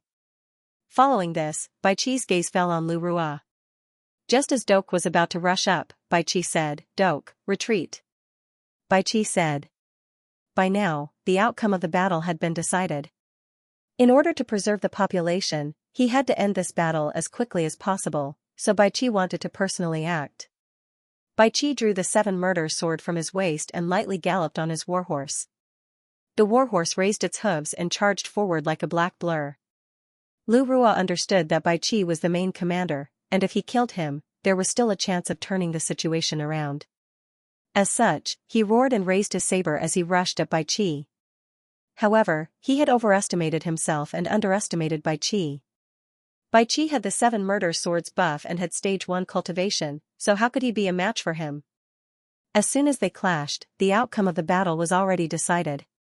A blood-red sword light flashed as a head flew into the air. Bai Qi brushed past Lu Rua on his warhorse, but Lu Rua had already died, unable to even take a single attack from Bai Qi. After Bai Qi killed Lu Rua, the blood-red star in the sky gave off an even brighter blood-red light. Bai Qi arrived at the center of the battlefield and looked at the chaotic and bloody scenes around him. He slowly raised the 7-murder sword and lightly shouted, "Soldier aura formation." Traces of blood-red light rose up from Qin's soldiers' bodies, and they gave off a metallic aura as they gathered towards Bai Qi. Scree! Suddenly, a sound that could shatter rocks and pierce through gold shook the heavens and resounded in a radius of 10 miles. A giant blood-colored eagle appeared in the sky, spreading its wings and soaring in the sky. Its eyes were sharp and its claws were sharp. That enormous, icy cold, and murderous aura was like an avalanche, suppressing everything in its path. The Xianbei people had long since lost their will to fight after Lu Rua's death, and under this terrifying aura, their hearts crumbled. They immediately threw down their weapons and knelt on the ground, choosing to surrender. Bai Qi was dressed in white and rode on his black forest horse as he stood at the center of the blood and corpses. The Xianbei people who were still alive were kneeling around him, and with the massive blood-red eagle circling above his head, Bai Qi looked as if he was a god descending from the heavens. From then on, the name of the white-robed general, which was feared by countless people in the future, gradually spread. With the surrender of the Xianbei people, the battle was quickly pacified. By now, Doke had finished compiling the data and reported, "General Bai, because the battle ended quickly, we quickly took control of the situation. Because the battle ended quickly, we quickly took control of the situation. We captured 7,356 Xianbei people. In total. Most of the livestock escaped, but 20% of them remained, along with some weapons and 360,000 silver coins. Our losses weren't too great, 68 of them were lightly injured, 3 of them were heavily injured, and no one died. On the other hand, because the skeletons fought against the Xianbei's main force, they lost around 500 skeletons." Hearing Doke's report, Bai Qi nodded. His tactics were ferocious, simple, and quick, but the downside was that there were many casualties. However, because of their superior equipment, cultivation, stats, and tactics, the number of casualties was extremely low. Even though the skeletons had lost 500 skeletons, this wasn't a big deal. They were originally summoned from the king's undead cavalry's corpses, and they could use the Xianbei corpses to summon more skeletons. Bai Qi was quite satisfied with the results of this battle, and after the battle, he didn't hold back and gave some money to the soldiers. At the same time, he slaughtered cows and sheep for them to eat as a celebration. Following this, Bai Qi went to the barracks and found that there were 3 profession change stone steels. Xianbei soldier, E-grade military, description, soldiers of the Xianbei clan, effect, receives the basic cultivation technique, Xianbei saber technique. Xianbei archer, E-grade military, description, archers of the Xianbei clan, effect, receives the skill, Xianbei archery technique. Xianbei shield bearer, E-grade military, description, shield bearers of the Xianbei clan, effect, receives the skill, shield bearer. There was nothing special about these professions, but they were slightly weaker than Qin's basic professions. However, they were better than some of the legacy professions of some of the smaller families. Following this, Bai Qi went to the village hall. There was a silver cube floating in the air, which represented a silver-grade city creation heart. Bai Qi placed his hand on it and was about to conquer it when he received a system announcement. "Do you wish to conquer the lost race, Xianbei village?" System announcement. You belong to a Chinese clan and have unlocked the nation fate. By conquering this village, you will obtain many benefits. Your Qin's fate will fuse with this trace of Xianbei fate. The more Xianbei fate you fuse with, the more favorability the Xianbei clan will have towards you. They will no longer view you as enemies and may even submit to you. You will obtain a Xianbei tier, which can be used to create items or to summon people from the Xianbei clan. Bai Qi felt quite surprised that there were so many benefits to conquering a foreign clan's village. He immediately chose to conquer it and relocate it. The basic structures of the Xianbei village disappeared, and all of the other structures collapsed. Finally, the light from the Rubik's Cube receded and slowly floated into Bai Qi's hand. Apart from this, a teardrop-shaped object fell from the sky. It was transparent like a teardrop. This was most likely the Xianbei tear. At the same time, Zhao Fu, who was busy opening a restaurant, received a system announcement. Congratulations, your subordinate Bai Qi has conquered the lost race, Xianbei village. Your Qin's fate has fused with a trace of Xianbei fate. Congratulations, your subordinate Bai Qi has conquered an advanced village. Your king's ring has given you 400 achievement points. Congratulations, your subordinate Bai Qi has relocated an advanced village. Your king's ring has given you 41,000 EXP Xianbei. Conquering an advanced village had given so much EXP, and if there were a few more, Qin Town would have long since leveled up. However, it was a pity that there were very few advanced villages, and finding one was already quite good. Most of them were basic villages, followed by intermediate villages, and then advanced villages. In terms of town-level towns, even if each area was as big as a province, the number of towns would definitely not exceed 160. After looking through all of the system announcements, Zhao Fu turned his attention back to the matter of opening a restaurant. Zhao Fu looked over at Bai Qi, who looked up at the teardrop falling from the sky. It was the Xianbei tear, and Bai Qi curiously stretched out his hand to catch it before examining it. Xianbei tear, the heavens took pity on a lost clan and allowed a clan that had disappeared to reappear in the Heaven-awakened world. However, this was their last chance and their fate. Now that their village has been conquered, their fates have been decided. Xianbei tear, Xianbei village has been conquered, and their clan's fate has been fused with or devoured. This is the sorrow of a clan. Effects can be used to fuse items or summon people. 100 Xianbei tears can fuse into a gold-grade item, which can summon an S-grade Xianbei person.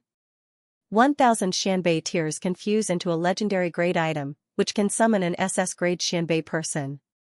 10,000 Xianbei tears can fuse into an epic grade item, which can summon an SSS-grade Xianbei person. This is the limit, and can no longer be fused or summoned.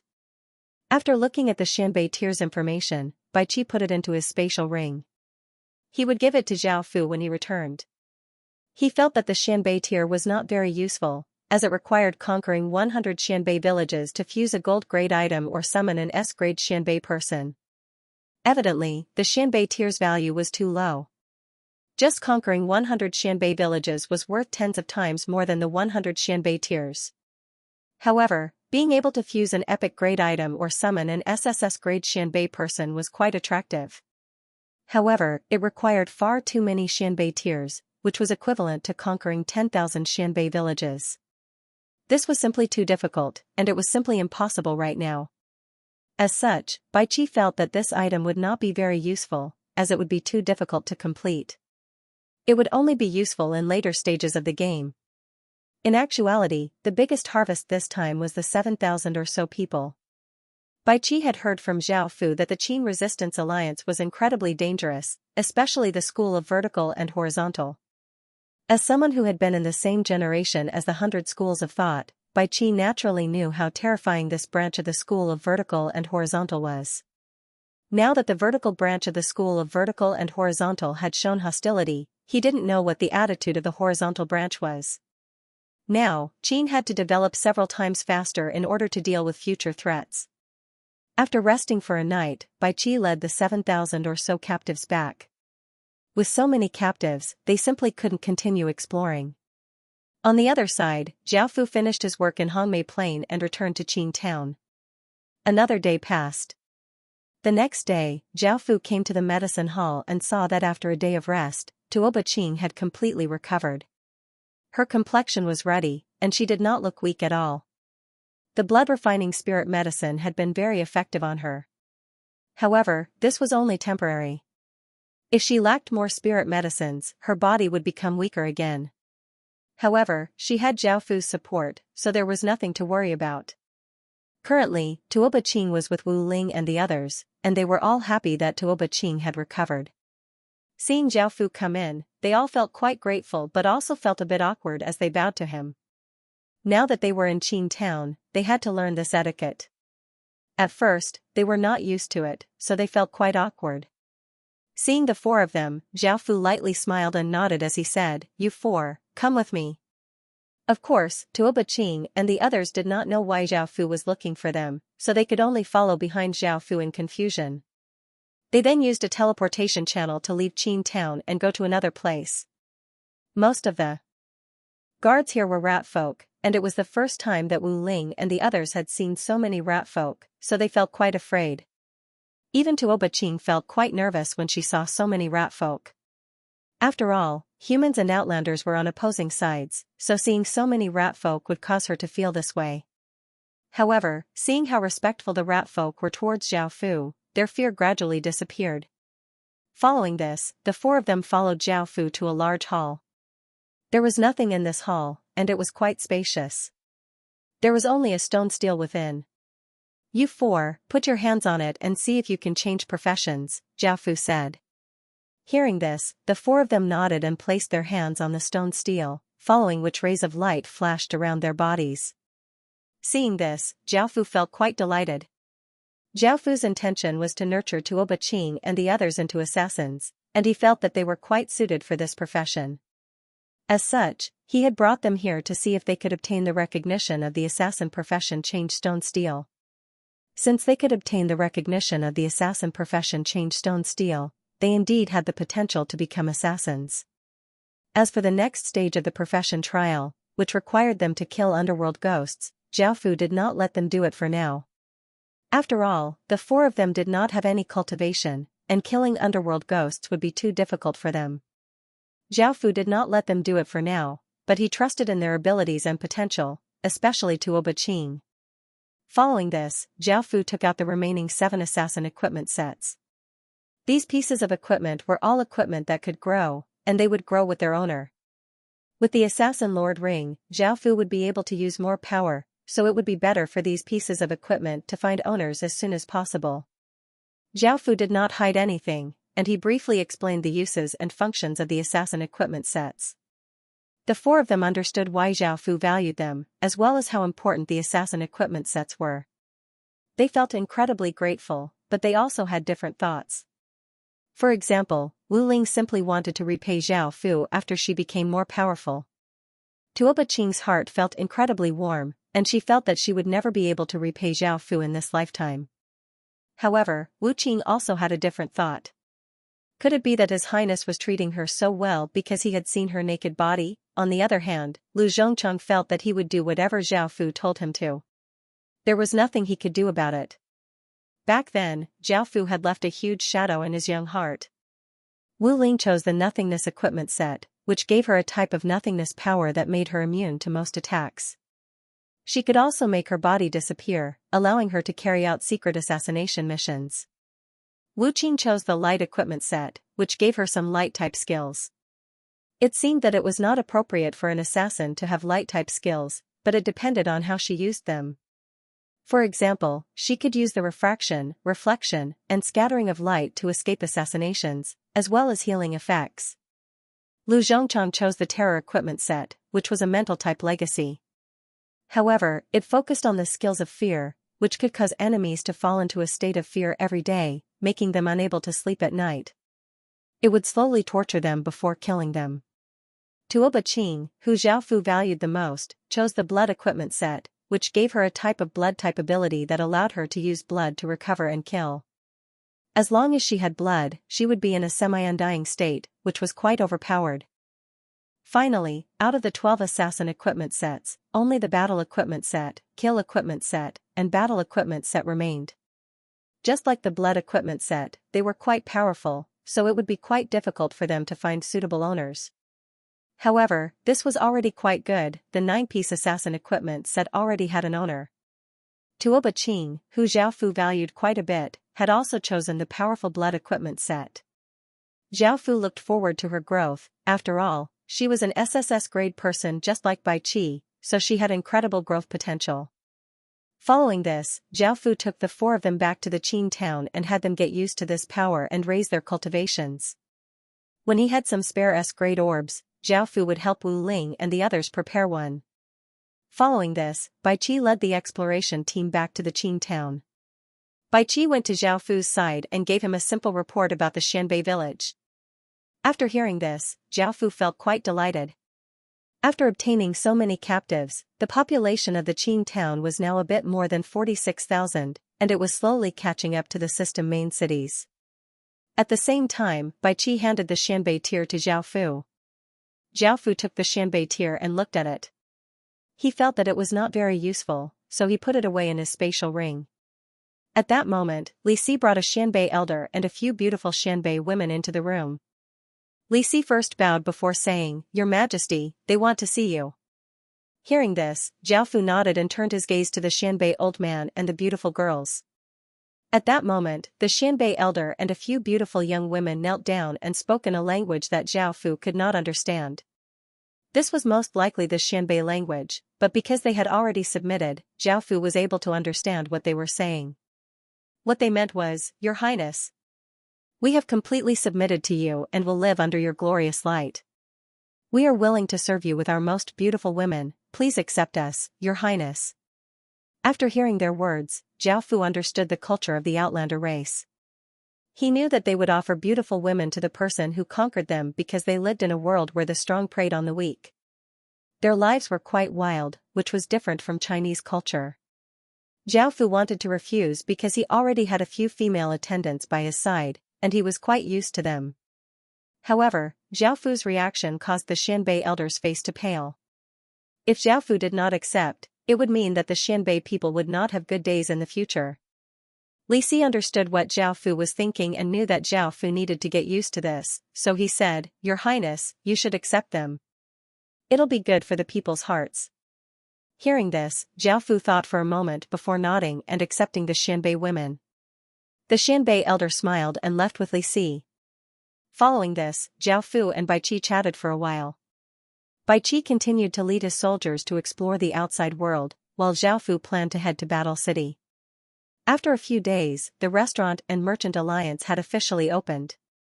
The restaurant's business was quite good, and it was roughly the same as the Westfall restaurant in Holy Light City.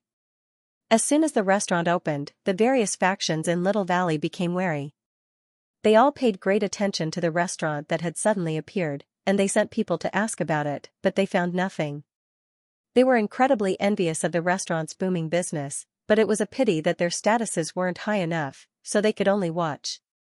However, as time passed, they quickly developed, and it wouldn't be long before they could raise their statuses to barons. Now, there wasn't much time left for Zhao Fu, and the advantage of his status would gradually weaken. However, he couldn't rush things. Being able to open a path to the outer regions in 3 days was already quite good, and apart from Zhao Fu, no one else could do such a thing. Moreover, the biggest advantage in business was no longer the restaurant but the merchant alliance. Recently, many people had seen many strange things on the streets that they had never seen before, and they definitely didn't exist in this region. This not only attracted the attention of countless indigenous residents, but it also attracted the attention of countless players. Now that the Merchant Alliance was a massive money-making machine, they began to sell all sorts of goods. As such, many similar scenes occurred. For example, when Zhao Fu sold the Black Forest fruits that he had planted in Little Valley, countless people came up to him and asked curiously, "Boss, what fruit is this? What fruit is this?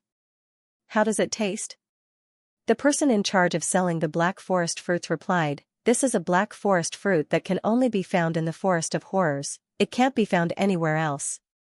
Just this was enough to attract many people's attention. After all, they knew that the Forest of Horrors was in the neighboring region, and this was the first time they had seen something from the outer regions. Could it be that someone had crossed the border? Countless people continued to ask. The person selling the Black Forest fruits laughed and said that he was just selling the Black Forest fruits and didn't know anything about this. Seeing that he didn't know anything, no one continued to ask. Instead, they looked at the Black Forest fruits and said, "Boss, how much are these Black Forest fruits? I want to try them." The person selling the Black Forest fruits picked up 2 Black Forest fruits and handed them to the person, saying, 2 copper coins for one. "It's the first time we're selling, so just 3 copper coins will do." What? Everyone was startled. Rare items were expensive, and ordinary items that were rare would seem precious. No one had expected Black Forest fruits from the outer regions to be sold so cheaply. They had thought that they would be worth at least 10 or so copper coins each.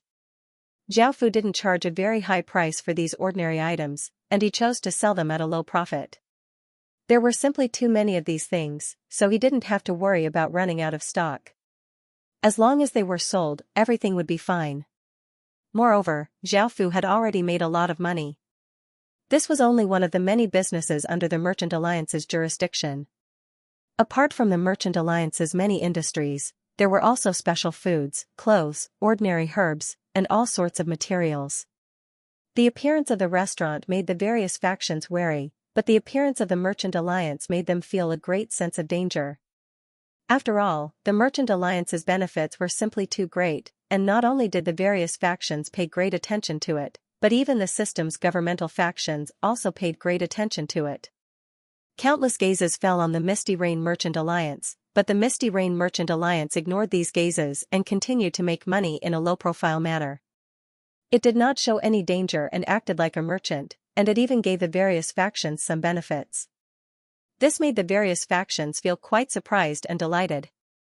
The Merchant Alliance's appearance was beneficial to them, and the relationship between the two sides was not as tense as before. They got along quite well, which was what Xiaofu wanted. If one wanted to be a qualified merchant, they had to make themselves seem harmless and harmonious in order to do business well. However, the various factions all tried to guess who the Misty Rain Merchant Alliance belonged to. However, because they did not have any information, they were unable to make any accurate guesses. As such, they could only list the Misty Rain Merchant Alliance as a mysterious faction that could not be offended and had to be on good terms with. Xiaofu was quite pleased with how the Misty Rain Merchant Alliance was operating. Now, the Misty Rain Merchant Alliance spanned across 4 regions: the Forest of Horrors, Little Valley, 100 Bamboo, and Red Plum Plains. In order to attract attention, Xiaofu had set up the Misty Rain Merchant Alliance's headquarters in Little Valley, but in secret, it was set up in Qin Town. Currently, the profit from each region, including the restaurant, was slightly more than 7,000 gold coins. Although 7,000 gold coins didn't seem like a lot, if the 4 regions were added together, it would be 28,000 gold coins. If converted to copper coins, that would be 280 million, and if converted to real money, that would be 2.8 billion. This was just the total profit from a single day. As they developed more and more regions, their profits would become greater and greater. Now that they had so much money, Xiaofu directly swept up energy stones from all of the system main cities and spent 10,000 gold coins to gather 1,000 energy stones. Regarding the spirit refining plan, Xiaofu had always been thinking about it. Now that he had the spar, the plan could not be carried out, because there were still a few important factors missing. Xiaofu was not ready for the time being, and he had not found what he had been looking for. Therefore, even if he had the spar, the plan could not be carried out for the time being. Only after Xiaofu found that thing could he really start. After checking on the merchant group's situation, Xiaofu went to Battle City and went to the arena to check on Xianxia. By now, Xiaofu had discovered that Xianxia had become one of the most famous gladiators in Battle City. Anyone who hadn't heard of the Sword Demon by now definitely wasn't from Battle City. Every time he appeared, the arena would be filled to the brim. It was evident just how popular he was. The reason why these people liked Xianxia was because they liked the thrill of seeing him kill people of a higher cultivation. They were incredibly amazed by Xianxia's supreme sword skills, and they were also shocked by his talent. He had only cultivated for a few days, yet he had instantly jumped to stage 0 to 4. This speed was simply unimaginable. It wasn't just Battle City, countless factions and even the system's governmental factions took a liking to him. They extended all sorts of olive branches and promised him all sorts of benefits, but they were all rejected by him. Countless people started to investigate everything they could about Xianxia, wanting to find out his true identity, where he came from, and what faction he belonged to. However, they were unable to find out anything. All they knew was that on a bright and sunny morning, he was brought to the arena by a mysterious black-cloaked figure, and his legend began. After 50 or so duels, no one had been able to force Xianxia to take off his cloak, nor had anyone seen what the sword demon looked like. This made Xianxia even more mysterious, and there was even a legend that no one knew what the sword demon looked like because everyone who had seen him had died. Xiaofu could only smile and go to the big man in the arena. This was the big man that Xiaofu had met when he had first come to the arena. By now, Xiaofu knew that his name was Xingli, and Xiaofu smiled as he said, "Brother Xing. How have you been?" When Jingli heard this voice, he turned and saw that it was Zhao Fu. He was delighted, and he smiled as he said, "So it's brother Zhao. Come, have a seat, it's sword demon's turn soon." Jingli gave Zhao Fu a VIP seat in the arena, and his attitude was extremely good. After all, to others, it seemed like he had discovered the genius sword demon, and because of Gania's shocking performance, his status in the arena had gradually risen. Only Dang Li knew that he was just lucky that he had managed this area. If it wasn't for Zhao Fu's insistence, he really wouldn't have discovered Gania's swordsmanship genius. Hearing this, Zhao Fu sat down, wanting to see how much Gania had changed over the past few days. Following this, Gania walked into the arena. He was still wearing his black cloak, but his aura was even more powerful and cold. As he walked into the arena, countless people started to excitedly yell his name, and the arena became incredibly lively. What surprised Zhao Fu was Gania's opponent. Gania's opponent was a big, boorish man who wore simple clothes made of beast hide and had a beard. From his appearance, it was possible to tell that he was a Xiongnu. Can these outsiders enter the system main cities? Or was this Han Nu captured? Zhao Fu felt quite confused. There had been many enmity between the Xiongnu people and Great Qin in history, and it could be said that they were very powerful enemies. As such, Zhao Fu felt quite confused about the appearance of an outsider in a system main city, and he only found out after asking Jingli. It turned out that in order to increase the number of people in the arena, Battle City's city lord allowed these outsiders and even some outlanders to enter the system main cities. It was truly a different place with different policies. When comparing player factions to factions in the wilderness, player factions couldn't compare to factions in the wilderness. However, player factions had the support of system main cities, and they could increase their strength through all sorts of transactions. For example, they could buy good equipment, healing potions, and all sorts of support items. Now that this advantage was gone, most of the players in Little Abyss Valley were in dire straits. Zhao Fu turned his gaze back to the duel. The Xiongnu soldier looked at Gania and felt an indescribable sense of disgust. He raised his scimitar and ferociously attacked Gania. Gania understood that he was facing a Xiongnu soldier and did not hold back. The duel quickly concluded. After the Xiongnu died, Gania left amidst the cheers of the crowd. Zhao Fu saw that Gania had improved so quickly, so he decided to keep him here. After chatting with him for a bit, Zhao Fu returned to Qin village.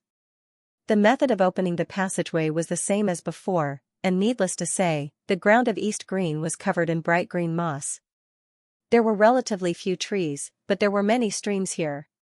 Sometimes, it was surrounded by clouds and mist, making it look like a fairyland. It was a very beautiful place. East Green had 4 system main cities: South Bright City, Heavenstone City, Nine Sun City, and Ruashui City. Just like before, Zhao Fu walked around the system main cities and found that the specialty of this place was a type of clearwater fish. This fish lived in many of East Green's creeks, and it looked like a normal grass carp. However, it was slightly smaller, and its flesh was incredibly delicious and tender, making it very popular. After looking at these specialties, Zhao Fu went back to his main business, which was to buy real estate and open restaurants. After walking around the 4 system main cities, Zhao Fu found that there were fewer players in Heavenstone City than in the other 3 system main cities, but he didn't know why. After buying the property, Zhao Fu hired people to renovate it and prepare for the business. After taking care of these things, Zhao Fu started to send out the intelligence department, Eternal Night, to all of the system main cities to gather information from all sides. The person who was the happiest about this was undoubtedly Lu Mei, as Zhao Fu had placed the most restrictions on her. Because Guo Binglin, Wang Ergu, and a few others were directly under the Eternal Night intelligence department, they could use teleportation channels as they pleased. However, Zhao Fu had restricted Lu Mei to only use teleportation channels, so every time she saw Zhao Fu, she would look quite unhappy. Now that Zhao Fu wasn't restricting her anymore, she could finally use teleportation channels as she pleased to go to the system main cities. She was incredibly happy. However, Zhao Fu had reminded her that if she couldn't complete her quests or got into trouble, she would be restricted again. Lu Mei immediately acted obedient and said a lot of good things about Zhao Fu. This caused Wang Ergu to blush with shame. Where did that domineering, barbaric, and fiery second-in-command go? When did you become even better at flattering people than me? The Eternal Night Society would set up a small branch in every system main city, and it would be made up of 10 or so people. In order to keep their identities hidden, Jiaofu did not allow them to come into contact with Qin's faction. They were an independent organization, and right now, they were mainly gathering information and did not have any assassination missions. Next, Jiaofu took out a map of the Heaven-Awakened world and looked at it seriously. Now that the Forest of Horrors had been cleared in all 4 directions, it was time to prepare a plan and strategy for the future. Within Holy Light City, Jiang Feng walked into the cloth shop and looked at Jiang Rou, who was doing her accounts, and he said with a look of concern, "Little Rou, you're quite busy. Leave the accounting to someone else. You have enough things to do, so don't tire yourself out." Hearing this, Jiang Rou stopped and raised her head to look at Jiang Feng, slightly frowning. She knew that her big brother would not come to find her for no reason, and she knew that he was just pretending to care about her. As such, she calmly replied, "Big brother, it's fine. Why are you looking for me?" Seeing that Jiang Rou did not appreciate his kindness, Jiang Feng felt quite awkward, but he still said, "It's nothing much, I just wanted to ask how the clothing store's business is doing." "Not bad. The clothing store is quite famous now, and many higher-level factions in the system main cities are making clothes here. We make around 50 gold coins a day," Jiang Rou replied. Hearing this, Jiang Feng felt quite delighted and said, "Lil Rou, you know that the relationship between the Jiang family and the Zhou family is quite strained. I don't need to go into detail about the reasons, but the Zhou family seems to have found a legatee. Right now, the Jiang family's situation is quite dangerous, and I heard that Zhao Xian hasn't come to find you in a long time. I want to buy 500 sets of blue-grade equipment for the Jiang family's elites, so I'll leave this matter to Zhao Xian." Jiang Rou understood her big brother's intentions. He wanted to push her to Zhao Xian and rely on Zhao Xian's faction to resist the Zhou family. At the same time, it would be easier for her to meet Zhao Xian and obtain some benefits from him. 500 sets of blue-grade equipment were split into 2 pieces, 1 weapon and 1 armor. 500 sets of blue-grade equipment meant that there were 1,000 pieces of blue-grade equipment. Right now, an ordinary piece of blue-grade equipment was sold for 300 to 500 silver coins. 1,000 pieces of blue-grade equipment would cost at least 300,000 silver coins, which was the cheapest price the Jiang family could afford. As such, Jiang Rou wanted her to go to Zhao Xian. "I'm not going," Jiang Rou said coldly after understanding Jiang Feng's intentions. She wasn't just angry at the Jiang family for pushing her to Zhao Fu like a tool, but she didn't want Zhao Fu to see her as such a woman. Facing Jiang Rou's refusal, Jiang Feng didn't panic, and he started to use the dangers of his family, his parents, and the Zhou family to persuade her. In the end, Jiang Rou agreed. After hearing Jiang Rou agree, Jiang Feng smiled and turned to leave. Jiang Rou lowered her head and stealthily wiped away the tears at the corners of her eyes. "Jiang Rou. What is it?" Zhao Fu lightly smiled and asked Jiang Rou, who was sitting next to him. "Zhao Xian, I want to buy some equipment here." Jiang Rou felt as if she couldn't say it out loud, and she paused for a while, looking quite conflicted. Hearing this, Zhao Fu smiled and nodded as he said, "Sure. How many do you want?" Hearing Zhao Fu's words, Jiang Rou looked up at Zhao Fu and deeply breathed in as she said, "I want 500 sets of blue-grade equipment, can you give me a discount?" Haha. Zhao Fu couldn't help but laugh when he saw how embarrassed and nervous Jiang Rou looked. So that was what she had come for, so he replied, "Sure. I'll give you a 40% discount." Jiang Rou let out a sigh of relief and felt incredibly grateful, but also a bit ashamed. Zhao Xian had treated her so well, yet she had shamelessly come to him to take advantage of him. Her beautiful eyes became a bit moist. Seeing Jiang Rou like this, Zhao Fu asked caringly, "What is it?" Jiang Rou held back her tears and shook her head, indicating that she was fine. Zhao Fu felt that there was something going on with Jiang Rou, but it wasn't appropriate for him to ask. At that moment, the soldiers reported that there was something for him to take care of, so Zhao Fu could only apologize to Jiang Rou. Just as he was about to leave, he suddenly said, "Thank you so much." Just as he was about to leave, Jiang Rou suddenly said as she lowered her head. Hearing this, Zhao Fu stopped and said, "No need, aren't we friends?" If you need anything, I'll do my best to help you. You don't owe me anything, and perhaps I'll need your help in the future. Hearing this, Jiang Ro felt the knot in her heart untie. When she grew up, she hoped that she would be able to help Zhao Fu one day. She raised her head and smiled at Zhao Fu. After taking care of Jiang Ro's matters, Zhao Fu returned to Qing town and continued to take care of his unfinished business. At the same time, Zhao Fu decided where he wanted to explore in Qing town, which was the north. After all, Qing town's main plan was to leave China and use Vietnam as a stepping stone. Even though Vietnam was a small country, it was still a country. If Zhao Fu wanted to steal it, he would have to make preparations first. He would first open up a path to Vietnam before expanding in other directions. East Green's 4 restaurants had long since opened, and there was no need for Zhao Fu to personally take care of these matters. Now, there's a piece of good news, which is that we found a skeleton general in an underground passage. This skeleton general was still quite powerful, but Zhao Fu's soldiers were not as weak as before. Li Wen combined the 2 exploration teams, and after paying the price of a few light injuries, they successfully killed the skeleton general. The skeleton general dropped 5 items. One was the skeleton general's armor, which Zhao Fu gave to Li Wen.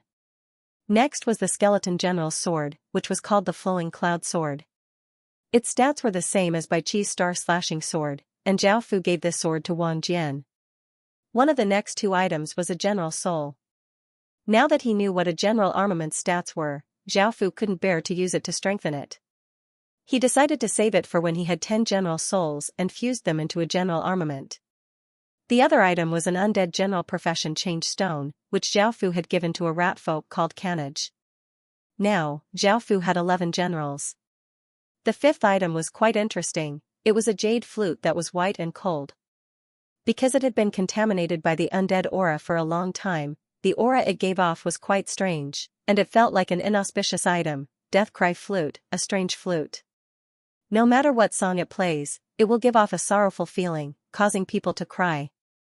The person who plays the flute will be targeted by ghosts. This was the 5th item, and it could be said to be an inauspicious item. If it was placed in the real world, it would terrify a group of people. After all, those who used the flute would be targeted by ghosts, and just thinking about it made people's hair stand on end. However, this was the Heaven Awakened world, and with Zhao Fu's current strength, he did not fear any ghosts. As such, he lightly blew into the jade flute. Who? As soon as the sound of the flute was heard, Zhao Fu felt a chill on the back of his neck, as if a cold wind had blown past. Zhao Fu raised his head, and the scene suddenly became quiet. It started to feel strange. Suddenly, a few faint phantoms slowly appeared. These phantoms consisted of both men and women. Their appearances were very blurry, and their appearances could not be seen clearly. Their clothes were also very ordinary. Their feet were a few inches off the ground, as if they were floating. Zhao Fu looked at these phantoms and found that they were just a group of ghosts. These ghosts were all quite weak, and a casual blow would be able to cause them to dissipate.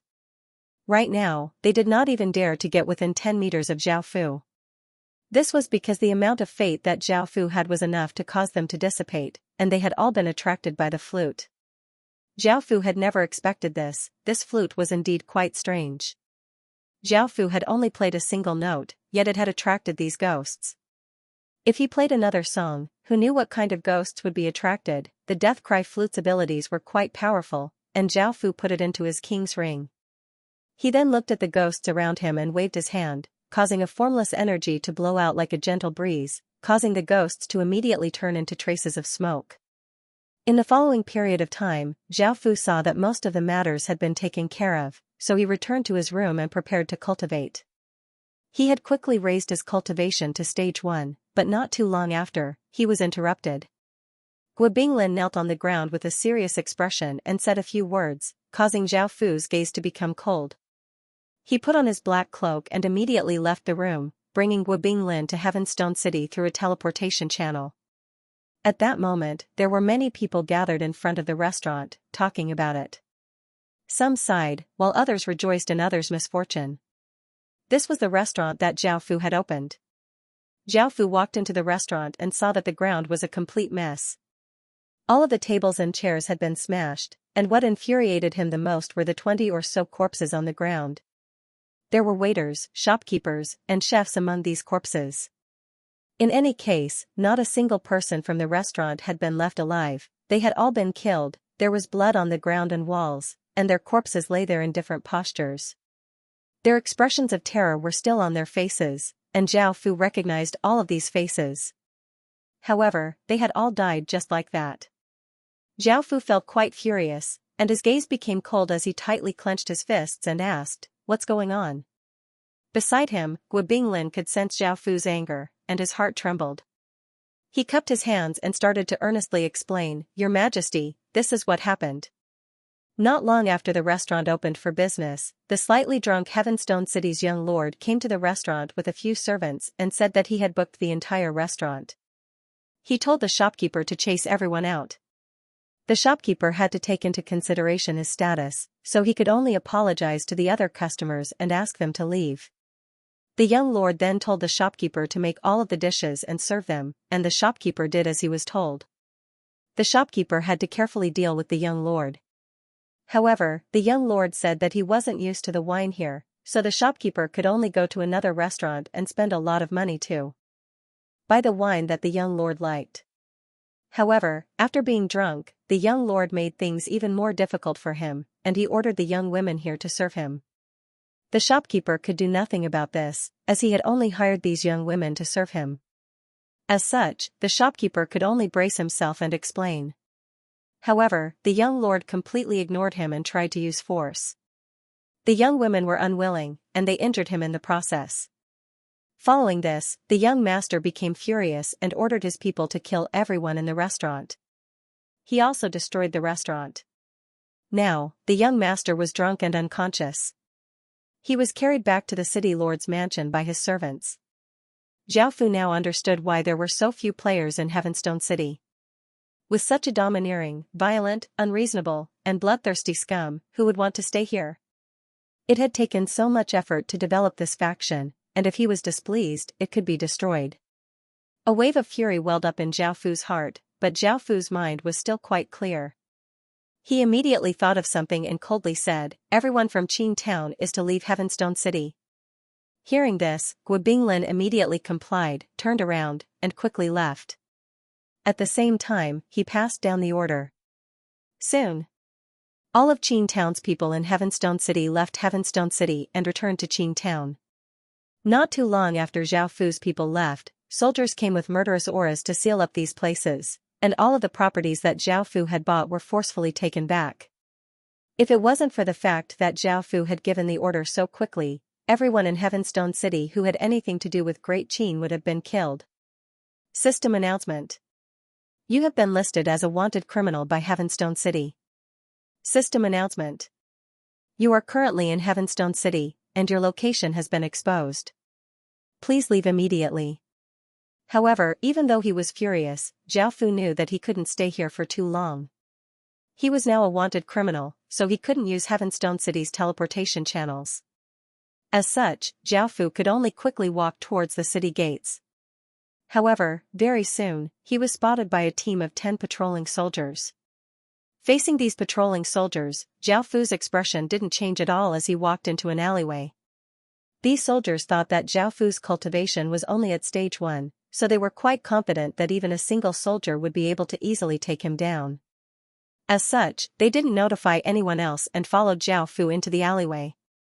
At that moment, Zhao Fu stopped walking and turned to look at the soldiers walking in. A cold smile appeared on his face. "Li Wu. You're now a wanted criminal in Heavenstone City, so you won't be able to escape. If you surrender now, you'll die with an intact corpse. You can only blame yourself for offending our young master," one of the squad leaders said to Zhao Fu in a mocking tone. Li Wu was a random name that Zhao Fu had given to buy property. Zhao Fu knew that he had a lot of authority in a main city, and he had expected such a scene. As such, in order to hide his identity, Zhao Fu normally didn't use his real name to buy property. Hearing their words, Zhao Fu's gaze became incredibly cold. His own people had treated him with respect and had tried to make concessions, but they had been killed by their young master. Now, they were blaming him. Zhao Fu didn't reply and directly attacked. Right now, he only wanted to kill. Traces of Black King's power appeared around his body as he leaned forwards and tapped off the ground, shooting out like an arrow. So fast. The soldiers were completely shocked, and before they could even react, Zhao Fu had already appeared in front of them. His palm was stretched out, and a black light shined out of it as his hand became a saber. Pooh! The scene froze as Zhao Fu's palm pierced through a soldier's chest. Blood leaked out of the soldier's mouth, and he looked incredibly shocked. He had never thought that he would die so easily. In the next second, Zhao Fu's body once again disappeared. Bang! Bang! Two muffled sounds rang out, and the two soldiers flew out, crashing into the walls on both sides. Their chests had caved in, and it seemed like they would not be able to survive. The remaining soldiers all felt a wave of terror, and only now did they understand that they were the prey. Let's go. Report this to the Lord. When the squad leader saw that 3 soldiers had died in an instant, he understood that they were no match for Zhao Fu and immediately gave the order to retreat. At the same time, the soldiers were dumbfounded. When had these players become so powerful? Normally, they relied on their strength to look down on players. Now, however, they had kicked an iron plate. They wanted to leave, but Zhao Fu didn't want to let them go. All the suppressed anger in his heart exploded, and he saw Zhao Fu shuttling back and forth among the soldiers like a black shadow. Bang! Zhao Fu punched a soldier in the chest, causing his chest to cave in and his body to fly backwards. Pooh! With a wave of his hand, a soldier's head was directly chopped off by Zhao Fu, causing blood to spurt out from his neck. This was a complete massacre. Perhaps these soldiers, with their stage 1 cultivation, could act like a tyrant in front of normal players, and they were existences that they could only look up to. However, Zhao Fu had all sorts of stat bonuses from his equipment and all sorts of high-tier buffs, so he didn't have to fear these stage 1 soldiers. Zhao Fu shuttled back and forth a few times, and soon, only 1 soldier was left alive. The others lay on the ground in various postures, and their deaths were quite pitiful. Their blood dyed the alley red. The soldier gripped his sword with both hands, and his body trembled as he stared at Zhao Fu. He knew that he couldn't escape, so he could only fight with his life on the line. Instantly, Zhao Fu disappeared from his eyes, and the soldier screamed in terror as he ferociously slashed forwards with his sword. However, a black shadow dodged his sword and suddenly appeared in front of him. In that instant, a hand grabbed his head and lifted him up. Bang! Without any hesitation, Zhao Fu clenched his fist, and the soldier's head exploded like a watermelon. Blood-red brain matter splattered everywhere. At this time, Zhao Fu stood in place, his hands covered in blood. This was the first time that Zhao Fu felt that killing was such a carefree thing. This also began to change Zhao Fu's personality. Of course, Zhao Fu knew that he couldn't stay here any longer, so he quickly left and headed for the city gate. Not long after, a valiant-looking middle-aged man led a large group of soldiers to the alleyway. Seeing this bloody scene, the middle-aged man felt infuriated. This middle-aged man was called Yu Linping, and he was one of Heavenstone City's 3 great generals. Before, he didn't care too much about this matter. After all, his hedonistic young master had offended a weak player, and in order to not cause any trouble for Heavenstone City, he would kill anyone he offended. Yu Linping had thought that such a weak player would be easily dealt with, just like before. However, he had never thought that he would receive news of his soldiers being killed. As such, he immediately rushed over with his soldiers, and when he saw the scene in front of him, he realized that things weren't as simple as they seemed. His stage 1 soldiers hadn't been able to resist at all, and they had been killed one by one. His young master might have offended someone he shouldn't have. The city lord can't spoil him too much. Also, the Qian family's methods are too vile, and they keep fanning the flames. If this goes on, Heavenstone City might be destroyed. However, there was no turning back now. Yu Linping suppressed the fury in his heart and turned as he said, "Immediately list Li Wu as an S-grade fugitive." Hearing his words, the soldiers beside him felt quite confused. They knew that all of the system main cities as grade fugitives were the greatest threats to the system main cities, and yet a weak player in their eyes was listed as an S-grade fugitive. They couldn't believe this and asked, "Sir, what's wrong? Are you sure?" Yu Linping earnestly nodded and said, "For him to be able to kill my soldiers so easily, his strength isn't inferior to mine. Report this matter to the city lord and give the order to close the city gates. We can't let him escape, or else there will be endless trouble in the future." The soldiers obeyed and turned to leave, and Yu Linping led his soldiers in the direction that Zhao Fu had left in.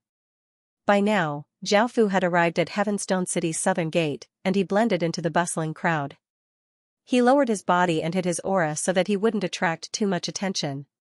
When Zhao Fu was still 10 or so meters away from the city gates, the city guards drew their large sabers and yelled, "Close the city gates, so no one is allowed to enter or leave." The sudden closing of the city gates caused many people to feel quite displeased. They had wanted to go out and hunt for money or sell the items they had obtained outside. Even though there weren't many player factions in Heavenstone City, there were still many independent players. Apart from players, there were also indigenous residents who went in and out to do business. Now that the city gates were closed, everything had to stop. The city gates had been closed too suddenly, and there had been no warning at all. As such, many of the people who were blocked at the gates looked quite displeased, and they either yelled in protest or tried to negotiate. "Can't you let one last group of people leave or come in?" The general coldly harumphed. He had received a death order, so of course he couldn't let anyone go. He yelled, "Close the city gates. Anyone who dares to enter will die." This order, which was filled with killing intent, forced countless people to retreat. Even though they were quite displeased, there was nothing they could do. Compared to their lives were definitely more important. At the same time, they felt quite confused. Just what was going on in Heavenstone City for them to suddenly close the city gates? This was the first time something like this had happened before. The people blocking the city gates retreated, and the soldiers pushed open the 10 or so meter tall gates, which were made from silver-grade materials. Soon, the gates were about to close. Zhao Fu, who was hidden within the crowd, knew that if he didn't act now, he wouldn't have another chance. He circulated his king's power, and a large amount of black king's power flowed out of Zhao Fu's body and spread out like a fog. Xing, a clear sword hum sounded out as Zhao Fu drew the sky demon sword and raised it high, sending all of his king's power into it. Sensing Zhao Fu's power, the sleeping sky demon within the sword suddenly opened its cold, blood-red eyes, and a large amount of sky demon chi flowed out of the sword. The sky demon sword gave off a demonic, soul-devouring light, and Zhao Fu lightly yelled, "Sky demon slash!" Boom! An explosion sounded out as Zhao Fu slashed down with his sword, sounding like a demon's roar. The air seemed to be split in half as a massive black sword light flew out. The 10 or so soldiers who were closing the gates, as well as the 20 or so soldiers who were standing guard, were caught off guard and struck by the sword light. The massive and terrifying sword light devoured their bodies, and after the sword light passed, the ground was dyed red with blood. Countless corpses littered the ground, and a pungent smell of blood spread out. At the same time, a sword mark that was over 20 meters long appeared on the ground, and strands of demonic chi emerged from it. The sudden change startled countless people, and they all turned to look at the black-cloaked man beside them, who looked like a demon god. In front of everyone's astonishment, Zhao Fu turned into a beam of black light and leaped towards the city gate. Just as Zhao Fu was about to rush out of the city gate, suddenly, a valiant figure jumped down from the city wall, blocking Zhao Fu's path. It was the city gate general. His cultivation had already reached the second order. Scram! Zhao Fu coldly roared as he slashed out with his sword, and the sky demon sword gave off a domineering aura of killing as it slashed towards the guardian general. This sword was extremely ferocious, and the defending general immediately used his large saber to block Zhao Fu's sword. However, he had underestimated Zhao Fu. Bang! The defending general felt as if a massive beast had slammed into him, and his body slid back 10 or so meters before coming to a stop. He looked at Zhao Fu in shock, and Zhao Fu didn't bother with him and rushed out of the city gate. Swish, swish, swish, just as Zhao Fu stepped out of the city gate, the archers on the city wall shot out arrows that tore through the air, forming a rain of arrows that were incredibly sharp. Luckily, there were at most 4,000 city guards on one side of the city wall, and most of the soldiers were still within the city. Of the 4,000 or so city guards, there were only 1,000 or so archers, and as they shot out arrows, Zhao Fu unleashed his protective barrier as he quickly dodged. Very quickly, Zhao Fu dodged this wave of arrows, and the other close combat soldiers could only try to get down from the city wall. They weren't as strong as the defending general, and they couldn't jump down from the city wall that was dozens of meters tall. At that moment, the defending general raised his large saber and rushed over. A cold light flashed in Zhao Fu's eyes as he raised the Sky Demon sword and used Sky Demon Soul Devouring. A massive demon image flew out of the sword and spread its wings as it flew towards the defending general. Seeing this, the defending general was quite startled and hurriedly used a defensive skill. He held his large saber in front of him, and a blue crescent moon appeared in front of him, giving off a faint blue light that protected his body. The Sky Demon image flashed past his body, and the blue crescent moon gave off a blue light that protected the defending general's body. In the end, the Sky Demon image wasn't able to absorb any of his essence and dissipated, and the blue crescent moon slowly disappeared. Suddenly, the defending general coughed up a mouthful of blood and half knelt on the ground, looking heavily injured. It seemed that even though the Sky Demon Soul Devouring hadn't absorbed any of his essence, it was still able to heavily injure him. Zhao Fu didn't continue to attack, and he turned and rushed in another direction. Right now, he only had one goal, which was to preserve his own life. The defending general reluctantly watched Zhao Fu run away. Everything that had happened seemed very slow, but in actuality, it had happened in an instant. Before his soldiers could even come down from the city wall, the defending general suddenly had an idea and yelled, "He's the S-grade fugitive, Li Wu. Whether he's dead or alive, anyone who kills him will receive 100,000 gold coins." What? 100,000 gold coins? Countless people inside and outside the city were given a big fright by this figure. They hadn't looked at the quest stone stele yet, so they didn't know that Heavenstone City had put a bounty on Zhao Fu's head. However, that wasn't important anymore, as they were completely attracted by the 100,000 gold coins. 100,000 gold coins was equivalent to 1 billion copper coins, which was equivalent to $10 billion in the real world. This shocking figure caused countless people's eyes to shine with greed, and their expressions became savage and terrifying. If they could kill Zhao Fu, they would have everything they wanted. They knew how powerful Zhao Fu was, but looking at the massive crowd around them, it seemed that they could rely on numbers to kill him.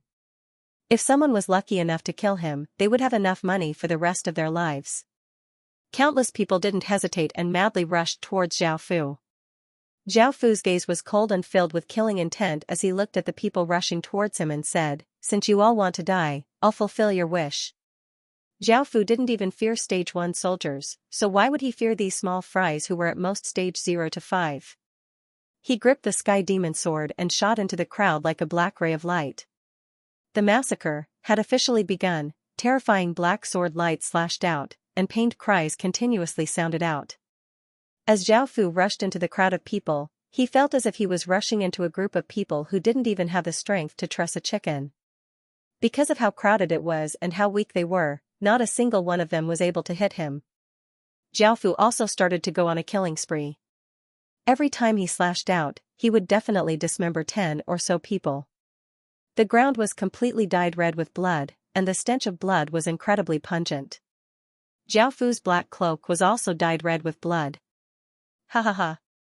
After madly laughing, Zhao Fu's cold gaze fell on the incoming people, and he slowly said in a domineering, condescending, and cruel tone, Now, I bestow upon you the fate of death."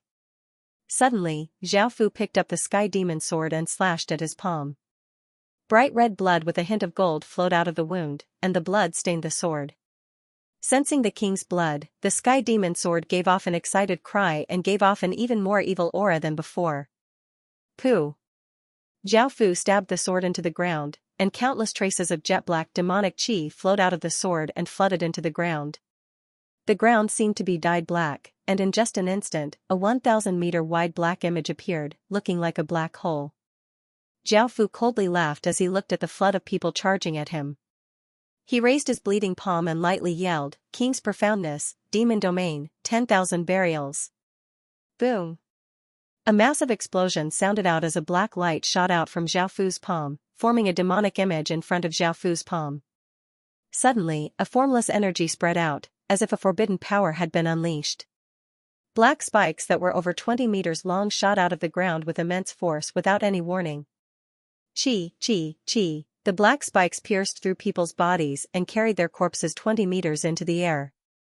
The black spikes covered the surrounding 1,000 meters, and the 1,500 or so people at the very front were all pierced through the air. Their expressions were filled with pain, savageness, and terror, and blood slowly dripped down from the air like a blood-red rain. The surroundings fell silent, and the scene before them became a blood-red hell. This terrifying scene caused the countless greedy people to wake up, and their bodies instinctively stopped. Perhaps it was because of their terror that they couldn't even take a single step forward. Xiaofu used his king's power to staunch the bleeding, and he pulled out the sky demon sword from the ground. All of the black spikes retracted, and the blackness on the ground receded. Corpses fell from the sky and landed on the ground, creating a 1,000-meter wide space in the middle of the sea of people. This skill had just appeared in his mind. Xiaofu's king profession was a growth profession that surpassed the soldier profession. At the beginning, there were no skills, and everything had to be created by Xiaofu. This king's profoundness, demon domain, 10,000 burial was the first skill that Xiaofu had created. However, this skill relied on the sky demon sword's sky demon domain. Without the sky demon sword, Xiaofu would not be able to use this skill. The blood on the ground was controlled by a formless energy and gathered towards the sky demon sword before being devoured by it. The sky demon within the sword excitedly laughed, "Kill! Kill! Kill! Master, kill them all!" After the sky demon sword devoured the blood, it sent a portion of it into Xiaofu's body to recover the power that Xiaofu had used up after using the king's profoundness. Xiaofu pulled the sword out of the ground and pointed it at the crowd 1,000 meters away as he said mockingly and murderously, "What? Keep coming." This provocation caused the people surrounding Xiaofu to look at each other, but none of them dared to take a single step forward. "He's holding a sky demon." At that moment, some people suddenly noticed the black sword in Xiaofu's hand. It had a demon pattern on it, and it gave off a cold, murderous, and evil aura. "What? Sky demon?" Hearing this shout, countless people's gazes fell on the sword in Xiaofu's hand. Sky demon was the most famous sword in the Heaven Awakened world, and even though the 10,000 Flower Festival had long since passed, the sword on the legendary rankings was still publicly acknowledged as the most powerful sword in the Heaven Awakened world. Back then, when Sky Demon had disappeared, it had caused quite a stir. None of them had expected Sky Demon to appear again, and it was even obtained by a player. They were filled with shock and confusion as to just who this black-cloaked figure was. This news caused the general to feel quite shocked. At first, he didn't believe it, but after seeing the sword in Xiaofu's hand, he confirmed that it was indeed Sky Demon. Back then, all of the legendary rankings equipment was listed in the exchange stone steel, and anyone could check it out. As such, almost everyone knew what Sky Demon looked like, as it was the #1 weapon on the legendary rankings. At that moment, the guards on the wall came down and hurried over to the general, asking, "Sir, what do we do now?" The general didn't know why Heavenstone City had put a bounty on this person's head, but that wasn't important anymore. He could sense how serious this matter was, and if he allowed Xiaofu to escape, it would be like releasing a tiger back into the mountains. As such, he yelled, "Kill him at all costs." "Yes, sir." The 4,000 or so guards obeyed and ferociously rushed towards Xiaofu. Xiaofu looked at the incoming guards. If they were a group of players with weak cultivations, Xiaofu wouldn't have feared them at all. However, they were all soldiers with stage 1 cultivation and wore blue-grade equipment. What was more important was that this was someone else's home, and there was a large group of soldiers rushing over. As such, Xiaofu had no choice but to once again choose to escape. Seeing this, the people around him hesitated. On one hand, the benefits of killing Xiaofu were simply too great. Not only would they be able to obtain 100,000 gold coins, but they would also be able to obtain Sky Demon. On the other hand, Xiaofu's 10,000 burial had left a massive shadow in their hearts. Seeing this, Xiaofu didn't show any mercy and directly used Sky Demon Slash. A massive sword light slashed out, killing countless people and carving out a path of blood. This time, some people were completely scared out of their wits and chose to retreat, but many people were unwilling to give up and chased after Xiaofu with their weapons. Xiaofu was surrounded by countless people, and it was impossible to kill them all. After killing this group, another group would rush up, and the 4,000 guards were about to rush up. If he was held back by them, it would be impossible for him to escape. Suddenly, Zhao Fu threw out a round pearl, which gave off a faint white light.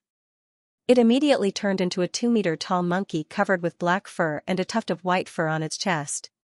It had a human face and 2 tails, and it was the White Fur Monkey King. Zhao Fu looked at the White Fur Monkey King and said, "The White Fur Monkey King." Roar. As soon as the white-furred Monkey King appeared, it gave off a massive roar, causing a formless and powerful sound wave to spread out. Everyone within 20 meters had their heads explode, and those outside 20 meters bled from their 7 orifices and died. Those outside 100 meters were sent flying by the sound wave, and those outside 1,000 meters couldn't help but cover their ears. Zhao Fu used this opportunity to jump out of the crowd, but at that moment, an arrow flashed through the air and pierced through the white-furred Monkey King's body. The white-furred Monkey King's body immediately collapsed, turning into motes of light and dissipating. After piercing through the white-furred Monkey King's body, the arrow didn't stop and continued towards Zhao Fu like a bolt of lightning. As the arrow flew over, Zhao Fu, who was running away, was given a big fright. His hair stood on end, and he turned to look at the terrifying arrow. He raised his sword and flicked it upwards. The arrow was flicked away and exploded in the air, creating a shockwave that was not small at all. At that moment, a figure appeared by Zhao Fu's side, holding a saber with both hands. The saber gave off a shocking saber light as it slashed towards Zhao Fu. Clang, the sound of metal clashing rang out as sparks flew. Zhao Fu circulated his king's power and used his sword to block the saber. However, at that moment, Zhao Fu was given a big fright and retreated a few steps, causing his spear to miss. Zhao Fu looked at the 3 people in front of him seriously. One was a valiant-looking middle-aged man holding a saber. He was Yu Linping, one of Heavenstone City's 3 great generals. The other was a handsome-looking young man holding a violet bow. He was Ancient Wind, the second of Heavenstone City's 3 great generals. The final person was a big man holding a golden spear. He was Lu Xun, the third of Heavenstone City's 3 great generals.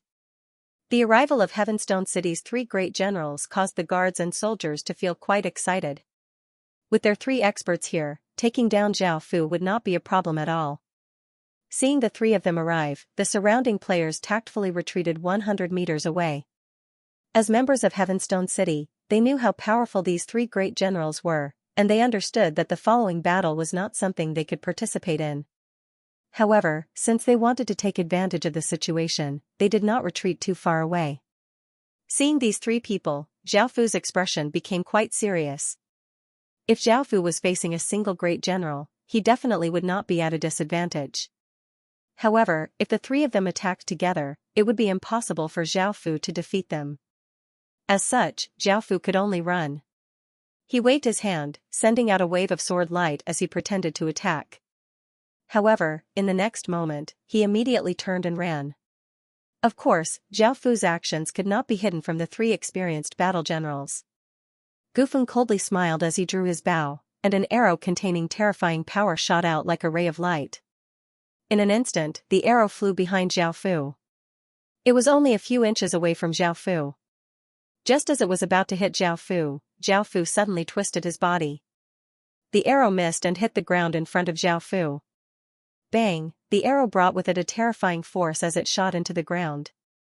The hard ground was unable to withstand the force, and a 5-meter-wide crater appeared. Just as Zhao Fu dodged this arrow, Yu Linping once again raised his saber and ferociously slashed at him.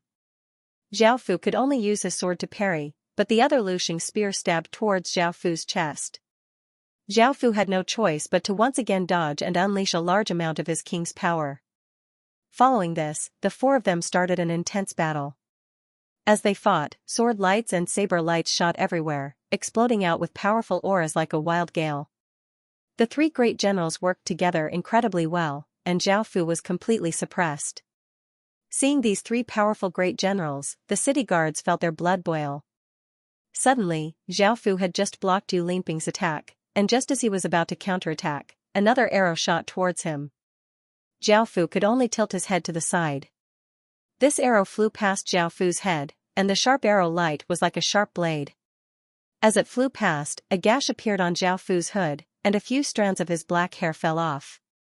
A gash appeared on his face, from which a trace of blood slowly flowed out. Feeling the pain on his face, Jiaofu was infuriated, and he exploded out with a large amount of King's power, causing the sky demon sword to give off a shocking sword light and give off a demonic sound as it ferociously slashed out with destructive power. Facing this ferocious attack, Yu Linping loudly roared and exploded out with a powerful aura. Countless traces of golden aura flowed out of his body, forming a golden aura flame around him. Boom! The sword and saber clashed, resulting in a massive explosion and a powerful shockwave that rippled out, causing the ground to crack. Scree! At that moment, Ancient Wind also used his full strength and shot out an arrow. This arrow gave off a brilliant violet light and formed a violet rock that ferociously spread its wings and flew towards Jiaofu. Jiaofu gritted his teeth and once again released a large amount of King's power, causing a semicircular black energy barrier to appear beside Jiaofu's body. Bang! The violet rock gave off ferocious and terrifying power as it ferociously smashed against the black dragon inscription barrier, resulting in a massive explosion. Crack! Crack! Crack! Cracks started to appear on Jiaofu's black dragon inscription barrier like a mirror. Dang! A clear sound rang out as the violet rock disappeared, and an arrow pierced through the densest part of the barrier, stabbing into Jiaofu's chest. Chi! Jiaofu felt a pain in his chest, and he coughed up a large mouthful of blood. At that moment, Lu Xun grasped this opportunity and swept out with his spear, shattering the black dragon inscription barrier. The spear then slammed into Jiaofu's body, sending Jiaofu flying back 20 or so meters before crashing to the ground. The guards all cheered. The three great generals were incredibly powerful, and it was almost certain that they would be able to take down Jiaofu. It seemed that Jiaofu would have no chance of escaping. Many of the surrounding players inwardly sighed. It seemed that they wouldn't have any more chances. However, this black-cloaked figure was quite powerful, and even though he would definitely lose against the three great generals, he would definitely become famous after this battle. Yu Linping's expression was cold as he prepared to walk over and capture Jiaofu. The surroundings fell silent, and everyone watched as Yu Linping walked up and killed Jiaofu. At that moment, Jiaofu, who had fallen to the ground, wiped the blood from his mouth and slowly stood up. He raised his head and coldly looked at the three people. In that instant, his gaze became filled with eerie killing intent, and his eyes became blood-red. "Do you really think that I am afraid of you?" Jiaofu roared as he raised the sky demon sword high into the air and pointed it towards the sky. Boom! A shocking explosion sounded out, shaking the clouds as a monstrous killing intent descended. Countless people were given a big fright as they felt an incredibly terrifying power descend. Both their bodies and souls instinctively trembled, and the three great generals stared at this scene in shock. The sky instantly became blood-red, and countless rays of blood-red light descended from the sky. Jiaofu looked up and bathed in the blood-red light, and his black cloak was ripped to shreds, revealing Jiaofu's true appearance. He had a delicate and handsome face, and his black hair, which reached his waist, fluttered without any wind. He was dressed in black, and his blood-red eyes were filled with killing intent. Before, Jiaofu had only wanted to escape, and he didn't want to use his nation armament. However, these people were closing in on him, and the chain of events caused Jiaofu to lose control of his emotions. Jiaofu was a very rational person, but if he lost control of his emotions, it meant that he would go berserk. Now, Jiaofu stood there with his sword in hand, giving off a heaven-toppling aura of killing and conquering. He looked like a world-destroying demon god, and he was in a berserk state. The sky demon in the sword had never thought that Jiaofu's true strength would be so monstrous. This was because Jiaofu was no longer as weak as he had been before. Now, he was using his nation armament as a king, and his 12 nation armaments had long since become level 2 nation armaments. When Jiaofu had used a level 1 nation armament to fight against the mysterious skeleton, the power it had released was already quite terrifying, let alone a level 2 nation armament as well as a king who specialized in using nation armaments. Even the arrogant and powerful sky demon couldn't help but shrink back into the sword, not daring to make a sound. It was afraid that if Jiaofu was unhappy, he would destroy it. Jiaofu's gaze, which was filled with killing intent, once again fell on the three generals, causing a chill to run through their hearts. Zhao Fu's lips curled up into a trace of an evil smile. Suddenly, in that instant, Zhao Fu's body suddenly appeared in front of Yu Linping.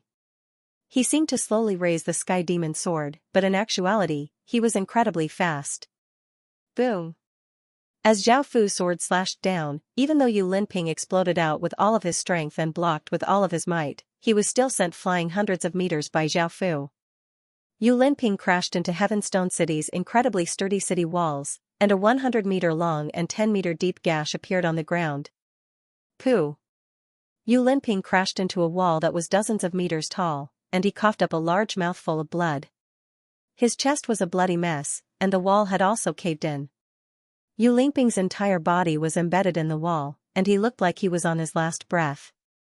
With just a single strike, one of Heavenstone City's 3 great generals had been heavily injured. This scene sent waves of shock through the hearts of the countless players surrounding the area. At the same time, their bodies and souls were filled with fear, and they wanted to quickly leave this place. After all, everyone knew that if they didn't leave now, a bloody massacre would ensue. That black-cloaked man's power was so great that it made people's hair stand on end. He was like a god, and he wasn't an existence that ordinary humans could fight against.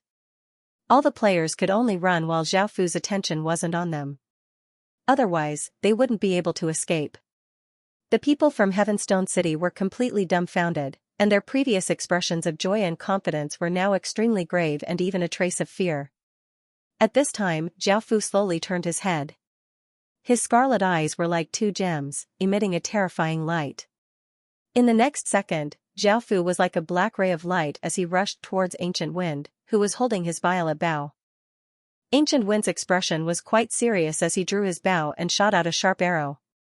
This arrow gave off a violet light and turned into a large rock that shot towards Zhao Fu.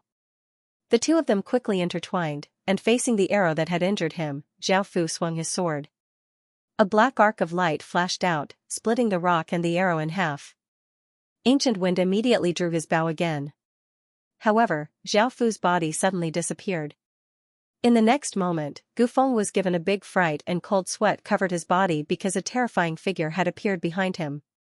That figure's blood-red eyes danced with a bloodthirsty blood-red light. Pooh! Zhao Fu slashed down with his sword, causing blood to spurt everywhere. Ancient Wind's expression was one of shock as he powerlessly half-knelt before falling to the ground, dead. There was a gash on his back that ran from his left shoulder to the right side of his waist. This gash was incredibly deep, and it almost split Ancient Wind's corpse in half. One of Heavenstone City's 3 great generals, Ancient Wind, had died. Ancient Wind's death caused Lu Xing to feel incredibly furious. The 3 of them had been Heavenstone City's great generals for many years, and they were incredibly close friends. Now, Ancient Wind had died. Lu Xing furiously gripped his golden spear and rushed at Zhao Fu. Seeing Lu Xing rush over, Zhao Fu did not move at all. Lu Xing had already reached Zhao Fu, and his golden spear was as fast as lightning as he stabbed towards Zhao Fu's chest. Just as the golden spear was about to stab into Zhao Fu's chest, Zhao Fu condescendingly laughed and grabbed the golden spear. Lu Xing was given a big fright and immediately pulled back his golden spear. However, he was shocked to find that the golden spear did not budge at all. In the next second, Lu Xing realized something and hurriedly let go, but it was already too late. Zhao Fu raised the sky demon sword and chopped off Lu Xing's arms, causing blood to spurt out. Lu Xing held in pain and quickly retreated. Zhao Fu rushed forwards, and just as he was about to finish off Lu Xing with a single strike, the thousands of city guards could no longer watch on. Thousands of arrows flew towards Zhao Fu. A cold light flashed in Zhao Fu's eyes, and a massive aura of killing and conquering formed a formless wall, knocking back the thousands of arrows. Now, Zhao Fu's gaze once again fell on the thousands of city guards. Right now, Zhao Fu has gone completely berserk, and he just wants to kill everyone who tries to stop him. Zhao Fu turned into a black blur as he rushed towards the thousands of city guards. In an instant, Zhao Fu arrived in front of the shield bearers and vigorously slashed out with his sword. Clang! A massive sound of metal clashing could be heard as the shield bearers' shields and bodies were split in two. Soon, Zhao Fu broke through their defenses and entered their ranks, slaughtering them one strike at a time. However, Zhao Fu was not satisfied with how quickly he was killing them, and a cruel smile appeared on his face as he slowly raised the sky demon sword and heavily slashed it against the ground. Boom! A massive explosion sounded out as a black sword light ferociously exploded out with Zhao Fu at the center. The power from the explosion was enough to destroy everything, and the shockwave quickly spread out in all directions, forming a black semicircular barrier around him. The entire ground seemed to tremble and rumble as if there was an earthquake. Even people who were 10 kilometers away could feel the tremors. In the end, when the dust settled, a 1,000-meter wide and 100-meter deep crater had appeared in the ground. Less than 10% of the thousands of city guards had died. This scene caused the players who hadn't run very far to feel as if their souls were going to jump out of their bodies. They desperately ran because they knew that they were most likely Zhao Fu's next targets. Indeed, Zhao Fu didn't plan on letting them off. However, Zhao Fu's blood-red eyes were filled with bloodlust as he looked at Lu Xing's severed arms. He would kill him first. By now, Lu Xing had already used his cultivation power to staunch the blood from his severed arms. Seeing Zhao Fu's blood-red eyes look at him, Lu Xing did not hesitate to turn and run. Feeling this incredibly powerful aura, Zhao Fu stopped and turned to look at the figure standing in the air. Only the Heavenstone City's city lord could possess such power. Shijian, the Heavenstone City's city lord, stood in the air and looked down at his countless soldiers, as well as his 3 generals. One was injured, one was dead, and one was crippled. His dignified face was filled with fury as he said to Zhao Fu, "You deserve to die." Ha ha ha, Zhao Fu madly laughed. It was them who killed his own people first, and now they won't let Zhao Fu kill their people? Perhaps this is a world where the strong preys on the weak, and it's not suitable to be reasonable. Zhao Fu's blood-red eyes looked at Shijian as he said in a sharp and hoarse voice, "I deserve to die. Come and kill me then." Ha ha ha. After saying this, Zhao Fu once again madly laughed, and his body exploded with even more power than before. It was as if an ultimate power was about to form, and countless bolts of lightning flashed around Zhao Fu. The ground in a 10-meter radius around him was unable to withstand this terrifying power, and it instantly collapsed. Hearing Zhao Fu's words, Shijian was infuriated, and his body exploded with a destructive azure aura flame that covered the 10-meter radius around him, making him look like an azure sun. A corporeal spirit pressure covered the surrounding 10,000 meters, and at the center of the aura flame, Shijian's clothes fluttered without any wind, making him look even more terrifying and ferocious than before. Shijian unsheathed the long saber at his waist and stomped on the air. With a loud explosion, Shijian shot down like a cannonball. In just an instant, Shijian had arrived in front of Zhao Fu and swung his saber at Zhao Fu. Seeing Shijian in front of him, Zhao Fu coldly smiled and gripped the sky demon sword as he vigorously blocked. Boom! A massive explosion sounded out as the 2 extremely powerful forces collided, turning into a shockwave of annihilation that spread out. The air exploded, the ground crumbled, trees were destroyed, and all living beings perished. Even the countless players who had run very far away could sense the terrifying shockwaves behind them. At the same time, everyone in Heavenstone City was given a big fright. Sensing this terrifying power, countless residents at the southern city gates looked incredibly panicked and ran away from the southern city gates. A large number of soldiers rushed over like a flood. Boom! Boom! Boom! Boom! Massive explosions sounded out as Zhao Fu and Shijian continued their intense battle. As the battle dragged on, both of them started to become injured, and their clothes became more and more messy and blood-stained. At that moment, the azure aura around Shijian's body condensed as he ferociously slashed out with his saber. A 10 or so meter tall azure saber light left a deep gash in the ground as it flew towards Zhao Fu. Zhao Fu sent a large amount of King's power into the sky demon sword as he raised it and pointed it forwards. A massive, half-corporeal image of a demon flew out from the sword, spread its wings, and roared as it flew towards Shijian with immense evil power. Boom! Another massive explosion sounded out as the 2 attacks collided, resulting in a massive shockwave that destroyed everything in its path. The shockwave also enveloped the 2 of them, and they both coughed up a mouthful of blood as they were sent flying backwards. Shijian twisted his body in midair and landed on the ground. His gaze became serious as he looked at Zhao Fu. After this battle, he felt that he had underestimated Zhao Fu. However, his expression immediately became savage as he looked at Zhao Fu and yelled, "Don't think that I can't do anything to you just because you've used a nation armament that hasn't matured yet. I'll show you the true power of a city lord." Shi Jian roared, causing the entire Heavenstone city to tremble and give off a faint light. A formless energy entered Shi Jian's body, causing his veins to bulge. A large amount of azure aura spread out like a fog, covering the surrounding 100 meters. A mysterious talisman that was as big as a palm appeared in front of Shi Jian, and the instant that the talisman appeared, Shi Jian's power was pushed to the limit. An explosion sounded out, and the air around him seemed to explode as a terrifying spirit pressure spread out, making Shi Jian look like a peerless war god. Zhao Fu was quite shocked. Shi Jian had used some sort of power from Heavenstone City, and his power had already surpassed his own. At that moment, Shi Jian stomped off the ground, causing the ground to crack as he turned into an azure ray of light and shot towards Zhao Fu. Seeing Shi Jian charging at him, Zhao Fu's expression became savage. He slashed open a wound on his palm with his Sky Demon sword before stabbing it into the ground. A large amount of Sky Demon Chi flowed into the ground, dyeing the ground black. A black domain that was 1,000 meters wide instantly formed.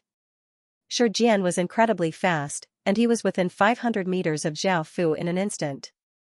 Seeing this, Zhao Fu slammed his palm into the ground. Blood spikes that were even thicker than before suddenly pierced out from the ground with terrifying force. Humph! Shi Jian coldly harumphed, and the azure talisman floating in front of him seemed to have a life of its own as it automatically floated onto the saber in his hand. Immediately, the saber in his hand became an azure stone saber that gave off a brilliant light. It gave off an even sharper saber aura than before, and anyone who looked at it would feel as if their eyes would be injured.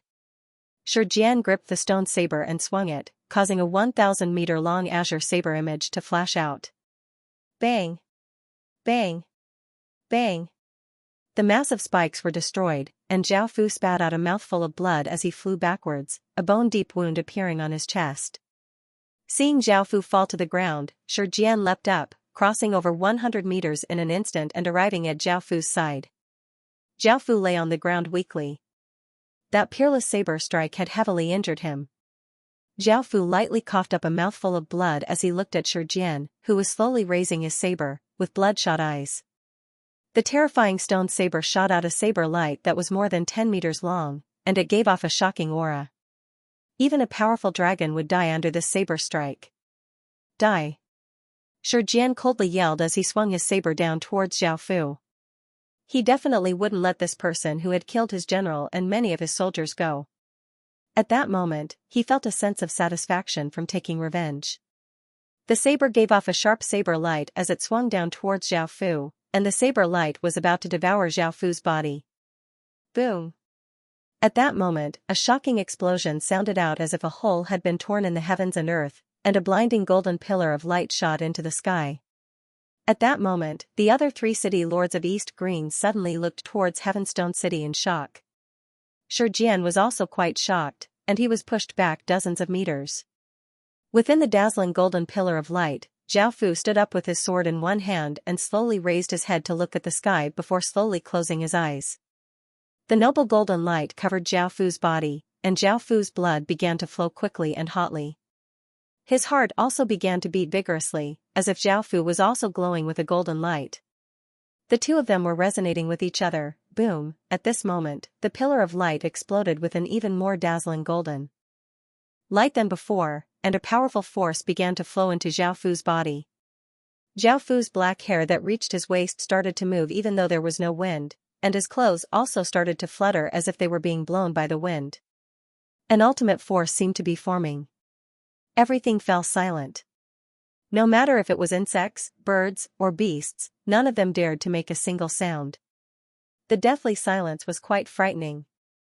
Finally, the golden pillar of light's power completely flowed into Zhao Fu's body, and the golden light from the pillar of light gradually dimmed. Zhao Fu slowly lowered his head, and at this moment, he opened his eyes and looked at Shi Jian. His blood-red eyes were as deep and terrifying as the stars in the night sky. Boom! A golden barrier of light spread out from Zhao Fu's body, and everything, including rocks, grass, and the ground, collapsed. At this moment, Zhao Fu's body gave off an indescribably powerful aura. In front of him, the heavens and earth seemed to lose their splendor, and everything in the world seemed so small and insignificant. At this moment, he was the supreme king. Suddenly, Zhao Fu moved, arriving in front of Shi Jian in the blink of an eye and swung his sword towards him. Shi Jian was also shocked, and used all of his strength to block with his saber in front of him. Zhao Fu smiled condescendingly as he gripped the Sky Demon sword and sent his power into it. The Sky Demon sword's power increased by many times, and he swung it towards Shi Jian. Clang, the sound of metal clashing could be heard as Shi Jian was pushed back more than 100 meters by Zhao Fu's attack, and his feet left 2 deep grooves in the ground. Shi Jian's expression was quite unsightly. His hands, which were gripping his saber, were in pain. At the same time, a trace of blood flowed from the corner of his mouth. He had never thought that Zhao Fu would have another nation armament. This nation armament seemed to be even more powerful than the one from before, and it did not seem to be an ordinary nation armament but a clan armament that could suppress a clan's fate. A clan armament represents a clan's rise and fall, and only a saint or saint of that clan can possess one. Just who did that unfilial son offend this time? For the first time, Shi Jian was so angry at his son. In the distance, 3 figures stood in the air, giving off waves of spiritual pressure as they watched everything. One of them, a simple and honest-looking middle-aged man, said, "Are we just going to watch? Shi Jian's situation is not good." Another beautiful young woman frowned and sighed, saying, "It's not like that. What else could they do? He's an otherworlder, and even if we can help Shi Jian kill him, we won't be able to truly kill him. When the time comes, he'll come back filled with hatred and drag the 3 of us in. After all, he has a nation armament. He also has a clan armament. Once he grows up, you can already imagine what will happen to us." In the end, a white-haired elder nodded and said, "This Shi Jian is reaping what he sowed. He spoiled that trash of a son too much, causing the entire Heavenstone City to be filled with chaos and resentment. Now, he's finally offended someone he shouldn't have offended. Even without this, he would have been devoured by the ruler's power." Back at the battlefield, Zhao Fu's body suddenly blurred as he disappeared and reappeared at Shi Jian's side, slashing out with terrifying power. Bang! Shi Jian blocked with all his might, but he was once again sent flying 100 or so meters away. He crashed into a massive boulder, causing the boulder to shatter and causing Shi Jian to cough up a mouthful of blood. By now, the situation had completely reversed, and Shi Jian was completely unable to retaliate against Zhao Fu. Shi Jian's face hardened and he began to fight with his life on the line. He stabbed his saber into the ground, and a dazzling green light burst out from his body. He opened his arms and roared, and a green rune appeared. After this rune appeared, all the green light in the surroundings gathered towards it, and finally formed a simple green stone seal. This was Heavenstone City's lifeline, the City Lord's seal. After the City Lord's seal appeared, it gave off a blinding light and slowly fused into Shi Jian's chest. Boom! An azure energy exploded out from Shi Jian's body and spread out, causing the ground to collapse. An azure light shot out from Shi Jian's eyes as his body gave off a terrifying aura. Suddenly, Zhao Fu evilly smiled as he appeared above Shi Jian and ferociously slashed towards him. Sky Demon Slash. The sword spat out a black light as it slashed towards Shi Jian, but Shi Jian grabbed at the air, causing the saber in the ground to fly into his hand and block. Boom! The black light and azure light collided, causing a formless energy to ripple out. A 100-meter wide, 10-meter deep crater appeared under Shi Jian's feet. Bang! Shi Jian gritted his teeth and slashed out with his saber with both hands. The saber gave off a sharp saber light, forcing Zhao Fu back. Zhao Fu's body flew backwards in the air, and Shi Jian leapt up from the ground and caught up to Zhao Fu. He swung his saber, sending out waves of azure saber light that covered Zhao Fu. Zhao Fu's expression became serious, and he also swung his sword, sending out black arcs of light. Bang, bang, bang, bang, the saber light and the sword arcs collided, resulting in explosions. Saber light and sword light shot everywhere, and the clash in the air created a massive gale that swept out in all directions. Even boulders that were as big as tables were blown into the air. This battle caused the weather to change. Countless people stood far away and watched the shocking battle from afar. They could only fall into a state of shock, unable to say anything.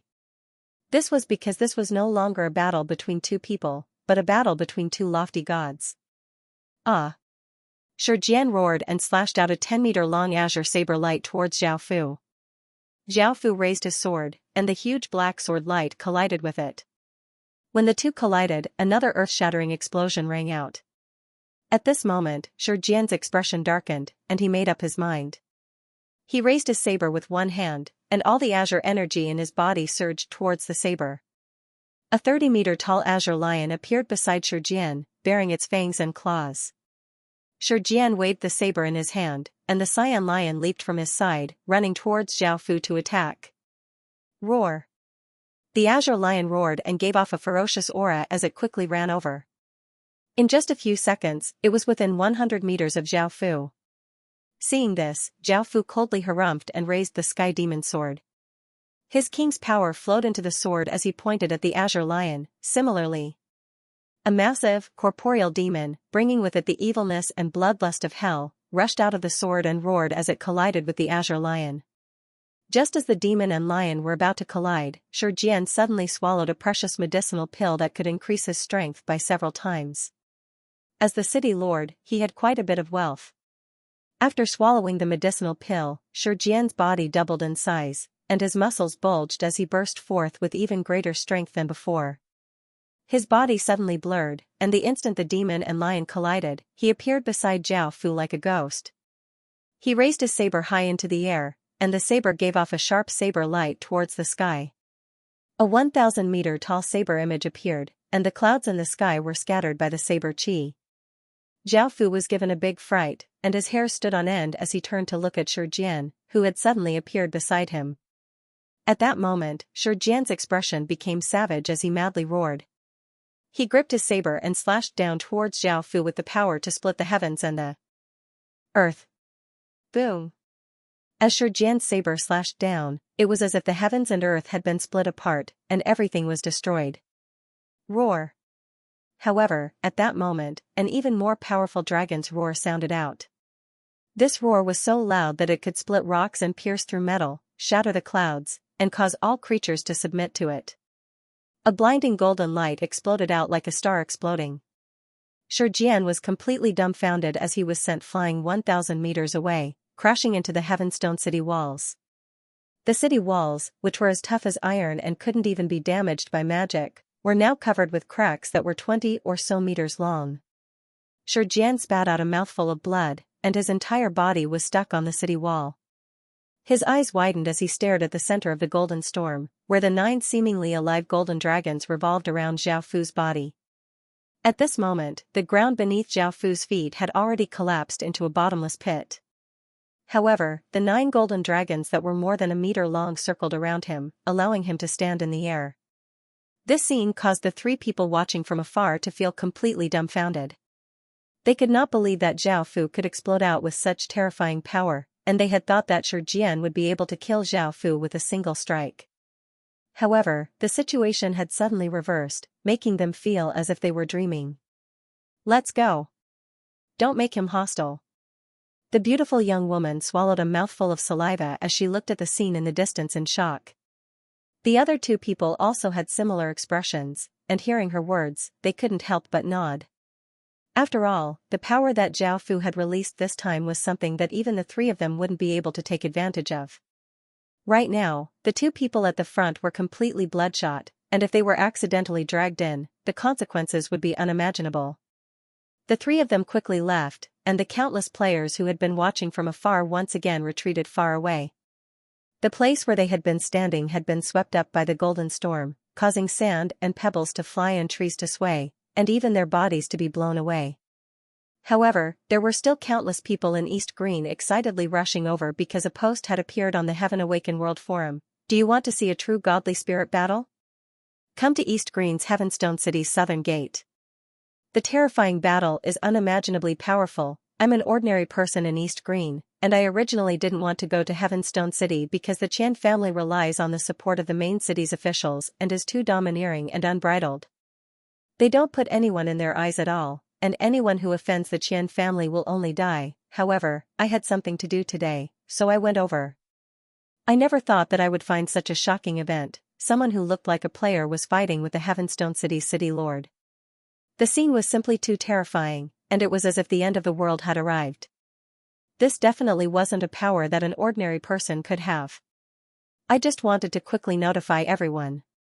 Now, I'm going to go in and watch this world-shaking battle, as it will be incredibly rare to see such a battle in one's lifetime. At first, most people didn't believe this post, and they thought that it was some sort of trick to gain attention.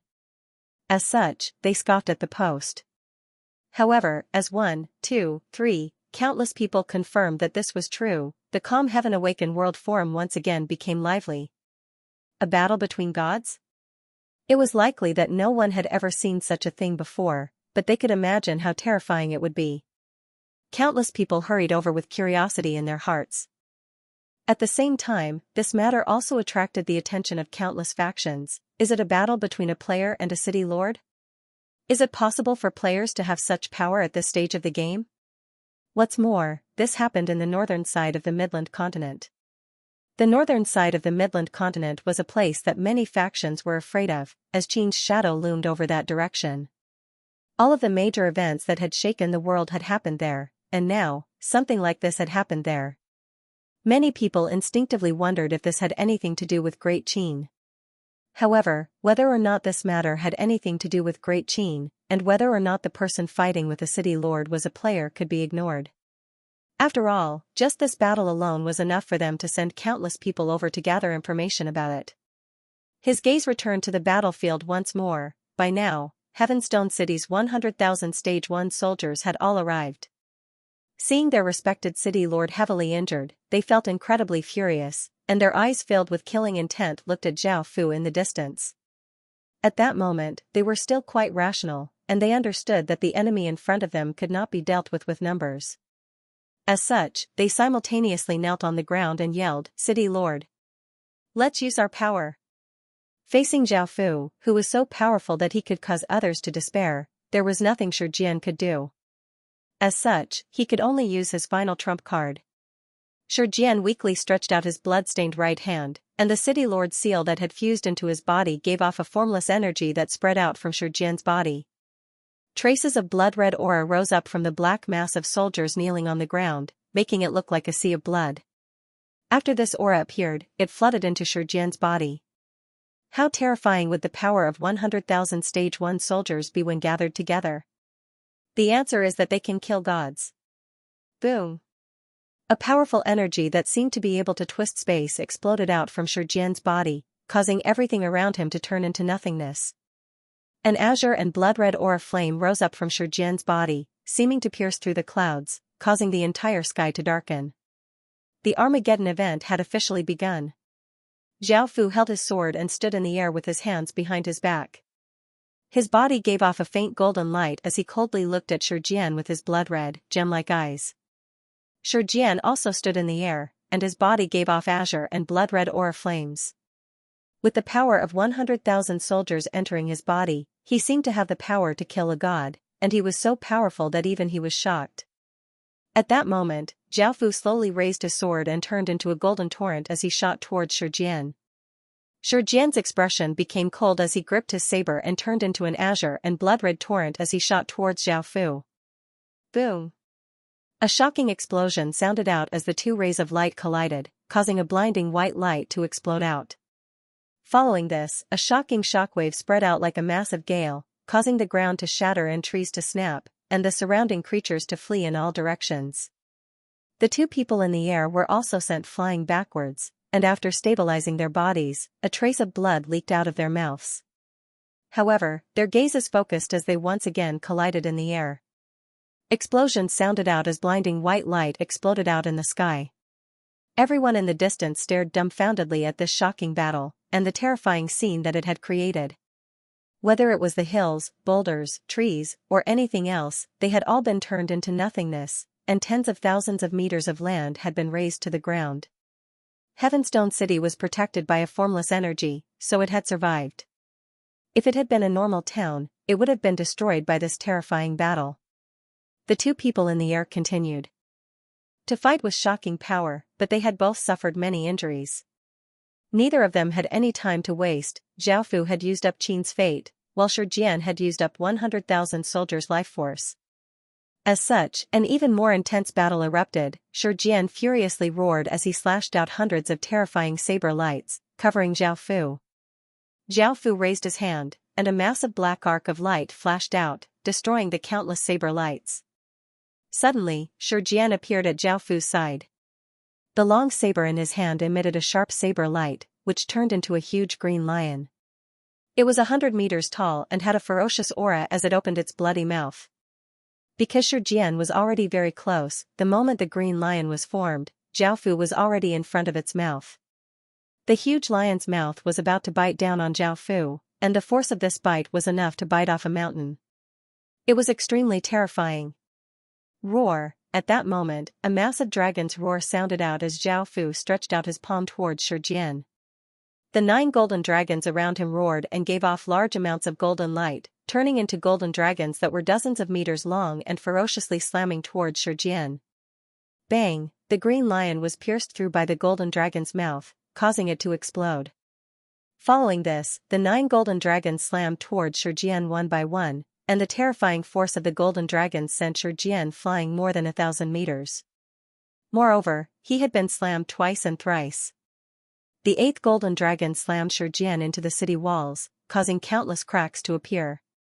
However, the 9th golden dragon also slammed into Shi, causing a golden light to explode.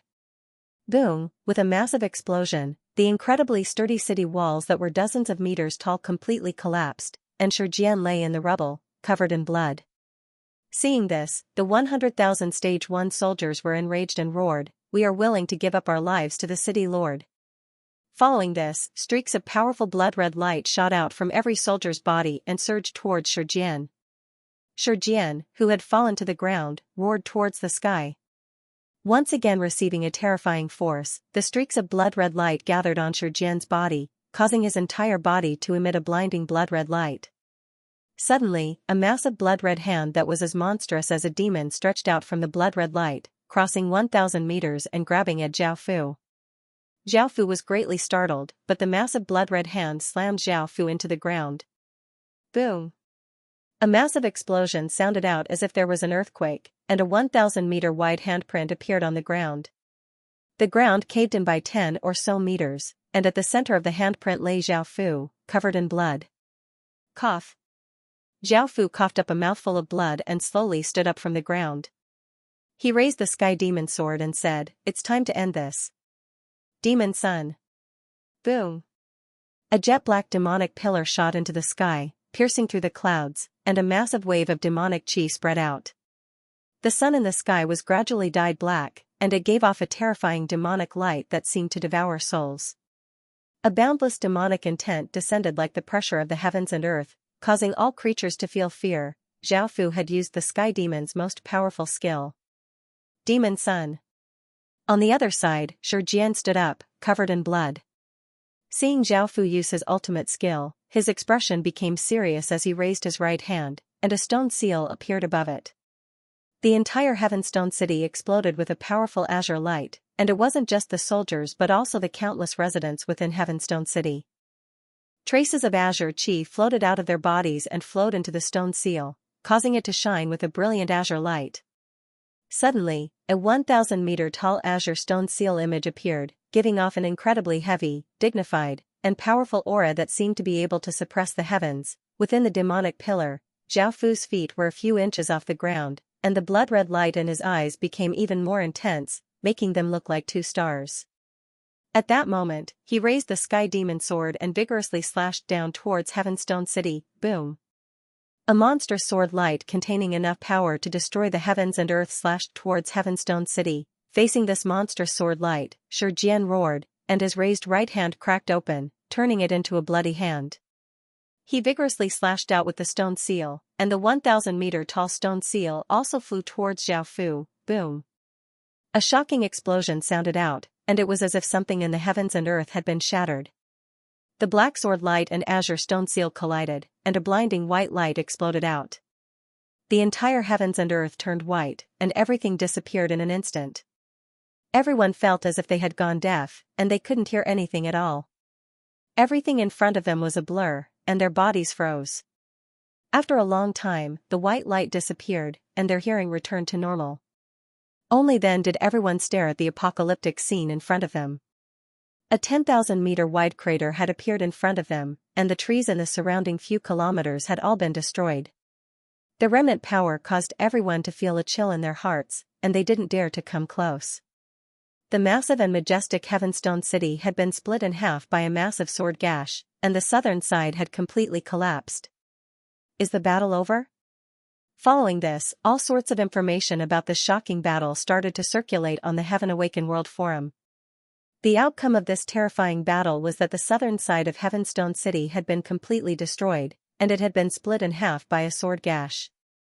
Nearly 10,000 Stage 1 soldiers had died, and luckily, the commoners had managed to escape, but there had still been many casualties. The remaining 90,000 soldiers' cultivations had all fallen below Stage 1, and the city lord, Shi, was heavily injured and unconscious. This was a massive blow to Heavenstone City, and the losses were incalculable. At the same time, countless people felt quite curious about the person who had fought with Heavenstone City's city lord. After hearing about this shocking battle from those who had been fortunate enough to witness it, everyone fell into a state of shock. Could a player possess such monstrous power? Many people suspected that he wasn't a player and was instead the city lord of a system main city. However, some information leaked out from Heavenstone City, dispelling these suspicions. He was indeed a player, but how could a player have such monstrous power? Countless people couldn't understand. However, as a top-tier faction with a legacy, after hearing about this, they felt incredibly shocked before letting out a sigh of relief. They knew why that player had such monstrous power. There was only one possibility: he had used his nation armament's power, and it wasn't an ordinary nation armament at that. Factions with nation armaments were all top-tier factions, and they were all people with status and prestige. Wherever they were, ordinary factions would have to make way for them. As such, many people knew where these people were, but they had never heard of East Green having a dynasty legatee. As such, there was only one answer: he's Qin's legatee, who hasn't shown himself yet. When they thought about this, countless factions felt incredibly excited. Before, Qin hadn't shown himself, and he had been filled with boundless mysteries. This sort of unknown was what people feared the most, and it made it so that they couldn't sleep. At night, this was especially so for the factions in the northern side of the Midland continent. They had been worried every day that Qin was right next to them, and now, the mysterious Qin had finally appeared. Even though the power that Qin had displayed could make ordinary factions tremble in fear, at least they knew where he was, so they didn't feel any fear of the unknown anymore. After hearing about Qin's appearance, the four top-tier factions, Xia, Shang, and Zhou, couldn't help but feel incredibly happy. Then they discussed all kinds of precautions against Qin in the future. At the same time, this news attracted the attention of other countries. China was now the #1 ancient country in the Heaven Awaken world, and it had countless legacies. All of them were incredibly powerful, and its existence threatened the safety of other countries. Although they did not say it out loud, many countries had already listed China as their #1 enemy. This was something that could not be helped. China's strength was too terrifying, and they could not help but feel enmity towards China. Therefore, they were particularly concerned about the news from Huaxia. Now that Qin, who had occupied the first position in Huaxia, had finally appeared, they couldn't help but feel happy. At that time, Qin had been favored by the entire Huaxia. In their hearts, they had already regarded Qin as the most powerful force in Huaxia. However, Qin had always been shrouded in a mysterious veil, which made them feel uneasy. Now that Qin had appeared, the uneasiness in their hearts lessened a little. Next, news spread that Qin's legatee was called Li Wu. Most factions knew about this because Heavenstone City had listed Zhao Fu as an S-grade fugitive, and they had used the name that Zhao Fu had left behind when he had bought the property. As such, this was not a big secret, and many people knew about it. The key was whether this information was accurate or not. No one had much confidence in it. Next, a person called Li Wu in East Green would definitely become famous. Hearing that someone was called Li Wu, countless people excitedly crowded around him to see if he was the mysterious Qin's legatee. Now, Zhao Fu's fame was not inferior to that of international superstars at all. Within a hidden room in East Green, a few people sat in a circle. They were people from the school of legalism. At that moment, one of them said, "What do you think? It's possible that Qin's legatee is in East Green." Another person thought for a moment before replying, "I think we should go to Qin's legatee." Now that the 100 schools of thought have their own masters, many of us from the school of legalism have already found factions to serve. After the real world is devoured, we can establish our own businesses. I think that Qin is quite suitable for the school of legalism. Another person nodded in agreement, saying, "We just don't know where Qin is and how we can get in touch with Qin's legatee." The few people continued to discuss this matter. Over at an unremarkable person, Li Wu was 22 years old and was in his third year of university. His family was quite ordinary, and after entering the heaven-awakened world, he had been lucky enough to obtain an ordinary city creation stone, which he used to establish a village. The village was called Qin Village, and it was in a remote area in East Green. In ancient times, Li Wu had liked the Qin Empire, which was quite imperialistic. Why did we have to be peaceful? Why did we have to be good people and be bullied by others? Why couldn't we be powerful enough to cause others to fear us? Why couldn't we bully others? The Qin Empire had done all of this, and Li Wu had some ambitions. He wanted to develop his village into a faction like that, but he didn't dare to think about establishing an empire. Suddenly, on that day, a few people who called themselves the Ying family came to find him and brought him great news. The Ying family was willing to provide him with some resources and money, as well as powerful protection to help him develop his village. However, all of these benefits came with a condition, which was that he had to promise them one thing, which was that from this moment onwards, he would be Qin's legatee. When he heard this, Li Wu felt quite confused. He didn't understand why the Ying family wanted him to be Qin's legatee. However, he suddenly thought of the hottest news, which was that Qin's legatee was also called Li Wu. Li Wu thought to himself, "What a coincidence, I'm also called Li Wu." However, why did the Ying family want him to pretend to be Qin's legatee? A small figure like him couldn't afford to offend a massive faction like the Ying family. Li Wu felt that if he agreed, he would be dragged into a massive vortex. Just as he was about to refuse, the Ying family's people started to threaten him, making him feel quite angry. However, after thinking about it, he realized that this was an opportunity. With his current strength, it would be very difficult for him to make a name for himself in the future. Why not use the Ying family's massive faction to develop? This chain of big news caused everyone to feel quite shocked. What was going on? Why did Prince Qin, who hadn't shown himself before, suddenly change his attitude and return to the Ying family? Countless factions started to investigate, and the results were that this was actually possible, as there were many coincidences. The Li Wu that the Ying family had found was called Li Wu, and he lived in a village called Qin Village in East Green. At the same time, a distant relative of his was found to have Qin's bloodline. These coincidences caused the Ying family to create a scene that seemed to be the real Prince Qin. The Ying family's overall strength and resources weren't any weaker than any other faction, but in terms of legacy and reputation, they were the weakest. After so much time had passed, even though they had been searching and begging, Prince Qin still hadn't shown himself. Of course, the Ying family couldn't go on like this, so they could only carry out this plan. On one hand, they could regain some face, and on the other hand, they could divert all of the attention from the Ying family to East Green. This way, the Ying family could secretly develop and not draw too much attention. Also, whether or not the real Prince Qin's name is Li Wu and whether or not he's in East Green, we can't be 100% sure. It's just a big possibility. The Ying family actually wanted to help Xiao Fu divert attention. Now that he had caused such a big commotion and countless people were paying attention to him, it would be quite difficult to clean up the mess. As such, they wanted to help him divert attention. The Ying family hoped that Xiao Fu would feel the goodwill of the entire Ying family and return to the Ying family as soon as possible. Xiao Fu's many performances had won the respect of the Ying family's leaders, and they believed that he had the ability to restore Prince Qin's glory. They wanted to suck up to Xiao Fu instead. However, even though the Ying family had done a good job on the surface, many of the top-tier factions were still quite skeptical about Prince Qin's return, and they couldn't be 100% sure. Back at Heavenstone City, the most pitiful family was undoubtedly the Qian family. The Qian family was an ordinary family, and they were not very powerful. However, from the very beginning, he had gotten to know Heavenstone City's young lord, Shi Wen, and because of this young lord's personality, he had done everything he could to curry favor with him.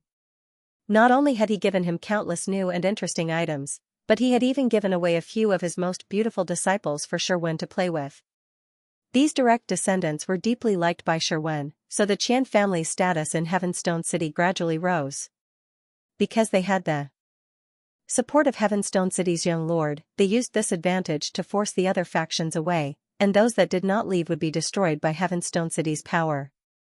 Gradually, the Qian family became the most powerful family in Heavenstone City, and because their status became higher and higher, they became more and more unrestrained. By now, the Qian family was the second largest faction in Heavenstone City. Most people would take a detour when they saw someone from the Qian family. Offending them was worse than offending the officials of the system. As long as you didn't offend the officials of the system, they wouldn't do anything to you. However, the Qian family didn't care about such things. If they didn't like you, they could kill you, and you wouldn't be able to do anything about it. At the same time, even if they didn't become barons, they could own hundreds of shops and obtain countless benefits in Heavenstone City. The Qian family's despicable methods made even the officials of the system feel quite annoyed, but Jian loved Sherwin too much. They were quite angry about this, but they couldn't say it out loud. This caused the Qian family to become even more unrestrained, and they became more and more vicious and unscrupulous.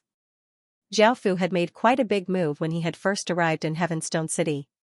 He had suddenly bought 20 properties, opened his restaurant, and introduced many new and interesting dishes that the Qian family couldn't make. Moreover, the Chamber of Commerce that was incredibly profitable was most likely related to him. These things were a serious threat to the Qian family, and most of them had been instigated by the Qian family. More accurately, they had used them. They knew what Sherwin's personality was like, so they had used some tricks to make Sherwin go to Xiaofu's restaurant, which was why things had become like this. Originally, the Qian family had wanted to uproot Xiaofu's faction, and everything had gone according to plan. There was nothing for them to worry about or fear, as they had the power of Heavenstone City. After all, who would dare to offend the officials of the system? Who would be able to fight against the officials of the system? There's no one there at all. However, they had never thought that the simple act of getting rid of a faction would lead to such a terrifying result. This time, they hadn't kicked an iron plate but an iron nail. After this happened, the Qian family understood how serious this matter was, and they immediately tried to retreat. However, it was too late, and countless furious soldiers surrounded them. However, these soldiers were still loyal to Jian, and they suppressed their anger and didn't slaughter the entire Qian family. Instead, they waited for the unconscious Jian to wake up and see how he would deal with this matter. If this matter wasn't handled well, Heavenstone City's reputation would plummet. The next day, the drunken Sherwin woke up and didn't know what had happened. Just as he was about to leave, he was stopped by a soldier and told that he was grounded. This made Sherwin feel incredibly furious, and he yelled, "I'm the young lord of Heavenstone City, I'll kill all of them later." However, all he received was a cold gaze from the soldier. In the end, Sherwin couldn't leave, and he furiously yelled, "Where's my dad? Tell him to come out." "What's going on?" The soldier coldly harumphed, "You still have the face to ask? The city lord is heavily injured." "What? How could my dad be heavily injured?" "No, I want to go out."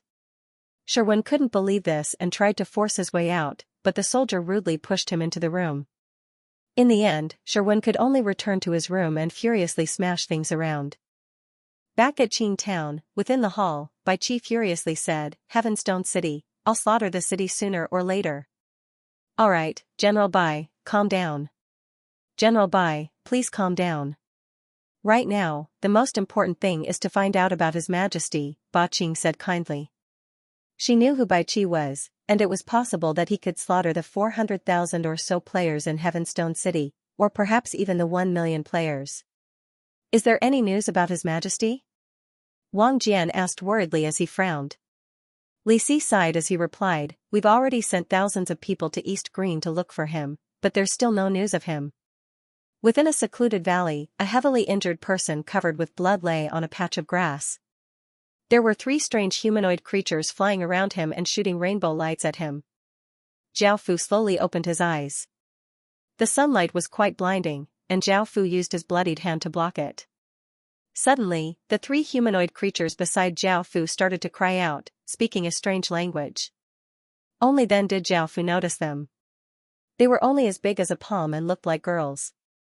Their facial features were quite small, and they wore clothes made of flower petals and had a pair of transparent leaf-shaped wings on their backs. The three of them were different in that they each had a different flower on their heads. One had a rose on her head and was quite lively, one had a lily on her head and was quite quiet, and one had a peach blossom on her head and was quite shy. Flower spirits? Zhao Fu looked at the creatures flying around him, and they seemed to be flower spirits. At that moment, the flower spirit with the rose on her head released a red light towards Zhao Fu, and Zhao Fu was able to understand what they were saying. Human. We saved you.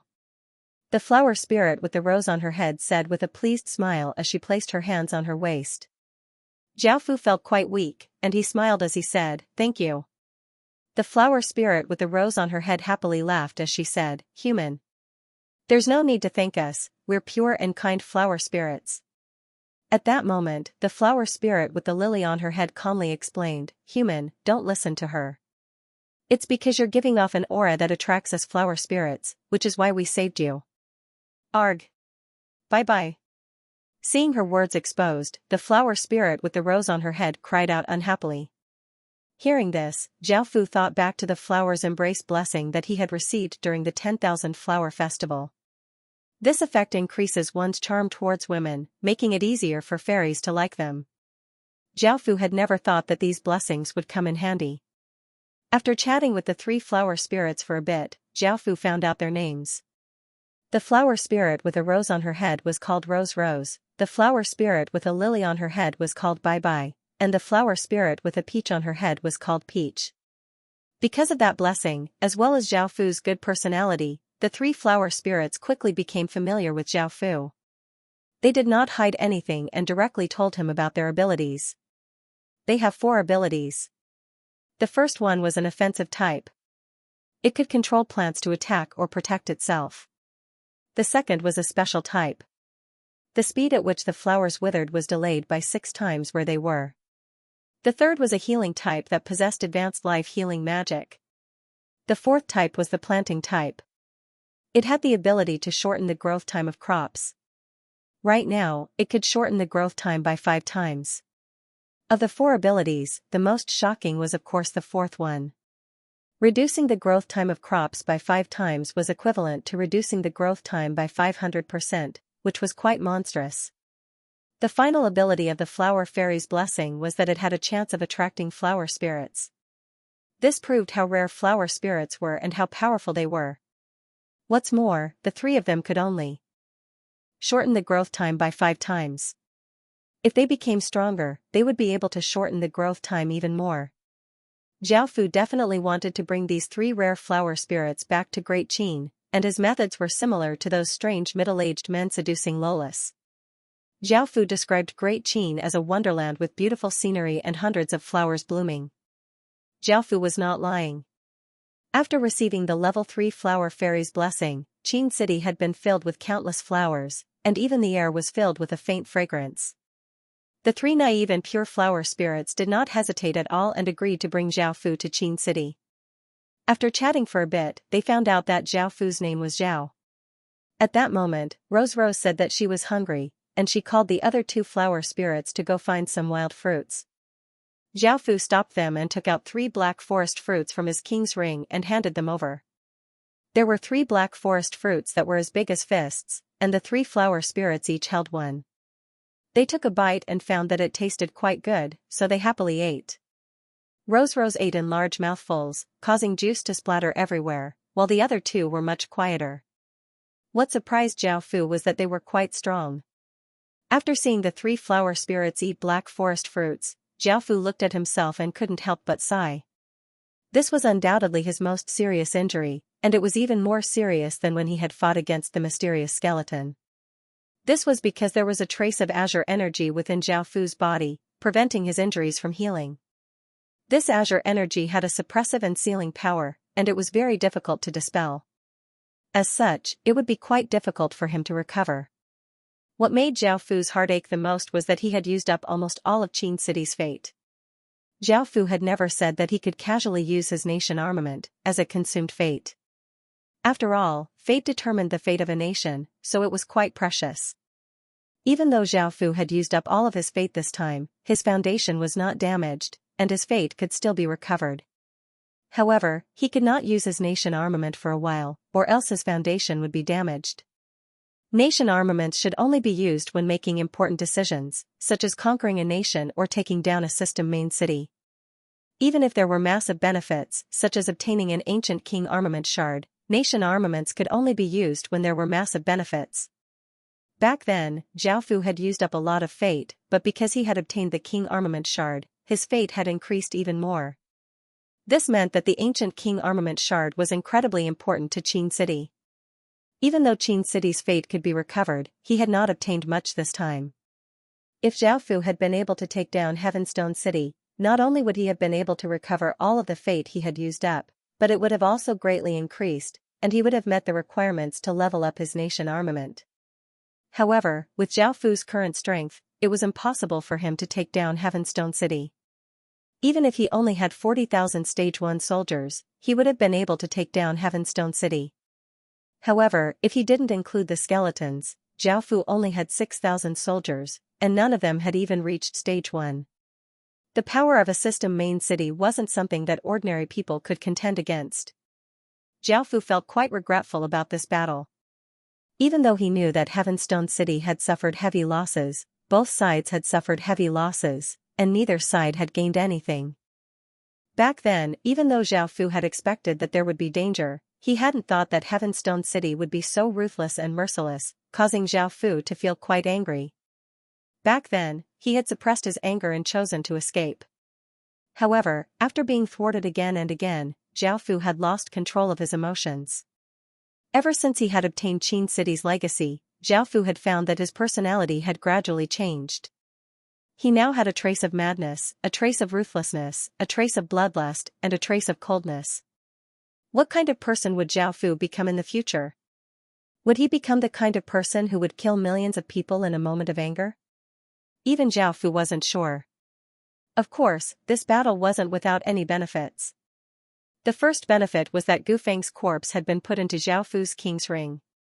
Gu Feng was one of Heavenstone City's 3 great generals, and his corpse's grade was SSS grade.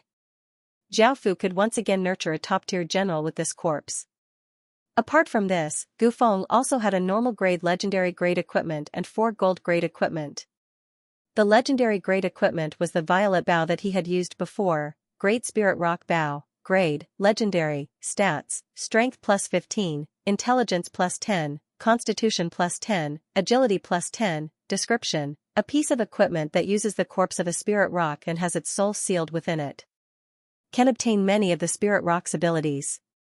This Great Spirit Rock Bow stats were quite ordinary, and Zhao Fu hadn't used it before. However, its most powerful skill was most likely the skill that he had used to shoot the violet spirit rock. This was because this skill had been able to pierce through Zhao Fu's king's domain. Even though Zhao Fu had hurriedly activated his king's domain and hadn't used his full strength to defend, this arrow was enough to show the Great Spirit Rock Bow's might. It was a pity that Zhao Fu didn't have any bow-wielding generals, so he could only leave the Great Spirit Rock Bow with Zhao Fu for now and wait for its next owner to come. Out of the remaining 4 pieces of gold grade equipment, one of them was a piece of leather armor that had been damaged and needed to be repaired. The other 3 were a short sword, a pendant, and a pair of boots. The 4 pieces of equipment were all exquisite gold grade equipment, and they gave quite a lot of stats. The first 3 weren't very special, but the 4th pair of boots was quite good. Windwalk boots, grade, gold, stats, strength plus 5, intelligence plus 5, constitution plus 10, agility plus 12, description, wearer receives the wind's blessing and increases walking speed. Out of the 4 pieces of equipment, only the pendant and boots were of any use to Zhao Fu. Zhao Fu looked through Gu Feng's spatial ring. This was a gold grade ring, and as soon as Zhao Fu looked inside, he saw that there were roughly 300,000 gold coins inside. There were also many materials, and Zhao Fu found 6 gold grade materials. With these 6 gold grade materials and the ones from before, all of Zhao Fu's generals would have a piece of gold grade equipment. Apart from that, there were also some other items in the storage ring, as well as some skills. These weren't all that rare and were quite ordinary, so there was no need to talk about them. However, there was one item that was quite special. This item was another piece of talisman paper. The talisman paper had two sides, one black and one white. The incantations drawn on it were also black and white. It looked quite strange. Reversal talisman can reverse an attribute, changing it to the opposite attribute. This item lasts for 12 days and can only be used on items that are gold grade or below. The talisman paper's purpose was to turn black into white and cold into hot. Xiaofu couldn't think of any uses for it right now. This time, Gufeng's gains were quite bountiful. After all, Gufeng was one of Heavenstone City's 3 great generals. Now that Xiaofu thought about it, he felt that it was a pity that he had not killed the other two. However, these items couldn't compare to the amount of fate that Xiaofu had spent. Following this, Xiaofu took out an azure stone that was as big as a fingernail. This stone looked quite ordinary, and it was only azure in color. It looked as if it could be picked up on the street. Xiaofu knew what this was. It was a small shard of the City Lord's seal. Indeed, Heavenstone City's City Lord's seal was in a damaged state, which meant that Heavenstone City couldn't be leveled up or conquered, and it would lose some of its functions. With this shard of the City Lord's seal, Shi Jian wouldn't be able to use Heavenstone City's power to deal with Xiaofu in the future. After all, Xiaofu could use this shard to cancel out the battle for the City Lord's position and take it back. Now that the enmity between Xiaofu and Heavenstone City was irreconcilable, Xiaofu would definitely take revenge. In the future, he would definitely conquer Heavenstone City, and this shard of the City Lord's seal would become incredibly important. This was all of his gains, and Xiaofu sighed. He felt that he had made a loss compared to Qin City's fate. Zhao. When are you going to take us back to Qin City? Rose asked Xiaofu as she quickly finished eating a black forest fruit. Her stomach was bloated, and she lay comfortably by the side. This made Xiaofu feel quite troubled, as he realized that this task, which should have been quite easy, had become incredibly difficult. He had to use the system main city's teleportation channel to return to his village and return to Qin City. However, this was impossible. Of course, he couldn't return to Heavenstone City, so he could only go to the other 3 system main cities in East Green. Xiaofu immediately took out his map and looked around him. He found that the nearest system main city was tens of thousands of kilometers away. If he walked, how long would it take to get there?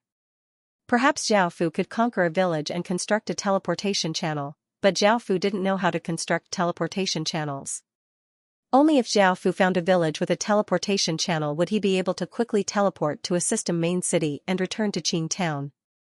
Otherwise, he would have to walk. However, there was a problem. It was very rare for villages in the wilderness to have teleportation channels, so he could only rely on luck. When he thought of that, Xiaofu said to Rose, I need a teleportation channel, so I can't go back to Qin City right now. I'll wait for my injuries to recover a bit before I try again. Oh. Rose nodded and lay down comfortably on the grass. She closed her eyes and happily smiled as she rubbed her round belly. Xiaofu lay back down on the ground and took out a black forest fruit. As he ate, he looked up at the deep blue sky and the white clouds slowly drifting about. It was rare for him to be able to relax like this. 3 days later, after 3 days of recovery, Xiaofu's external injuries had healed quite quickly because of the 3 flower spirits. However, his internal injuries needed some time to recover. On that day, Xiaofu changed out of his blood-stained clothes and put on a new cloak as he headed towards Nine Sun City, which was the closest city to him. As for the 3 flower spirits, they flew around Xiaofu and followed him. When they were tired, they would sit on Xiaofu's shoulders to rest. Seeing that the 3 of them were carefree and happy, Xiaofu felt a trace of admiration. At that moment, he walked into a dense forest. Xiaofu. There's danger ahead, go around it, Rose, who was sitting on Xiaofu's shoulder, suddenly said. Hearing this, Xiaofu stopped and wondered, what danger is ahead? Sitting on Xiaofu's shoulder, 100 White calmly explained, there's a historical remnant ahead, and there are many terrifying goblins there. We've been there before. There's also minotaurs. Peach, who was sitting next to 100 White, wanted to say this, but she was too nervous and cried out. After crying out, she found that her voice was too loud, and her face became bright red as she hid beside 100 White. Historical remnant? Hearing their words, Jiaofu felt quite interested. Places with historical remnant all had great benefits, and now that he had recovered some of his strength, Jiaofu wanted to go and have a look. As such, he said, "You three hide in my cloak for now, I want to go and have a look." Jiaofu. You have to be careful. Hearing this, the three flower spirits burrowed into Jiaofu's cloak and poked their heads out to see what Jiaofu was going to do. Following which, Jiaofu used many of the assassin's skills and silently snuck into the forest. Soon, he arrived at an empty space. Only a small part of the buildings remained in this empty space. Most of the buildings had disappeared. The ruins were huge, and it was impossible to see them all at a glance. At the very front of the ruins, there was a huge stone with 2 words on it. Of course, Jiaofu did not recognize the 2 words. Bai Bai told Jiaofu that the 2 words were Lorraine. Within the Roland historical remnant, there were a few types of goblins that Jiaofu hadn't seen before. The goblins here all looked quite ferocious, and their skin was somewhat different. Some were pale white, while others were grayish-black. Some of them held a wooden stick in their hands. The front of the wooden stick was relatively large and looked like a hammer. The material of the wooden stick seemed to be harder than ordinary iron, so it should be able to cause decent blunt force damage. There was also a type of goblin that carried a wicker basket filled with rocks. These goblins could throw the rocks with great force, and they could even break the bones of creatures. This type of goblin was considered a long-range goblin. The final type of goblin was a goblin that held a sharp sword. There weren't many of these goblins, but the aura they gave off was very powerful. Even 10 normal goblins could compare to it. The 3 types of goblins were goblin, goblin rock thrower, and hobgoblin. These goblins weren't gathered together, and they were instead scattered around. There weren't any guards patrolling the area, so they most likely didn't have a leader or anything like that. There were almost no defensive measures, and seeing this, Jiaofu felt quite delighted. He decided to explore this historical remnant first before leaving. I want to clear out the monsters here. Do you 3 want to wait outside? Jiaofu lowered his head and said to the 3 flower spirits. He was afraid that these pure and kind creatures would become fearful after seeing his killing methods, so he wanted them to wait outside. Jiao. Don't worry, we'll stay here and help you get rid of these terrifying creatures, Rose said as she looked at Jiaofu and smiled, and the other 2 flower spirits nodded. Seeing this, Jiaofu didn't have any more worries and started to move. Jiaofu first went to a corner and planned to lure monsters away. With Jiaofu's current strength, he couldn't go on a killing spree, even if he was at his peak. After all, this was the outermost region of the historical remnant, and who knew what terrifying creatures might be inside? As such, it was best to keep a low profile. After hiding behind a large tree, Jiaofu vigorously threw out a rock. The rock quickly flew out and hit another rock, giving off a loud sound that attracted the attention of a group of goblins. Because Jiaofu had goblins as his subordinates, he had learned many languages through the language stone steel, including goblins. As such, he was able to understand what they were saying. "Ai! There seems to be something over there. Should we go and take a look?" an ordinary goblin asked. Hearing this, another goblin lay on the ground and said in boredom, "If there's something, then there's nothing to do with us. As long as we don't enter the historical remnant, we'll be fine. By the way, what are we going to eat for lunch?" "Let's catch a few chickens to eat, it's been a long time since we've had them," a goblin rock thrower said happily. Sure. Sure. Sure. Hearing the goblin rock thrower's words, the others thought about how delicious the chickens were and immediately nodded. The goblins started to talk about food, completely forgetting about the strange noise. Jiaofu, who was hiding behind the tree, felt quite awkward. Why didn't they play by the rules? Following this, Jiaofu threw out another rock, which smashed into a large tree and gave off a muffled sound. Eh? There's another strange sound coming from there. Are we really not going to go and take a look? The goblin said in confusion. Don't go, it's too troublesome. Don't worry about it, another goblin said as he frowned. The other goblins nodded, and the goblin who had spoken threw this matter to the back of his mind. This made Zhao Fu, who was hiding behind the tree, feel even more awkward. The 3 flower spirits on his chest covered their mouths, afraid that they would laugh out loud. Zhao Fu had no choice but to pick up a few more rocks from the ground and throw them at the goblins.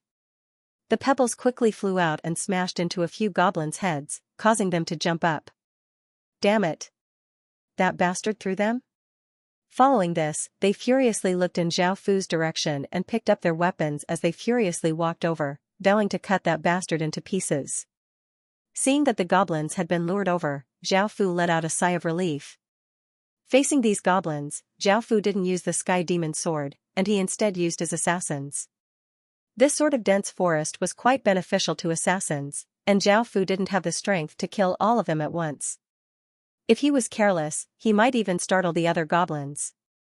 Seeing the 5 goblins furiously walk over, Zhao Fu hid within the forest, looking for an opportunity to attack. Look at which bastard did this. If we catch him, we'll definitely kill him, one of the goblins angrily yelled after they walked into the forest. Yes. Yes. We'll definitely kill him, the other goblins angrily replied. Zhao Fu calmly hid in a corner and watched as the goblins slowly walked closer. However, what surprised Zhao Fu was that after walking 20 or so meters, the goblins gave up on their search, completely abandoning their determination to kill Zhao Fu. Zhao Fu had wanted to lead them further away, because if they made too much noise here, they might attract the attention of other goblins.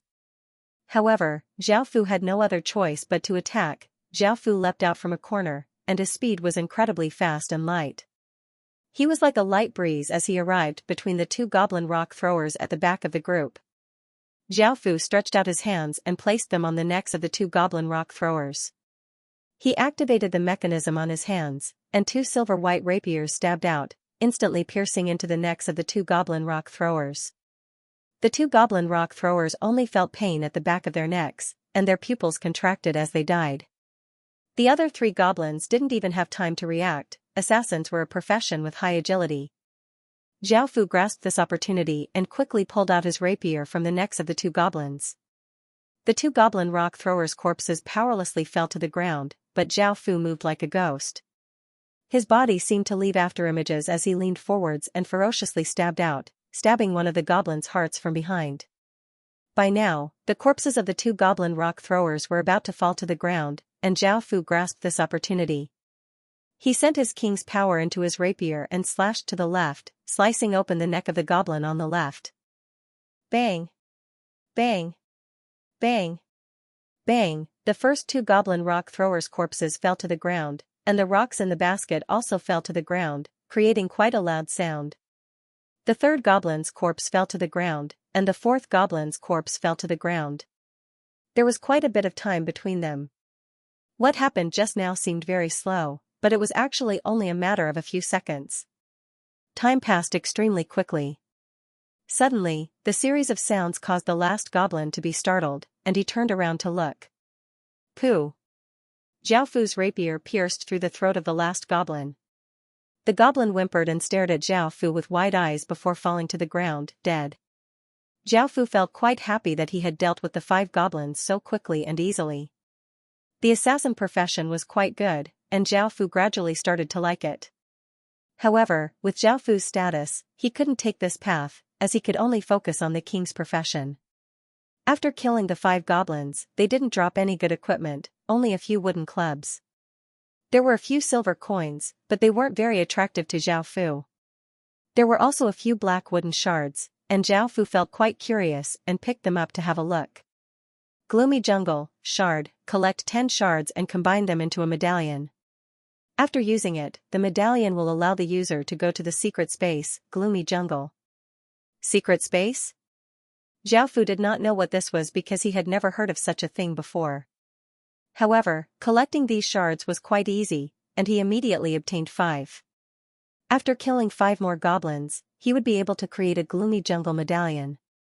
Zhao Fu did not know what they were, but he did not know what they were. Zhao! You're so strong. Rose looked up at Zhao Fu, her eyes shining with stars as she spoke with a look of worship on her face. Zhao Fu smiled, they hadn't seen him at his peak. He could have insta-killed those 5 goblins with a single strike, but he couldn't do that now. Following this, Zhao Fu continued to lure goblins and kill them. Zhao Fu turned to the Qin town. What's going on? It's been 3 days, so why hasn't there been any news from His Majesty? Bai Qi said angrily, and he gave off a cold aura that made people want to retreat. Li Si said, General Bai, we didn't receive any system announcements, which means that His Majesty is fine. We haven't received any system announcements, which means that His Majesty is fine and is most likely in East Green. Wang Jian nodded and said, it seems that His Majesty is fine and will return after a while. As subordinates, we should focus on the development of the Qin town. Bai Qi let out a breath and calmed himself down. He put down the worries in his heart and said, I have an idea. Would everyone like to hear it? Hearing Bai Qi's words, everyone looked at him, waiting to see what he would say. Bai Qi said what he was thinking, I believe that Qin town should enter a state of war. Right now, businesses can make a lot of money, but there aren't many good things that can be bought. I believe that we should focus on the war. Right now, what Qin City lacked the most was population. Right now, Qin City had roughly 50,000 people, and in the real world, the main reason for having a large army was because of food. However, in the Heaven Awakened world, because of the various buffs from the cities, food was one of the resources that they had no lack of. I think that we should increase the number of soldiers to 10,000 and split them into 10 teams led by 10 generals. Each team will have a king's undead cavalryman and 300 skeletons. With this number of soldiers, equipment, and cultivation base, Zhao Feng was confident. Skills. These advantages were more than enough for an intermediate village with a population of less than 1,200. Qin implemented a comprehensive empire system. War was the first priority. They would plunder people by hook or by crook. They also established a strict reward and punishment system. Those who brought back a large number of people would be rewarded greatly. If they didn't bring back a certain number of people within a certain period of time, the soldiers and generals would be punished together. After hearing Bai Qi's words, everyone's hearts trembled, and they understood what he meant. Bai Qi wanted to turn Qin City into a completely emotionless killing machine. This would allow Qin Town to develop even faster, but it would be too murderous. Not only would it cause a large number of people to die, but it would also cause a large number of deaths and injuries to Qin City. At the same time, Qin City would lose its sense of humanity, and its heart would become completely cold without any warmth. It would also lose all emotions, and it would only exist in killing and plundering. If Zhao Fu was in the Qin state, no matter what ideas they had, they would follow Zhao Fu, because he was the master of the Qin state and could decide the direction and fate of the Qin state. Now that Zhao Fu might be staying in East Green for a while, Qin was in a special situation. Coupled with the incident at Heavenstone City, Qin had to make a decision. Bai Qi, Xiao Jian, and some of the Outlander generals believed that the weak were prey to the strong, and that the strong were respected. He believed that emotions and other things that had nothing to do with power were only fetters and burdens. He should get rid of all these and completely turn Qin into a machine. Only in this way could he develop Qin more quickly and orderly. Li Si, Ba Qing, and Daisy belonged to the moderate faction. It was not that they did not approve of Qin City's development, but that Bai Qi's methods were too extreme. He would hurt both his enemies and himself. At the same time, he would also make the whole of Qin City cold. They just wanted to be gentler and not too extreme. Wang Jian and Zhang Dahe didn't really like killing, but they wouldn't object to it either. In times like these, they could also make themselves cold-blooded and merciless. Now, everyone had their own ideals, and they all had their own ideals for Great Qin. As such, they were split into different factions. Because of this, Gania temporarily ended his training and returned to Qin. Although he looked cold and had experienced countless bloody battles, he did not hesitate to side with the moderate faction. But it didn't change anything. Now, Qin was in the pro-war faction of Bai Qi. Li Si could only sigh and say, General Bai. You know that His Highness is merciful and doesn't like his soldiers to be injured or killed. He also doesn't want to turn Qin into a cold-killing machine. His Highness may not like this. Bai Qi had been by Zhao Fu's side for a long time, so he understood Zhao Fu's personality. He knew the consequences of doing this, but he had already made up his mind. He wanted to create a powerful Qin state for Zhao Fu, so he said, "I will bear all of the consequences." Finally, a series of orders were given out, and Qin City, which had been filled with joy, became quite depressed. Everyone looked quite serious. Within the Roland historical remnant, Zhao Fu had killed 50 or so goblins and fused them into 5 gloomy jungle command medallions. The command medallion was black and made of wood. There was a forest carved on it, and Zhao Fu wanted to try it out. However, he received a system announcement that the secret realm's entrance was not open, so he could only put the command medallion away. Now that the goblins at the outermost layer of the historical remnant had been cleared out, Zhao Fu now had to face the hobgoblins. Zhao Fu felt that these hobgoblins would not be easy to deal with. Their cultivation was at stage 1, and their sharp swords could release terrifying sword lights at will. Zhao Fu was still injured, so he couldn't use much of his strength. As such, he had to be careful. Zhao Fu's method was the same. He lured a group of goblins to the side before choosing to attack. He leapt out from his hiding spot and stabbed his sword into a goblin's heart before stabbing into another goblin's neck. Even though Zhao Fu was incredibly fast, he was still discovered by the hobgoblin. Just as Zhao Fu was about to kill the third goblin, a sword light slashed towards him. This sword light was incredibly ferocious, and Zhao Fu hurriedly gave up on using his rapier. Instead, he took out the Sky Demon's sword and used it to block. Clang, a clear sound rang out as sparks flew as the two swords collided. Even though Zhao Fu's strength wasn't as great as before, he was able to use the Sky Demon's sword's epic grade sharpness to leave a dent in the hobgoblin's blue-grade weapon. The hobgoblin was quite surprised, and he immediately retreated. The remaining 3 goblins surrounded Zhao Fu. Luckily, Zhao Fu had taken care of the 2 long-ranged goblins. Otherwise, it would have been quite troublesome to deal with this group of goblins. The 3 goblins surrounding Zhao Fu raised their wooden clubs and howled as they charged towards Zhao Fu. Zhao Fu did his best to circulate some of his king's power, and the Sky Demon sword spat out a faint sword light. He swung. Zhao Fu slashed apart the wooden clubs in the 3 goblins' hands, causing the 3 goblins to feel quite confused. Zhao Fu once again swung his sword, preparing to kill the 3 goblins. However, the hobgoblin couldn't stand by and watch any longer, and a sharp sword arc shot out. Zhao Fu raised his hand and used his sword to block, dispelling the sword arc.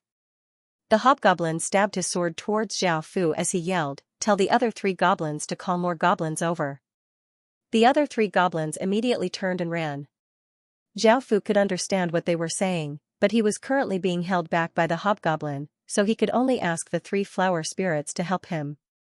The 3 flower spirits happily agreed and waved their hands, causing 3 rays of light to shoot out. 3 green vines shot out from the ground and wrapped around the 3 goblins like snakes, binding them and sealing their mouths so that they wouldn't be able to scream. Clang! Clang! Clang! Elsewhere, the hobgoblin and Zhao Fu continued to fight. Their swords clashed, and the sound of metal clashing could be heard. Of course, the hobgoblin's sword was now riddled with holes, and it looked like it was on the verge of being destroyed. This made the hobgoblin feel quite angry. He could sense that Zhao Fu's strength was about the same as his, but the difference in their weapons was simply too great. His blue-grade sword was like a piece of scrap metal compared to Zhao Fu's epic grade sword, and because of this, he was completely suppressed by Zhao Fu. "Human! If you're so strong, you can switch to a normal sword," the hobgoblin yelled in frustration. Hearing this, Zhao Fu smiled. He wasn't an idiot. How could he switch to a normal sword? He vigorously slashed out, breaking the hobgoblin's sword in half. The hobgoblin was given a big fright. How was he supposed to fight without a weapon? He immediately turned and ran. At that moment, Zhao Fu grasped an opportunity and stabbed forwards with his sword, piercing through the hobgoblin's heart. He then twisted his sword and crushed the hobgoblin's heart, instantly killing him. After dying, the hobgoblin dropped 2 things. One was a black wooden shard, which seemed to be something that would definitely drop. Zhao Fu didn't pay much attention to it, but the other item was quite strange. It wasn't corporeal. Instead, it was a small clump of silver-white light that fell to the ground and gave off a faint light, looking quite mystical. Zhao Fu curiously picked it up and looked at it. Legacy, Silver Lake Immortal Sword, Sword Essence, the essence of a legendary grade weapon, the Silver Lake Immortal Sword. Collect 1,200 of these essences to fuse into a Silver Lake Immortals sword. This sword has a legacy effect. This thing can be fused into legendary grade equipment? After all, if he wanted to obtain 1,200 sword essences, he would have to kill 1,200 hobgoblins. Zhao Fu suspected that there were not that many hobgoblins, as he had only seen 50 or so of them, which was quite a distance away from the 1,200 sword essences. However, legendary grade equipment was quite difficult to obtain, so Zhao Fu understood that. After killing a hobgoblin, the Sky Demon sword gave off a formless suction force that devoured the hobgoblin's flesh and essence, and Zhao Fu understood that the sleeping Sky Demon had awakened. However, when the three flower spirits sensed this power, their faces paled as they flew out of Zhao Fu's chest and screamed, "This power is so evil and disgusting. Zhao, you're holding a demon sword." Hearing this, Zhao Fu felt quite surprised and nodded, not minding it too much. The Sky Demon sword eerily laughed, and demonic chi flowed out of the sword, causing the surrounding temperature to plummet. It looked as if a demon was about to be born, and it greeted Rose Rose and the other two flower spirits, saying, "Hello, you three little fellows." "Ah!" Rose Rose and the other two flower spirits shrieked, "This demon sword can speak, and the demon within it is so powerful. Zhao, hurry and throw it away, don't let it control you." Hearing their words, Zhao Fu smiled and said, "Don't worry, this sword will be fine." "Really?" Rose Rose and the other two flower spirits didn't quite believe him. Zhao Fu tapped the Sky Demon sword against the ground, and the Sky Demon sword lightly harumphed before withdrawing the Sky Demon sword and giving off a terrifying aura as it said, "All right. I shouldn't have scared you just then." Seeing that Zhao Fu had completely taken control of the Sky Demon sword, Rose Rose and the other two flower spirits let down their guard and flew over to the Sky Demon sword, looking at it in fear and curiosity. Facing the three flower spirits' gazes, Rose Rose and the other two flower spirits felt quite displeased.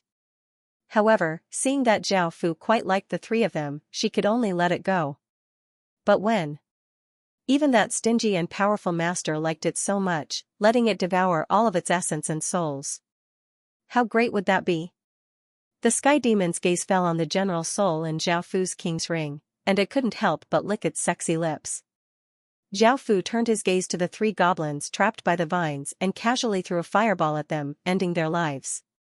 Afterwards, the three flower spirits flew back into Zhao Fu's clothes. Because of the battle with Shijian, the Sky Demon had fallen into a short sleep. Now that the Sky Demon had woken up, Zhao Fu wanted to borrow her power. This time, he once again lured over a group of goblins and used his assassin skills to kill the goblin rock throwers. Of course, he was discovered by the hobgoblin, who once again stabbed his sword towards Zhao Fu. "Heavenly Demon!" Zhao Fu switched to the Sky Demon sword and lightly shouted. The Sky Demon sword released a large amount of demonic chi and entered Zhao Fu's body. Immediately, Zhao Fu felt a wave of evil energy enter his body. Zhao Fu used his sword to block, deflecting the hobgoblin's sword. He then ferociously stabbed his sword towards the hobgoblin's throat. The hobgoblin was given a big fright and quickly tilted his head to the side. A trace of a smile appeared on Zhao Fu's face, and he slashed out with his sword. A black arc of light flashed, and the hobgoblin's head fell off his body. A large amount of blood spurted out from his neck, and his corpse stood there in a daze before powerlessly falling to the ground. The surviving goblins immediately ran, and Zhao Fu caught up to them. A few black sword lights flashed, ending their lives. The Sky Demon sword continued to devour the goblins' corpses. With the Sky Demon sword's power, it would be much easier to deal with these goblins. Now that Zhao Fu was injured, he could only obtain half of the base stats from his equipment. Otherwise, with the Sky Demon sword's monstrous base stats, Zhao Fu would have been able to charge in and start a massacre. Following this, Zhao Fu continued to use this method to kill the goblins while collecting the shards and the sword essence. 2 days later, Thrall led his team and found an intermediate village with around 1,200 or so people in the forest. Now, Qin was completely militarized, and fighting was the priority. Not only was every team equipped with the best equipment in Qin, but they also spent a large amount of gold to buy good skills from the various systems for them to learn. Moreover, every team had 2 types of medicinal pills, one that could increase their strength for a short period of time, and the other that could quickly heal injuries. Finally, every team also had a few military doctors. Thrall's team was made up of orcs, and after discovering this village, he first observed it. He couldn't be careless, because if he made a big mistake, the commander would have to bear the consequences. Even if Bai Qi didn't kill him, he would at least cripple him. After observing for a while, Thrall found that this was just an ordinary village, and its defenses were quite average. In the end, Thrall decided to directly attack. Normally, if the leader didn't die or the village wasn't conquered, it would be very difficult for the residents to surrender. As such, if he wanted to obtain a large number of people, he had to quickly conquer or kill the leader. In the afternoon, the golden light of the setting sun shined on the peaceful village, and smoke rose up from the chimneys as every household started to cook. Thrall had been prepared for a long time. He raised his large saber and roared as he rode on his tall black forest horse and led 300 orc cavalrymen out. On the other side, the shield-bearers, infantrymen, and archers formed a square formation and rushed over. Enemy attack! Enemy attack!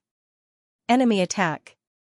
Facing the sudden attack, the villagers cried out in terror, causing the entire village to fall into chaos.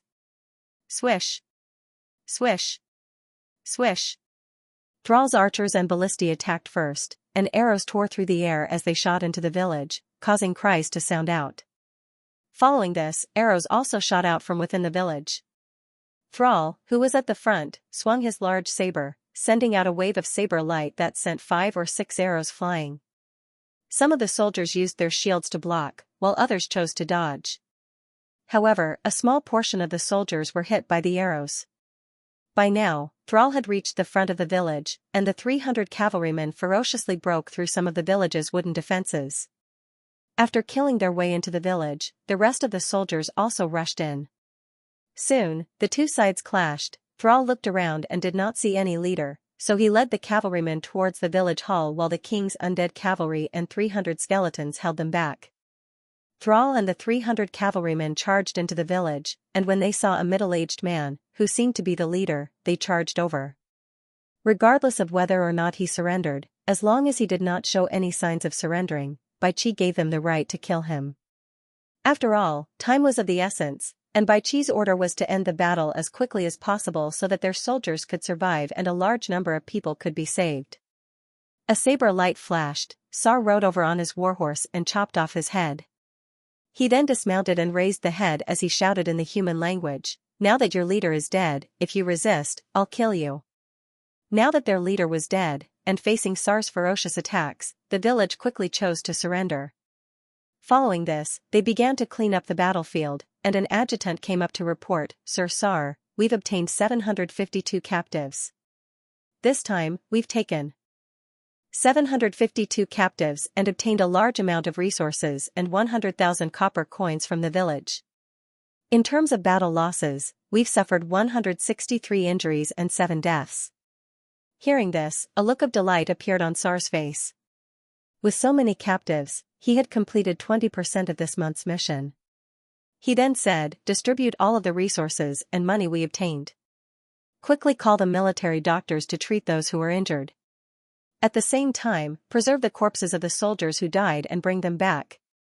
Now that Qin was attacking other villages by hook or by crook, the soldiers had to take great risks. As such, Bai Qi gave them all the spoils of war to deal with. At the same time, as long as they brought the captives back, they would be greatly rewarded.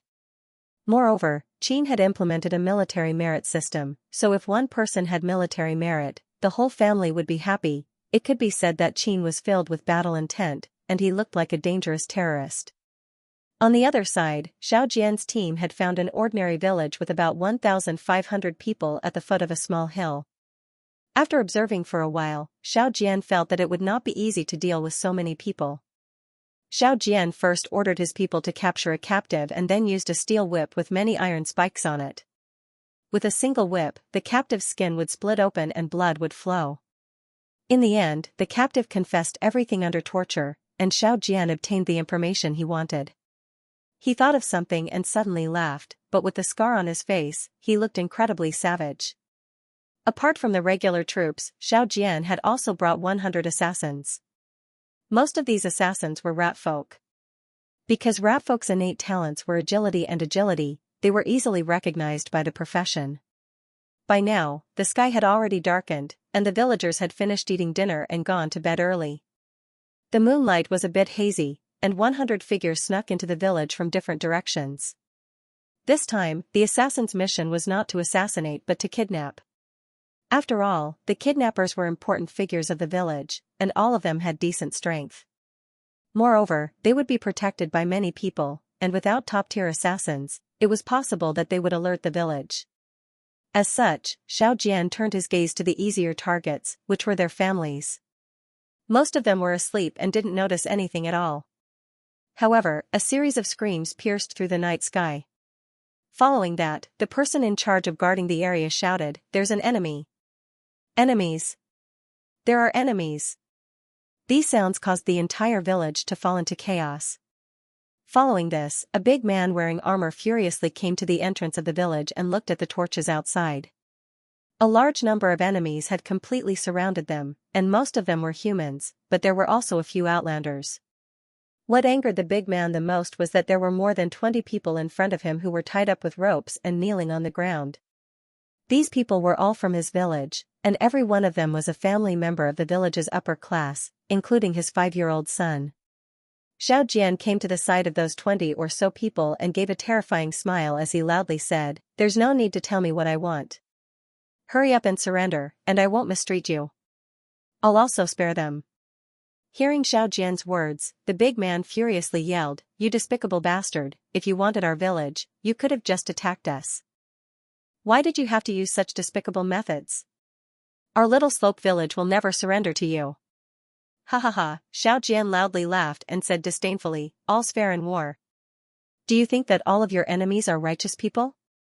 I advise you to surrender as soon as possible, or don't blame me for being vicious." Hearing Xianxia's words, the villagers looked at the large number of ferocious enemies and their half-kneeling family members and hesitated. A short while later, seeing this, Xianxia's gaze became cold and he gestured to a soldier. The soldier immediately dragged an elderly man in front of Xianxia. "Are you sure you don't want to surrender?" Xianxia coldly yelled. There was no response from within the village, and Xianxia did not hesitate to raise his sword and chop off the elderly man's head. A heart-wrenching cry sounded out from within the village, "Dad!" A young man disregarded everything and rushed out, but he was pulled back by the people beside him. Xianxia was no longer as polite as before. He raised his blood-stained sword and pointed at the village as he yelled with killing intent, "I'll give you a bit more time to consider. Next time, I'll kill them all and slaughter your entire village." The big man's face was ashen, and the expressions of the people around him were also incredibly unsightly. They looked at the well-equipped enemies outside the village and their family members who were crying because of the elderly man's death. At the same time, the people within the village started to feel incredibly terrified because the other side had said that they would slaughter their entire village. A while later, seeing that there was still no response, Xianxia mounted his warhorse and raised his sword as he yelled, "Prepare!" All of the soldiers simultaneously made their preparations, and the archers and ballistae all aimed at the village. Xianxia planned to forcefully attack, and he also ordered the 70 or so assassins to take advantage of the chaos to carry out assassinations. Wait. Under this massive killing aura, the village's people finally chose to surrender. Even though there were 1,500 people in the village, that was only half of the village's military strength. The rest were women, elderly, and children, while Xianxia's soldiers were all well-built and had all sorts of weapons. In that case, they would most likely be slaughtered. Under this pressure, the big man could only sigh and look quite dispirited as he led his people to put down their weapons and walk out of the village. Seeing this, Xianxia felt quite relieved and accepted their surrender. The assassins hiding in the village walked out from the shadows, causing the village's people to feel quite scared. Following this, they counted the spoils of war. Xianxia's side had not suffered any losses this time, and they had obtained 1,500 captives, countless items, and 160,000 copper coins. Even though their methods were quite despicable and vicious, Bai Qi would allow everything as long as they brought back a large number of captives. The other team's situations were similar to Sa Er and Xiaojian's. Qin had gone to the extreme, and they used all sorts of bloody methods to expand. This caused Qin's development speed to increase by many times, but it also gave off an increasingly dense bloody aura. Within the Roland historical remnant, there were more and more buildings, and they were all well preserved. The buildings were built in the style of the Western Middle Ages, and there were more and more goblins. At the same time, there were two types of goblin soldiers. These two types of goblins looked similar to other goblins, but their skin was different. One type of goblin had azure skin and could use ice magic, while the other type of goblin had red skin and could use fire magic. The auras that these two types of goblins gave off were even more powerful than that of hobgoblins. What's more, there were already 10 goblins in a team, 4 were normal goblins, 3 were goblin rock throwers, 2 were hobgoblins, and 1 was either an azure goblin or a red goblin. With all of these types of soldiers working together, they were incredibly powerful, making it much more difficult to deal with them. Luckily, there were many buildings within the Roland historical remnant, which were suitable for hiding. This gave Zhao Fu an opportunity. This time, he would have to rely on his assassin profession. This profession was becoming more and more useful. Zhao Fu began to move out. Zhao Fu hid behind a tall building and threw a pebble. This pebble quickly hit a wall, causing a loud sound to ring out. This time, it wasn't as awkward as last time. The sound quickly attracted the attention of a group of goblins, and they immediately walked over. Zhao Fu snuck into the densely packed buildings and waited for his prey. This group of goblins was evidently much more professional than the goblins outside, and they all walked over cautiously. Zhao Fu also did his best to hide his aura so that he wouldn't be discovered. As the group of goblins slowly came closer, Zhao Fu grasped an opportunity and suddenly appeared while a goblin's gaze was averted. Zhao Fu waved his hand and stabbed out with his rapier, giving off a cold light as he slashed open a goblin's neck. However, at that moment, he was discovered. It could be seen that this group of goblins was incredibly vigilant. The group of goblins furiously looked at Zhao Fu, and Zhao Fu felt that something was off. He immediately retreated, and the goblins rushed over with killing intent. Zhao Fu used the buildings to jump and dodge, shaking off the goblins in an instant. Assassins, who had high agility, were most suited to this sort of terrain. Though Zhao Fu had disappeared, the goblins still wanted to give chase. However, Zhao Fu turned back and hid in a corner. Suddenly, Zhao Fu once again acted. He rushed out and pierced a goblin's heart with his sword, but a few rocks and an ice ball smashed towards him. Zhao Fu hurriedly crouched down and hid in a nearby building. Bang! Bang! Bang! A series of explosions sounded out, showing just how ferocious the goblins' attacks were. When they reached Zhao Fu's building, Zhao Fu's figure disappeared. This caused the goblins to feel quite furious, but Zhao Fu once again appeared behind them. At that moment, Zhao Fu used the Sky Demon Sword's power and slashed out, sending out a black sword light that instantly killed 2 normal goblins. A hobgoblin raised his sword and slashed at Zhao Fu, but Zhao Fu dodged to the side and stabbed his sword into the hobgoblin's chest. The Sky Demon Sword immediately turned the hobgoblin into a dried-up corpse, and a few rocks and ice balls flew towards Zhao Fu. Zhao Fu immediately pulled out his sword and dodged. This time, Zhao Fu's luck was not so good, and he was hit in the waist by a rock. Zhao Fu felt a wave of pain, and a bruise appeared on his waist. The goblins continued to chase after Zhao Fu, and Zhao Fu continued to weave through the buildings, shaking them off. He came to a building and took out a large violet bow. It was the Great Spirit Rock Bow. Zhao Fu's archery skills were quite ordinary, and he had not practiced much. He had only used a refined martial soul to learn archery. Now, there were only 5 goblins left, and the only one that Zhao Fu was worried about was the blue goblin. The ice balls in its hands were simply too powerful, and just one of them could freeze an entire wall. Moreover, its casting speed was incredibly fast. Zhao Fu drew the bow. With his current strength, he could not use the bow's most powerful skills, but he could still use the basic archery skills. Zhao Fu fully drew the bow, and an arrow shot out. It immediately turned into a violet ray of light and flashed through the air, piercing into the blue goblin's body. Chi! The arrow pierced through its chest, and the blue goblin looked quite confused. However, it still coughed up a mouthful of blood and died. Zhao Fu had used the bow's violet arrow, and he had instantly killed the blue goblin. Seeing that the blue goblin had died, the other 4 goblins immediately turned to run. Zhao Fu reappeared and equipped the Sky Demon Sword, and the remaining 3 goblin rock throwers once again threw rocks at Zhao Fu. These rocks were quite powerful, and they tore through the air as they flew towards Zhao Fu. Zhao Fu had already suffered at their hands once, and Zhao Fu dodged as he had the 3 flower spirits use vines to tie up the 3 goblin rock throwers. Following this, Zhao Fu used the Sky Demon Sword to deal with another hobgoblin, easily dealing with it in a few attacks. Zhao Fu then walked over and dealt with the 3 goblin rock throwers. In the end, the entire group of goblins was dealt with by Zhao Fu. It could be said that dealing with them was quite troublesome, but Zhao Fu only had this much power, and there was nothing he could do about it. After all, Zhao Fu missed the feeling of being so powerful. Following this, the goblin's flesh was devoured by the Sky Demon Sword, and Zhao Fu started to collect the spoils of war.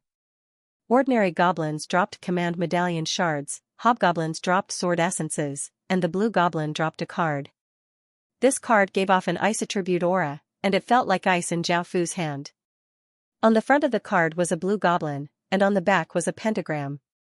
Zhao Fu looked at the card's stats. Goblin, Ice Strengthening, a type of enchantment card that can enchant a type of equipment with ice magic. Enchantment card? After thinking about it, Zhao Fu decided to use it on the Sky Demon Sword. However, he found that the item's grade was too high, and he was unable to enchant it. As such, Zhao Fu could only take out a blue grade sword and enchant it. The enchantment card turned into an icy mist and entered Zhao Fu's sword.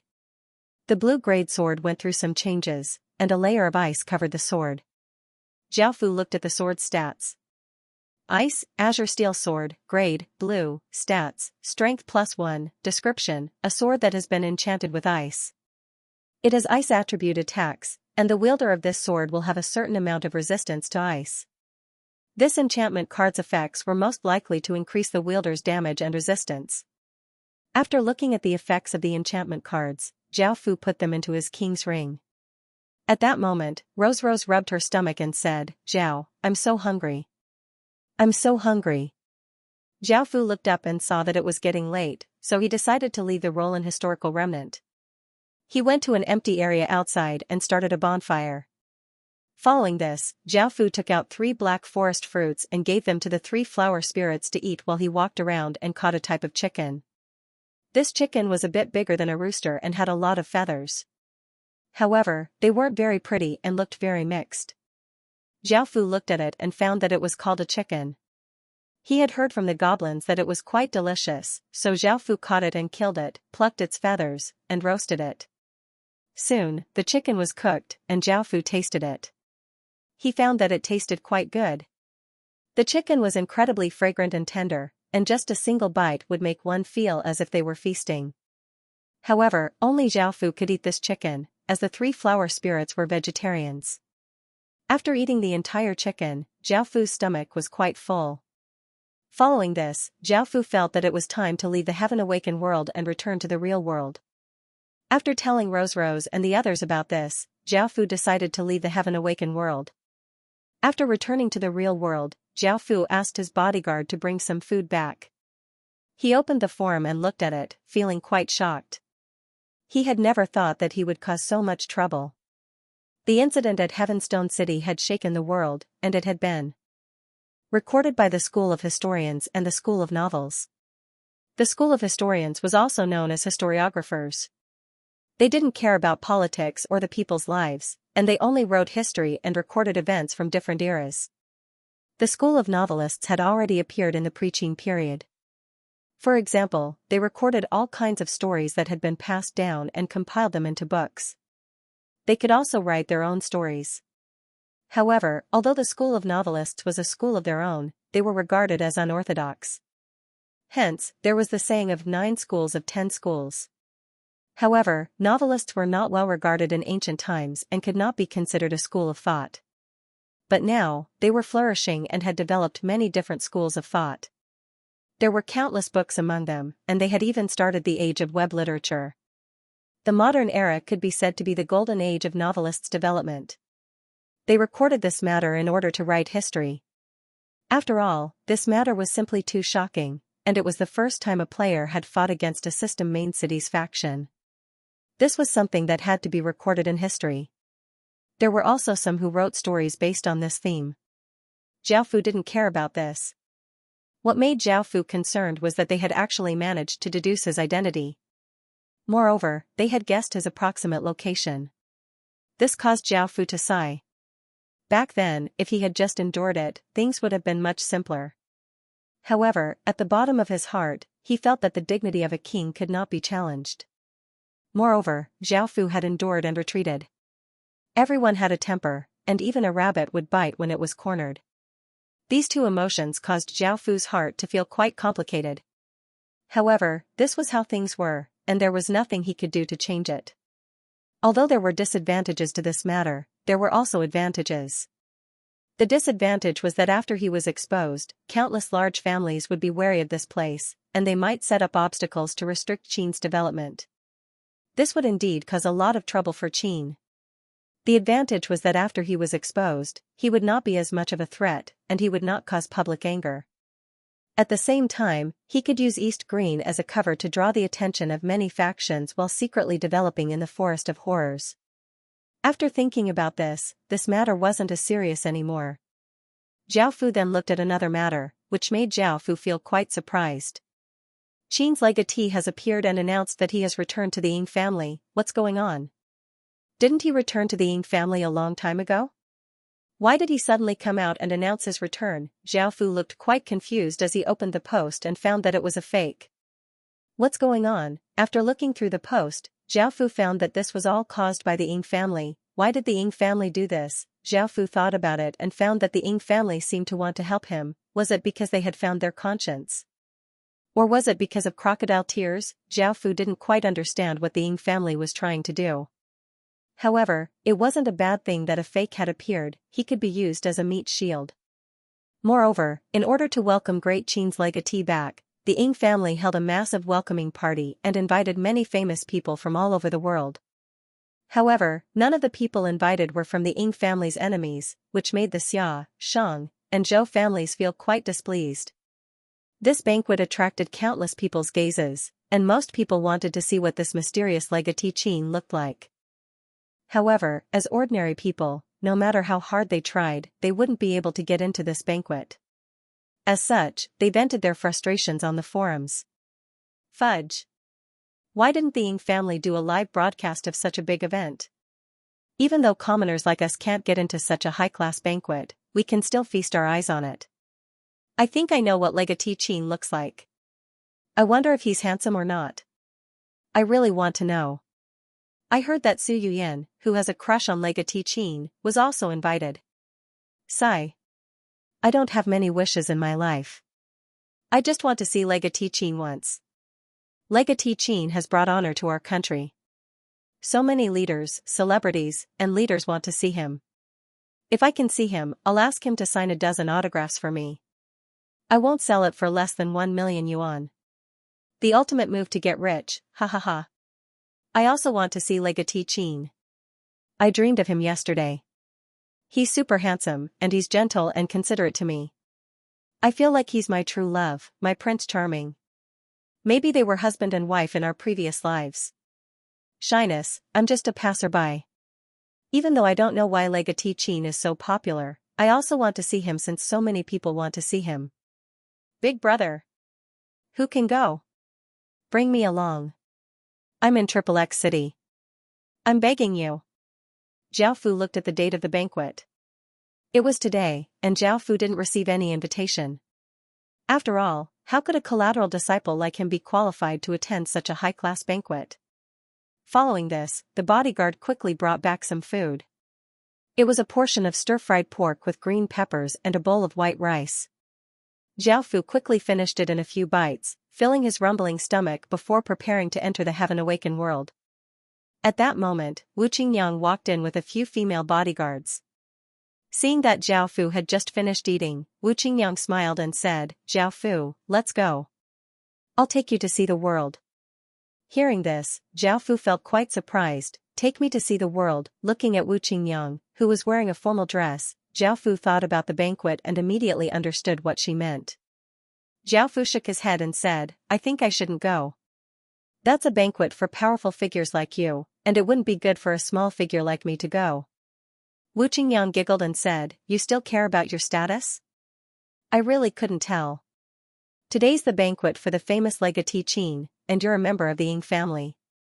Don't you want to see him? He might be the future leader of the Ying family, and he's an incredibly powerful figure."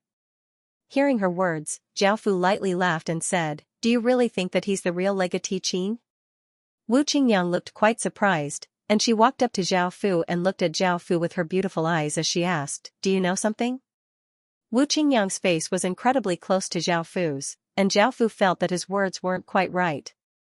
Facing Wu Qingyang, who was so close to him, Zhao Fu felt quite awkward, and he turned his head away as he said, "This is too high profile, and it's completely different from the mysterious and low-profile legatee Qin from before. The Ying family's actions seem to be drawing attention to themselves. Indeed, I wasn't wrong about you." Wu Qingyang suddenly smiled and grabbed Zhao Fu's arm, pulling him up from his chair as she said, "Let's go. I'm also lacking a male companion." Zhao Fu felt quite speechless, and he expressed that he really didn't want to go. After all, the banquet was just an act. However, despite this, Zhao Fu was still dragged over by Wu Qingyang. By the time they arrived at the banquet, there were already many upper-class people dressed in luxurious clothes. Wu Qingyang, who was dressed in a red gown and gave off a trace of domineeringness, walked in with Zhao Fu's arm. Immediately, this attracted the gazes of many people. Beside Wu Qingyang was the handsome and ordinary-looking Zhao Fu. Under Wu Qingyang's powerful aura, he seemed especially weak. There was nothing he could do about it. Zhao Fu just wanted to keep a low profile and not attract too much attention. However, under Wu Qingyang's powerful aura, he became like this. This scene was quite similar to a beautiful flower being stuck in a pile of cow dung, or a large cabbage being eaten by a pig. Countless handsome men and scholars expressed their pity. Some of the people who recognized Wu Qingyang looked at Zhao Fu and looked quite surprised. They went up and greeted Wu Qingyang before turning to look at Zhao Fu and asking in a friendly manner, "May I ask who this is?" Because Zhao Fu's face was quite unfamiliar to them, for Wu Qingyang to treat him like this, they guessed that he was most likely the young master of a large family. Before Wu Qingyang could reply, one of the Ying family's disciples whispered in their ears. After hearing that Zhao Fu was just an ordinary collateral family disciple, they immediately lost interest, and their attitudes greatly changed. However, even though they didn't give Zhao Fu face, they still had to give Wu Qingyang face. As such, they didn't say anything to mock him, but they couldn't hide the disdain they felt towards a minor figure like Zhao Fu. This caused Wu Qingyang to frown, but since they had already given her face, Wu Qingyang didn't say anything else. Afterwards, they found an excuse and left. At that moment, Wu Qingyang turned to look at Zhao Fu, who had a calm expression on his face, and asked in confusion, "Zhao Fu, why aren't you angry?" Zhao Fu suddenly smiled and looked at her as he replied, "Why should I be angry? Just because a few people look down on me? With my current status, it's only natural that they look down on me." Wu Qingyang didn't know how to respond to Zhao Fu's words, but she smiled and said, "Don't you want to change your status? Even though the Ying family isn't willing to support you, we can give you some resources to help you establish your own faction. Perhaps you might even be able to become a marquis." "There's no need for that, I can do it myself." Zhao Fu suddenly gave off an incredibly calm and indescribable aura as he said, "Become a marquis? How could that be his goal? Zhao Fu wants to rule over the world." This aura that Zhao Fu suddenly gave off caused Wu Qingyang's heart to tremble. However, Wu Qingyang's expression immediately became serious as she stared at Zhao Fu and said, "Zhao Fu, you haven't been hiding something from me, right?" Zhao Fu felt quite surprised, but he didn't feel like he had said anything wrong. However, this woman's intuition was quite powerful, so he tried to hide the truth as he said, "Nothing, right? Even if there's something, it's just a small matter to you. Is that so?" Wu Qingyang looked at Zhao Fu suspiciously, evidently not believing him. Zhao Fu nodded seriously, but Wu Qingyang still didn't believe him. Just as she was about to say something, a few cries sounded out from the door, attracting many people's gazes. Zhao Fu turned and saw a peerlessly beautiful woman walk in. She had a graceful figure and wore a white dress. Her skin was as white as snow, and her face was flawless. Her jet black hair fell to her shoulders, and she gave off a breathtakingly beautiful aura. As soon as she appeared, she seemed to shine with light, and she immediately became the center of attention. Zhao Fu heard the voices around him and realized who this woman was. She was the top-tier celebrity, Su Yuyan. This didn't seem to be a big deal, so Zhao Fu looked away. Not bad. You only stared at such a beautiful celebrity for 3 seconds? Wu Qingyang suddenly said. Zhao Fu rolled his eyes at Wu Qingyang and said, I'm not the kind of person to judge a book by its cover, and I'm not too interested in that. Everyone has their own pursuits, so don't judge others by your standards. Moreover, your beauty isn't inferior to hers at all.